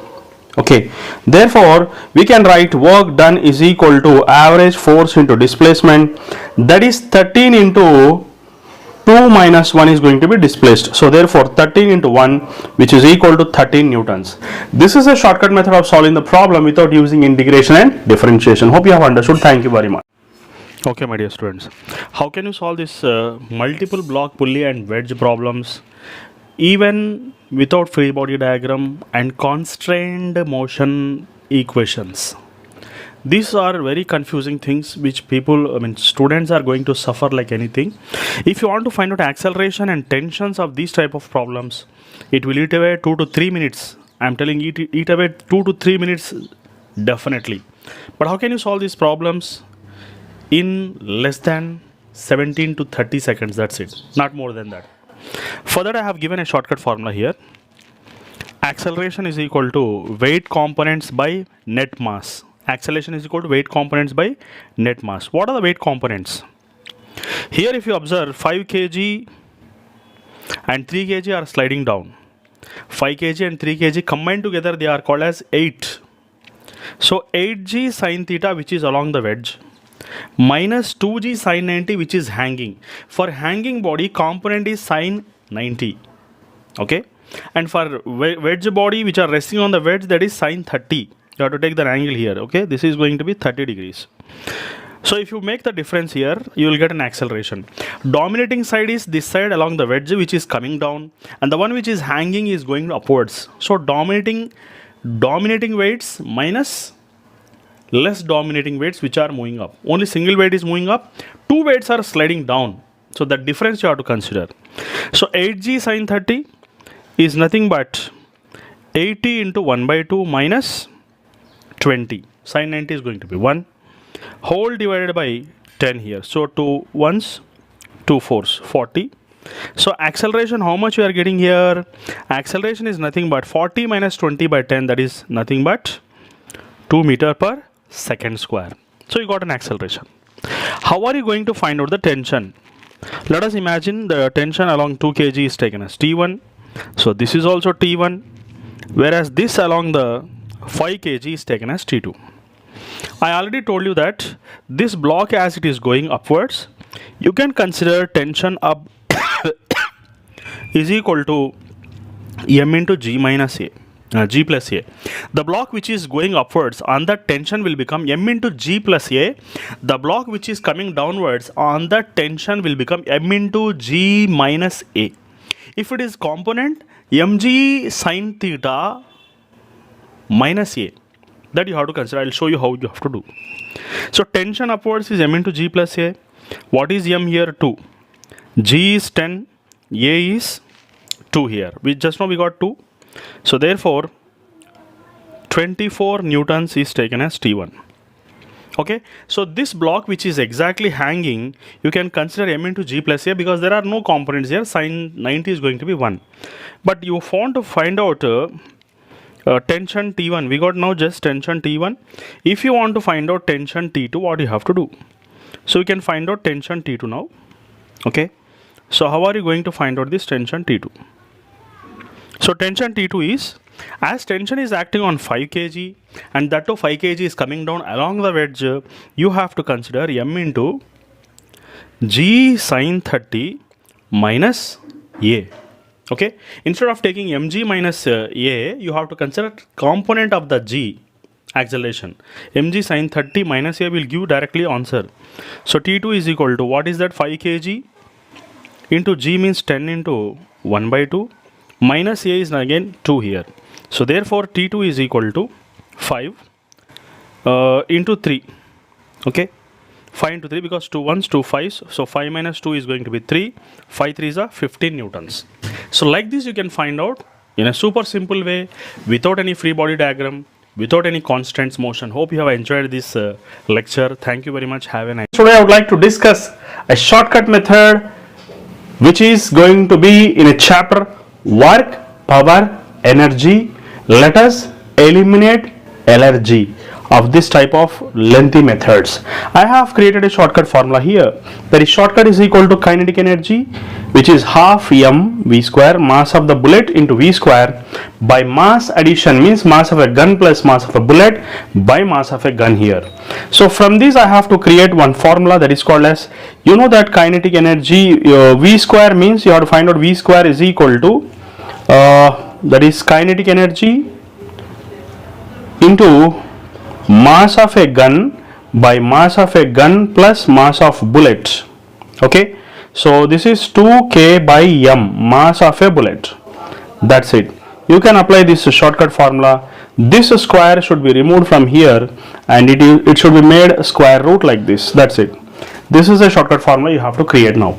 So from this formula I have got this shortcut formula, so which is nothing but velocity is equal to 2k by mass of a bullet into mass of a gun by mass of a gun plus mass of a bullet. So this is going to be your shortcut formula here. Okay, hope you have understood. This is going to be your shortcut formula.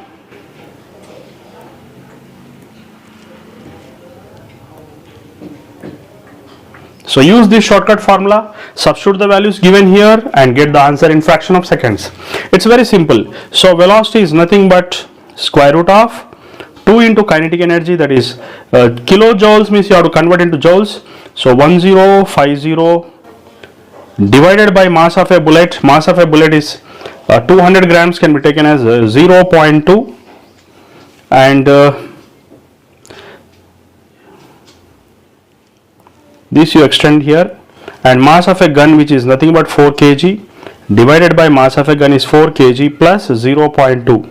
So if you just simplify this, finally we'll be getting the answer as 100 meters per second. Hope you have enjoyed this shortcut formula. Thank you very much. Have a nice day. My dear students, you can see this problem of work power energy. A bullet comes, hits a block, and the block is raised to a little bit height. So how can you find out the velocity here, the speed of the bullet? So velocity of the bullet, if you want to find out, what you have to do? So you can just see the data. Small m is the mass of the bullet, capital M is the mass of the block, it is the velocity of the bullet, and the height raised by the block, which is called as ballistic pendulum, is shown in the figure. So let us see what is going to happen. So just this data, whatever it is given, if you substitute in this formula, you will be getting the answer as approximately 120. So this is a single step formula you can use and get the answer directly without this lengthy process which is shown down. Thank you. Okay, my dear students, see this problem here. In this problem, it is seen that the lengthy method is given by using free body diagram, which is shown on the left side here. So this is a lengthy method which is shown by free body diagram. If you use this method, it will take 2 minutes, minimum 2 minutes to solve the problem in JEE Mains and NEET. But 2 minutes if you spend on one problem, you can't manage the time. So we need certain lateral thinking methods or out of box thinking methods which will reduce your time, and you can solve the problem within 17 seconds. Within 17 seconds, I am telling. So if you want to learn these techniques, then you are at the right video. You are at the right lecturer. Okay, let me tell you the method which we have to solve the problem. So the shortcut method is given here. You can see that there is a rod in which this side some force is there, this side some force is there. Okay, so this side it is 10 newtons, this side it is 15 newtons. This side length is 12 centimeters, this side length is 10 centimeters. 8 centimeters, what I mean to say, and total length is 20 centimeters. For this type of problems, there is a shortcut here. What is that? This side force and that side length, and that side force and this side length. This is the logical method to solve the problems of this type. Now let us see how easy you will get this answer which is given here, that is 12 newtons is given. No, this 12 newtons, to get he has done this much method. It's very confusing, and sometimes he may go wrong also in that pressure of examination. But let me teach you a wonderful technique to solve the problem. So you know the force, I mean the tension acting between the rod when you pull this side and that side is given by T. So that tension which is represented in the diagram here, T and T, that T you can find out by using the formula F1 L2 plus F2 L1 by L1 plus L2. What is that tension now? Let us see. So T is equal to F1 L2. F1 means 10 newtons and L2 means 12 plus F2 means 15 and L1 means 8, okay, into 8 divided by L1 plus L2, that is nothing but 8 plus 12. So therefore how much you are getting? 120 plus 120 divided by 20. So finally we are getting T is equal to how much? 240 by 20. So your answer is going to be 12 newtons. Is it not the wonderful method to solve the problems of this type? Is it not the problem is reducing your time? If it's really reducing your time, please comment below in which chapter and which problem I have to solve this type of shortcut methods. In which topic I should solve the shortcut methods. You just comment below. I am ready inshallah to solve your problems. Thank you very much. Have a nice day. Okay, my dear students, today I would like to solve this problem in which one smaller block is there, one larger block is there. Both are in contact with each other, but if you observe one thing here, that smaller block is pushed from this side with a force of 15 newtons, whereas larger block there is no force. So F1 can be considered as 15 newtons. From the other side there is no F2, so it can be considered as a 0. So what is the shortcut formula? See, actually many students are saying, sir, how many formulas we have to remember? What is this nonsense? How many formulas are there? And that too, is it so difficult to remember, my dear? This side force, okay, this side force, that side mass, plus this side force, that side mass, divided by total mass. Nothing is there here. Simple logic is there to remember. Okay. So is there any difficult to remember? You need not by heart. There is a logic. If you understand that logic, then only it will be magic. Otherwise, the life will become very tragic. Okay. So this is the contact force, my dear. So contact force you have to find out. See, I have drawn the contact force here. That is between a small block and larger block. There is a contact force. You have to find out that contact force. Okay. How much is the contact force between A and B? Okay. For that, there is a shortcut formula which have been written here. So contact force F is equal to F1 M2, F1 M2 and F2 M1. F2 is anyhow 0. Okay. So let us see here what is the contact force. F is equal to contact force F1 means 15 into other side mass which is taken as 2m plus F2 means 0 and this side mass that is taken as m whole divided by m1 plus m2, that is nothing but 2m plus m. So Fc is equal to 30m by 3m. mm gets cancelled, your answer is going to be 10 newtons. That's it. Very simple formula is there. There is no need to feel any tension to remember. How many formulas you have to remember? Is there anything to remember here? This side force, that side mass plus the side force, this side mass divided by total mass. That's it. A simple logic is there. Nothing is there to by heart here. So, my dear students, this is a channel not to waste your time, to increase your speed to 10x times. This is a channel which will increase your speed to 10x times, not to waste your time. Hope you will try to understand my emotions. Thank you very much. Okay, my dear students, the total time given in the problem is 8 seconds. We will solve the problem without pen and paper. So how many half-lives are there from 1600 counts to 100 counts? You can see 1, 2, 3, 4. There are 4 half-lives. So 4 half-lives is equal to the net time, which is equal to 8 seconds. Okay. Then how many half-lives are there? 8 by 4, that is 2 seconds is the half-life time. If 2 seconds is half-life time, how much will be the count after 6 seconds? What will be the count of atoms after 6 seconds? A shortcut is first 2 seconds, 100, second 2 seconds, 400, third 2 seconds, 200. 200 is the answer. Without pen and paper, you can solve. Okay, my dear students, how can you solve this problem which was asked in 2015 NEET? And this concept is available in NCERT page number 106. So he's asking us to find out the contact force between A and B when force of 14 newtons is acting this side and this side there is no force. So I have taken block B and C combined together, that is 2 plus 1 as 3 kg. I have shown here. Okay, 3 blocks is simplified into 2 blocks. One is A, the other is B plus C combination. And the contact force is small f, which is written with green color, that is taken as small f here. Okay, so this is small f. Okay, small f is there here. Small f is going to the contact force. To find out this contact force, there is a shortcut formula here. What is that shortcut formula? F1 M2 plus F2 M1 by M1 plus M2. This is a shortcut formula which is shown here. So what is F1? 14 newtons acting from that side. What is F2? 0 newtons, because there is no force acting from the other side. Okay, so F1 means how much? F1 is going to be 14 here. So contact force is nothing but 14 into M2 plus F2, 0 into 4 divided by M1 plus M2, that is 4 plus 3. Therefore 43 by 7, your answer is going to be 6 newtons. So this is a simple way, one step formula. Even you can solve this problem without pen and paper if you remember the formula and you're good at math. Okay, my dear students, how are you going to solve these problems here? One plano convex, one plano concave, when they are clubbed together, what is going to happen? You all know there is a very lengthy process to be solved to solve this type of problems.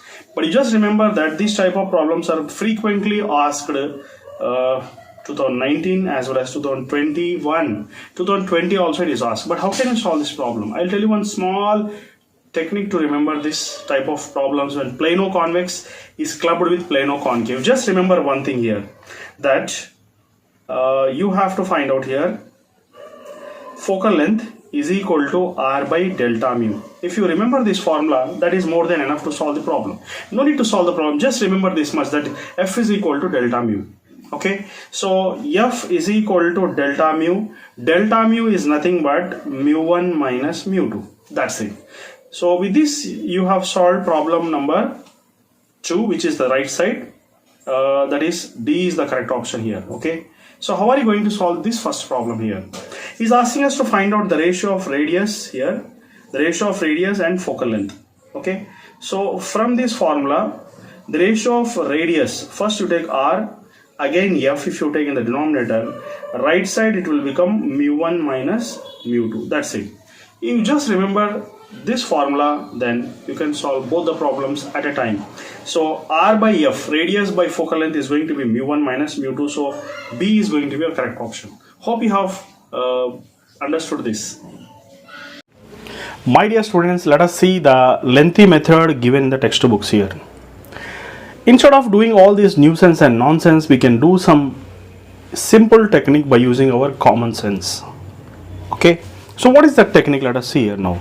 So we all know that force is directly proportional to product of the charges, and it is said that 25% is transferred from one charge to other charge. Previously the same charges were taken, now 25% is transferred, and this is the method given in the books. But I'll tell you one shortcut, that F2 is equal to remaining percent into F1. So this is a shortcut formula. We can say you can use this shortcut formula to solve this problem. So this is going to be a shortcut. So therefore you can write now F2 is equal to remaining percent. If 25% is transferred to the other charge, then the remaining is 75%. So that is 75 by 100 into F1. So, and that is going to be whole square. You have to do whole square also. That is the method here. So therefore you can write F2 is equal to, this is 3 times and this is 4 times. That is 9 by 16 times of F1. So this is going to be your answer in a simple shortcut method. Hope you have enjoyed. Thank you. My dear students, whenever these type of problems will come, where one body is resting on the table and one body is hanging downwards, and if there is a friction on the body which is resting, then you need to apply a very simple logic here, not a formula, a simple logic, that if you want to find out the coefficient of friction, mu, okay, so if you want to find out the coefficient of friction, mu is equal to mass of the hanging body divided by mass of the resting body. So what is the mass of the hanging body? mb. What is the mass of the resting body? ma, according to this problem. So therefore, you know mu is given here. How much it is given? Mu is given as 0.2, and mass of the body, we have to find out b, and mass of the body which is hanging is given here, block. Mass on the resting on the table is given, that is 2 kg. So therefore mass of the body which is hanging is taken as 2 into 0.2, which is nothing but 0.4 kg. That's it. Then what is the logic behind this? This is the formula, this is a logic. And how did this logic come? What is the concept behind that? The concept behind that I will discuss here now. So the concept behind that is very simple, that whenever the bodies are at equilibrium, that means downward force and friction force are same, then you have to apply that friction force is equal to weight of the body. Weight of the hanging body is equal to friction force, which is said to be static friction. So both will be same, then only bodies are getting balanced, they are not coming down. Therefore static friction formula is mu into ma into g, which is equal to mb into g. That's it. This is a simple formula. This is a simple logic behind that, simple concept behind that. We can cancel out g and g. Therefore this implies that we write mu is equal to mb by ma. So this is nothing but the shortcut formula which I have discussed just now. Okay, so there is not a rocket science here. It's a very simple formula which I have been discussing here. So therefore this is going to be a shortcut formula. Okay. Okay, my dear students, let us solve this problem which is given in Newton 16 here. Now these similar charges are hanging, because as they are similar, because of the repulsion here, they move aside. Then what are the things going to find here? Force is acting in this direction, mg is acting downwards, and the resultant of these two can be taken as like this, here now. So this is going to be the resultant here. Okay, so and this angle is theta, this angle also theta, corresponding angles. Then after that, you all know that the distance between the two positive charges which are hanging is taken as x. Then after that, we can write this is opposite side f and this is adjacent side mg here. Okay, so like this we can consider. Then after that, you can write tan theta is equal to f by mg here, and you all know that f is nothing but q1 q2 by k q1 q2 by r square, but here the distance is x, so we can write q1 q2 taken as similar charges, so we can write q square by k q square by m into g into x square, because the distance here is considered as x square here. So we got the value of tan theta. So what is tan theta actually? Tan theta is nothing but k q square by mg into x square. Similarly here, if you consider this as sin theta, here also if you consider sin theta, what are you going to get? So you will get sin theta is equal to x by 2 opposite side, and the length of the pendulum is taken as L. So x by 2L is going to be sin theta. For small angles, we can consider sin theta approximately equal to tan theta. So we can also write this as x by 2L is equal to q square k q square by mg into x square. So now we can take q square to one side and take mg into x cube by 2 into L here. Okay, so these are all going to be constant. We can write q square is equal to, okay, here x will become x cube, because cross multiplication if you do here, it is going to become x cube. So therefore q square is directly proportional to x cube and k taken as k into x cube. Then after differentiate here, q if you take here, this is x power of 3 by 2 goes to that side, square goes to that side, becomes 3 by 2 here. So differentiating dq by dt with respect to time k, this is 3 by 2 into x power of 3 by 2 minus x, because d by dx of x power n is nothing but nx power of n minus 1. So finally, once again if you differentiate just for x, you will be getting dx by dt. Dx by dt is considered as v here. Okay, so it is considered as v here. Okay, so now if you observe here, what are you going to get here now? So dq by dt is equal to k times of 3 by 2 x power of 1 by 2 into v. Okay, so with this it is understood that v is directly proportional to x power 1 by 2, and which is equal to directly proportional to we can write this as x power of minus 1 by 2. So therefore v is directly proportional to x power of minus 1 by 2. That's it. So this is going to be a correct option, that is A option. Hope you have understood this one. Thank you very much. Right, this is the problem we are discussing without using dimensional formulas here. So let us see how we are going to do this problem. Okay, so he's asking us to find out the mass in terms of Planck's constant, velocity of light, and gravitational constant. Let us do this problem without using dimensional formulas in fraction of seconds. So F is equal to G m1 m2 can be taken as m square by r square. Okay, so he's asking us to find out the mass. So let us consider here mass is equal to F into r square by G. Okay, so now here you can consider F into r by G. Okay, so here force into displacement is nothing but energy into r by G, which is considered as mass here, but I have to take mass square because mass square is present here.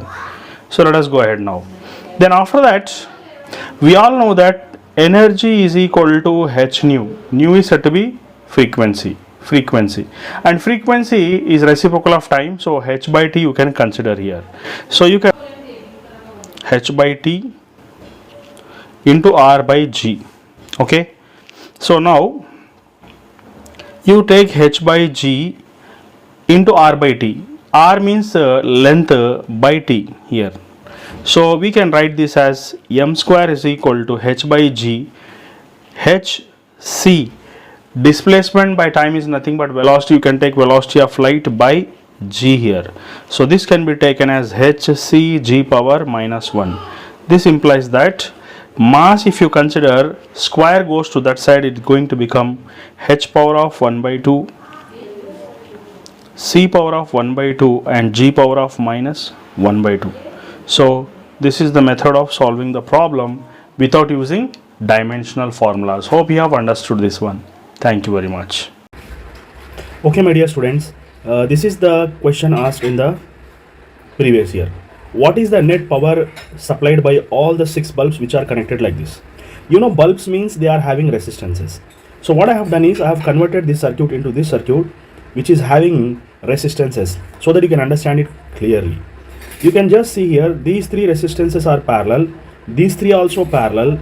So when all the 3 resistors are parallel and they are same, the answer for this part, if you observe, okay, so if you consider here, these 3 resistors is considered as R by 3, these 3 resistors are considered as R by 3 and they are in series, so R net is going to be R by 3 plus R by 3, which is nothing but 2R by 3.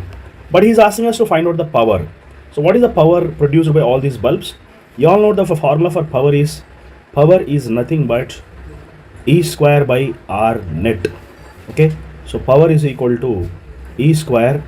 R net is nothing but 2R by 3. So we can write 2R here in the denominator and 3 in the numerator. So therefore, this is going to be your answer. Okay, so your answer is power is equal to 3 into E square by 2 into R. Hope you have understood this problem. Thank you very much. Have a nice day. Okay, my dear students, today I would like to discuss a friction problem. What is the logic behind this frictional problem? You might have seen in this diagram that 2 blocks are resting on the table, 1 block is hanging downwards. Unfortunately, these 3 blocks are having same masses, but the block which is hanging is dominating force, which is making the 2 blocks which are resting are sliding down along with the hanging one. So I have taken the 2 blocks which are resting on the table into a single block, that is 2m. Okay, so m, 3 blocks are resting on the table, that is 2 blocks are resting on the table, that is m, and 1 is hanging. Okay, so these 2 blocks which are hanging, I have taken into a single block here now, single block of mass 2m which is resting on the table. So in this direction, because of gravitational force, Fg is taken as mg, and this is because of hanging force. And the one which is acting in this direction, that is because of frictional force. Okay, so frictional force, you know, friction means mu mg. Mu mg. As I have taken 2 blocks, I am taking mu into 2m into g. So therefore, acceleration, what is an acceleration formula here? Acceleration is equal to resultant force by net mass. Okay, resultant force by net mass. What is the meaning of resultant force? Resultant force is the difference between the dominating force as well as less dominating force. So acceleration is equal to dominating force is mg, which is pulling the body towards the right because of hanging mass. Therefore, I can consider this as mg minus mu 2m into g divided by net mass. 3 masses are same. They are taken as 3m now. Addition of 3 masses is taken as 3m. So therefore, acceleration is equal to g minus 2 mu g divided by 3, because I am cancelling m here on the numerator and denominator. So therefore, the final answer is going to be this one. The answer is g minus 2 mu g divided by 3. Hope you have understood this one. If you want, you can just simplify also. Like you can write this as a is equal to g, if you common out, you will be getting 1 minus 2 mu by 3. That's it. Hope you have understood this one. Thank you very much. Have a nice day. My dear students, are you facing difficulty in solving the problems of friction? Are you totally confused about how to draw a free body diagram? Then you are at the right place. You can solve the problems of friction without any free body diagram also, directly by using a simple logic. What is the simple logic? Let us discuss here. Now here, 1 block is hanging downwards, 1 block is resting on the table. And you know, the block which is hanging is 6 kg, the one which is resting on the table is 4 kg. Then you can find out the tension T by using a simple logic. No need to by heart any formula or no need to draw any free body diagram. A simple logic, a basic formula of Newton's second law can be used to solve this problem. How? Let me discuss about that. So here, you know tension. Tension is equal to mass into gravity, m into g. But here in this case, you have to write the formula tension T is equal to reduced mass into net gravitational force. What is the net gravitational force or net acceleration? The simple thing you have to do is, you can write tension T is equal to reduced mass means m1 m2 by m1 plus m2. So product of the masses and sum of the masses is taken as reduced mass. And net acceleration is nothing but, it is acceleration because of hanging body, that is g, and the acceleration because of the resting body because of friction force, and that is taken as mu into g. As friction is there, you have to multiply mu to g, that's it. So your formula is ready. You can just substitute in this formula and get the answer very easily, very easily. Let me discuss about that. So tension T is equal to m1 m2 means 6 into 4 by 6 plus 4 into 1 plus mu. 1 plus mu is nothing but 1 plus 1 by 4 into g, you can common out here. Okay, 1 plus mu into g, you can common out. So 1 plus 1 by 4 into 10. That's it. Okay, or you can just write like this also. You can write here 10 plus mu is how much? 1 by 4 into 10. Okay, so if you apply this formula, directly you will get a answer. Okay, it's very simple, very easy logic it is. No need to by heart anything. Basic Newton's law will help you to solve this problem. Now 24 divided by 10 if you common out 1 plus 1 by 4, so 10 gets cancelled. 24 into 5 by 4, so after LCM it will get 5 by 4, 4 6 are 24. So tension T is equal to 30 newtons. So you have solved this problem without any free body diagram. And how many problems you want me to solve in this chapter, just comment below. What type of problems you want, what type of chapter you want, just comment below, and you just prescribe to your friends, describe the comments below, and subscribe to the channel. Okay my dear friends, how can you solve this problem in just single step logical formula? So here there are two cases. In one case the force is acting in one direction, in the other case the force is acting in the other direction, but in both the cases is asking us to find out the tension at the middle of the two blocks. So let us imagine the tension at the middle of the two blocks is taken as T here. Okay, so we need to find out the T here. So to find out the T here, what is the logic behind that is, if you want to find out first case, let us imagine, let us take this as the first case and this as the second case. So in the first case, you can just take tension T in the middle of the two blocks is taken as F1 force, means 500 newtons acting in this direction. There is 500 into m2, this side force, but this side mass you have to take, opposite side mass you have to take, and the mass is taken as 15, plus as the other side there is no force, that is taken as 0 into 10 divided by the total mass, that is nothing but 15 plus 10, which is going to be 25. So 15, that is 500 into 15 divided by 25. 25 ones are 25, 20 times. So your answer is going to be 300 newtons in the first case. In the second case, you have to find out the tension here. That means in the second case, the force is acting from this side. This side it is the pulling force, whereas this side there is no force. So therefore, as this side there is no force, you have to consider that as 0 into 10 plus, 0 into 15, because this side there is no force but opposite mass you have to take, so you have to take this side force and that side opposite mass.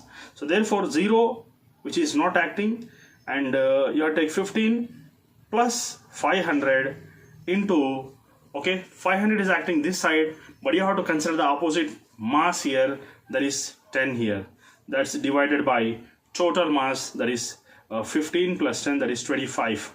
So that is 500 into 10 by 25. So 25 one times, 25 two times, So your answer is going to be 200 newtons. So 300 and 200 is going to be your answer. So fourth option is going to be your correct answer. Hope you have enjoyed this method of solving. A unique method, a different style of solving. My dear NEET aspirants, I know that you are unaware of integration and differentiation. You feel very difficult to apply integration and differentiation while solving the problems. How it would be if I explain the problems without integration and differentiation? How can you solve these type of problems which are shown here, in which solution is given in terms of integration and differentiation? You can just see the solution which is given in terms of integration. If I do this problem without using integration, how fine it would be, how enjoyable it will be. So let me discuss about that. How can we solve these type of problems without integration and differentiation by using a simple logic? Thank you very much. Let us see. Go ahead with us now. So what is given in the question, you can just see here. In the question it is given that V is equal to 180 minus 16x whole power of 1 by 2. This is that which is given in the problem. So how can you use this equation according to our convenience? Let us see now.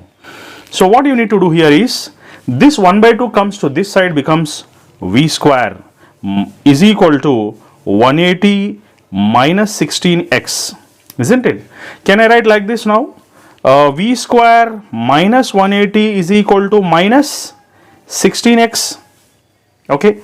So can I compare this equation with equations of motion? Like for example, you know, equations of motion can be written as V square minus U square is equal to 2AS. Okay.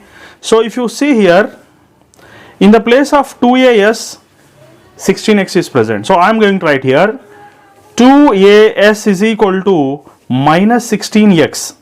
S is nothing but x here. S is nothing but x. So S is displacement, x is also displacement. Let us cancel these two. So what is present now?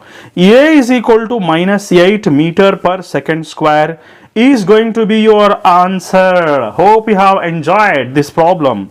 You can solve this problem by using the basic concept of equations of motion. Thank you very much. Have a nice day. If you want Hindi, you can just subscribe to my channel, Fakhruddin Academy Hindi Medium. So it is ready from today onwards, inshallah. My dear friends, let us combine together, fight with physics and conquer it with simple short tricks here. So you can see the lengthy method given in the books. I would like to destroy this method. Okay, I would like to destroy this method which is given very lengthy, troublesome for medical students. Integration and differentiation is highly troublesome to you people, but I'll tell you so simple method that you will wonder that how physics can be dominated such so easily. Okay, fight like a lion. Okay, everything gets easier for you. So let us go ahead with the simple shortcut formulas here now. You can just see the lengthy methods given in the books. I will teach you such a simple method that you will wonder how easy it is. Now let us see. So it is given that V is equal to A root x. Squaring on both sides you do. V square is equal to A square into x. Okay, square and root gets cancelled here. You take V is equal to AT. So you can take V is equal to AT here. This implies that A square T square is equal to A square x. Okay. A square T square is equal to A square x. A square gets cancelled. What are we going to get now? X is directly proportional to T square. X is directly proportional to T square. Without integration, without differentiation, you are able to solve this problem. My dear students, what is a simple logic to solve these problems of boat and river relative velocities? Here you should first of all decide whether it is the shortest time or shortest path. That is the first point here. If you see the first problem, he is telling that a person is going to swim with 120 degrees with the river flow. What is the meaning of this question? So here, if this is the direction of river flow, he is making 120 degrees with the direction of river flow, means he is going like this. So this is 120 degrees. So what does it mean 120 degrees? 120 degrees means this angle is 30 degrees and this is going to be 90 degrees. Okay, what is this? This is going to be 90 degrees. This is going to be 90 degrees here. This is 90. So 90 plus 30 completely it is going to be 120. So from the direction of the river flow, he is moving in such a direction that he is making 120 degrees with the river flow. So now, and what else is given? And his swimmer's velocity has given. What is the swimmer's velocity? If you observe, the swimmer is moving in this direction. In this direction, velocity of the swimmer, it is given as 0.5 meters per second. Okay, and is asking us to find out what is the river flow. So this is going to be the river flow. It's very simple. How can you do this one? Sin 30 is equal to VR by VB, velocity of the swimmer. So sin 30 is nothing but 1 by 2. So velocity of the river by velocity of the swimmer is 0.5, which is equal to 1 by 2. This implies that velocity of the river is 0.5 by 2. Your answer is 0.25 meters per second. Okay, so first problem has been completed successfully, because whenever a man is going to move in this direction, but as the river is flowing in this direction, a man, when he tries to cross with 30 degrees with the vertical, then the river will take him exactly to the opposite end. He is able to cross the river in a shortest possible path. So he will reach from A to B, whereas he aims to go to C. His aim is to go to C, but he will reach B. His aim is to go to C, but he will reach B because river will carry him along with this. Okay, so hope you have understood this one. Next thing is, a boat crosses the river with a velocity 8 meters per second. Okay, so velocity of the boat is given. It is going to be 8 kilometers per hour. And what else? Resultant velocity of the boat is also given. So this is the resultant velocity of the boat is also given as how much? 10. So with this it is understood that if the resultant velocity is greater than the boat's velocity, then what happens? That means this is the shortest time.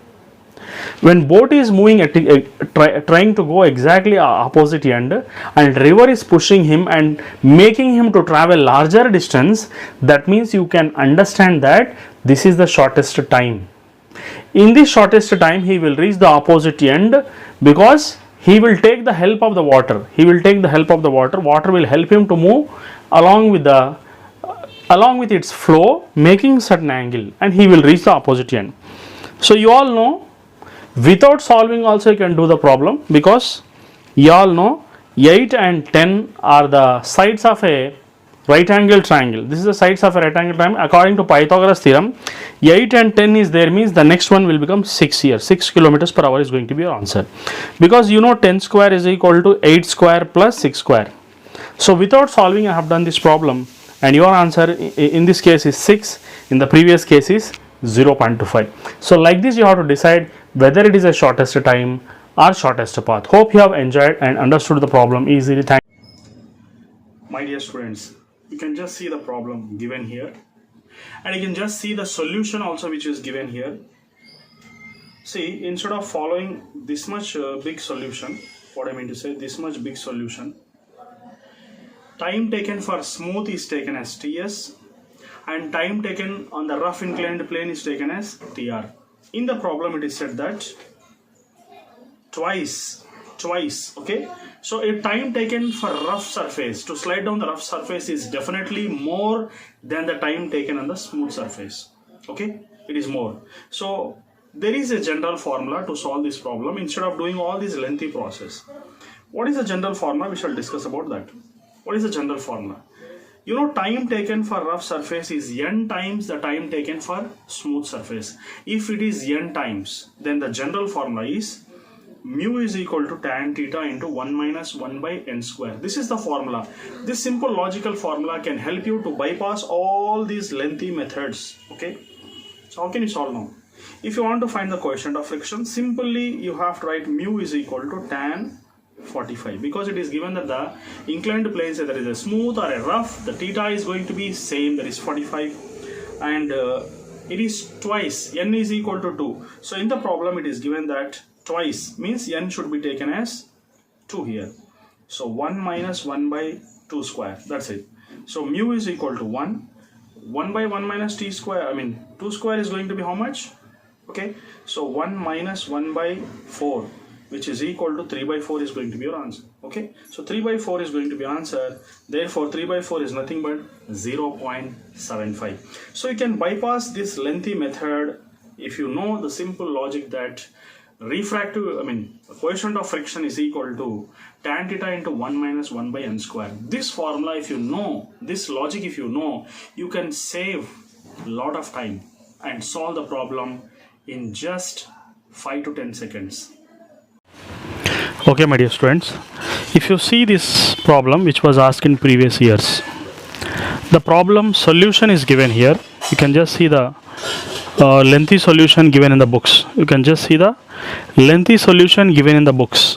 This solution is very confusing, but I am going to teach you a shortcut method to solve the problem which was asked in 2011 NEET exam, and it is also asked in, if you see the page number 102 of your NCERT book, you will get this concept here. But I am going to discuss this concept in a very super simple way. What is the concept which I am going to explain today? The concept is this one. Net work done by the block from going from top to bottom of an inclined plane must be equal to work done by friction force. Okay, so what is the concept here? Work done by smooth surface is equal to work done on rough surface. Okay, but the thing is, for smooth surface, top to bottom, total length you have to consider. That means force into total length you have to consider, whereas because of rough surface you have to consider friction force into half of the length, because half length is friction, only half length is rough surface, so half length friction, but total length you have to consider as a smooth surface. Then what you are going to get, let us see. So you know resultant force is going to be mg sin theta into L, whereas friction force you know friction is equal to mu into n, and mu n is nothing but cos theta. Okay, so what is n here actually? N can be considered as mg cos theta. Okay, because in an inclined plane, if you observe here, if you keep any body on the inclined plane, this is normal reaction, this is mg downwards, that means this is going to be mg cos theta, and this is going to be mg sin theta. So normal reaction is how much here? It is going to be exactly opposite to mg cos theta. That's why I am considering n as mg cos theta here. So therefore friction force can be taken as mu mg cos theta into half of the length, that's it. So mg gets cancelled, LL gets cancelled. What is left now? Sin theta is equal to mu into cos theta divided by 2. Okay, he's asking us to find out the value of mu. So this implies that mu is equal to 2 into sin theta by cos theta, which is equal to 2 into tan theta. So your answer is ready in a very super simple way. That's it. In just 2 steps you can solve the problem instead of doing all this nuisance and nonsense which is given in the books. Okay, hope you have understood the logic. The logic behind this problem is this concept. That's it. Thank you very much. Have a nice day. Okay, my dear students. So what is the easiest method to solve this problem which was asked in 2018? Okay. So this problem says that there is a wedge on which a block is there. How many forces are acting on the block when the wedge is at rest? Let me discuss about that first. Okay, the first thing is, in the downward direction, if you observe,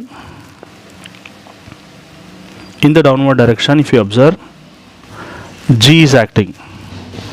In the normal reaction, N is acting. Okay, so in this direction, G cos theta is acting. In this direction, G sin theta is acting. Let me write each and every component here. So first thing is, G is acting in this direction. It is making angle theta because this wedge is also having angle theta. So this is going to become G cos theta. and this is going to become G sine theta. Okay, so let me discuss about the next components because of which the wedge is moving with an acceleration. Let me discuss about that, each and every concept here. Okay. So next thing is, if you observe that, if you think that this is going with an acceleration a, then pseudo acceleration acts in the opposite direction. Okay, and what is going to happen in this direction? One more force will act, and in this direction one more acceleration component will act. Let me discuss about that, each and every component here. Now first thing is, this is an acceleration A, this is block of mass m. So this acceleration acts in the opposite direction as a pseudo acceleration. Whenever the block is moving, its pseudo acceleration acts in the opposite direction. Just like, for example, when the bus is moving in this direction with a certain acceleration, you will move backward. You will move backward with an acceleration that is called a pseudo acceleration. So this is a pseudo acceleration. Okay, so if this is a pseudo acceleration and this is going to make an angle theta, then this is going to become A cos theta. And what is this? This is going to become A sin theta component. And it is said that the block is at rest. So block is at equilibrium. Block is at rest means, what is the meaning here?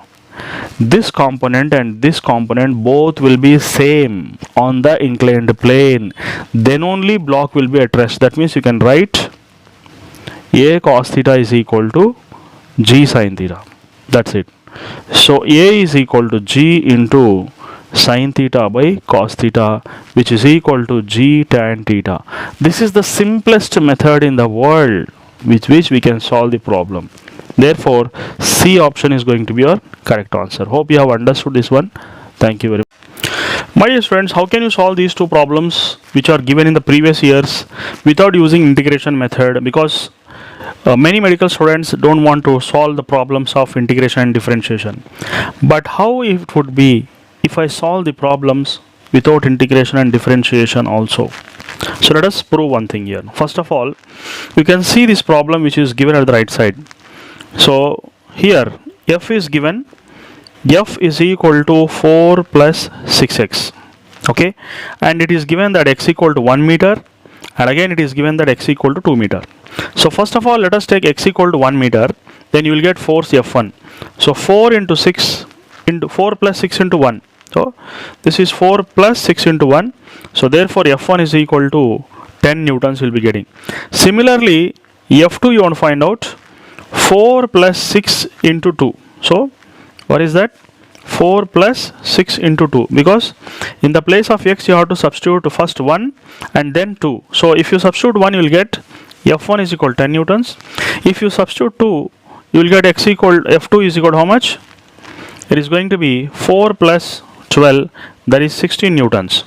So here average force is taken as F1 plus F2 by 2. And displacement, if you observe, it is from 1 meter to 2 meter. So 2 minus 1, that is 1 meter.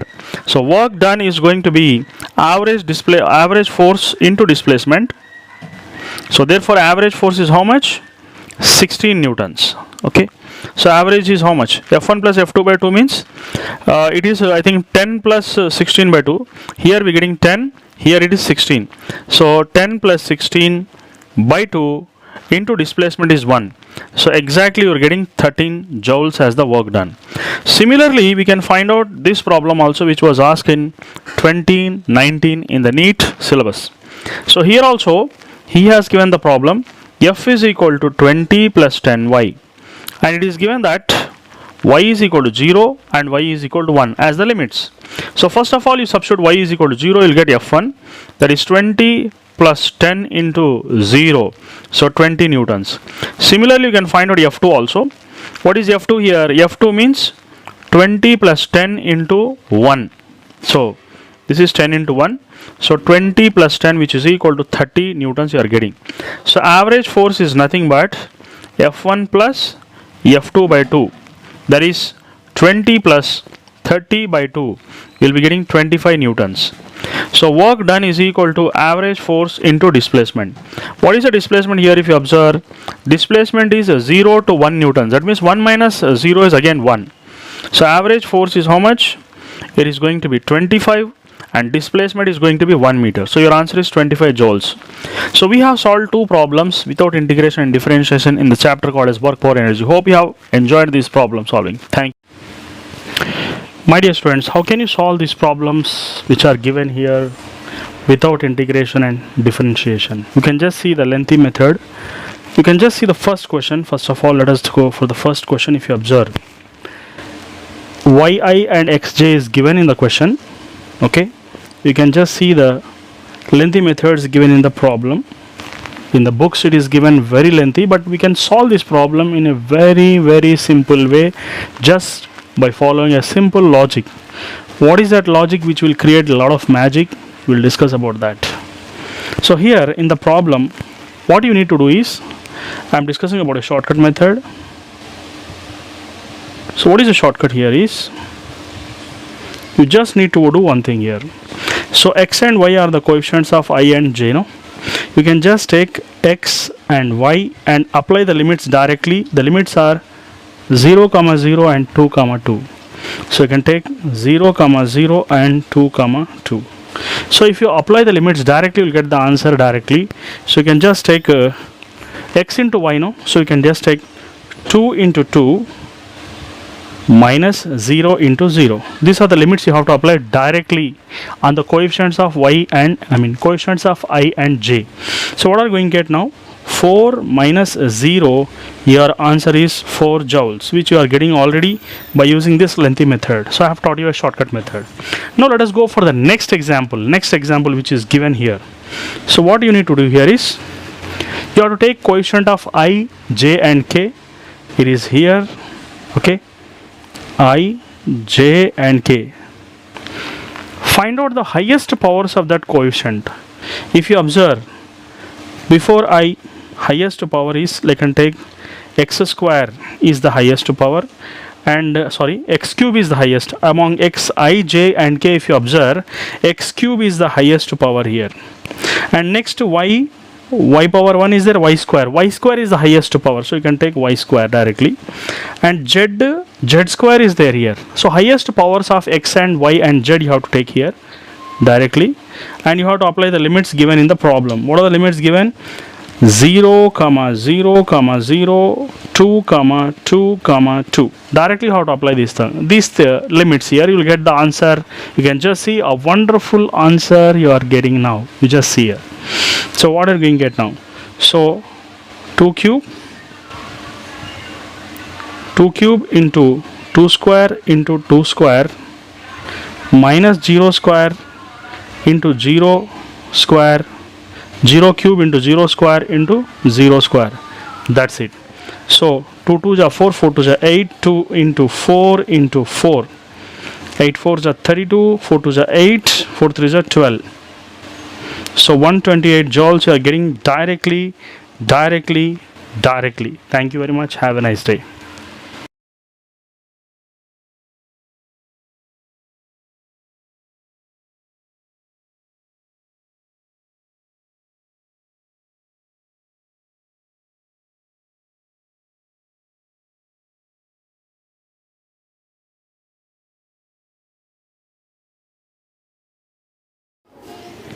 My dear students, this is a wonderful shortcut in YouTube. I think this is the only one shortcut in YouTube. Let me discuss how I'm going to solve the problem which was asked in 2020. So if you see this problem here which is asked in 2020, the lengthy solution is given in the books. This is a total lengthy solution. It may waste 1 or 2 minutes, but in NEET you have to do every problem in less than 1 minute. Then only you can attempt the paper wholeheartedly and you can plan the solution easily. So let me solve this problem in very less time, half of the time taken in the books. Whatever the books they are explaining, within half of the time which was solved, we can solve this problem. Now let us see how I'm going to do. So for this I have discovered a small shortcut. which is given in the blue color box. In this it is said that acceleration is equal to weight of the hanging body minus friction force which is resting on the table divided by net mass. That's it. So here mass of the hanging body, let us imagine to be m2, which is given as 2 kg.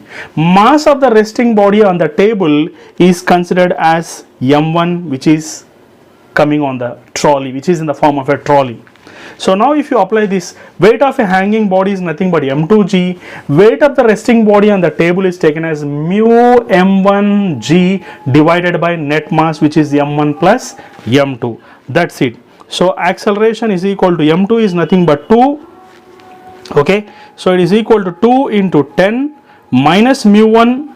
Mu is nothing but 0.05 minus m1. M1 is 10. Again g is also 10 here. Okay, so 0.05 into 10 into 10 divided by net mass, that is 10 plus 2. So this is a single step formula which will solve the problems of this type very easily. So therefore 20 minus, how much will be getting? 20 minus 5 divided by what is this? 12. That's it. So you'll be getting 15 by 12. So your answer is going to be 5 by 4, which is 1.25 meter per second square.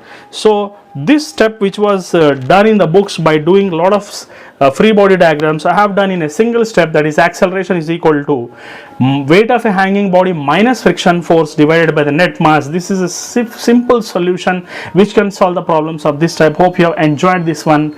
Thank you very much. If you like this type of problems, if you want some more problems of this model, then you just comment below, subscribe to your channel, prescribe to your friends, and describe the comments below if you want any types of this type of problems. Thank you. My dear students, how can you solve this problem? In a super simple shortcut method. You can just see the problem given in the solution given in the textbooks. A very big solution involving integration and differentiation, but inshallah I will do this problem without the help of any integration and differentiation directly, just with simple logic. How I am going to do, let me discuss about that. First thing is that he has given S is equal to 1 by 3 t square. So I will write that S is equal to 1 by 3 t square. Can I write like this? I will take 2 by 3 and 1 by 2. Okay, or you can write like this. First you can take 1 by 2 and again 2 by 3 into t square. Why I am going to do like this? I am dividing with 2 and multiplying with 2 so that I can compare with the equations of motion, that is ut plus half at square. Whereas the body is starting from rest here, I can take ut is going to be 0. I can compare S is equal to half at square with this equation. So from this it is understood that A is equal to 2 by 3. So directly I am getting A as 2 by 3. Whereas in the book he has done a lot of integration and differentiation to find out A. I have done without any integration and differentiation. Now let us see. I got A now. Next step is I have to find out what is the displacement. It is given that in 2 seconds we have to find out the displacement. So 2 seconds is given in the problem. So you can write now S is equal to 1 by 3 t square. So S is equal to 1 by 3 into t given in the problem is how much? 2 seconds. So 2 into 2 you can write. So displacement is equal to 4 by 3 meters. Okay. So we got displacement as 4 by 3, acceleration as 2 by 3. Then directly you can apply the formula, that is work done is equal to force into displacement, which is mass into acceleration into displacement. In the problem mass is given as 3 kg. So we can take 3, acceleration is 2 by 3 and displacement is 4 by 3. So 3 gets cancelled. Your answer is going to be 8 by 3 joules, which is the C option, correct option. So to find out this C, he has done a very lengthy method which should be avoided in the examination. Okay. Thank you very much. Have a nice day. Okay, my dear friends. Today I am going to discuss a previous year question which is related to crawling of an insect. What is the meaning of this crawling of an insect?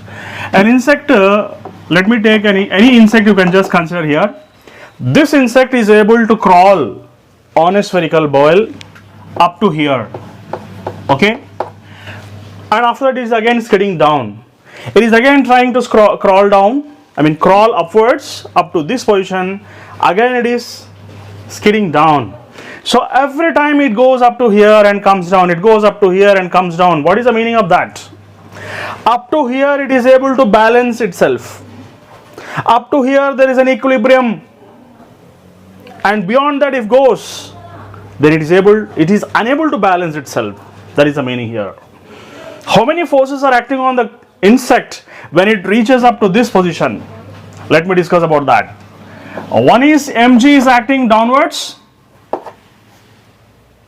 The other is normal reaction is acting in this direction. And what is going to happen in this direction? If this is theta, this is going to be mg cos theta. In this direction it is going to be mg sin theta. In this direction there is a friction. There is a friction in this direction. All these four forces are counterbalancing each other. All these four forces are counterbalancing with each other. Now let me discuss what is going to happen here.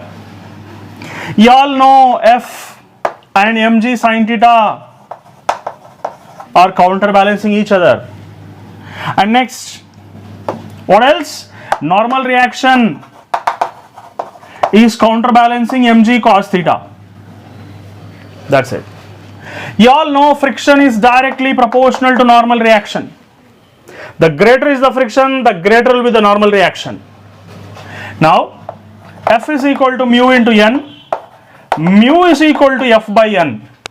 Mu is equal to F by N. In the place of F, you will substitute mg sin theta. And in the place of N, you will substitute mg cos theta.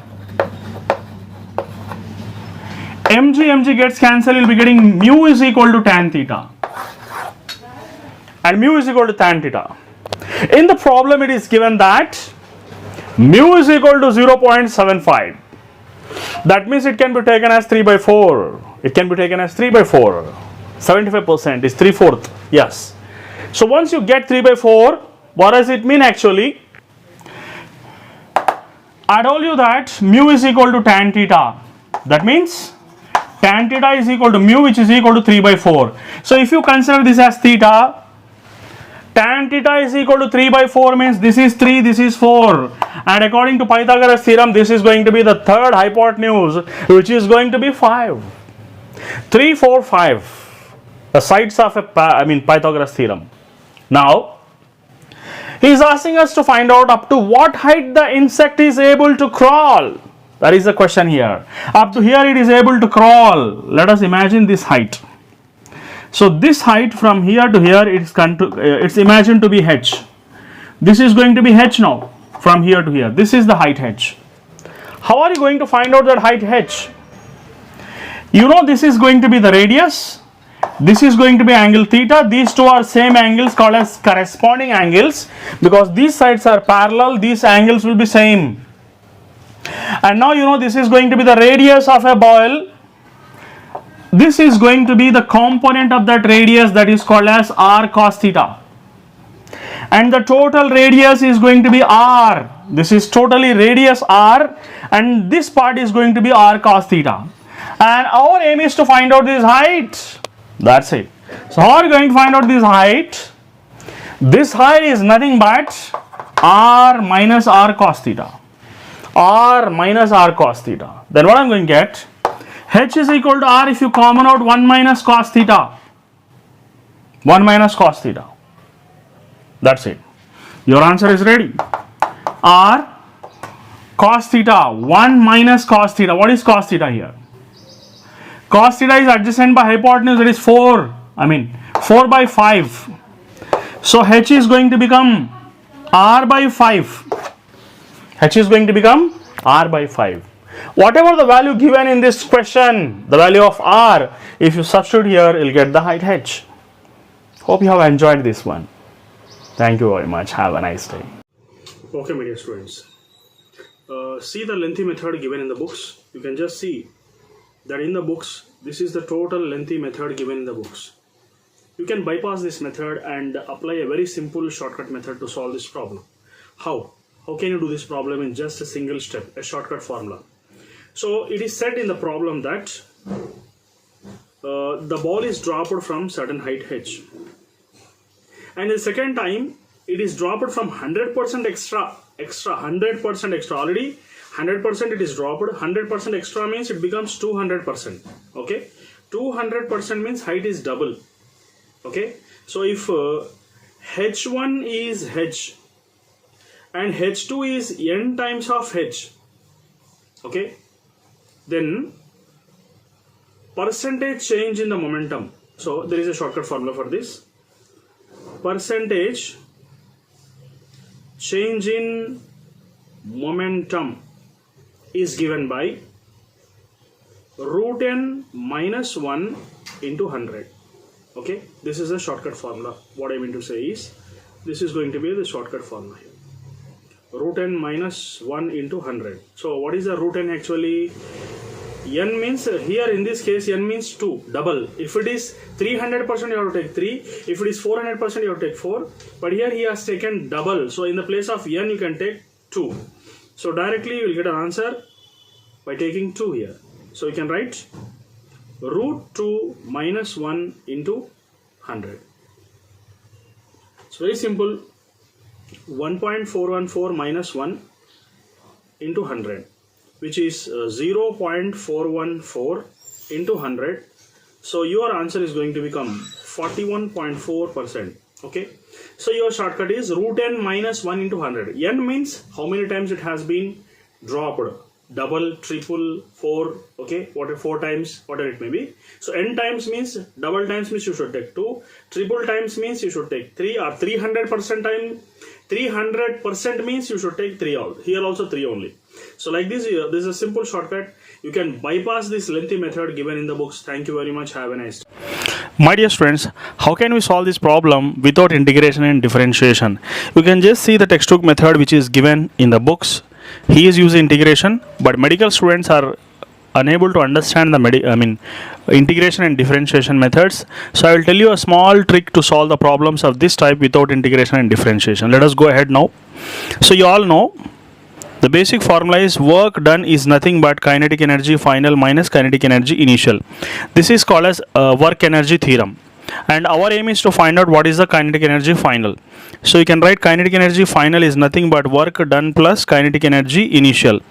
So what is the formula for work done? So if you observe here, force is given as 0.1. Force is given by 0.1 x. Here x1 is given as 20 meters and x2 is given as 30 meters. So we can find out F1 here. F1 is equal to 0.1 into 20 will give you 2, whereas F2 can be taken as 0.1 into 30, which will give you 3. Okay, 2 newtons and 3 newtons. If we can find out an average of these two, average is nothing but F1 plus F2 by 2, which is taken as 2 plus 3 by 2. Your answer is 2.5 newtons. 2.5 newtons. Now you know work done is nothing but average force into displacement. Average force is 2.5 and displacement here is nothing but 30 minus 20. Okay, the difference of x2 minus x1, 30 minus 20 is nothing but 10. So we got 25 joules here, where he has found this 25 joules by doing integration and differentiation with the last. But we are doing this problem without integration and differentiation. Okay. So as it is given here, okay, so now what are you going to do? Let us see here now. So if you observe here, one thing it is clear that force is given in terms of negative sense. So therefore work done also taken as negative here. So minus, work done is negative. So kinetic energy final, how much we got now? 25 joules. So minus 25 plus kinetic energy initial. So what is the formula to find out kinetic energy initial, which is nothing but half mv square. So half, what is mass here? 10, and velocity is nothing but 10 square. So this is 5, we'll be getting 500. So 25. My dear students, how are you going to find out the magnetic induction because of these type of wires? magnetic induction because of a complete circle is given by B is equal to mu naught I by 2R. You know this formula about that. In the chapter called as moving charges and magnetism, for a complete circle, B is taken as mu naught I by 2R. But here if you observe, I am taking half circle and the remaining larger half circle. For half circle, what is going to be the formula? The shortcut method to find out the magnetic induction for a half circle is just because you know half circle means you have to consider half of this full circle. Half of this full circle means half into mu naught I by 2R. That's it. So for half circle, how much it is going to be? Mu naught I by 4R. Mu naught I by 4R. This is going to be the formula for half circle. But if you observe here, there are two half circles. One smaller one, one larger one. But you know that B is inversely proportional to R. The radius is small means B is larger. So for a smaller circle, if you observe, B is B1. Let us imagine this is B1 and this is B2. B1 is going to be how much? Mu naught I by 4R1. And for the larger circle, how much it is? B is equal to mu naught I by 4R2. That's it. Okay. So this is 4R1, this is 4R2. Here, if you observe, the direction of four fingers are the direction of current.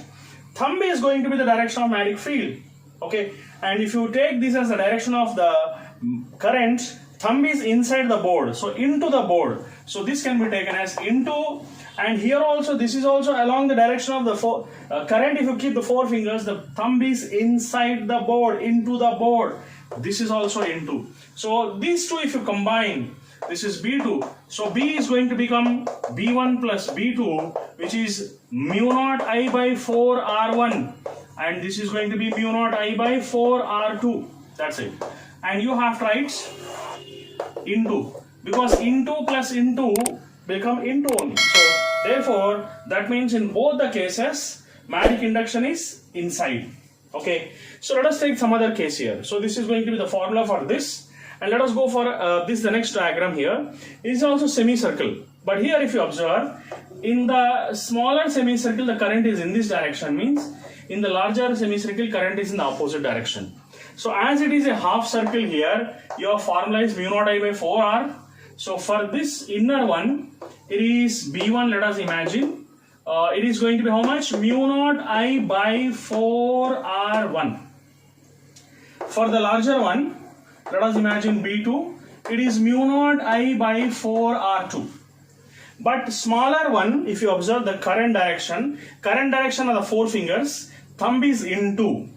But whereas this, in this direction, current is coming reverse. So four fingers, if you keep in the direction of the current, thumb is outside. So for smaller inside, for larger outside. I told this is having lesser radius, so B is more. As B is inversely proportional to R, so therefore B net, B1 is greater than B2 because radius is small here.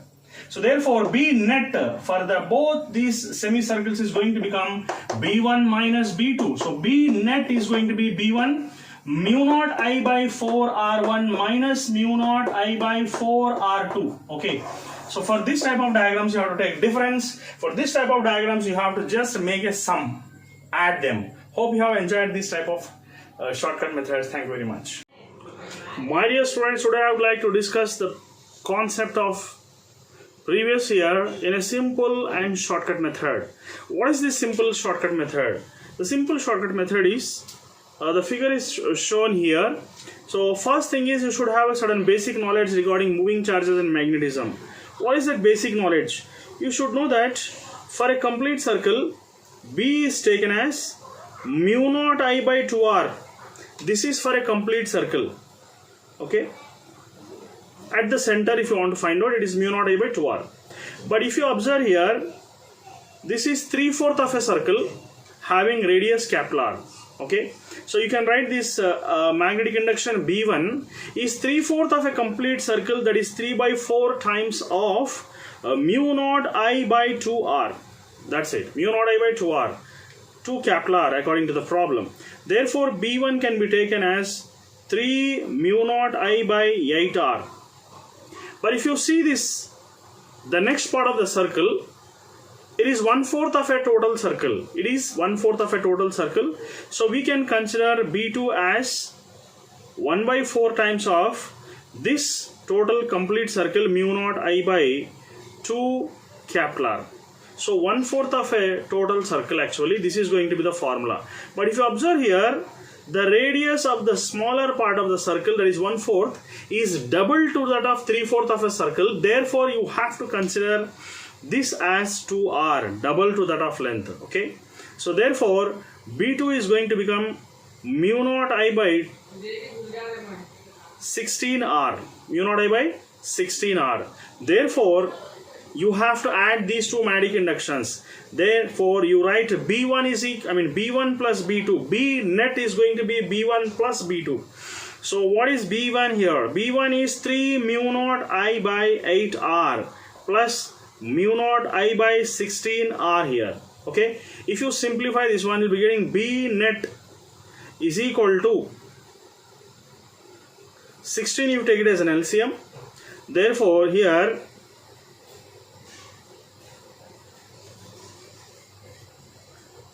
mu naught I by r, 16r you take LCM, 6 mu naught I plus how much? Mu naught I, that's it. So therefore your net answer is going to be 7 mu naught I by 16r. And here it is given as into sign. Why into? Because the current is passing in a circle in a clockwise direction. So you have to take Ampere's right hand rule, thumb rule. So if it is clockwise direction, 4 fingers are kept in a clockwise direction, thumb will go inside into the paper, perpendicular to the paper. So if your thumb is showing inside direction, you have to take it as into here. So therefore your correct option is A option. Hope you have understood this one. Thank you very much. My dear students, this was the question asked in previous year, that is 2023. So if you observe this question, before explaining this question, a simple logic I'll tell you. If it is an infinitely long wire, it's a very infinitely long wire, right side, if this is going to be the direction of the current, right side it will be in. You just remember RIN. Okay, right side it is in, that is RIN. If you remember, in means it is into. Okay, that means left side it is outside. Magnetic field is outside. Right side magnetic field is in. So if you want to remember this logic, you just remember RIN here. Right side means in, that's it. Do not remember any Ampere's right hand rule or palm rule or anything else. You just remember right side in, that's it. Left side will be out, definitely. It's vice versa here. Okay, so if you understand this logic, here if you take the first wire, for first wire which is coming like this, it is right side. Point P is right side, so it is into, that means in. RIN it is, right side in. So what is the formula actually for a wire of this type? The formula is B1 is equal to mu naught I by 4 pi r, because it is a 50% infinitely long wire. Only one side it is infinite.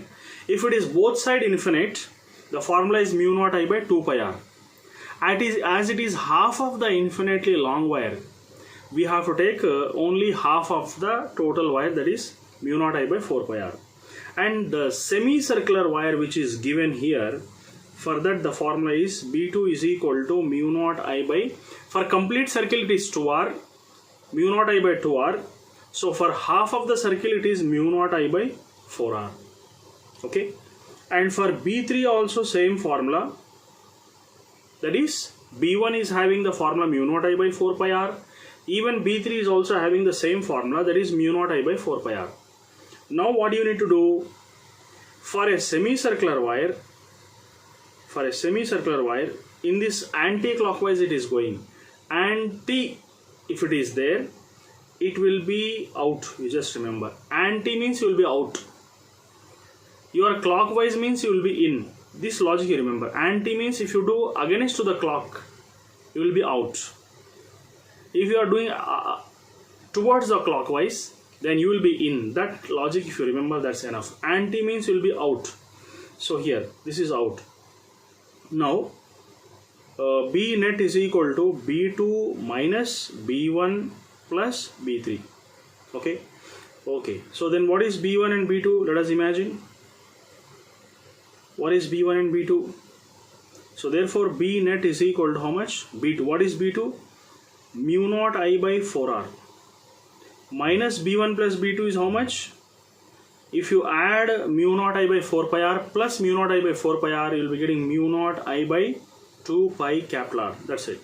So therefore B net is equal to, if you common out mu naught I by 4R, then what you are getting? 1 minus.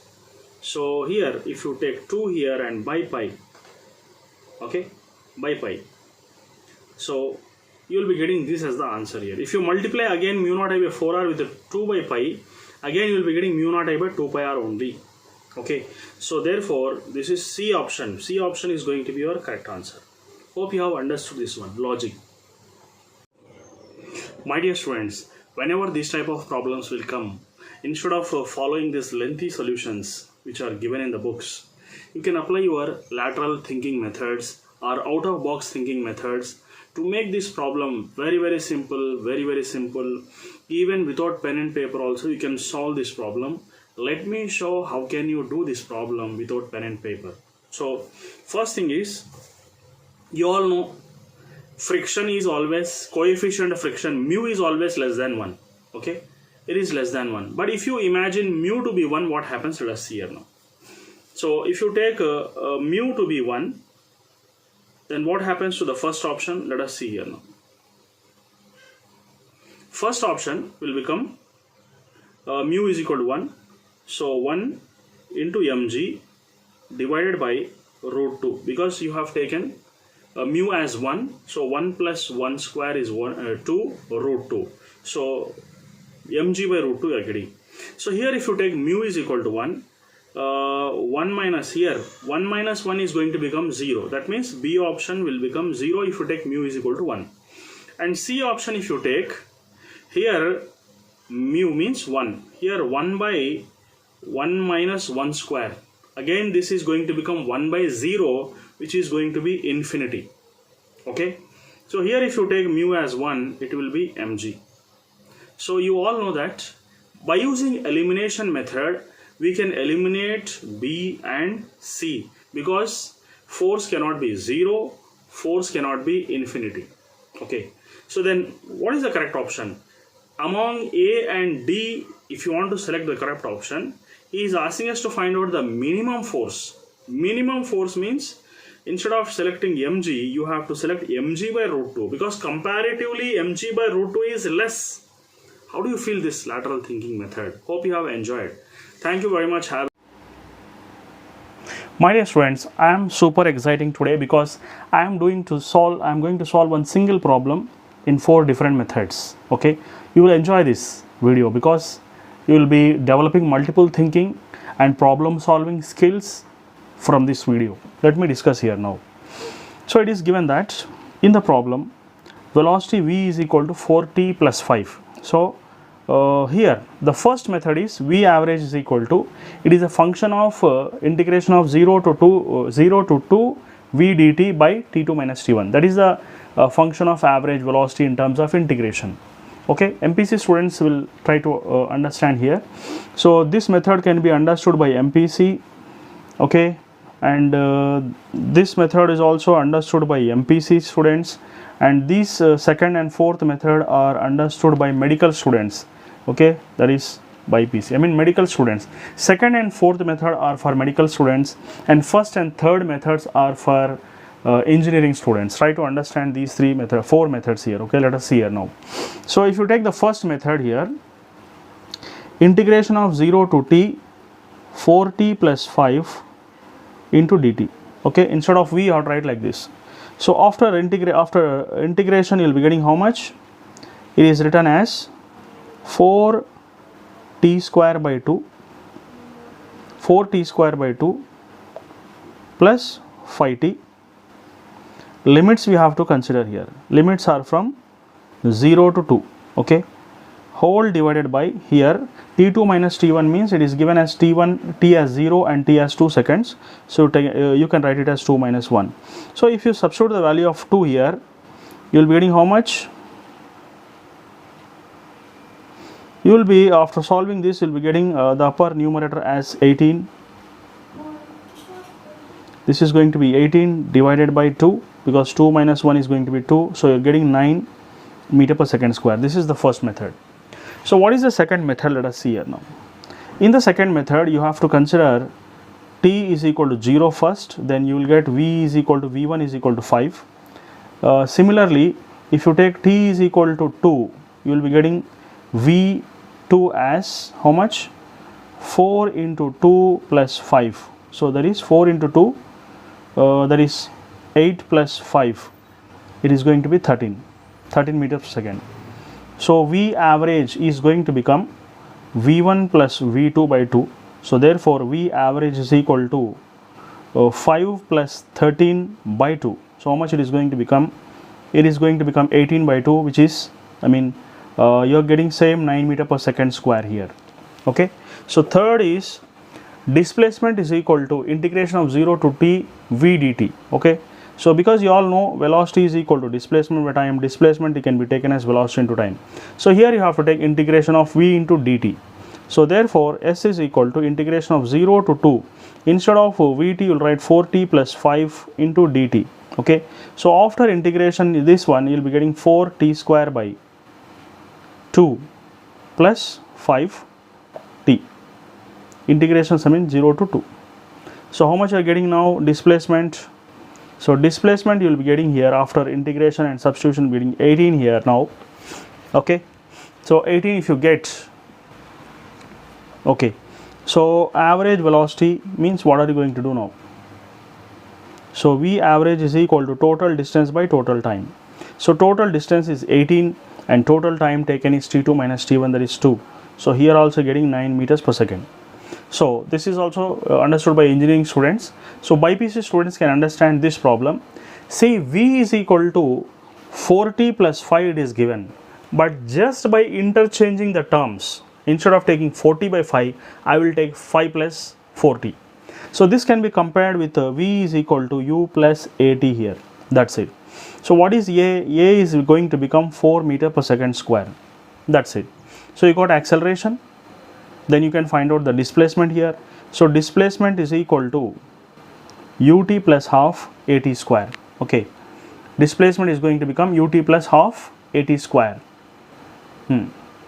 So after this you will be getting s is equal to here u means 5 into t means 2 plus half into a 4 into 2 into 2. So 2 gets cancelled here.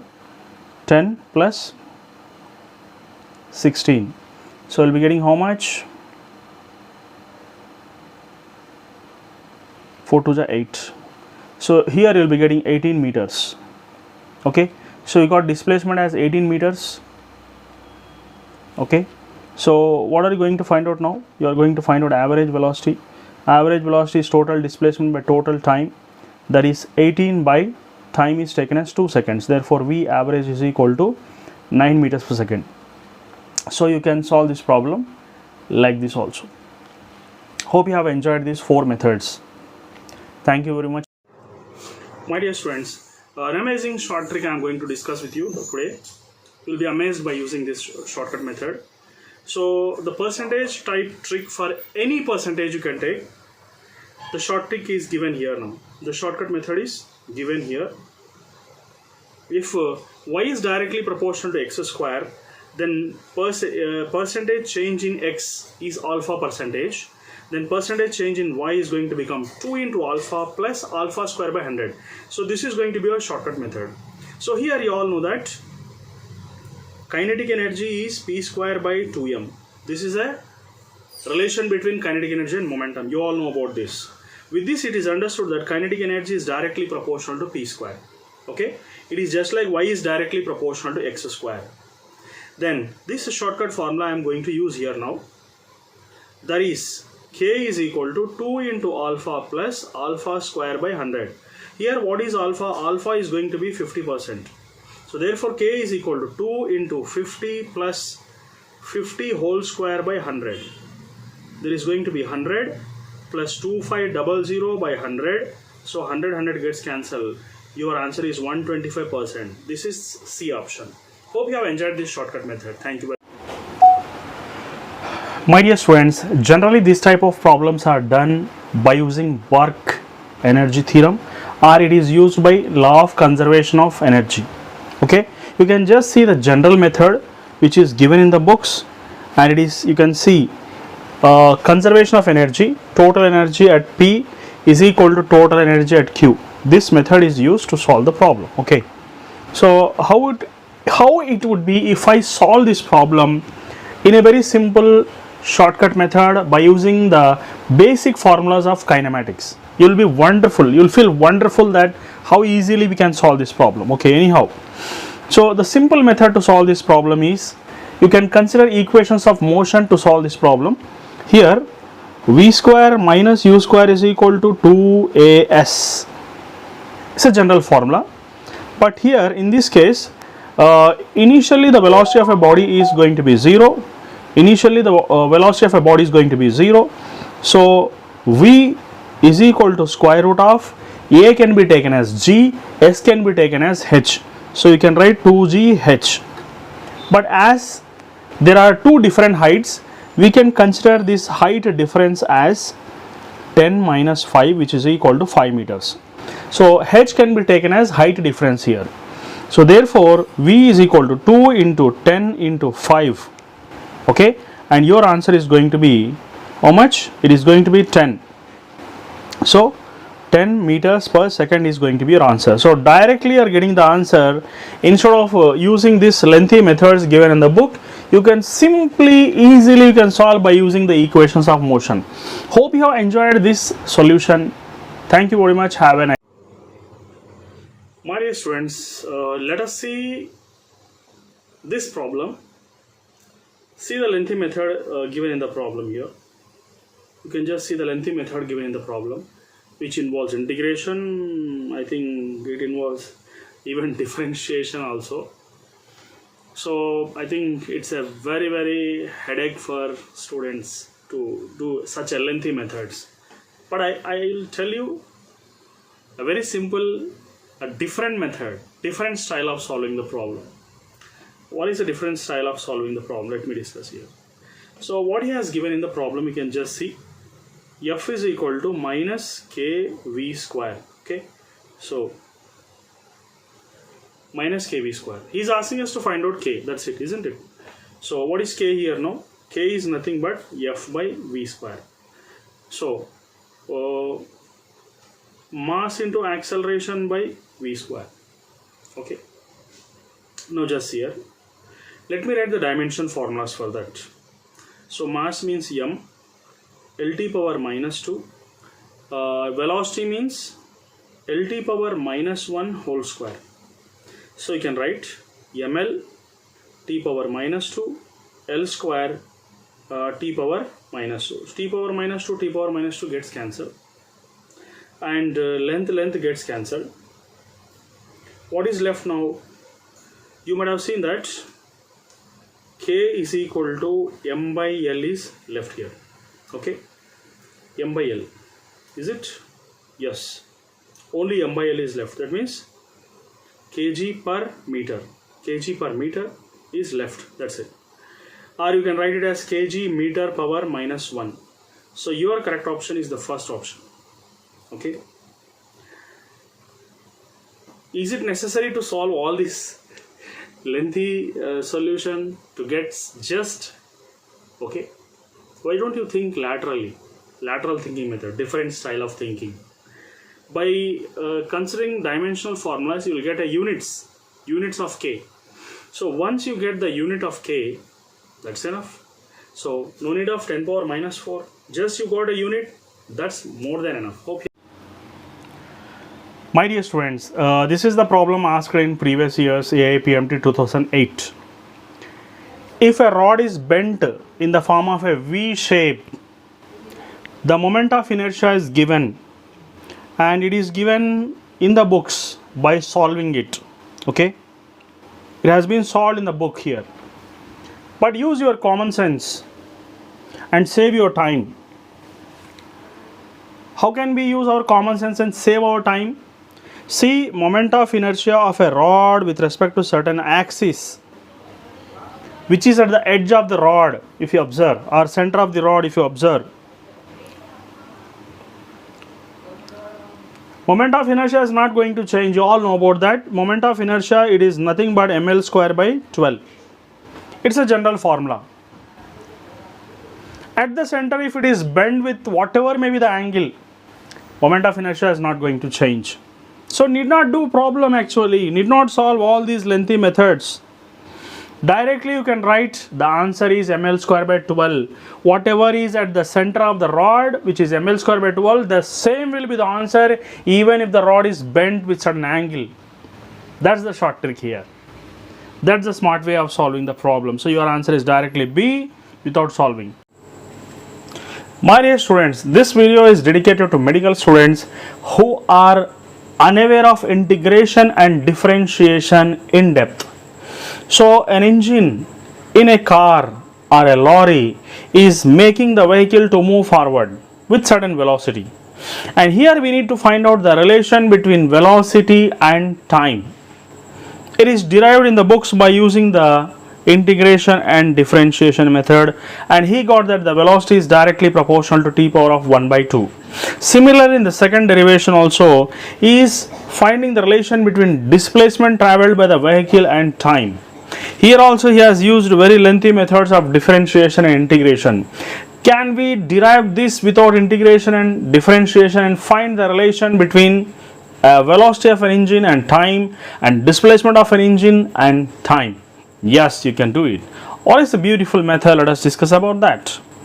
So for that, you need to do one simple thing, that work or energy, you can take work is equal to half mv square, which can also be written as power into time, because power is equal to work by time. Work means power into time.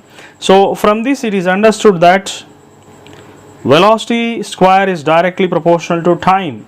So therefore velocity can be taken as directly proportional to t power of 1 by 2. So within as 2 or 3 steps we got the relation between velocity and time so easily. Next we need to find out the relation between displacement and time. So you can see the lengthy methods given in the books to find out the relation between velocity and time. But is there any simple method? Yes, there is a simple method. The simple method is, you all know work done is equal to half mv square. Okay, and you know power is nothing but work by time. So can we write this half mv square by t? Yes, we can write. And it is said that power is constant. In the problem it is said that constant power is there. So we can take this power as constant. And you also know velocity is nothing but displacement by time. So if you substitute the value of velocity in the above equation, then directly you'll get in the third step the relation. So simple it is. So half m by t, v can be taken as s by t. S by t means s square by t square. That's it, which is equal to k. So therefore we can write half m s square. This one more t is there here. So we can take this as s square by t cube is equal to k. So therefore s square is directly proportional to t cube. So we can be written as s is directly proportional to t power of 3 by 2. Okay, so 3 power of t by 2. So directly we got the relation between displacement and time without integration and differentiation also. Hope you enjoyed this relation finding the methods. Thank you.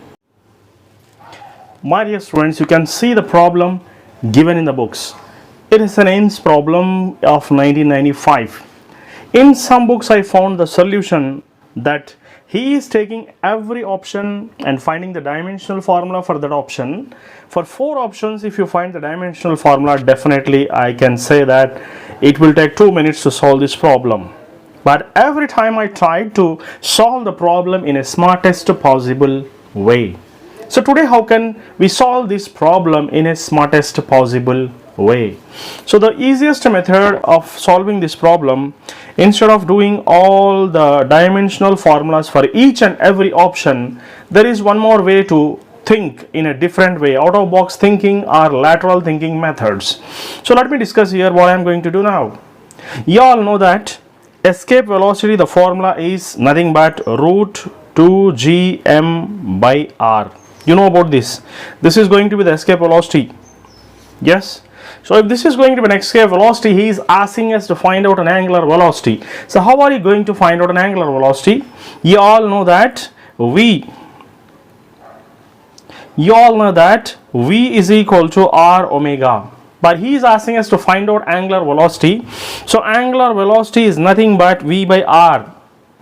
And just now we got V as square root of 2gm by r whole divided by r. If we send this r inside the root, it is going to become root 2gm by r into r square. You have sent this radius inside the root. That's it. Nothing else you have done. So directly getting the formula, that is 2gm by r cube. Is it not the smartest way to solve the problems? If you like this method, then just please like, share and subscribe to your friends, prescribe and even describe also any problem is there. Thank you very much. My dear students, I am sure after listening to this class, you will be in a position to solve that problem in just 2 minutes. If you listen to our concept in 2 minutes, you will be able to solve the problem. Let us see here now. Let us consider the electron enters into a magnetic field. You know this is a magnetic field perpendicular to the board into the board. When the lines of force are going into the board, electron enters into the field. You all know that when an electron enters into the field with a velocity v, there is force acting in this direction and the electron revolves in a circular path, and outside there is a force which is called as centrifugal force, and these two forces are counterbalancing each other. Then what happens? Let us see. Here in this case, force due to magnetic field is equal to centrifugal force. Force due to magnetic field is equal to centrifugal force. You all know that force due to magnetic field is given by BVQ sine theta, that is sine 90 here, because magnetic field and velocity they are making 90 degrees, which is equal to mv square by r. And you all know that sine 90 is 1, can be removed from the scene. Velocity whole square gets cancelled. Then what is r here? R is nothing but mv by bq. R is nothing but mv there itself, bq will go down. So we are getting r is equal to mv by bq. From this it is understood that r is directly proportional to v. When v is doubled, r is also doubled. Hope you can do that problem now and get the answer. My dear students, how are you going to solve the problem of unbalanced Wheatstone bridge? So this is said to be an unbalanced Wheatstone bridge because it is 3, 1 and 1 and 3. So it is unsymmetrical. It's an unbalanced Wheatstone bridge. It's also called as anti-Wheatstone bridge. So there is a very complex method to solve this problem. We have to use Kirchhoff's law. But without using Kirchhoff's law also you can solve this problem in just fraction of seconds. How is that? You can just take 3 and 1 here. You can find an average of that. That is 3 plus 1 by 2, which is 4 by 2. You are getting 2 microfarads. If you see the option, it is 1.5, 1.8, 2 and 6 microfarads. But how to select the correct option? You have to select an option which is less than 2. That's it. That is our shortcut here. So your answer will not be 2 microfarads as you are getting 2 microfarads. Your answer should be less than that. That's why your answer is going to be how much? That is 1.8. So your correct answer is going to be 1.8 microfarads. Hope you have enjoyed this shortcut. Thank you. तो फिर today आज हम आपको एक कमाल का short trick सिखाएंगे. इसमें से शॉर्ट ट्रिक ये है कि ये जो है ना आप देख रहे हैं ना, तो ये इन्फिनिट सीरीज है. इन्फिनिट सीरीज मतलब C1 एंड C2 का इन्फिनिट सीरीज 7 and 4 है इसके अंदर. अब ऐसे इन्फिनिट सीरीज को किस तरह शॉर्टकट में सॉल्व करेंगे, तो इसके लिए जो है ना आपके पास एक शॉर्ट ट्रिक फार्मूला है यहाँ पर x² + C2x - C1 C2. How can you solve this one? किस तरह सॉल्व करेंगे? अब इसमें से C1 जो है ना 7 माइक्रोफैराड्स है, C2 4 माइक्रोफैराड्स है. बस इन C1 C2 को यहाँ पर सब्स्टिट्यूट कर देंगे. तो how much will be getting now? Just see, अभी x² + C2 मतलब 4x माइनस C1 C2 मतलब 7 4 जा 28 इज इक्वल टू 0. ओके, तो दिस इज जस्ट लाइक ये जो है ना क्वाड्रेटिक इक्वेशन कैसा है, that is ax square plus bx plus c is equal to 0. इसमें से a का वैल्यू हो गया 1 एंड b का वैल्यू हो गया 4 एंड c का वैल्यू हो गया -28. ओके, सो अब x मालूम करना है तो एज यूजुअल क्वाड्रेटिक इक्वेशन को किस तरह हम सॉल्व करते हैं, the same method you are going to apply now. कौन सा मेथड सॉल्व करेंगे आप यहाँ पर, so you can take x is equal to -b plus or minus square root of b square minus 4ac by 2a. तो इसमें से आप लोगों के पास सब वैल्यूज है, a भी है, b भी है और c भी है. इसमें अगर आप सब्स्टिट्यूट करेंगे तो फिर फाइनली आपको आंसर आएगा c, दैट इज -2 प्लस √2 माइक्रोफेरेड्स आ जाएगा. आप चाहे तो सॉल्व करके देख लो. तो this is a shortcut method. ये जो शॉर्टकट मेथड है आप लोगों का बहुत सारा. ओके माय डियर स्टूडेंट्स, अभी ये जो ना क्वेश्चन देख लिया आप लोग, पहले क्वेश्चन को देख लीजिए आप लोग. ये हो गया the question which was asked in 2022. किसमें पूछा गया ये क्वेश्चन, जेई मेंस के अंदर पूछा गया. अब इसका ये जो आंसर है ना, ये बहुत बड़ा बला है. ये इतना बड़ा आंसर है, करने वाले को कैंसर आ जाएगा और नहीं आया तो डांसर हो जाएगा. मैं आपको एक आसानी से कैसा शॉर्टकट बताऊंगा कि सलवटों में आंसर आ जाएगा. खाली पीली दिमाग ख़राब करने का नहीं, बहुत आंसर आसानी के साथ कर सकते हैं. इतना बड़ा प्रोसेस, इसको ज़रूरत ही नहीं है. मैं आपको इतना आसान टेक्निक्स और ट्रिक्स बताऊंगा कि आपको मज़ा आ जाएगा. अभी देखिए आप लोग, तो सबसे पहले ये सब करना है. ये जो ना एक्चुअली ये जो सिस्टम है ना, इसका एक्सेलरेशन मालूम करना है हमको. एक्सेलरेशन मालूम करने के लिए ये सब फ्री बॉडी डायग्राम, ये डेड बॉडी डायग्राम की ज़रूरत नहीं. ओके, हम इतना आसानी से कर देंगे कि आप लोगों को मज़ा आ जाएगा और एग्जाम के अंदर भी टाइम ज़्यादा नहीं लगेगा इसके अंदर. तो क्या है भाई इसका आंसर, इसका शॉर्टकट क्या है, अभी देखो. Acceleration is equal to weight of the hanging body minus friction divided by net mass. ये फॉर्मूला काफ़ी है आप लोगों को सॉल्यूशन लाने के लिए. जब कभी भी फ्रिक्शन का प्रॉब्लम आता है तो weight of the hanging bodies minus friction divided by net mass. इतना सा फॉर्मूला अगर लिख दिया ना तो इतना मजा आएगा आपको. देख लीजिए आप लोग. तो अभी क्या है, acceleration. Okay, so weight of a hanging body कितना है, 4. सो इसको ले सकते हैं 40, because 4 into g, this is taken as 4 into g, that is 40 kg, 40 newtons minus friction force. अभी फ्रिक्शन कितना है यहाँ पर, फ्रिक्शन मालूम कर दीजिए. यहाँ पर कितना है friction. Okay, so you can find out the friction. आसानी से फ्रिक्शन मालूम कर सकते हैं और फ्रिक्शन का फॉर्मूला है mu m g. So friction is equal to mu कितना है यहाँ पर 0.02 इंटू एम. एम कितना हो गया 40 इंटू जी मतलब 10. ओके, सो यहाँ पर ये 2 zeros कट जाएंगे तो फिर ये 2 zeros भी कट जाएंगे. 4 2 जा 8 न्यूटन्स. सो फ्रिक्शन हो गया 8 newtons. So 40 minus 8 divided by net mass. Net mass मतलब 40 प्लस 4, सो ये हो गया 44. बस इतना सा आप कर लेंगे ना तो आपको आसानी से आंसर आ जाता. ये क्या होगा 40 माइनस 8, यानी कि this is going to become 32 by 44. तो ले आ गया. तो एक ही स्टेप के अंदर हम फाइनल आंसर तक पहुंच जा रहे हैं. जब इतना आसान मेथड है तो क्यों खाली पीली इतना सारा दिमाग खराब करने का है? थोड़ा अकल से काम करेंगे तो आसान हो जाएगा. तो हमारा मकसद ये है कि बच्चों को आसानी के साथ आंसर आ जाए तो मज़ा आ जाएगा, उनको भी मज़ा आएगा, हमको भी मज़ा आ जाएगा. तो होप आपने एंजॉय कर दिया इसको. Thank you very much, have a nice day. अच्छा, तो ये हो गया प्रॉब्लम. अच्छी तरह से देख लीजिए आप लोग प्रॉब्लम. और बुक्स के अंदर जो है ना इतना बड़ा सोल्यूशन जो है ना, जेई मेंस का प्रॉब्लम है. तो 17 मार्च 2021 शिफ्ट 2 का प्रॉब्लम है ये. इसका इतना लंबा सोल्यूशन है कि एग्जाम्स के अंदर अगर इतना लंबा सोल्यूशन आप करते जाएंगे ना, दिमाग चकरा जाएगा. टाइम भी आपको बहुत कम रहेगा ना. तो मैं आपके लिए कमाल का शॉर्ट ट्रिक है कि ये जो है ना, इसके बदले में एक जो कॉन्सेप्ट को अच्छी तरह से समझ लिया. एक बॉल को जो है ड्रॉप करेंगे तो n टाइम्स रिबॉन्स होता ना, n टाइम्स रिबॉन्स होने के बाद फाइनली एवरेज वेलोसिटी कितना है, तो इसका जो है ना टोटल हाइट मालूम करेगा फर्स्ट nth रिबॉन्सेस के कॉन्सेप्ट के यूज़ करके, फिर उसके बाद टोटल टाइम भी मालूम करा, फिर उसके बाद डिवाइड कर दिया average velocity is equal to total distance to total time. So इतना लंबा प्रोसेस करने के बजाय एक छोटा सा शॉर्ट ट्रिक है, यानी कि GH/2 1 + E² / 1 + E²। ये फॉर्मूला लगा दिएगा ना, अब तो फ्रैक्शन ऑफ सेकंड्स में आपको आंसर आ जाएगा बहुत आसानी के साथ।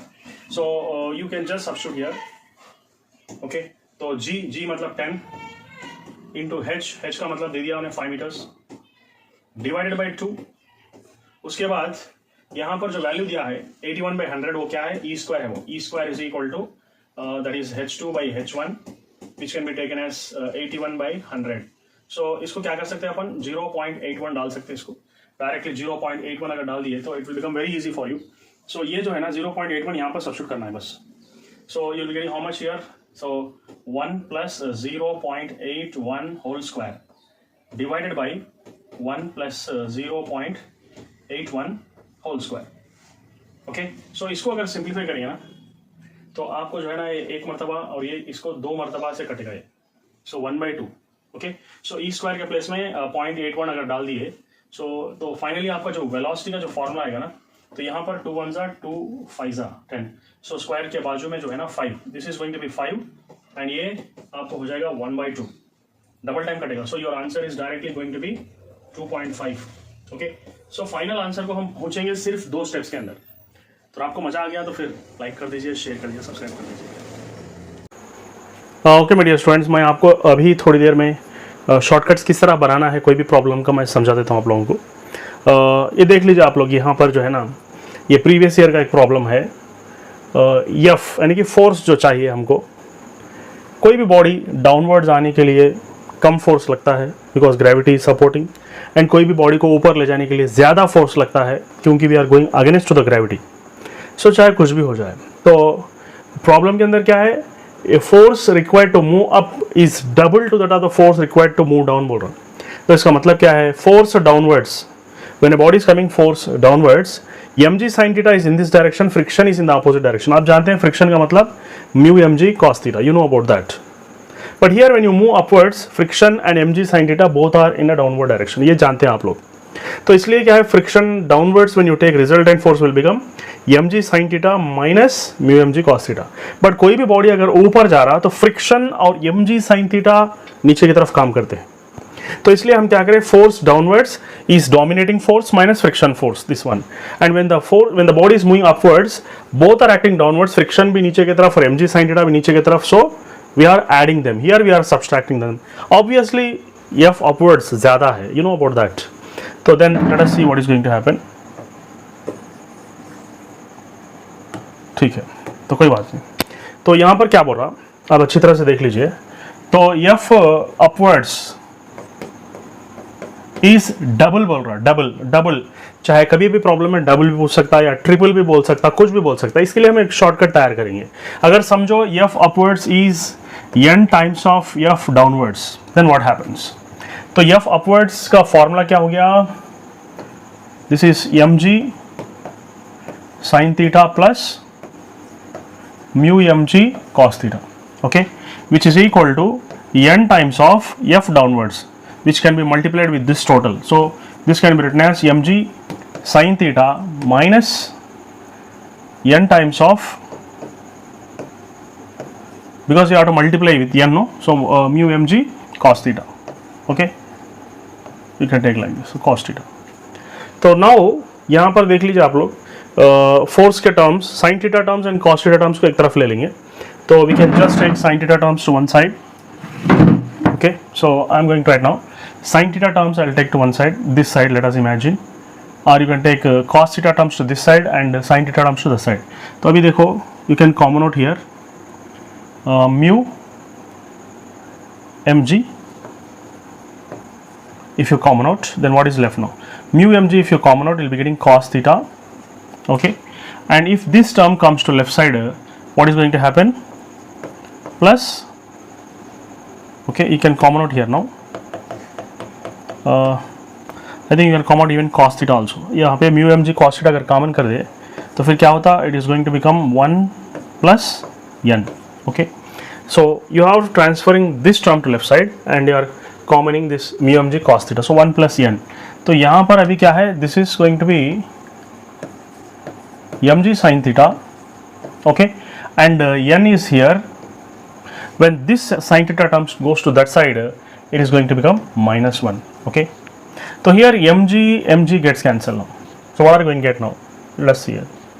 तो यहाँ पर देखो, he is asking us to find out angle, no? So a very simple thing is you just take mu here. Okay, so mu you write like this, and sin theta you will consider here by this cos theta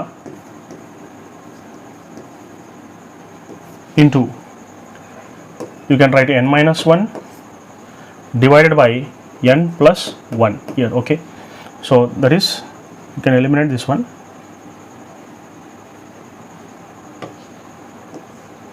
Okay, so just write now like this, n minus 1 n plus 1, this n plus 1 goes downwards. So then you will be getting now mu is equal to tan theta n minus 1 by n plus 1. Okay, so your shortcut formula is ready now. तो ये हो गया आपका shortcut formula. Okay, इस formula को use करके आप problem इतना आसानी से कर सकते हैं, फ्रैक्शन ऑफ सेकंड्स. सलवटो में इसको सॉल्व कर सकते हैं. If you remember this shortcut, I told you the concept also, this is a shortcut. अब किस तरह इसको अप्लाई करना है अभी देख लीजिए. यहाँ पर क्या बोल रहा है, double, he is telling it is going to be double. Okay, so according to this problem it is going to be double here. So if it is going to be double, that means n is going to be 2. That's it.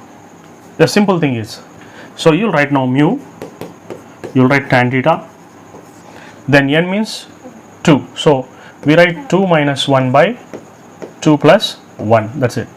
Okay, so mu is equal to tan theta, in brackets we can write 1 by 3.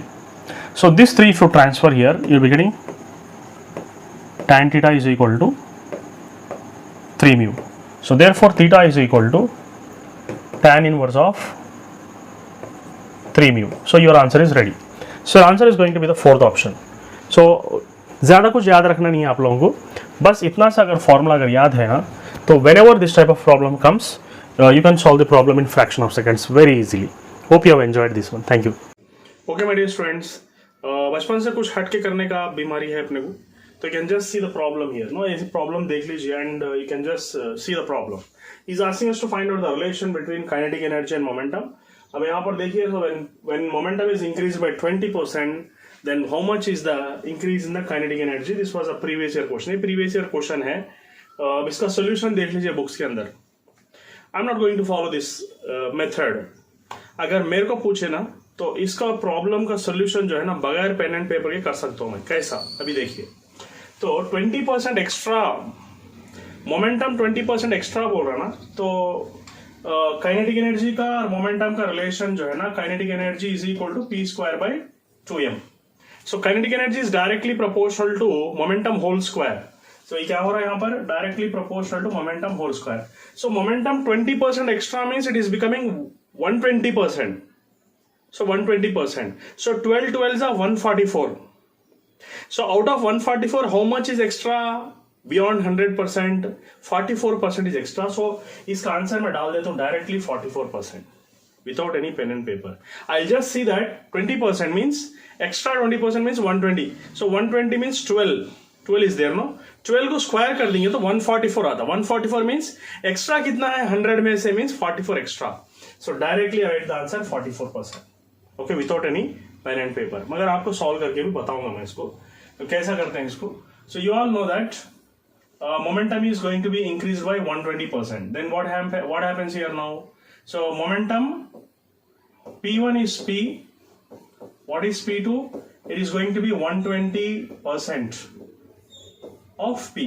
So final जो है ना 120 हो गया. And you know k2 by k1 is equal to just p2 by p1. So k2 by k1 is equal to p2 is how much? 120 means 1.2 here. P divided by p whole square. Okay, because it is whole square relation is given here. So pp gets cancelled. This is going to become k2 by k1 is equal to 12 are 144 means 1.44 you'll be getting. So k1. So how much it is 144? This is nothing but 1.44 का मतलब है 144% बोल के. This can also be written as 144 by 100. So how much is extra here means 44% is extra out of 100. So इस तरह मैं इसको जो है ना बगैर पेन एंड पेपर के भी कर सकता हूँ और बता के भी कर सकता हूँ. Hope you have enjoyed this method. तो ये जो प्रॉब्लम है प्रीवियस ईयर प्रॉब्लम है, यानी कि लास्ट ईयर जो जेई मेंस का प्रॉब्लम है. अब इसका लेंथी सॉल्यूशन यहाँ पर देख लीजिए आप लोग. तो यहाँ पर क्या हुआ, force is applied horizontally on a hanging body. Okay, so force, tension and weight. तो यहाँ पर जो है ना इसने लैमिस थ्योरम अप्लाई किया, तो इतना बड़ा प्रोसेस अप्लाई किया है. तो मैं आपको ऐसा शॉर्टकट बताऊंगा कि आपको सर्वोटा में आंसर आ जाए. Within fraction of seconds you will get the answer now.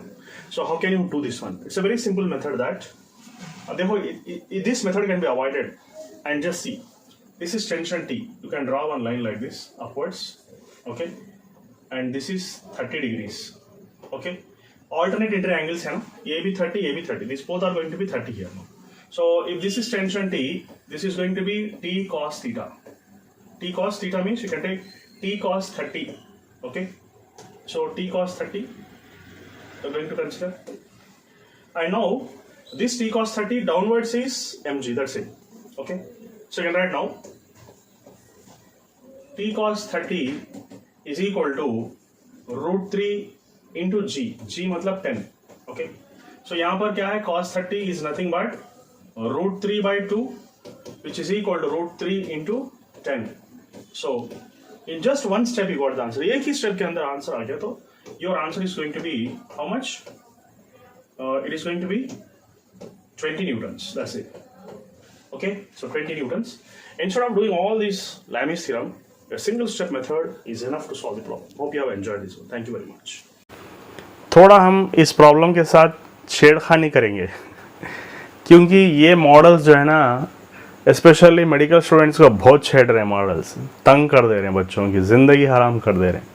जैसे कि ये इंटीग्रेशन डिफरेंशिएशन का मेथड है. बच्चे इंटीग्रेशन मतलब घबरा जाते हैं, स्पेशली मेडिकल स्टूडेंट्स की बात कर रहा हूँ मैं. तो ऐसे प्रॉब्लम्स को अपन बगैर सॉल्व करे के कर सकते. कैसे देखो अभी लोग, अब यहाँ पर वर्क पूछ रहा, इक्वेशन दे दिया यहाँ पर. ओके, क्या दिया इक्वेशन आप लोग देख लो एक मरतबा. ये हो गया आप लोगों का इक्वेशन. ओके, सो इसमें से आप लोग वेलोसिटी फाइंड आउट करो. Velocity is equal to dx by dt. तो वेलोसिटी इसको 3 2 जा 6t हो गया ना, और टाइम कितना दिया 5 सेकेंड्स. ओके, सो 6 इंटू 5 हो गया 30 मीटर्स पर सेकेंड. आपका वेलोसिटी आ गया. अब आपको मालूम करना क्या है, वर्क डन. वर्क डन ही तो मालूम करना है ना. तो वर्क डन को ऐसा कर दो आप लोग कि हाफ mv². तो इसके साथ अच्छी तरह से छेड़खानी कर दिया, इसकी ज़िंदगी से खेल अपन. सो 2 इंटू v² यानी कि 30². ये दो चले गया तो बचा कितना, 30 into 30 is going to be 900 joules. Okay, क्या हो गया है 900 joules. So your answer is ready. बगैर कोई मेहनत के, बगैर कोई टेंशन के, इतना आसानी से मज़े के साथ सॉल्व कर सकते हैं इसको. देख लीजिए आप लोग, कमाल हो गया. Okay my dear students, today I am going to give you a wonderful short trick here. So this is a block of mass m collides with 4 blocks m, 2m, 4m and 8m. Okay, and they stick together, move with a common velocity,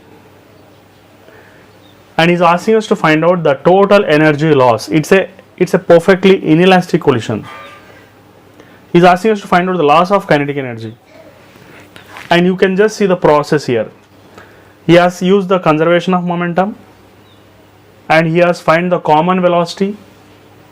When both all will combine together, move with the common velocity. He is asking us to find out the common velocity. He found the common velocity. Again, he got the loss of kinetic energy formula. Kinetic energy before collision and kinetic energy after collision. Subtraction he has done. This lengthy method he has used, and I think if you are a JEE Main student or NEET student, if you want to try this problem, it will take nearly 2 minutes. But I'll solve you this problem by just 2 seconds. That's it. How I'm going to solve? So here the simple technique is I'll take all these blocks as body of mass m2 and m, 2m, 4m and 8m, and they are combined to become, it is going to be 15m. Okay, and this is a body of mass m1 which is just m, that's it. And you can find out the percentage loss, that is delta k by k initial, because is asking by the time the last block moves 8 short, total energy loss to that of the original energy. So total energy loss to that of initial energy, that is the meaning here. So for that the shortcut formula is, you can write just m2 by m1 plus m2 into 100, that's it. Okay, so this is the shortcut formula. Instead of using all these nuisance and nonsense, whenever he is asking us to find out the percentage loss here, and I will tell you how can I derive this formula, how did I create this shortcut, that also I will tell you. Don't worry about that. So what is m2 here? M2 means it is 15 m. So m1 plus m2 means it is m plus again 15 m. So therefore it is going to be 15 m divided by 16 m. Okay, cancel, and into 100 you have to use here, into 100 you have to do into 100. So here 15 by 16 you can just calculate and see how much you are going to get. Nearly you will be getting this one as 93.75 percentage. 15 by 16 if you calculate, it is going to be 0.9375, and if you multiply with 100 it is going to be 93.75. that's it. With a single formula, single step formula, I am able to do this problem and I am able to get this answer here like this very easily. Okay, so the next question arises is, how did I get this formula? Because many students are telling, sir, you how many shortcuts we have to remember? So no need to remember here. There is a concept behind that. It's not a blind shortcut here like that. There is a concept behind that. What is that concept? Let me discuss about that also. Okay. So for that, here you all know there is a formula for percentage loss of kinetic energy. What is that formula? That is half m1 m2 by m1 plus m2 into u1 minus u2 whole square. Here single block is colliding with a blocks combination of 15m, because this is a single block. So this is the second block's combination, that is 15, that is m, 2m and all these blocks combined together, it is forming 15, and all the blocks are at rest, so u2 is going to be 0. So therefore I can write now delta k by k initial is going to be how much? Half m1 m2 by m1 plus m2 into u1 whole square, because u2 is 0. Second blocks, combination of blocks our rest, first blocks goes, sticks together and moves with a common velocity. That's why I am taking like this. Then kinetic energy of initial will become how much? Half m u1 square, that's it. So half of gets cancelled, and this is m1 gets cancelled, u1 square gets cancelled. What is left now at last? It is m2 by m1 plus m2. See, this is loss of kinetic energy in the case of perfectly inelastic collision. This formula you will get in each and every book, shortcut formula. This derivation is there for that also. So it's a very simple shortcut. So therefore, what I am going to get now, it's very simple. By using this shortcut, I am able to solve the problem and able to get the problem solution in just, if you know this formula without pen and paper also you can do m2 by m1 plus m2. In mind you can calculate and get the answer. So hope you have enjoyed this. Thank you. My dear students, whenever these type of problems will come, I will not solve. I will just see the question and solve the problem without any pen and paper. Okay. For example, if this is the question asked, he is asking us to find out the force. Okay. So what is that he is asking us to find out? He is asking us to find out the force exerted on the inclined plane. Okay. So how are we going to find out the force exerted on the inclined plane? Okay. So the force exerted on the inclined plane is very simple, that it is going to be normal reaction, and you have to find out what is it going to be. And you know this is going to be mg cos theta. Okay. This is going to be mg cos theta. And the force exerted on the plane is going to be mg cos theta. Without solving, I can do the problem, and I will tell you the reason also how I have done this problem without just even solving. So mg cos theta. Okay, so the answer is directly I will write now mg cos theta. Cos theta is nothing but cos theta is nothing but cos 37. Okay, so cos 37 is going to be your answer. So what is this m1? M1 it is going to be 5 into 10 into cos 37. So cos 37, you know the value of cos 37, this is 3, this is 4 and this is 5. Cos 37 is nothing but 4 divided by 5. Okay, so 5 gets cancelled. Directly we got the answer as 40 newtons. So your answer is ready. In a single step I have done this problem, whereas you can see the solution shown here on the display. You need not follow that solution. Very simple technique. I'll tell you how I have solved this problem.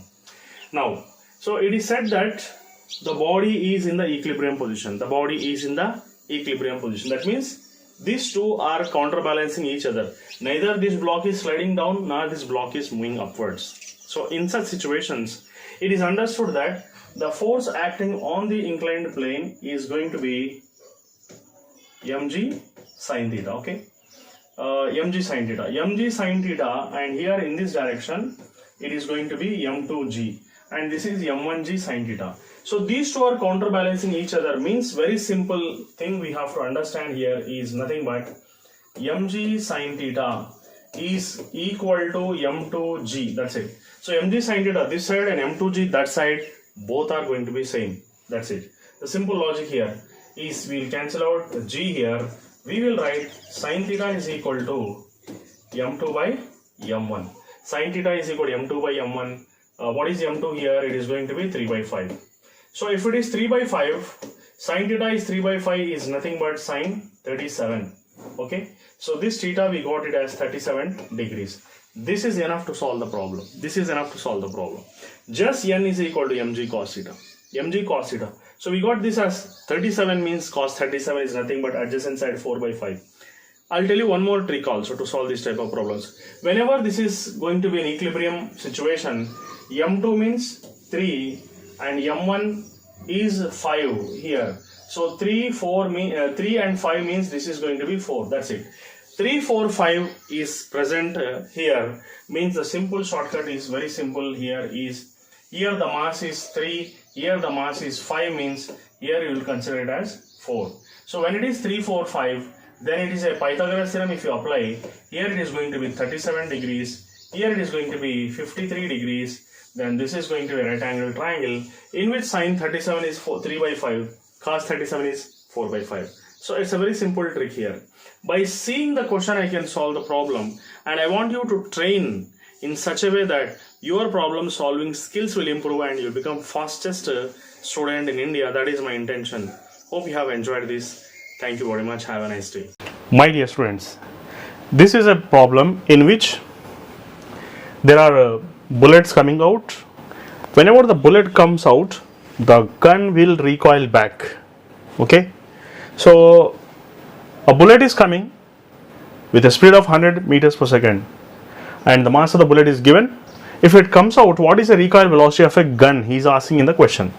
So for that, this is a solution in the books which I am not going to follow. My aim is to make your life easier, especially medical students and engineering students.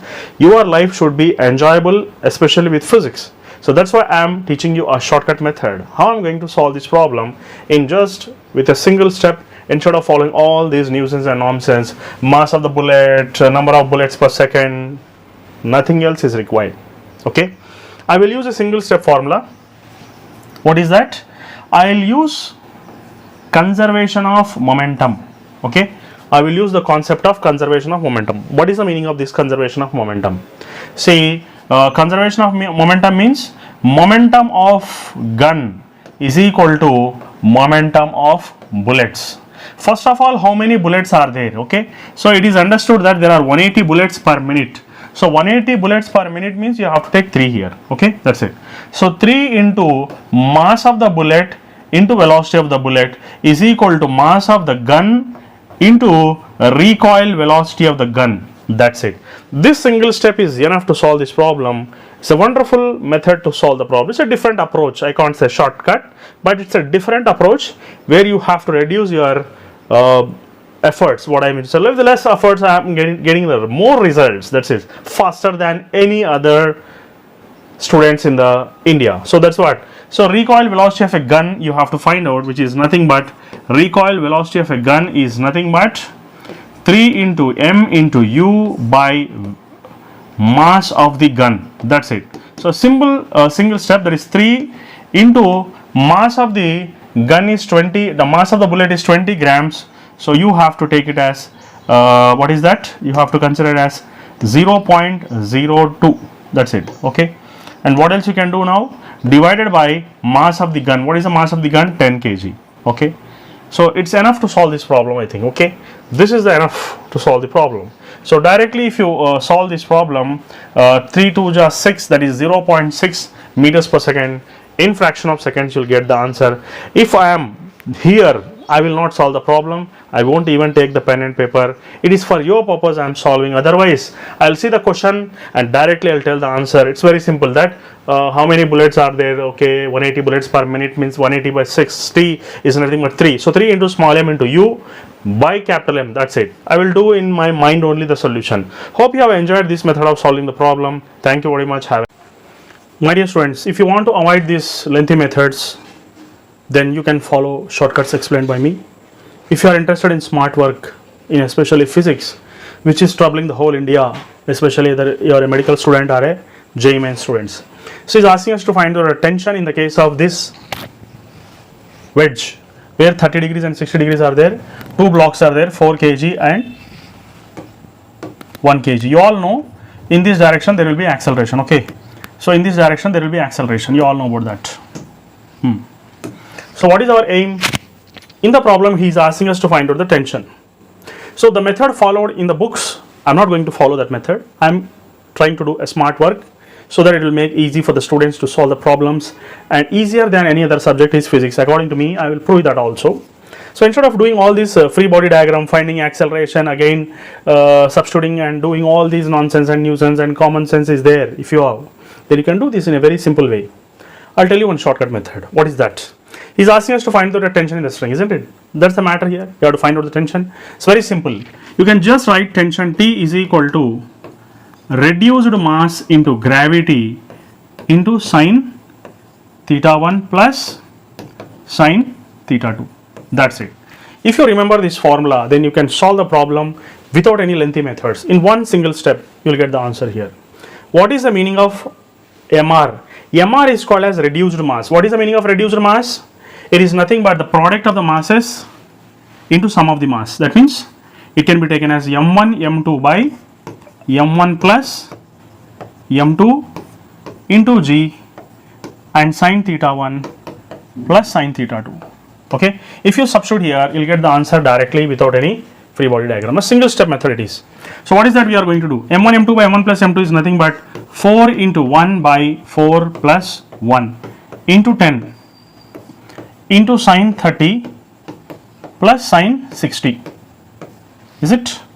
So this is 4 plus 1 is 5. This is going to be 2. Okay. And what is this you are going to get now? Here 4 into 2, sine 30 means 1 by 2 and sine 60 is nothing but root 3 by 2 here. Okay. So here 4 into 2 root 3 plus 1 divided by 2. So 2 gets cancelled. The final answer is 4 into root 3 plus 1. Okay. 4 into root 3 plus 1. Actually, I have explained that much lengthy method. If I am here, I will not do with the help of pen or paper. I will calculate that in the mind. How I am going to do in the mind? 4 into 1 by 4 plus 1. Okay. That is 4 by 5 into g is 10. That's it. Sine 30 plus sine 60 means root 3 by 2, 1 by 2. Root 3 plus 1 by 2. That's it. So 2 gets cancelled. 4 into root 3 plus 1. That's a simple method. It's a very easy. Physics is easier than any other subject. Hope you enjoyed this one. Okay, my dear students. Today I would like to solve this problem which was asked in JEE Mains 2020. Let us take a smart and simple shortcut approach to solve this problem here. So you can see the question here, it is given now. So this is a pulley with mass. It is a pulley with mass. It is not like an ordinary pulley where you can apply the acceleration is equal to m1 minus m2 by m1 plus m2 into g. That formula doesn't work out here. So a smart change in the basic formula will work out here. Let us see what is going to happen here. So he's asking us to find out what is an angular speed, isn't it? So he's asking us to find out what is an angular speed. Okay, so how can you find out an angular speed? You have to find out an angular speed. So first of all, you all know acceleration. What is the formula for acceleration? What is the formula for acceleration?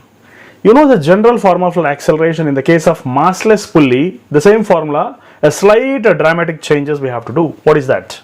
Now the thing is, m2 is there and m1 is greater is telling, so it is coming downwards and m2 is moving upwards. So slight smart changes is, you know that it is written as m1 minus m2 by m1 plus m2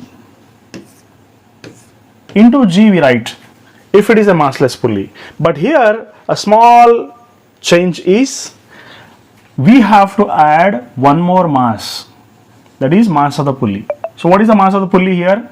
You all know I is equal to mr square, but you have right here m is equal to I by r square, that's it. So here you have to add I divided by r square, capital R. He has given the radius as capital R here, so that's a small change you have to do. You have to add I by r square, that's it. Then what are you going to get? Let us see.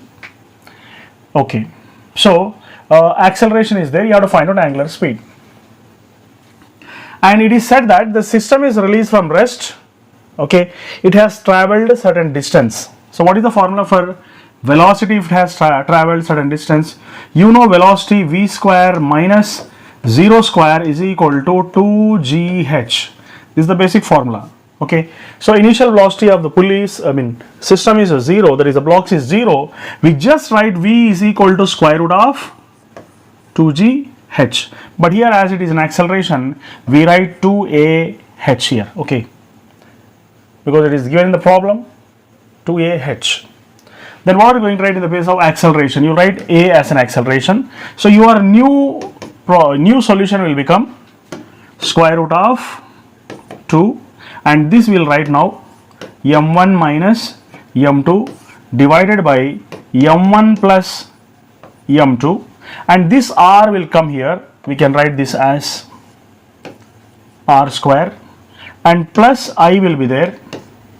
So r square is an LCM, it is a denominator, that's why we can write this r here now out of the square. Okay, so r will come outside the square here, right here you are going to write the r now. But what is angular speed? You all know that v is equal to r omega. So omega is equal to v by r, that's it, v by r. So if you substitute the value of v here, that is r into square root of 2 into m1 minus m2. Okay, and here acceleration we have substituted here, square root of 2a. h also we have to write, isn't it? You have to add h also, isn't it? You have to add a h, and you have to write this g also here, because acceleration there was g, and this is total formula for acceleration, this is h here, we have written that. Now what you have to do is omega is equal to v by r. Okay, so what is m1 minus m2 and gh divided by m1 plus m2 into r square plus h whole divided by r. So with this, these two gets cancelled, and this is going to be the left out part. So this is going to be the left out part. You can just see which is going to tally with that. Okay, so m1 minus m2. Your correct answer is going to be, I think, first option, I think. My dear students, many of the students commented, please teach us the shortcut method to solve the problems of vernier calipers. Is there any shortcut formula to solve the problems of vernier calipers? Definitely there is a shortcut. This is a method which is given in the books. We can bypass this method and go for a shortcut method. This is a method given in the books. we can bypass this method and directly solve the problem by a simple shortcut formula. What is that? So you can just see vernier calipers having 1 mm marking, 20 vernier scale divisions are there, 16 main scale divisions are there. So the simple shortcut formula to find out the least count is difference divided by vernier scale divisions into main scale reading. Okay, so D by V into M, main scale markings. So here this is called as difference. What is the difference here now? 20 minus 16 is taken as 4 and divided by vernier scale divisions. How many are there? There's 20 vernier scale divisions are there. 20 into how much main scale divisions here? It is going to be 1 mm. That's it. So if you solve this one, you'll be getting 20 by 10, which is equal to 0.2 mm. Is it not the short method to solve the problem? We can use this method in almost all the problems of vernier calipers if he is asking us to find out the least count. Hope you have enjoyed. Thank you very much. This is a problem asked in previous year. He is asking us to find out the angular speed of a wheel which is rotating because the mass is falling down with an acceleration. First thing is you have to find out an acceleration of the block here. The basic formula for that is acceleration is nothing but net force by net mass. Okay, you all know moment of inertia general formula is mr square, where mass of the rolling body, which is pulley, can be taken as I by r square. So here net force means it is nothing but mg, and net mass is nothing but mass of the block plus mass of the pulley, which can be considered as I by r square. So this is a shortcut formula to find out an acceleration of rolling bodies here. So which can be taken as mg, mass of the block is m, plus mass of the pulleys is, as the pulley is a disc, instead of I we have to write mr square by 2 divided by r square. So r square gets cancelled. Acceleration, even mass also gets cancelled. Then what is left? G by 1 plus 1 by 2, which is nothing but 2g by 3. So we got an acceleration. He is asking us to find out angular speed. We all know that angular speed is considered as v is equal to r omega. Omega is equal to v by r. You all know v is nothing but 2as by r. So omega can be considered as 1 by r, square root of 2a. A is nothing but 2g by 3. Sorry, it's 2g by 3 into s. S is nothing but h according to the problem given here. So it's h. So your answer is omega is equal to 1 by r. It is going to be 4gh by 3. I think it's first option is going to be the correct answer. Thank you very much. Have a nice day. My dear students, let us do the problem in a simple shortcut method with a different approach, which is called as out of box thinking, we can say. So here if you observe this disk here, a larger disk having radius a, from that a smaller disk is carved out, and the solution given in the book is this much. Okay, so this is the solution given in the book here. This is the solution given in the book.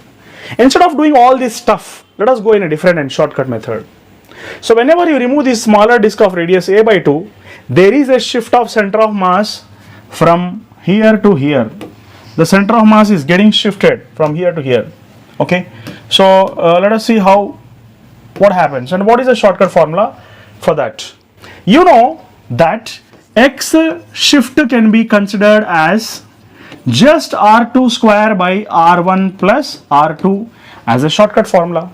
R2 square by R1 plus R2. It's a simple shortcut formula so that you can find out the shift in the case of, especially for disks here. Now let us see what is going to happen. So here you all know that R2, here R1 is nothing but A and R2 is nothing but A by 2. So here A by 2 is nothing but A square by 4 divided by R1 plus R2, which is nothing but A plus A by 2. So what are we going to get now? Let us see. So therefore you will be getting x shift as how much? A square by 4 divided by 3 by 2a. So here a square a gets cancelled, then 2 1s 2 2s gets cancelled. At last you will be getting a by 6. 3 2s are 6 here. So we got x shift as a by 6. So what is this distance here now? It is taken as a by 6. But in the problem he is asking us to find out the distance of this point from O. So how can you find out that distance of that point from O? So it's very simple. You have to find out this distance now. So for that you have to do subtract a by 6 from a, that's it. Subtract a by 6 from a. So you'll be getting 5a by 6. So this is a different approach to solve the problem, and your answer is going to be C option. Hope you have enjoyed this method of solving the problem in a different way. Thank you. My dear students, how to solve this problem which was asked in previous year JEE Mains 2014. The simple shortcut method to solve this problem is here, and you can avoid all these nuisance and nonsense and do this problem with certain common sense also here. So instead of doing the free body diagrams and writing all these equations and making them equal, writing torque, writing everything, there is a simple shortcut to solve this problem. What is that shortcut? Let me discuss about that. The shortcut is acceleration is nothing but net force by net mass. That's it. Okay. So here, you know, force, what is the force acting here? If you see this pulley, only one mass is coming downwards, and that is taken as m into g. Force is acting downwards, that is taken as m into g. So you can write here m into g by net mass. What is the net mass? It is a mass which is hanging down, and it is the mass of the pulley. Here pulley is a circular body, so we have to consider the mass of that body is taken as I by r square. That's it. So the formula is I divided by r square. This is a shortcut formula. Okay. So how can you solve this problem now? Acceleration is going to be mg and by m plus, you know that this is a hollow cylinder and ring having same moment of inertia. You can just write I can be taken as mr square divided by r square. That's it. So r square gets cancelled.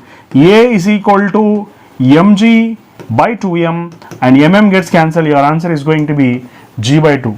Therefore this is the correct option. You can bypass all these equations and just follow a simple shortcut method, that is A is equal to mg by m plus I by r square. That's it.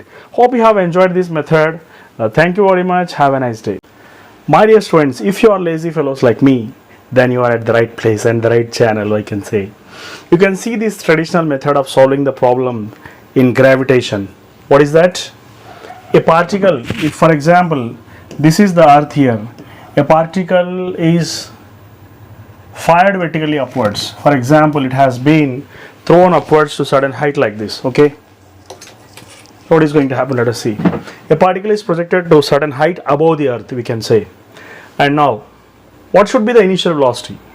And it has been thrown to a height of exactly radius, that is 6400. 6400. So there is a shortcut for you. The good news is that you all know the process, which is very old process, that you will take total energy at this place is equal to total energy. This is a traditional method. Everyone knows about this. It's very familiar, I think. But I'll teach you one small shortcut here. Instead of doing all these things, you can just write one formula, that is V is equal to square root of 2gh by 1 plus h by r. That's it. And you all know that h equal to r here. You can just substitute the value of h equal to r. So V is equal to square root of 2gr by 1 plus r by r. H equal to r you have substituted. So 1 plus 1, r by r gets cancelled here. 1 plus 1 is going to be 2. So therefore we can write square root of 2gr by 2. Therefore 2 gets cancelled. Your answer is gr directly. So g and r, radius. So directly we got now, that is g is nothing but 10 and radius is 6400 into 10 power 3.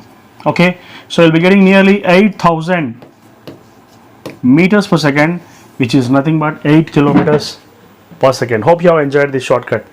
Thank you very much. Have a nice day, baby. My dear students, if you are lazy fellows like me, then you are at the right place.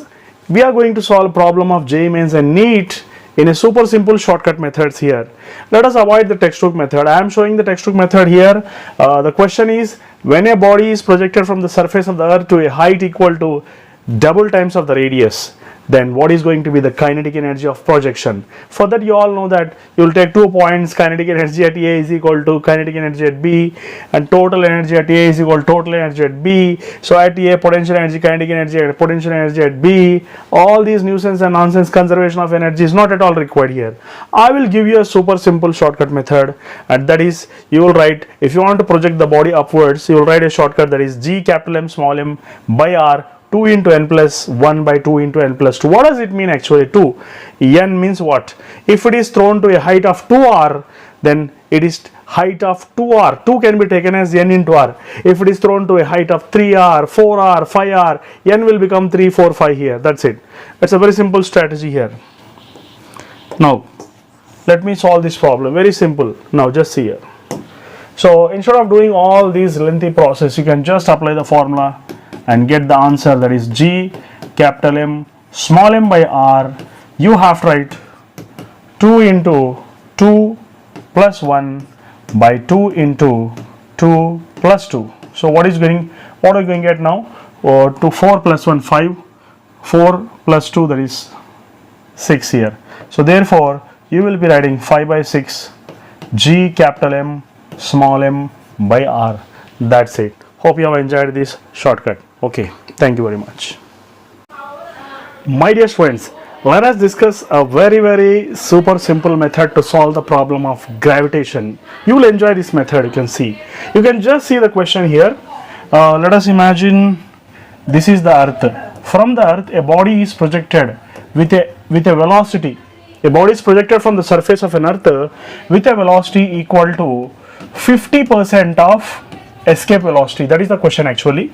Okay, if the velocity is equal to half of the escape velocity or 50% of the escape velocity, then what happens? What is the meaning here? 50%, or it can be taken as half of the escape velocity. Let us imagine this half means, let us take n equal to 2 here. Okay, that means in general you have to consider V is equal to VE by n. If it is half or 1/3, whatever it may be. Okay, if it is half or 1/3 or 1/4, what it may be. So VE by n you have to consider.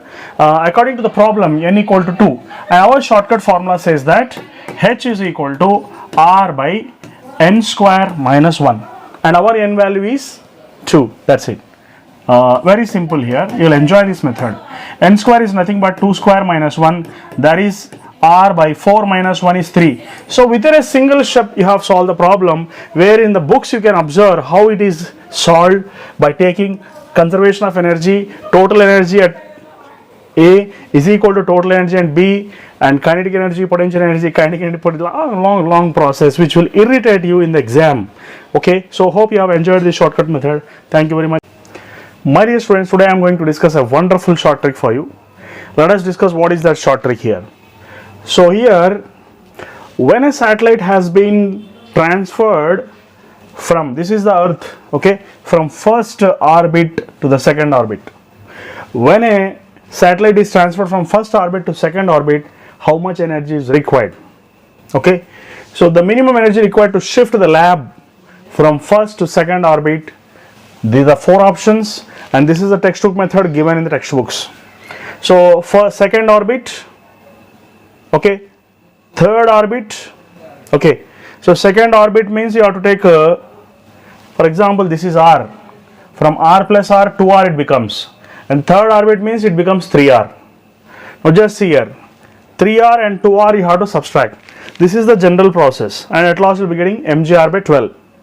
This is the textbook method. I would like to discuss a simple shortcut formula for this. What is that? When a satellite, lab has been transferred to second to third orbit, this is going to be a shortcut formula. What is this shortcut formula?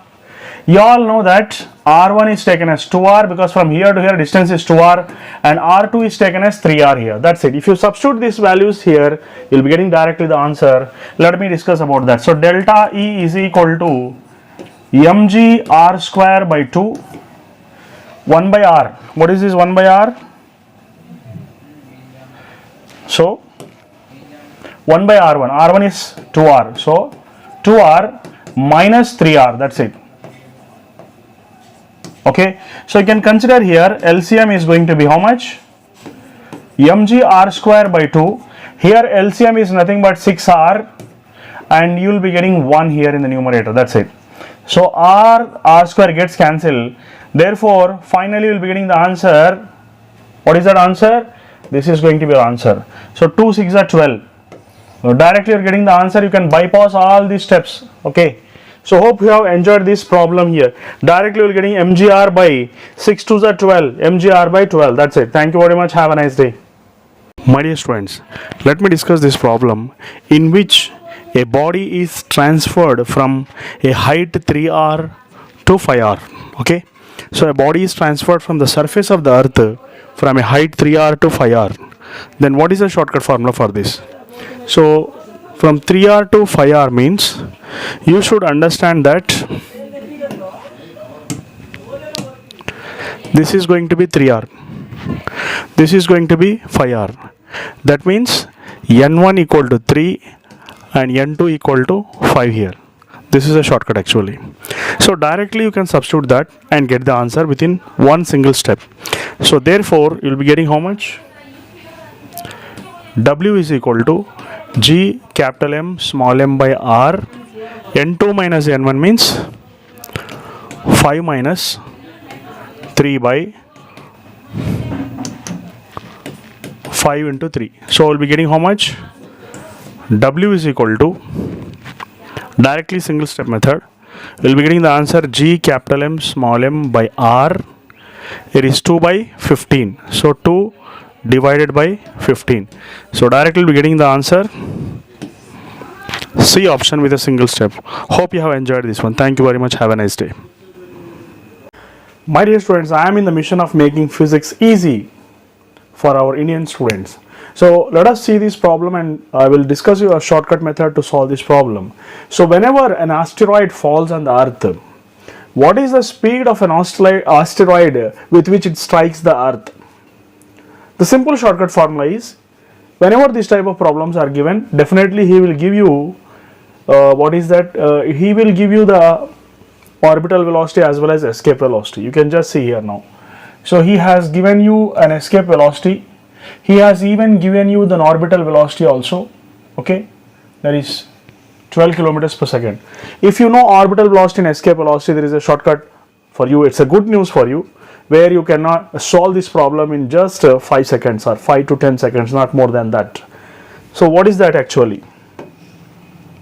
Okay, the simple thing is, if you want to find out the velocity on the earth, you have to just make square root of orbital velocity whole square plus escape velocity whole square. That's it. You will get the answer directly in fraction of seconds. Now just see here. So orbital velocity, how much it is given, you can just see it is 12 square plus 11.2 whole square. Okay, if you calculate, you will be getting approximately 16 kilometers per second. That's it. Okay, 16 kilometers per second. Your answer is ready. Thank you very much. Have a nice day, baby. My dear students, this is a problem of gravitation. Okay, so this is a question and this is a solution given in the books. A very lengthy solution, very confusing, but I would like to teach you in such a simple shortcut method that you will feel wonderful that, oh, such a simple technique it is to solve the problems of this type here. Okay, so what is given in the problem, we just see here now. It is said that there are two planets. One is our Earth, another is some other planet. Okay, the condition here, if you observe, is mass of the Earth, mass of the planet is double to that of mass of the Earth. It is said that. So mass of the planet is double. But he is asking us to find out the relation between our weight as well as the radius of the planet. What is the relation between our weight and radius of the planet? And let us see what is that link between these two. How can you generate the link here? Instead of solving all these lengthy methods, I will tell you one simple shortcut method. Let us see what is going to happen now. You all know there is one formula, G is equal to 4 by 3 pi r rho and G, capital G. Okay, so you know that this is a formula present in almost all the books. You know, this is the basic formula of gravitation. Okay, so with this it is understood that G is directly proportional to R. When G is directly proportional to R, it is understood that weight is also directly proportional to R. When gravity is directly proportional to radius, because weight is equal to m into G, weight is also directly proportional to radius. Okay, and one more thing is, you all know that mass is equal to volume into density. That means mass is equal to 4 by 3 pi r cube into rho.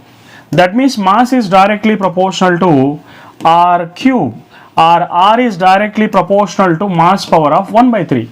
So this is one formula, this is one formula. We can generate one link between these two formulas. We can generate a new formula by using these two formulas. What is that new formula?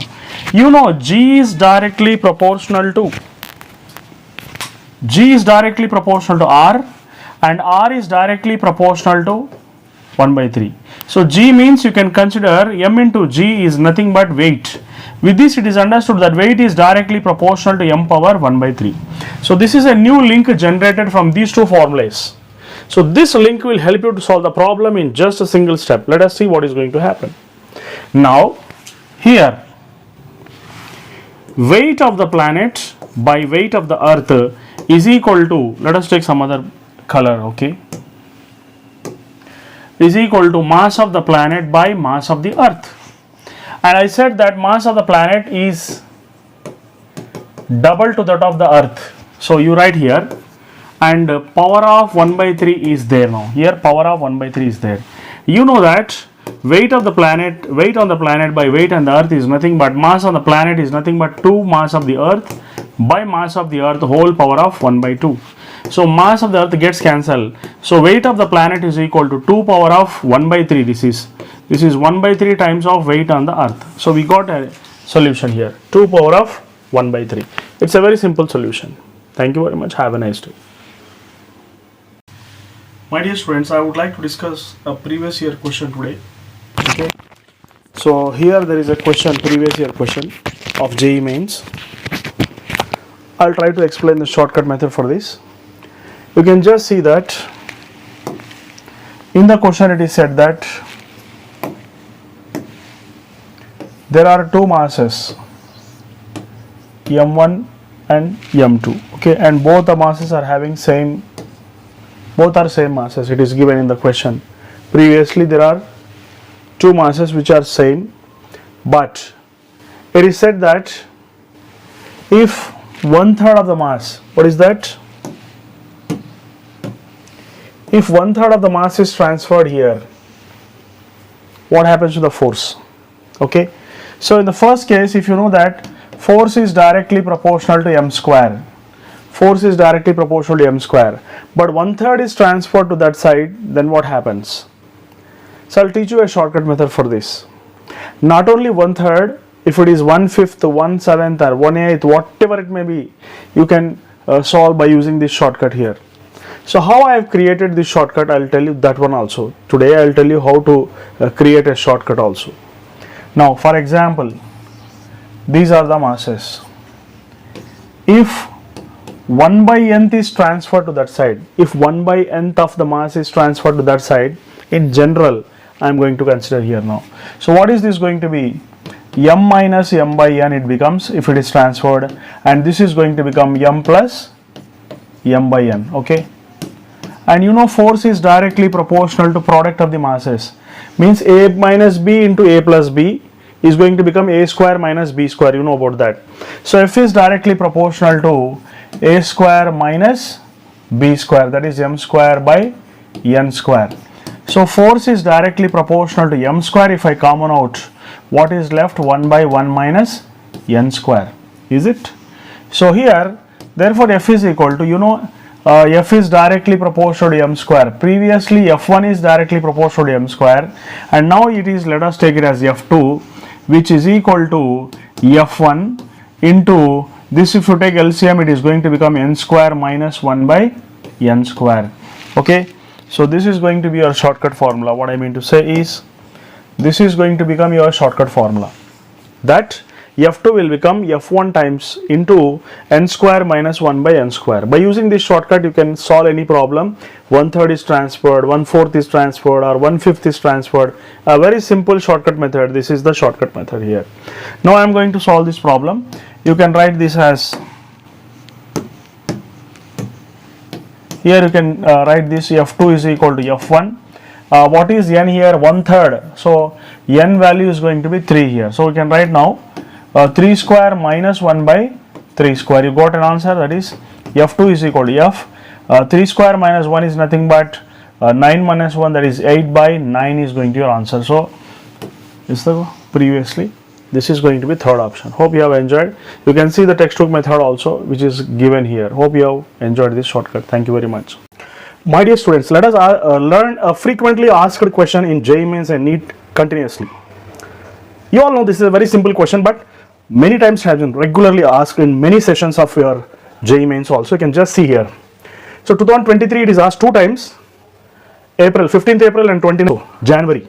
So January session as well as April session, both the times it has been asked. So I thought of discussing this problem with you in a simple way, super simple way. So what is that here? You can just see here. So these two particles are rotating about a circle here, and the radius of the circle is taken as r. In the first problem it is taken as a, in the second problem it is taken as r, but both the problems are slightly different. Their nature of solution is same. Let me discuss about this problem here.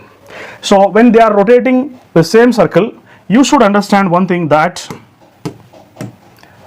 they're having two forces. One is centrifugal force, another is gravitational force of attraction between them.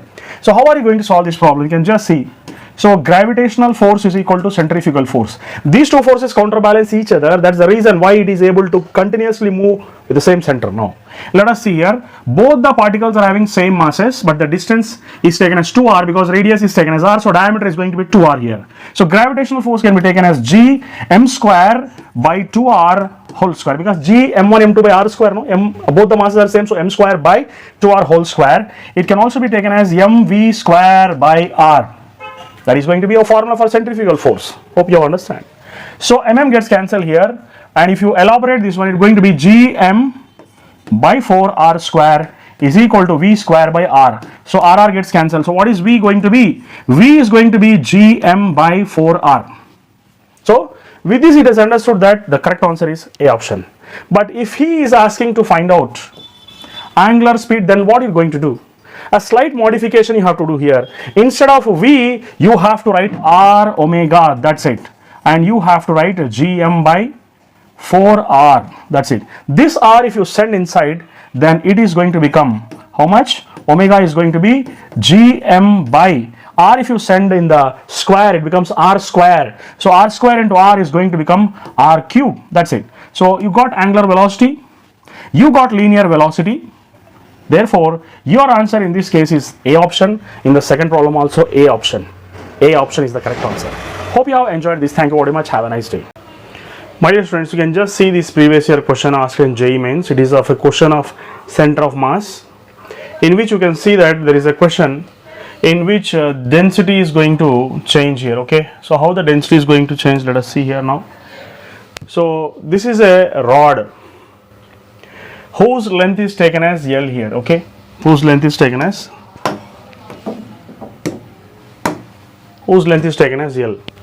If it was a uniform rod, then the answer will be center of mass is exactly at L by 2. You know about that.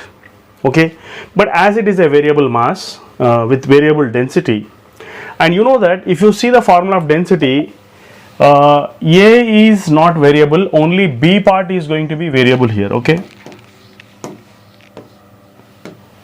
only B part is variable, A part is going to be a constant. So here you know that there are 4 options given. As B part is going to be variable, if this variable part is removed, then what will be your answer? Your answer will be just L by 2. Then how can you get the answer even without doing all this process of integration and differentiation, whatever it may be? So for that, a simple trick is, here you have to remove B part. Okay, in all the cases you have to remove B part. After removing B part, if the remaining part gives you the answer L by 2, then your answer is going to be correct answer. This is a shortcut here. So first, in the first case, I have removed B. Then what is left here? 3 by 4 into 2A by 3A into L. A gets cancelled, 2 ones, 2 twos, 3 gets cancelled. What is left? L by 2 is left. So first option is going to be your correct answer. First option is going to be your correct answer, and the remaining 4 options, if you cancel even B, you are not going to get L by 2. So hope you have enjoyed this. Thank you very much. Today I would like to discuss a simple shortcut formula. You can just see the lengthy methods given in the books. So many steps will waste a lot of your time, and I am here to make you clear in a simple shortcut way. So let us use our maximum resources to reduce the time so that you can solve any problem of JEE Mains or NEET in just less than 15 seconds. What can I say? So here, what is this problem here? There are two objects, one is sphere and another is solid cylinder. Both have been pushed with similar, identical velocities. They are moving, but they are reaching the maximum heights, and that heights may be different because the bodies are different. So our question is, what is the height reached by the sphere to that of height reached by the cylinder? These two ratios we want, and let us see what is the method to solve this problem. Here you all know that, let us take this is A, and when the body has reached to certain point, that is B. So what is that question here? Total energy at A is taken as total energy at B. Here kinetic energy is there, here only potential energy is there. So therefore potential energy at A can be taken as, so potential energy at B can be taken as mgh, and kinetic energy at A can be taken as half m v square 1 plus k square by r square. That's it. Use this formula and reduce a lot of your time. So mass is constant, g is constant, half is constant, again mass is constant. It is said that same linear velocity, so velocity is also constant. So from this formula you can pick up only two variables, that is h is directly proportional to 1 plus k square by r square. So this relation will help you to solve the problem in just less than 15 seconds. How? Let us see here now. So it is said that height of a sphere by height of a cylinder is equal to 1 plus k square by r square. For a sphere is going to be 2 by 5, and for a cylinder is going to be 1 by 2. You all know about this k square by r square values. So therefore it is going to be 2 by 5, and this is going to be 1 plus 1 by 2. If you solve these two directly, you are getting 14 by 15. If you want, you can just check it out, 14 by 15. Because this is going to be an answer, that is what we can say, B option. So this can be you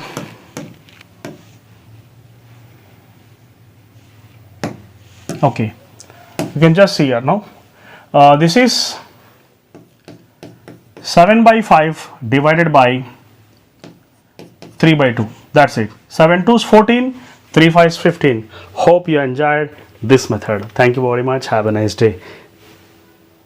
My dear students, how can you solve this problem in just 5 seconds? Only 5 seconds.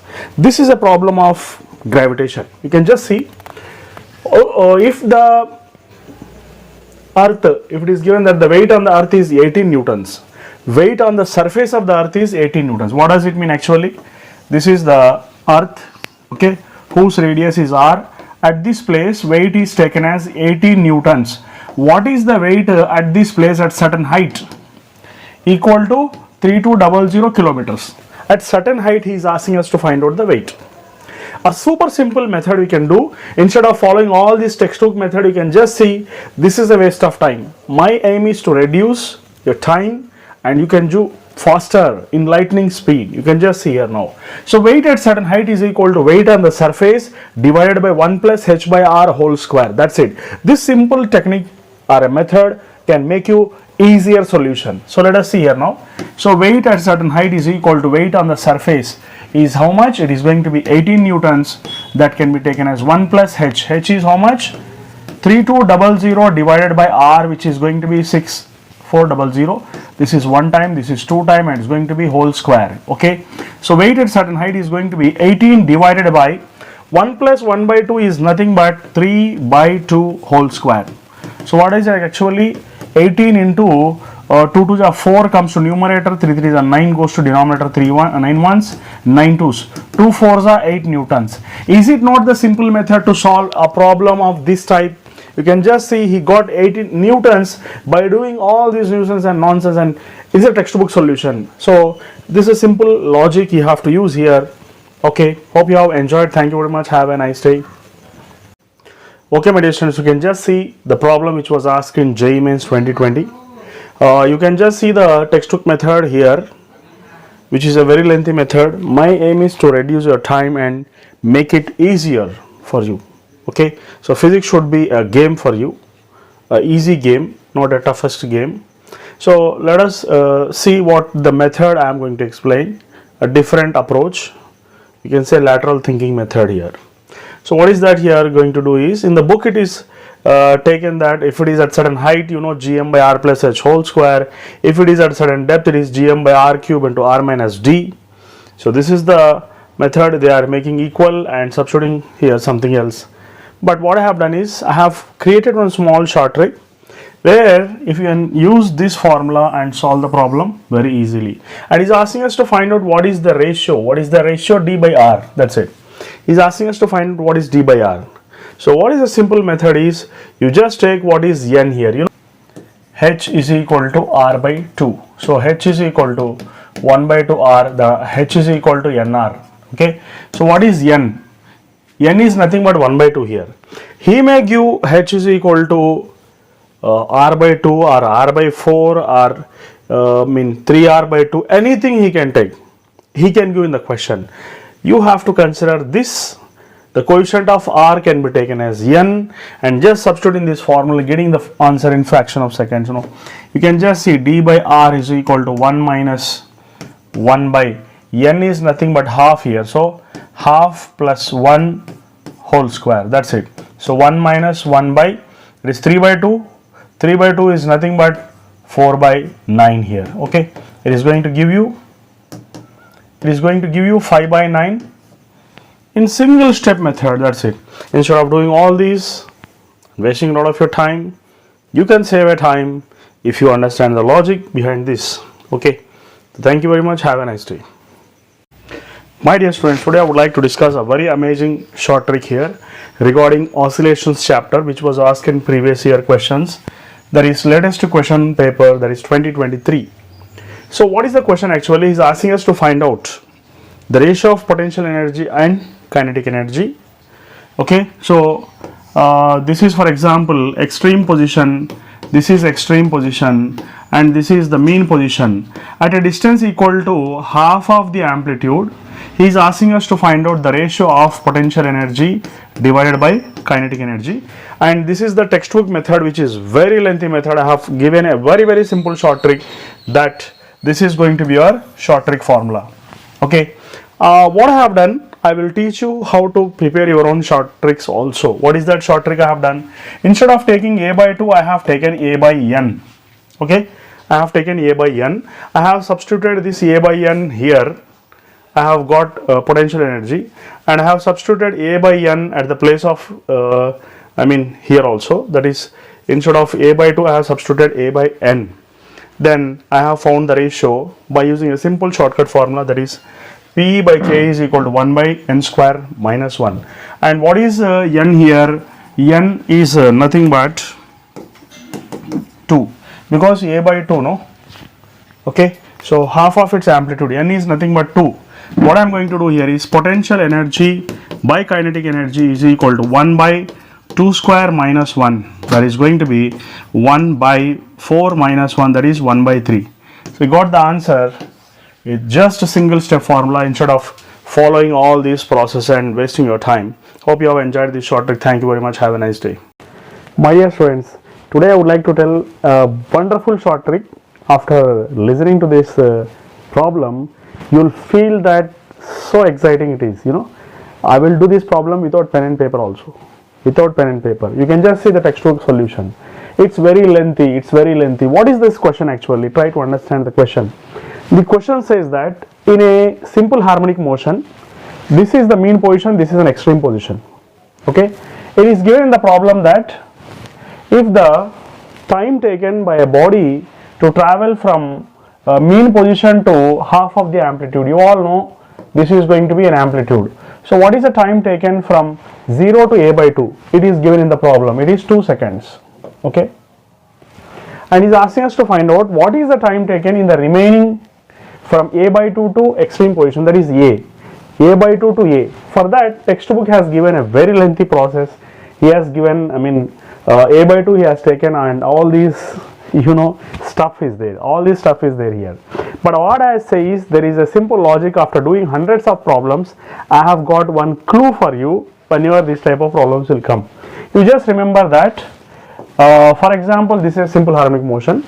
From mean position to extreme position, when a body is oscillating, and exactly at the middle, which is taken as a by 2. Okay, so from here to here, the time taken, and from the remaining part, the time taken, the ratio is 1:2. Okay, you just remember the ratio is 1:2. What here? 0 to a by 2 and a by 2 to a, the ratio is going to be 1:2. And he has given this as 2 seconds, then remaining will be double, that is 4 seconds. Your answer is present here now, just without doing. Hope you have enjoyed. Thank you very much. Have a nice day.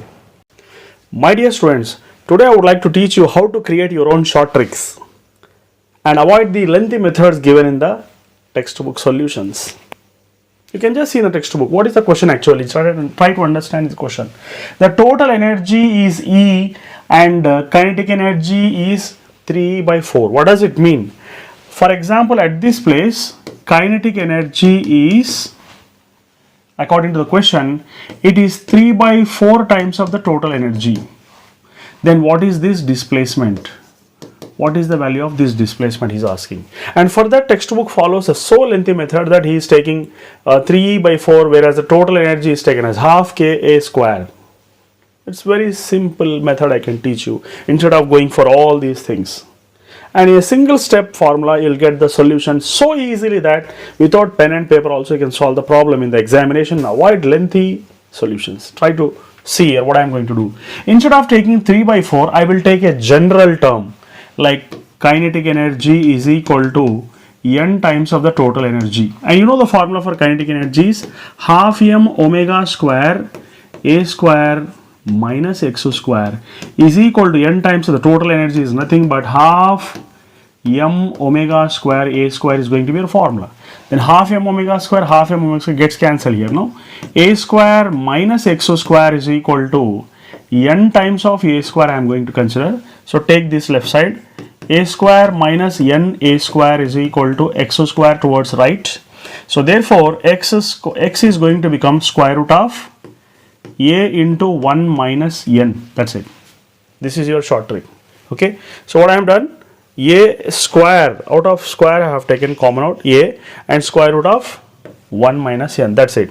This will be your short trick, and you can solve any problem by using this short trick.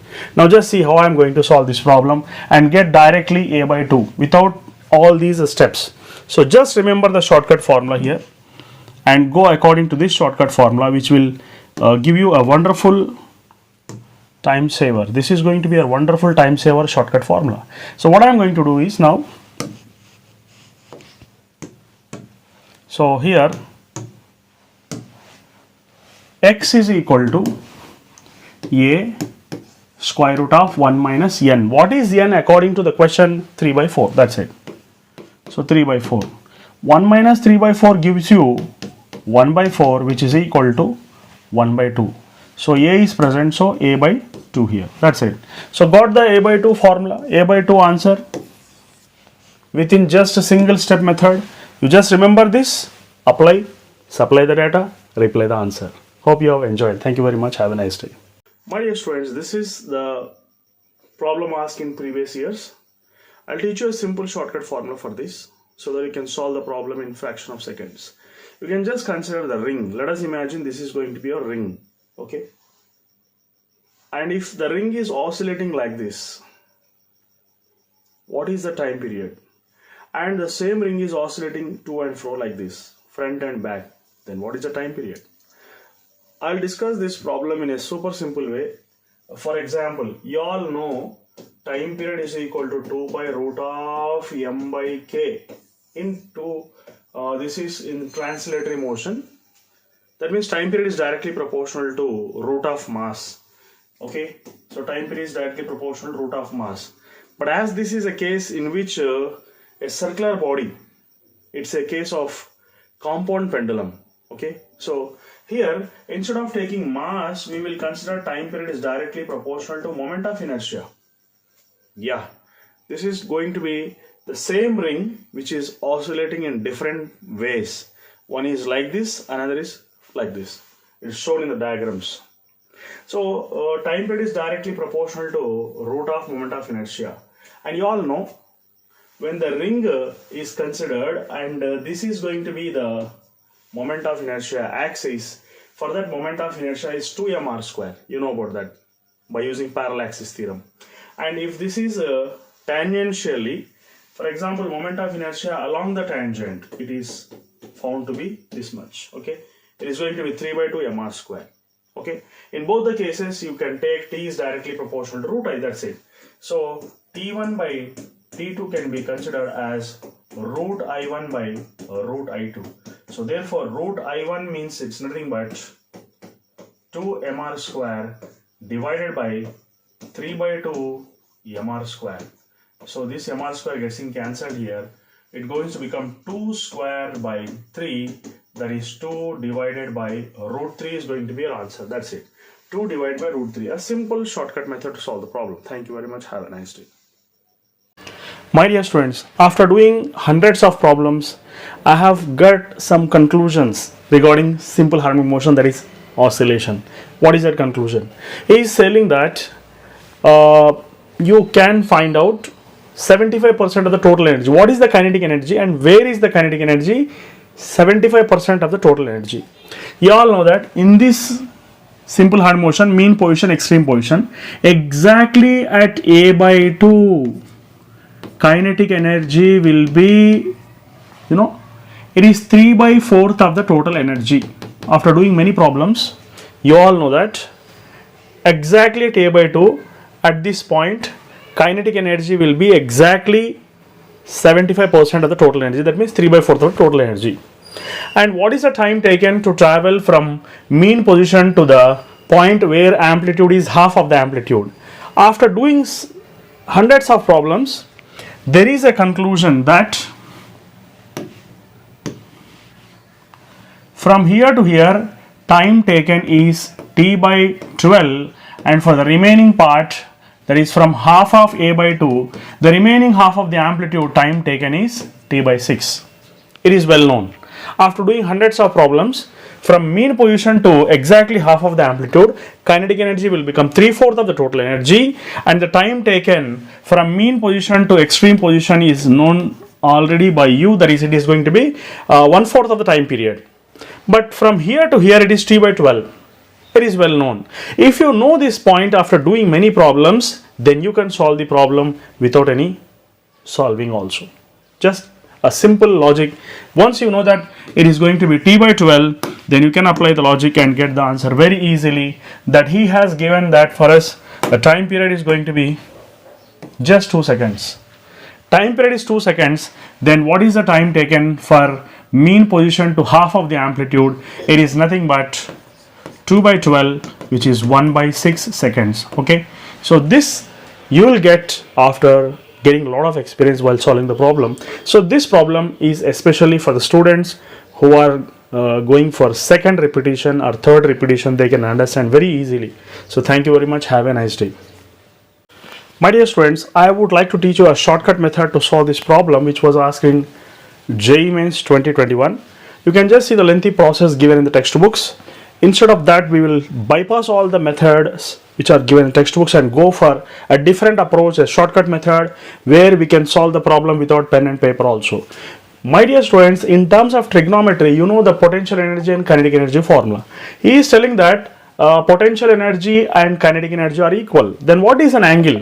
You can just see here, half m omega square gets cancelled. Omega square a square gets cancelled. Then what is left now? Sin square theta is equal to cos square theta, that is nothing but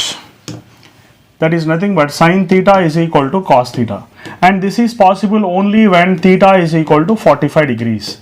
And when theta is equal to 45 degrees, you know cos theta or sin theta, they are going to be equal. What is that? That is going to be that is 1 by root 2, okay, which is nothing but 1 by root 2. Then you can find out what is the distance at which the potential is going to be, at which displacement is going to be, how much part of an amplitude. You can just see here now. Your answer is going to be a by 2. Why? Because y is equal to, at this point somewhere, potential energy is going to be equal to kinetic energy. Then I would like to find out what is this distance x here, or y, whatever it may be, x or y. So y is equal to a sine 45 degrees, which is nothing but 1 by root 2.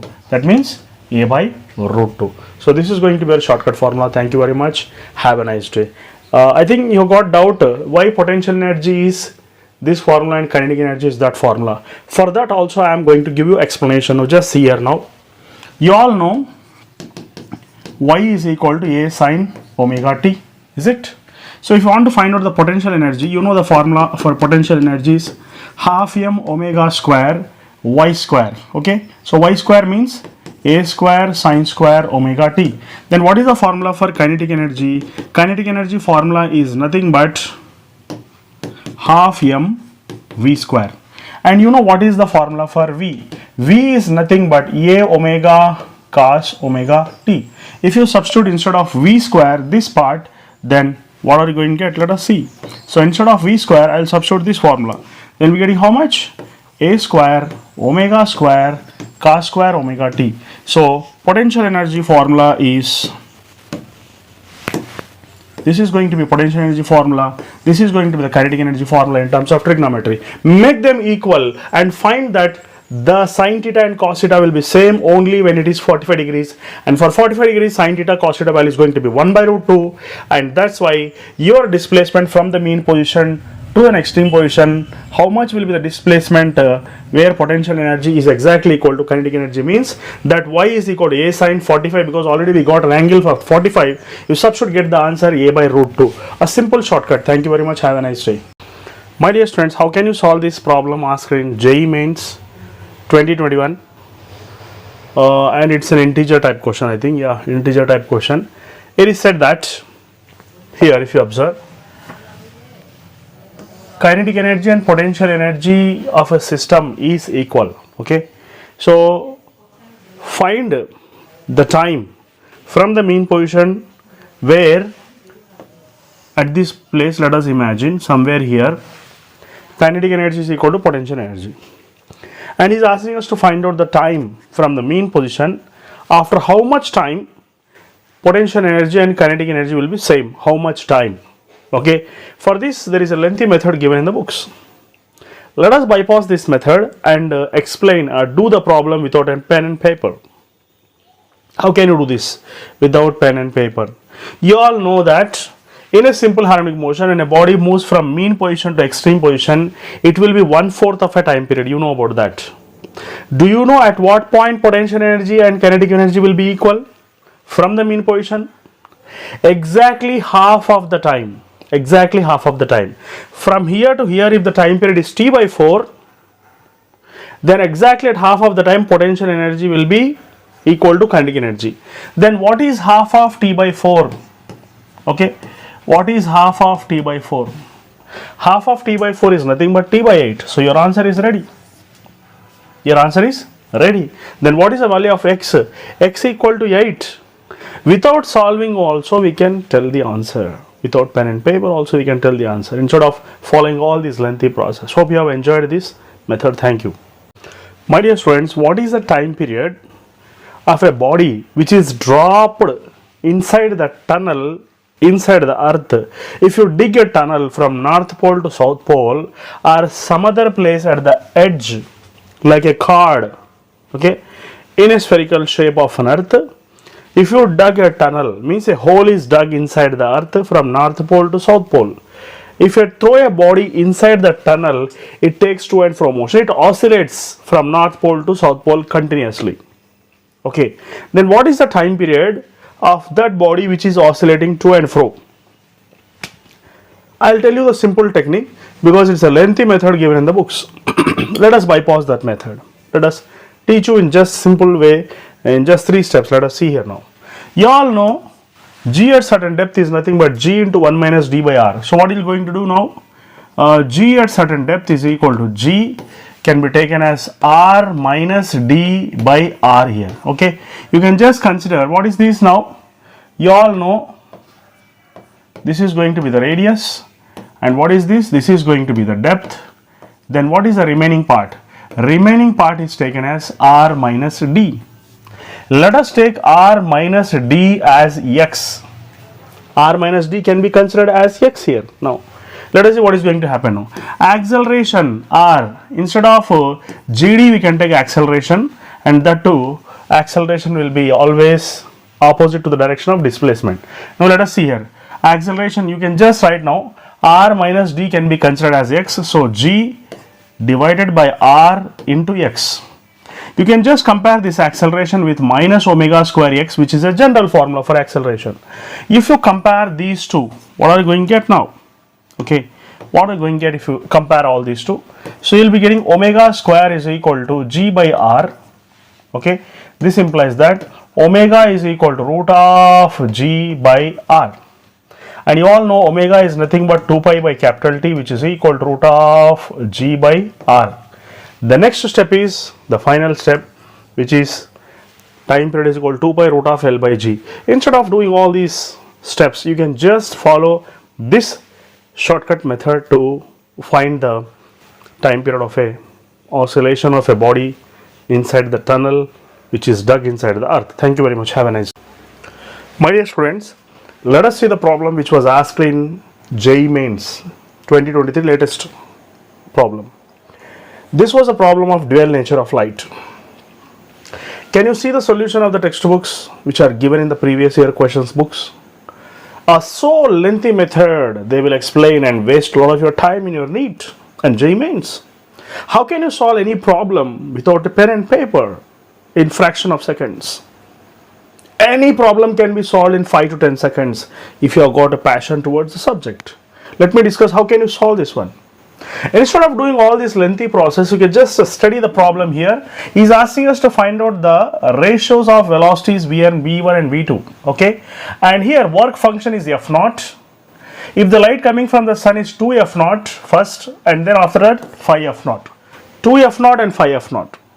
Okay, so from the sun, first light is coming, which is 2 F naught, and then after that it's coming 5 F naught.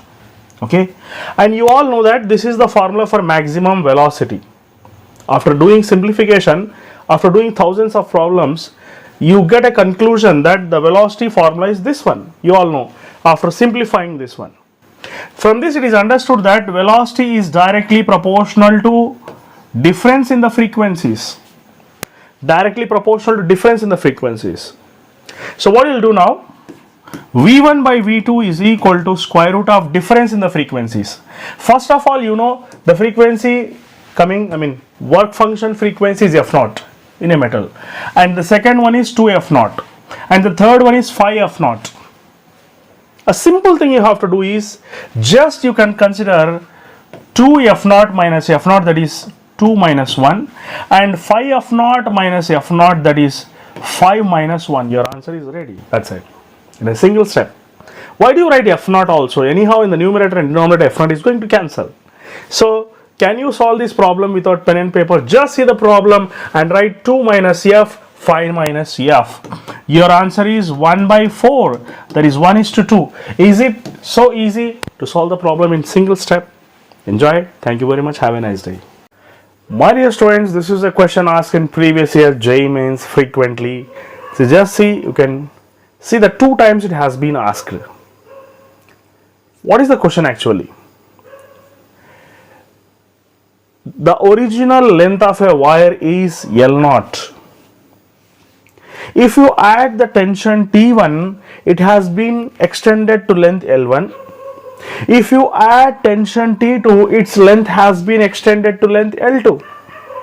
Whereas the original length of a wire is L0. Okay. He is asking us to find out what is the actual length of a wire, that is L naught. How can you find out that one? I will teach you a super simple way to solve this problem here. The first thing is, the general method of solving the problem, or the concept behind the problem, is Y is equal to stress by strain. Stress is nothing but force by area. Strain is nothing but increase in the length by actual length. So from this it is understood that Y is equal to FL by AE. Okay. Y is equal to FL by AE. Now here, what are the things which are going to be constant? We will eliminate that.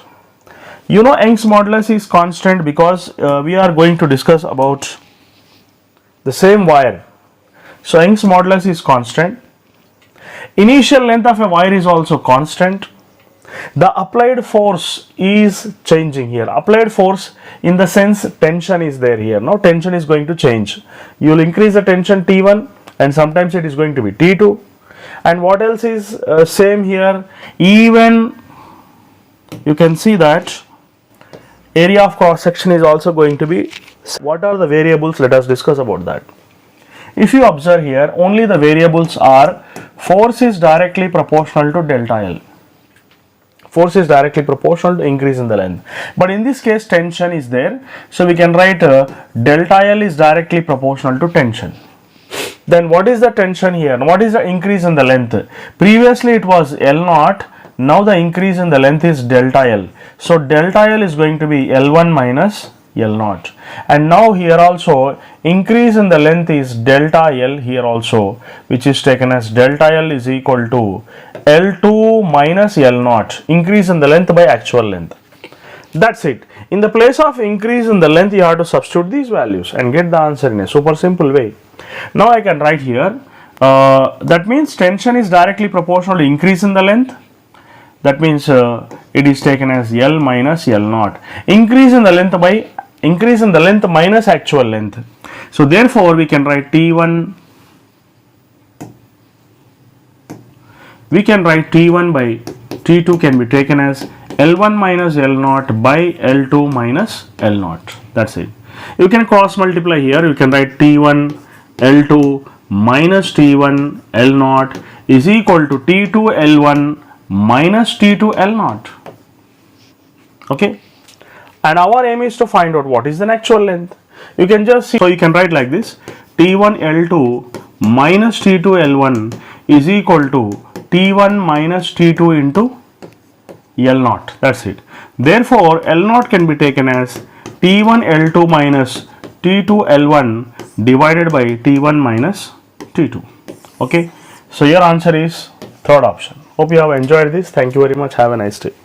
My dear students, today I would like to discuss a very amazing short trick, and I'll teach you how we can create the short tricks also. You can just see the lengthy methods given in the textbooks.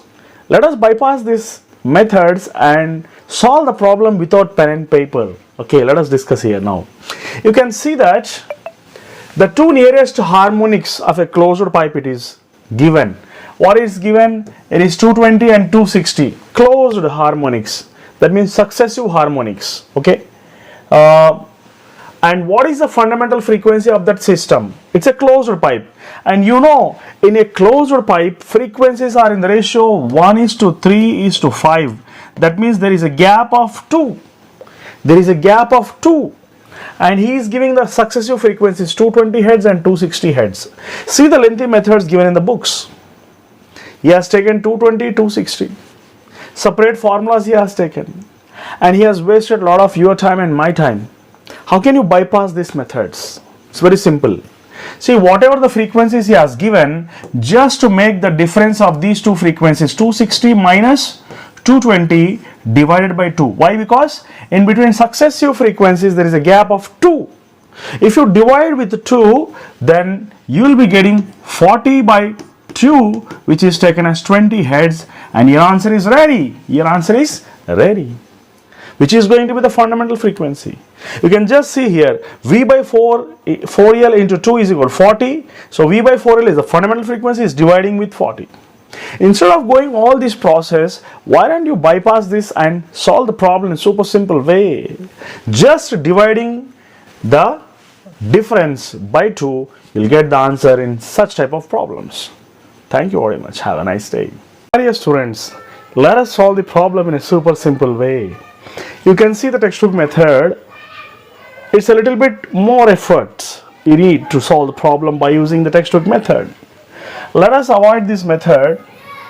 Okay. Let us avoid this method and go with a super simple method. So what is a simple method to solve this problem without any efforts? Let us discuss about that. Okay. So for that, what you have to do is, you just see here sine omega t, cos omega t. You all know sine omega t means it comes under y-axis, and cos omega t means it comes under x-axis. Okay. And if you observe the coefficient of sine and cos, nothing is there. Nothing is there means 1 is present. Here also 1, here also 1. That means amplitudes along the x-axis and y-axis are going to be 1. That means this is 1. You can consider x equal to 1 and y is also equal to 1 here. Okay. So this is also equal to 1. And if these two are 1 and 1, then the resultant is going to be root 2. Because you know, 1 means the resultant is going to be root 2. Your answer is ready. Without pen and paper also you can solve this problem. Thank you very much. Have a nice day. My dear students, how can you solve this problem without pen and paper? Without pen and paper I am saying. It's a shortcut method. It's a super shortcut method, I can say. Super shortcut method. You can just see what is given in the problem here. You can just see here a LCR circuit. Okay. It's an LCR circuit connected to AC. Okay. So you can just see what are the values given here. It is given that it is going to be 5 henries and capacitance is going to be 80 microfarads and resistance is going to be 40 ohms. It is given in this problem, isn't it? And he is telling that is a AC source is applied here. AC source supply is there here. And what else is given? He is asking us to find out resonant angular frequency range. Resonance angular frequency range in the case of LCR circuit. I'll tell you a super simple method. Without pen and paper you can solve. What is a simple method? Let me discuss about that. What you have to do is, you have to consider resistance and divide with, this resistance should be divided with inductance. Then you can just see what you are going to get. Whenever he asks you to resonant angular frequency in an LCR circuit, you can just do one thing. Take resistance and divide with inductance. Then what I'm going to get now, let us see. It is going to be 40 divided by 5. And how much you're getting? 8. Okay. Then your answer is ready. Your answer is ready. Yeah. Now let's see how can you select the correct option. Find out the two values whose difference is going to be 8 here. Whose difference is going to be 8. That's it. Your answer is ready. So you can just see, I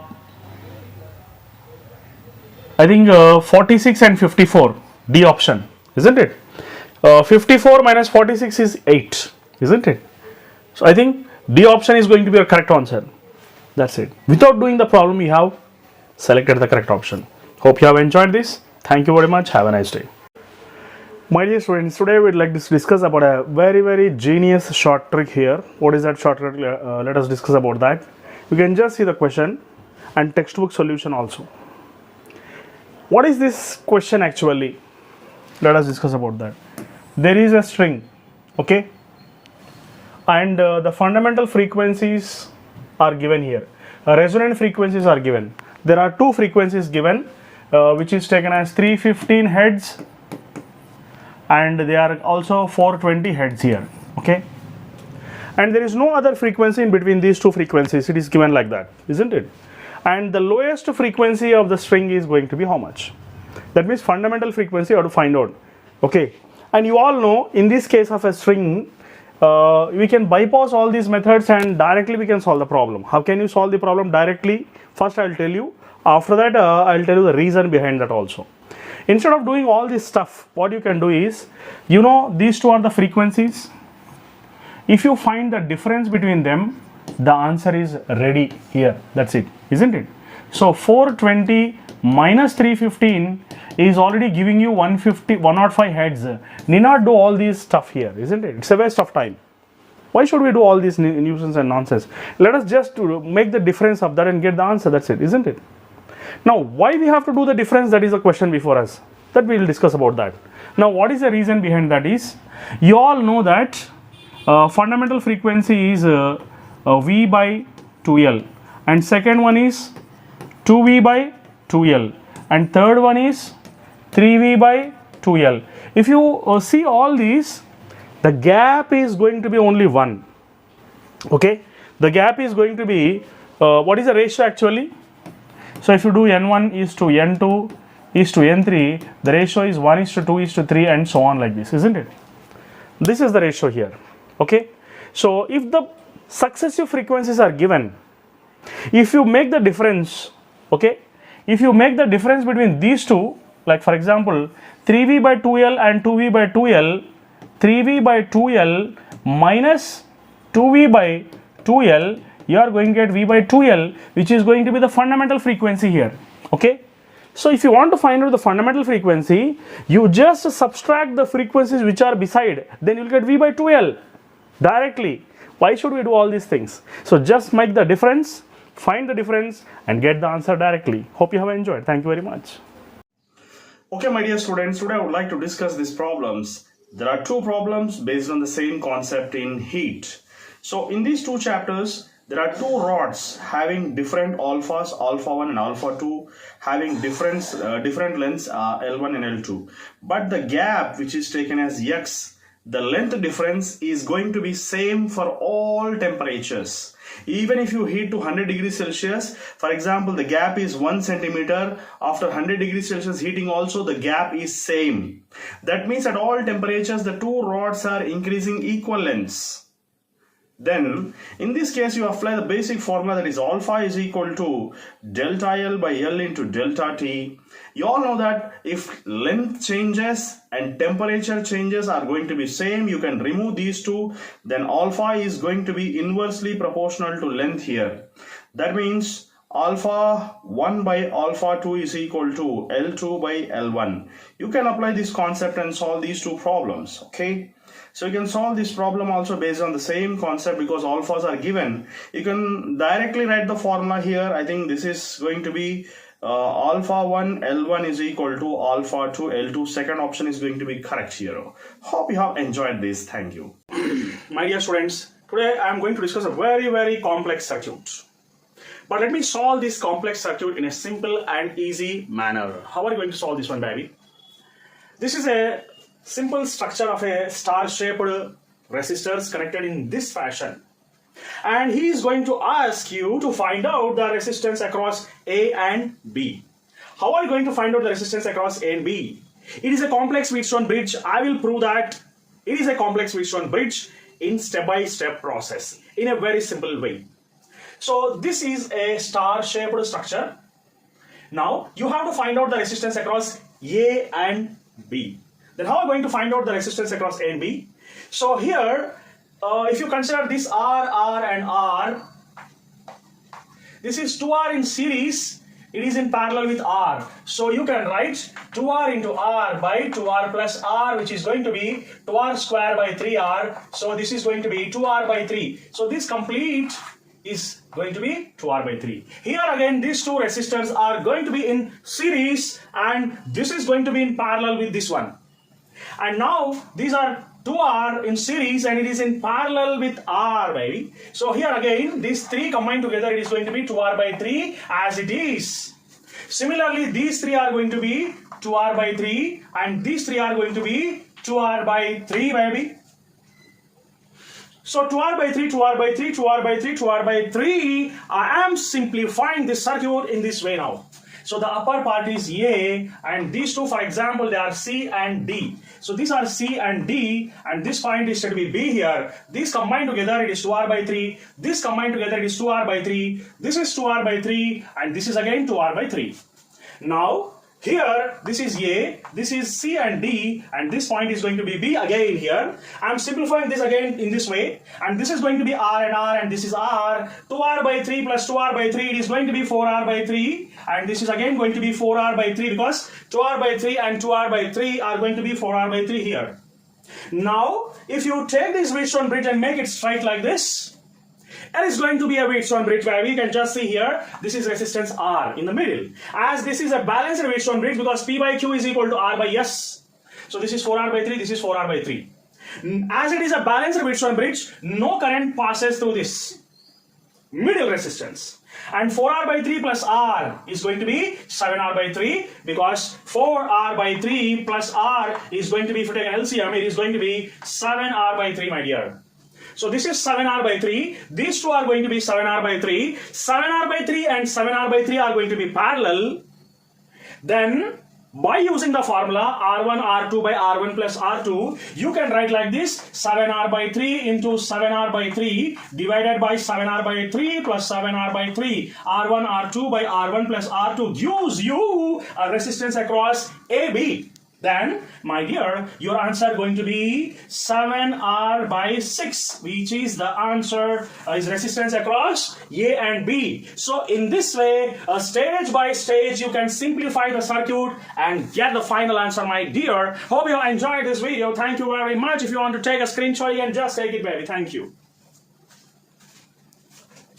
My dear students, if you are interested with this type of series, double questions are asked, you can just tell me. I will repeat this type of questions if you comment below. So you can just see here, moment of inertia with respect to the disk is considered when it is passing through the center of gravity is mr square by 2, and if it is along the diameter, it is taken as mr square by 4, and these two are compared with mk1 square and mk2 square. From this you will be getting k1 square is equal to r square by 2, that means k1 is equal to r by root 2, and here you will compare with mk2 square. Then here we are getting K2 is nothing but R square by 4, that means K2 is equal to R by 2. So when you want to find out the ratio of K1 by K2, then you will be getting the answer as, directly you will be getting the answer as, I think, root 2 by 1. Okay, so root 2 is to 1 is going to be your answer. If you want this type of questions, you just comment below. Thank you very much. Okay, my dear students, this is a wonderful technique I am bringing for you. You might have seen the general method which is written here. Okay, so the general method is given here, but I am telling you that I am solving this problem by using PP method or PP technique. What is the PP technique? Power percentage technique. Power percentage technique. So how are you going to solve by using this power percentage technique here? You all know that when the resistance of a wire is stretched, when the wire is stretched, its resistance becomes directly proportional to L square. You all know about this. So what I mean to say here is resistance is directly proportional to L square. Then what happens? Power percentage, I told, power percentage technique. So from this it is understood that power is 2. Okay, PP method means, what is the meaning of this? So PP method is nothing but power percentage. What is the power here? 2. And what is the percentage here? It is 0.5. So 0.5%, that is 2 5s are 10. So 1% you are getting. So by using power percentage technique, the answer is directly 1%. See the lengthy method given in the books. That is a general method. So save your time. Be the fastest in India. Thank you very much. Okay, my dear students, this is the problem asked in 2019. How to solve this problem in just 2 or 3 steps. Okay, so you can see the lengthy method given in this book, but how can you solve in just 3 or 4 steps? You all know that this is a rod, okay, and if you are going to consider a rod along with this axis, with the edge of the rod, the moment of inertia is going to be how much? It is going to be ml square by 3. Okay, so it is going to be ml square by 3. Then what is an effective mass here? You can consider the effective mass as m by 3. So I have taken the effective mass as m by 3, and these two springs are having spring constant K and they are connected in parallel. So K effective is going to be K plus K, that is going to be 2K. That's it. You just apply the time period formula. It's a general formula, natural formula, that is T is equal to 2 pi root of m effective by K effective. That's it. Over. Your work is done. Finish. So there is going to be 2 pi root of m effective. M effective is going to be m by 3. And there is going to be 2k. That's it. Your work is done perfectly. M by 6k. So this is time period. But he's asking us to find out the frequency. Just you make the reciprocal of time period, then directly you are getting this answer. Is it not a wonderful method? Hope you have enjoyed this method. Thank you very much. Have a nice day. For this type of shortcuts, you just comment below. Okay, my dear students, today I would like to discuss how to solve this problem without knowing any dimensional formula. So he's asking us to find out what is an angular velocity, what is an angular velocity, and which is the suitable formula in this. Okay, so we all know that velocity is nothing but r into omega, and we also know that omega is equal to v by r. And you know what is the formula for orbital velocity or escape velocity? You all know that it is going to be 2gm by r or gm by r. 2 is not having a dimension, so you can write gm by r whole divided by r. Okay, so therefore we will be getting angular velocity is equal, if you take this r inside the square root, it is going to become gm by r cube. That's it. In this way you can solve the problem. So we'll be getting fourth option as the correct answer. Hope you have understood. Enjoy. Friends, I will tell you a shortcut formula to remember for coefficient of thermal conductivity concept. So here power is nothing but cat by length of the tail of the cat. Let us remember, like cat by length of the tail. So here he is asking us to find out coefficient of thermal conductivity, which is taken as capital K here. So K is equal to P into L by A into T, where T is said to be temperature, not time here. Okay, so anyhow K is nothing but power is measured in watts, and length means meter, area means meter square, and T is temperature, which is given by small k, which is called as coefficient of thermal temperature, which is measured in kelvins. So therefore K is equal to watt, meter gets cancelled here, meter power of -1 will come to the numerator, and K power of -1. So this is going to be the dimensional formula according to the problem given. If you want to find out what are the units of damping constant, what is the meaning of damping constant, let us explain this concept in a different way. You are going in a bike very fastly, and air is coming in the opposite direction, which is acting like a damping force to stop the vehicle. Okay, the faster you move in a vehicle, the faster the air tries to stop you, which is called as damping forces. That means force is directly proportional to velocity of the air. Okay, velocity of your bike, the greater the speed of the bike, the greater will be the damping force on your bike to stop the bike. Okay, so anyhow, if you remove this proportionality, you'll be getting the damping constant, which is taken as B here. So B is equal to F by V. Here this is nothing but mass into acceleration by velocity. Okay, so acceleration means what? Let us see here now. Mass means kg. Here this is going to be meter per second square whole divided by meter per second. So second meter gets cancelled. Therefore kg second inverse is going to be your answer for damping constant, which is taken as B. Okay.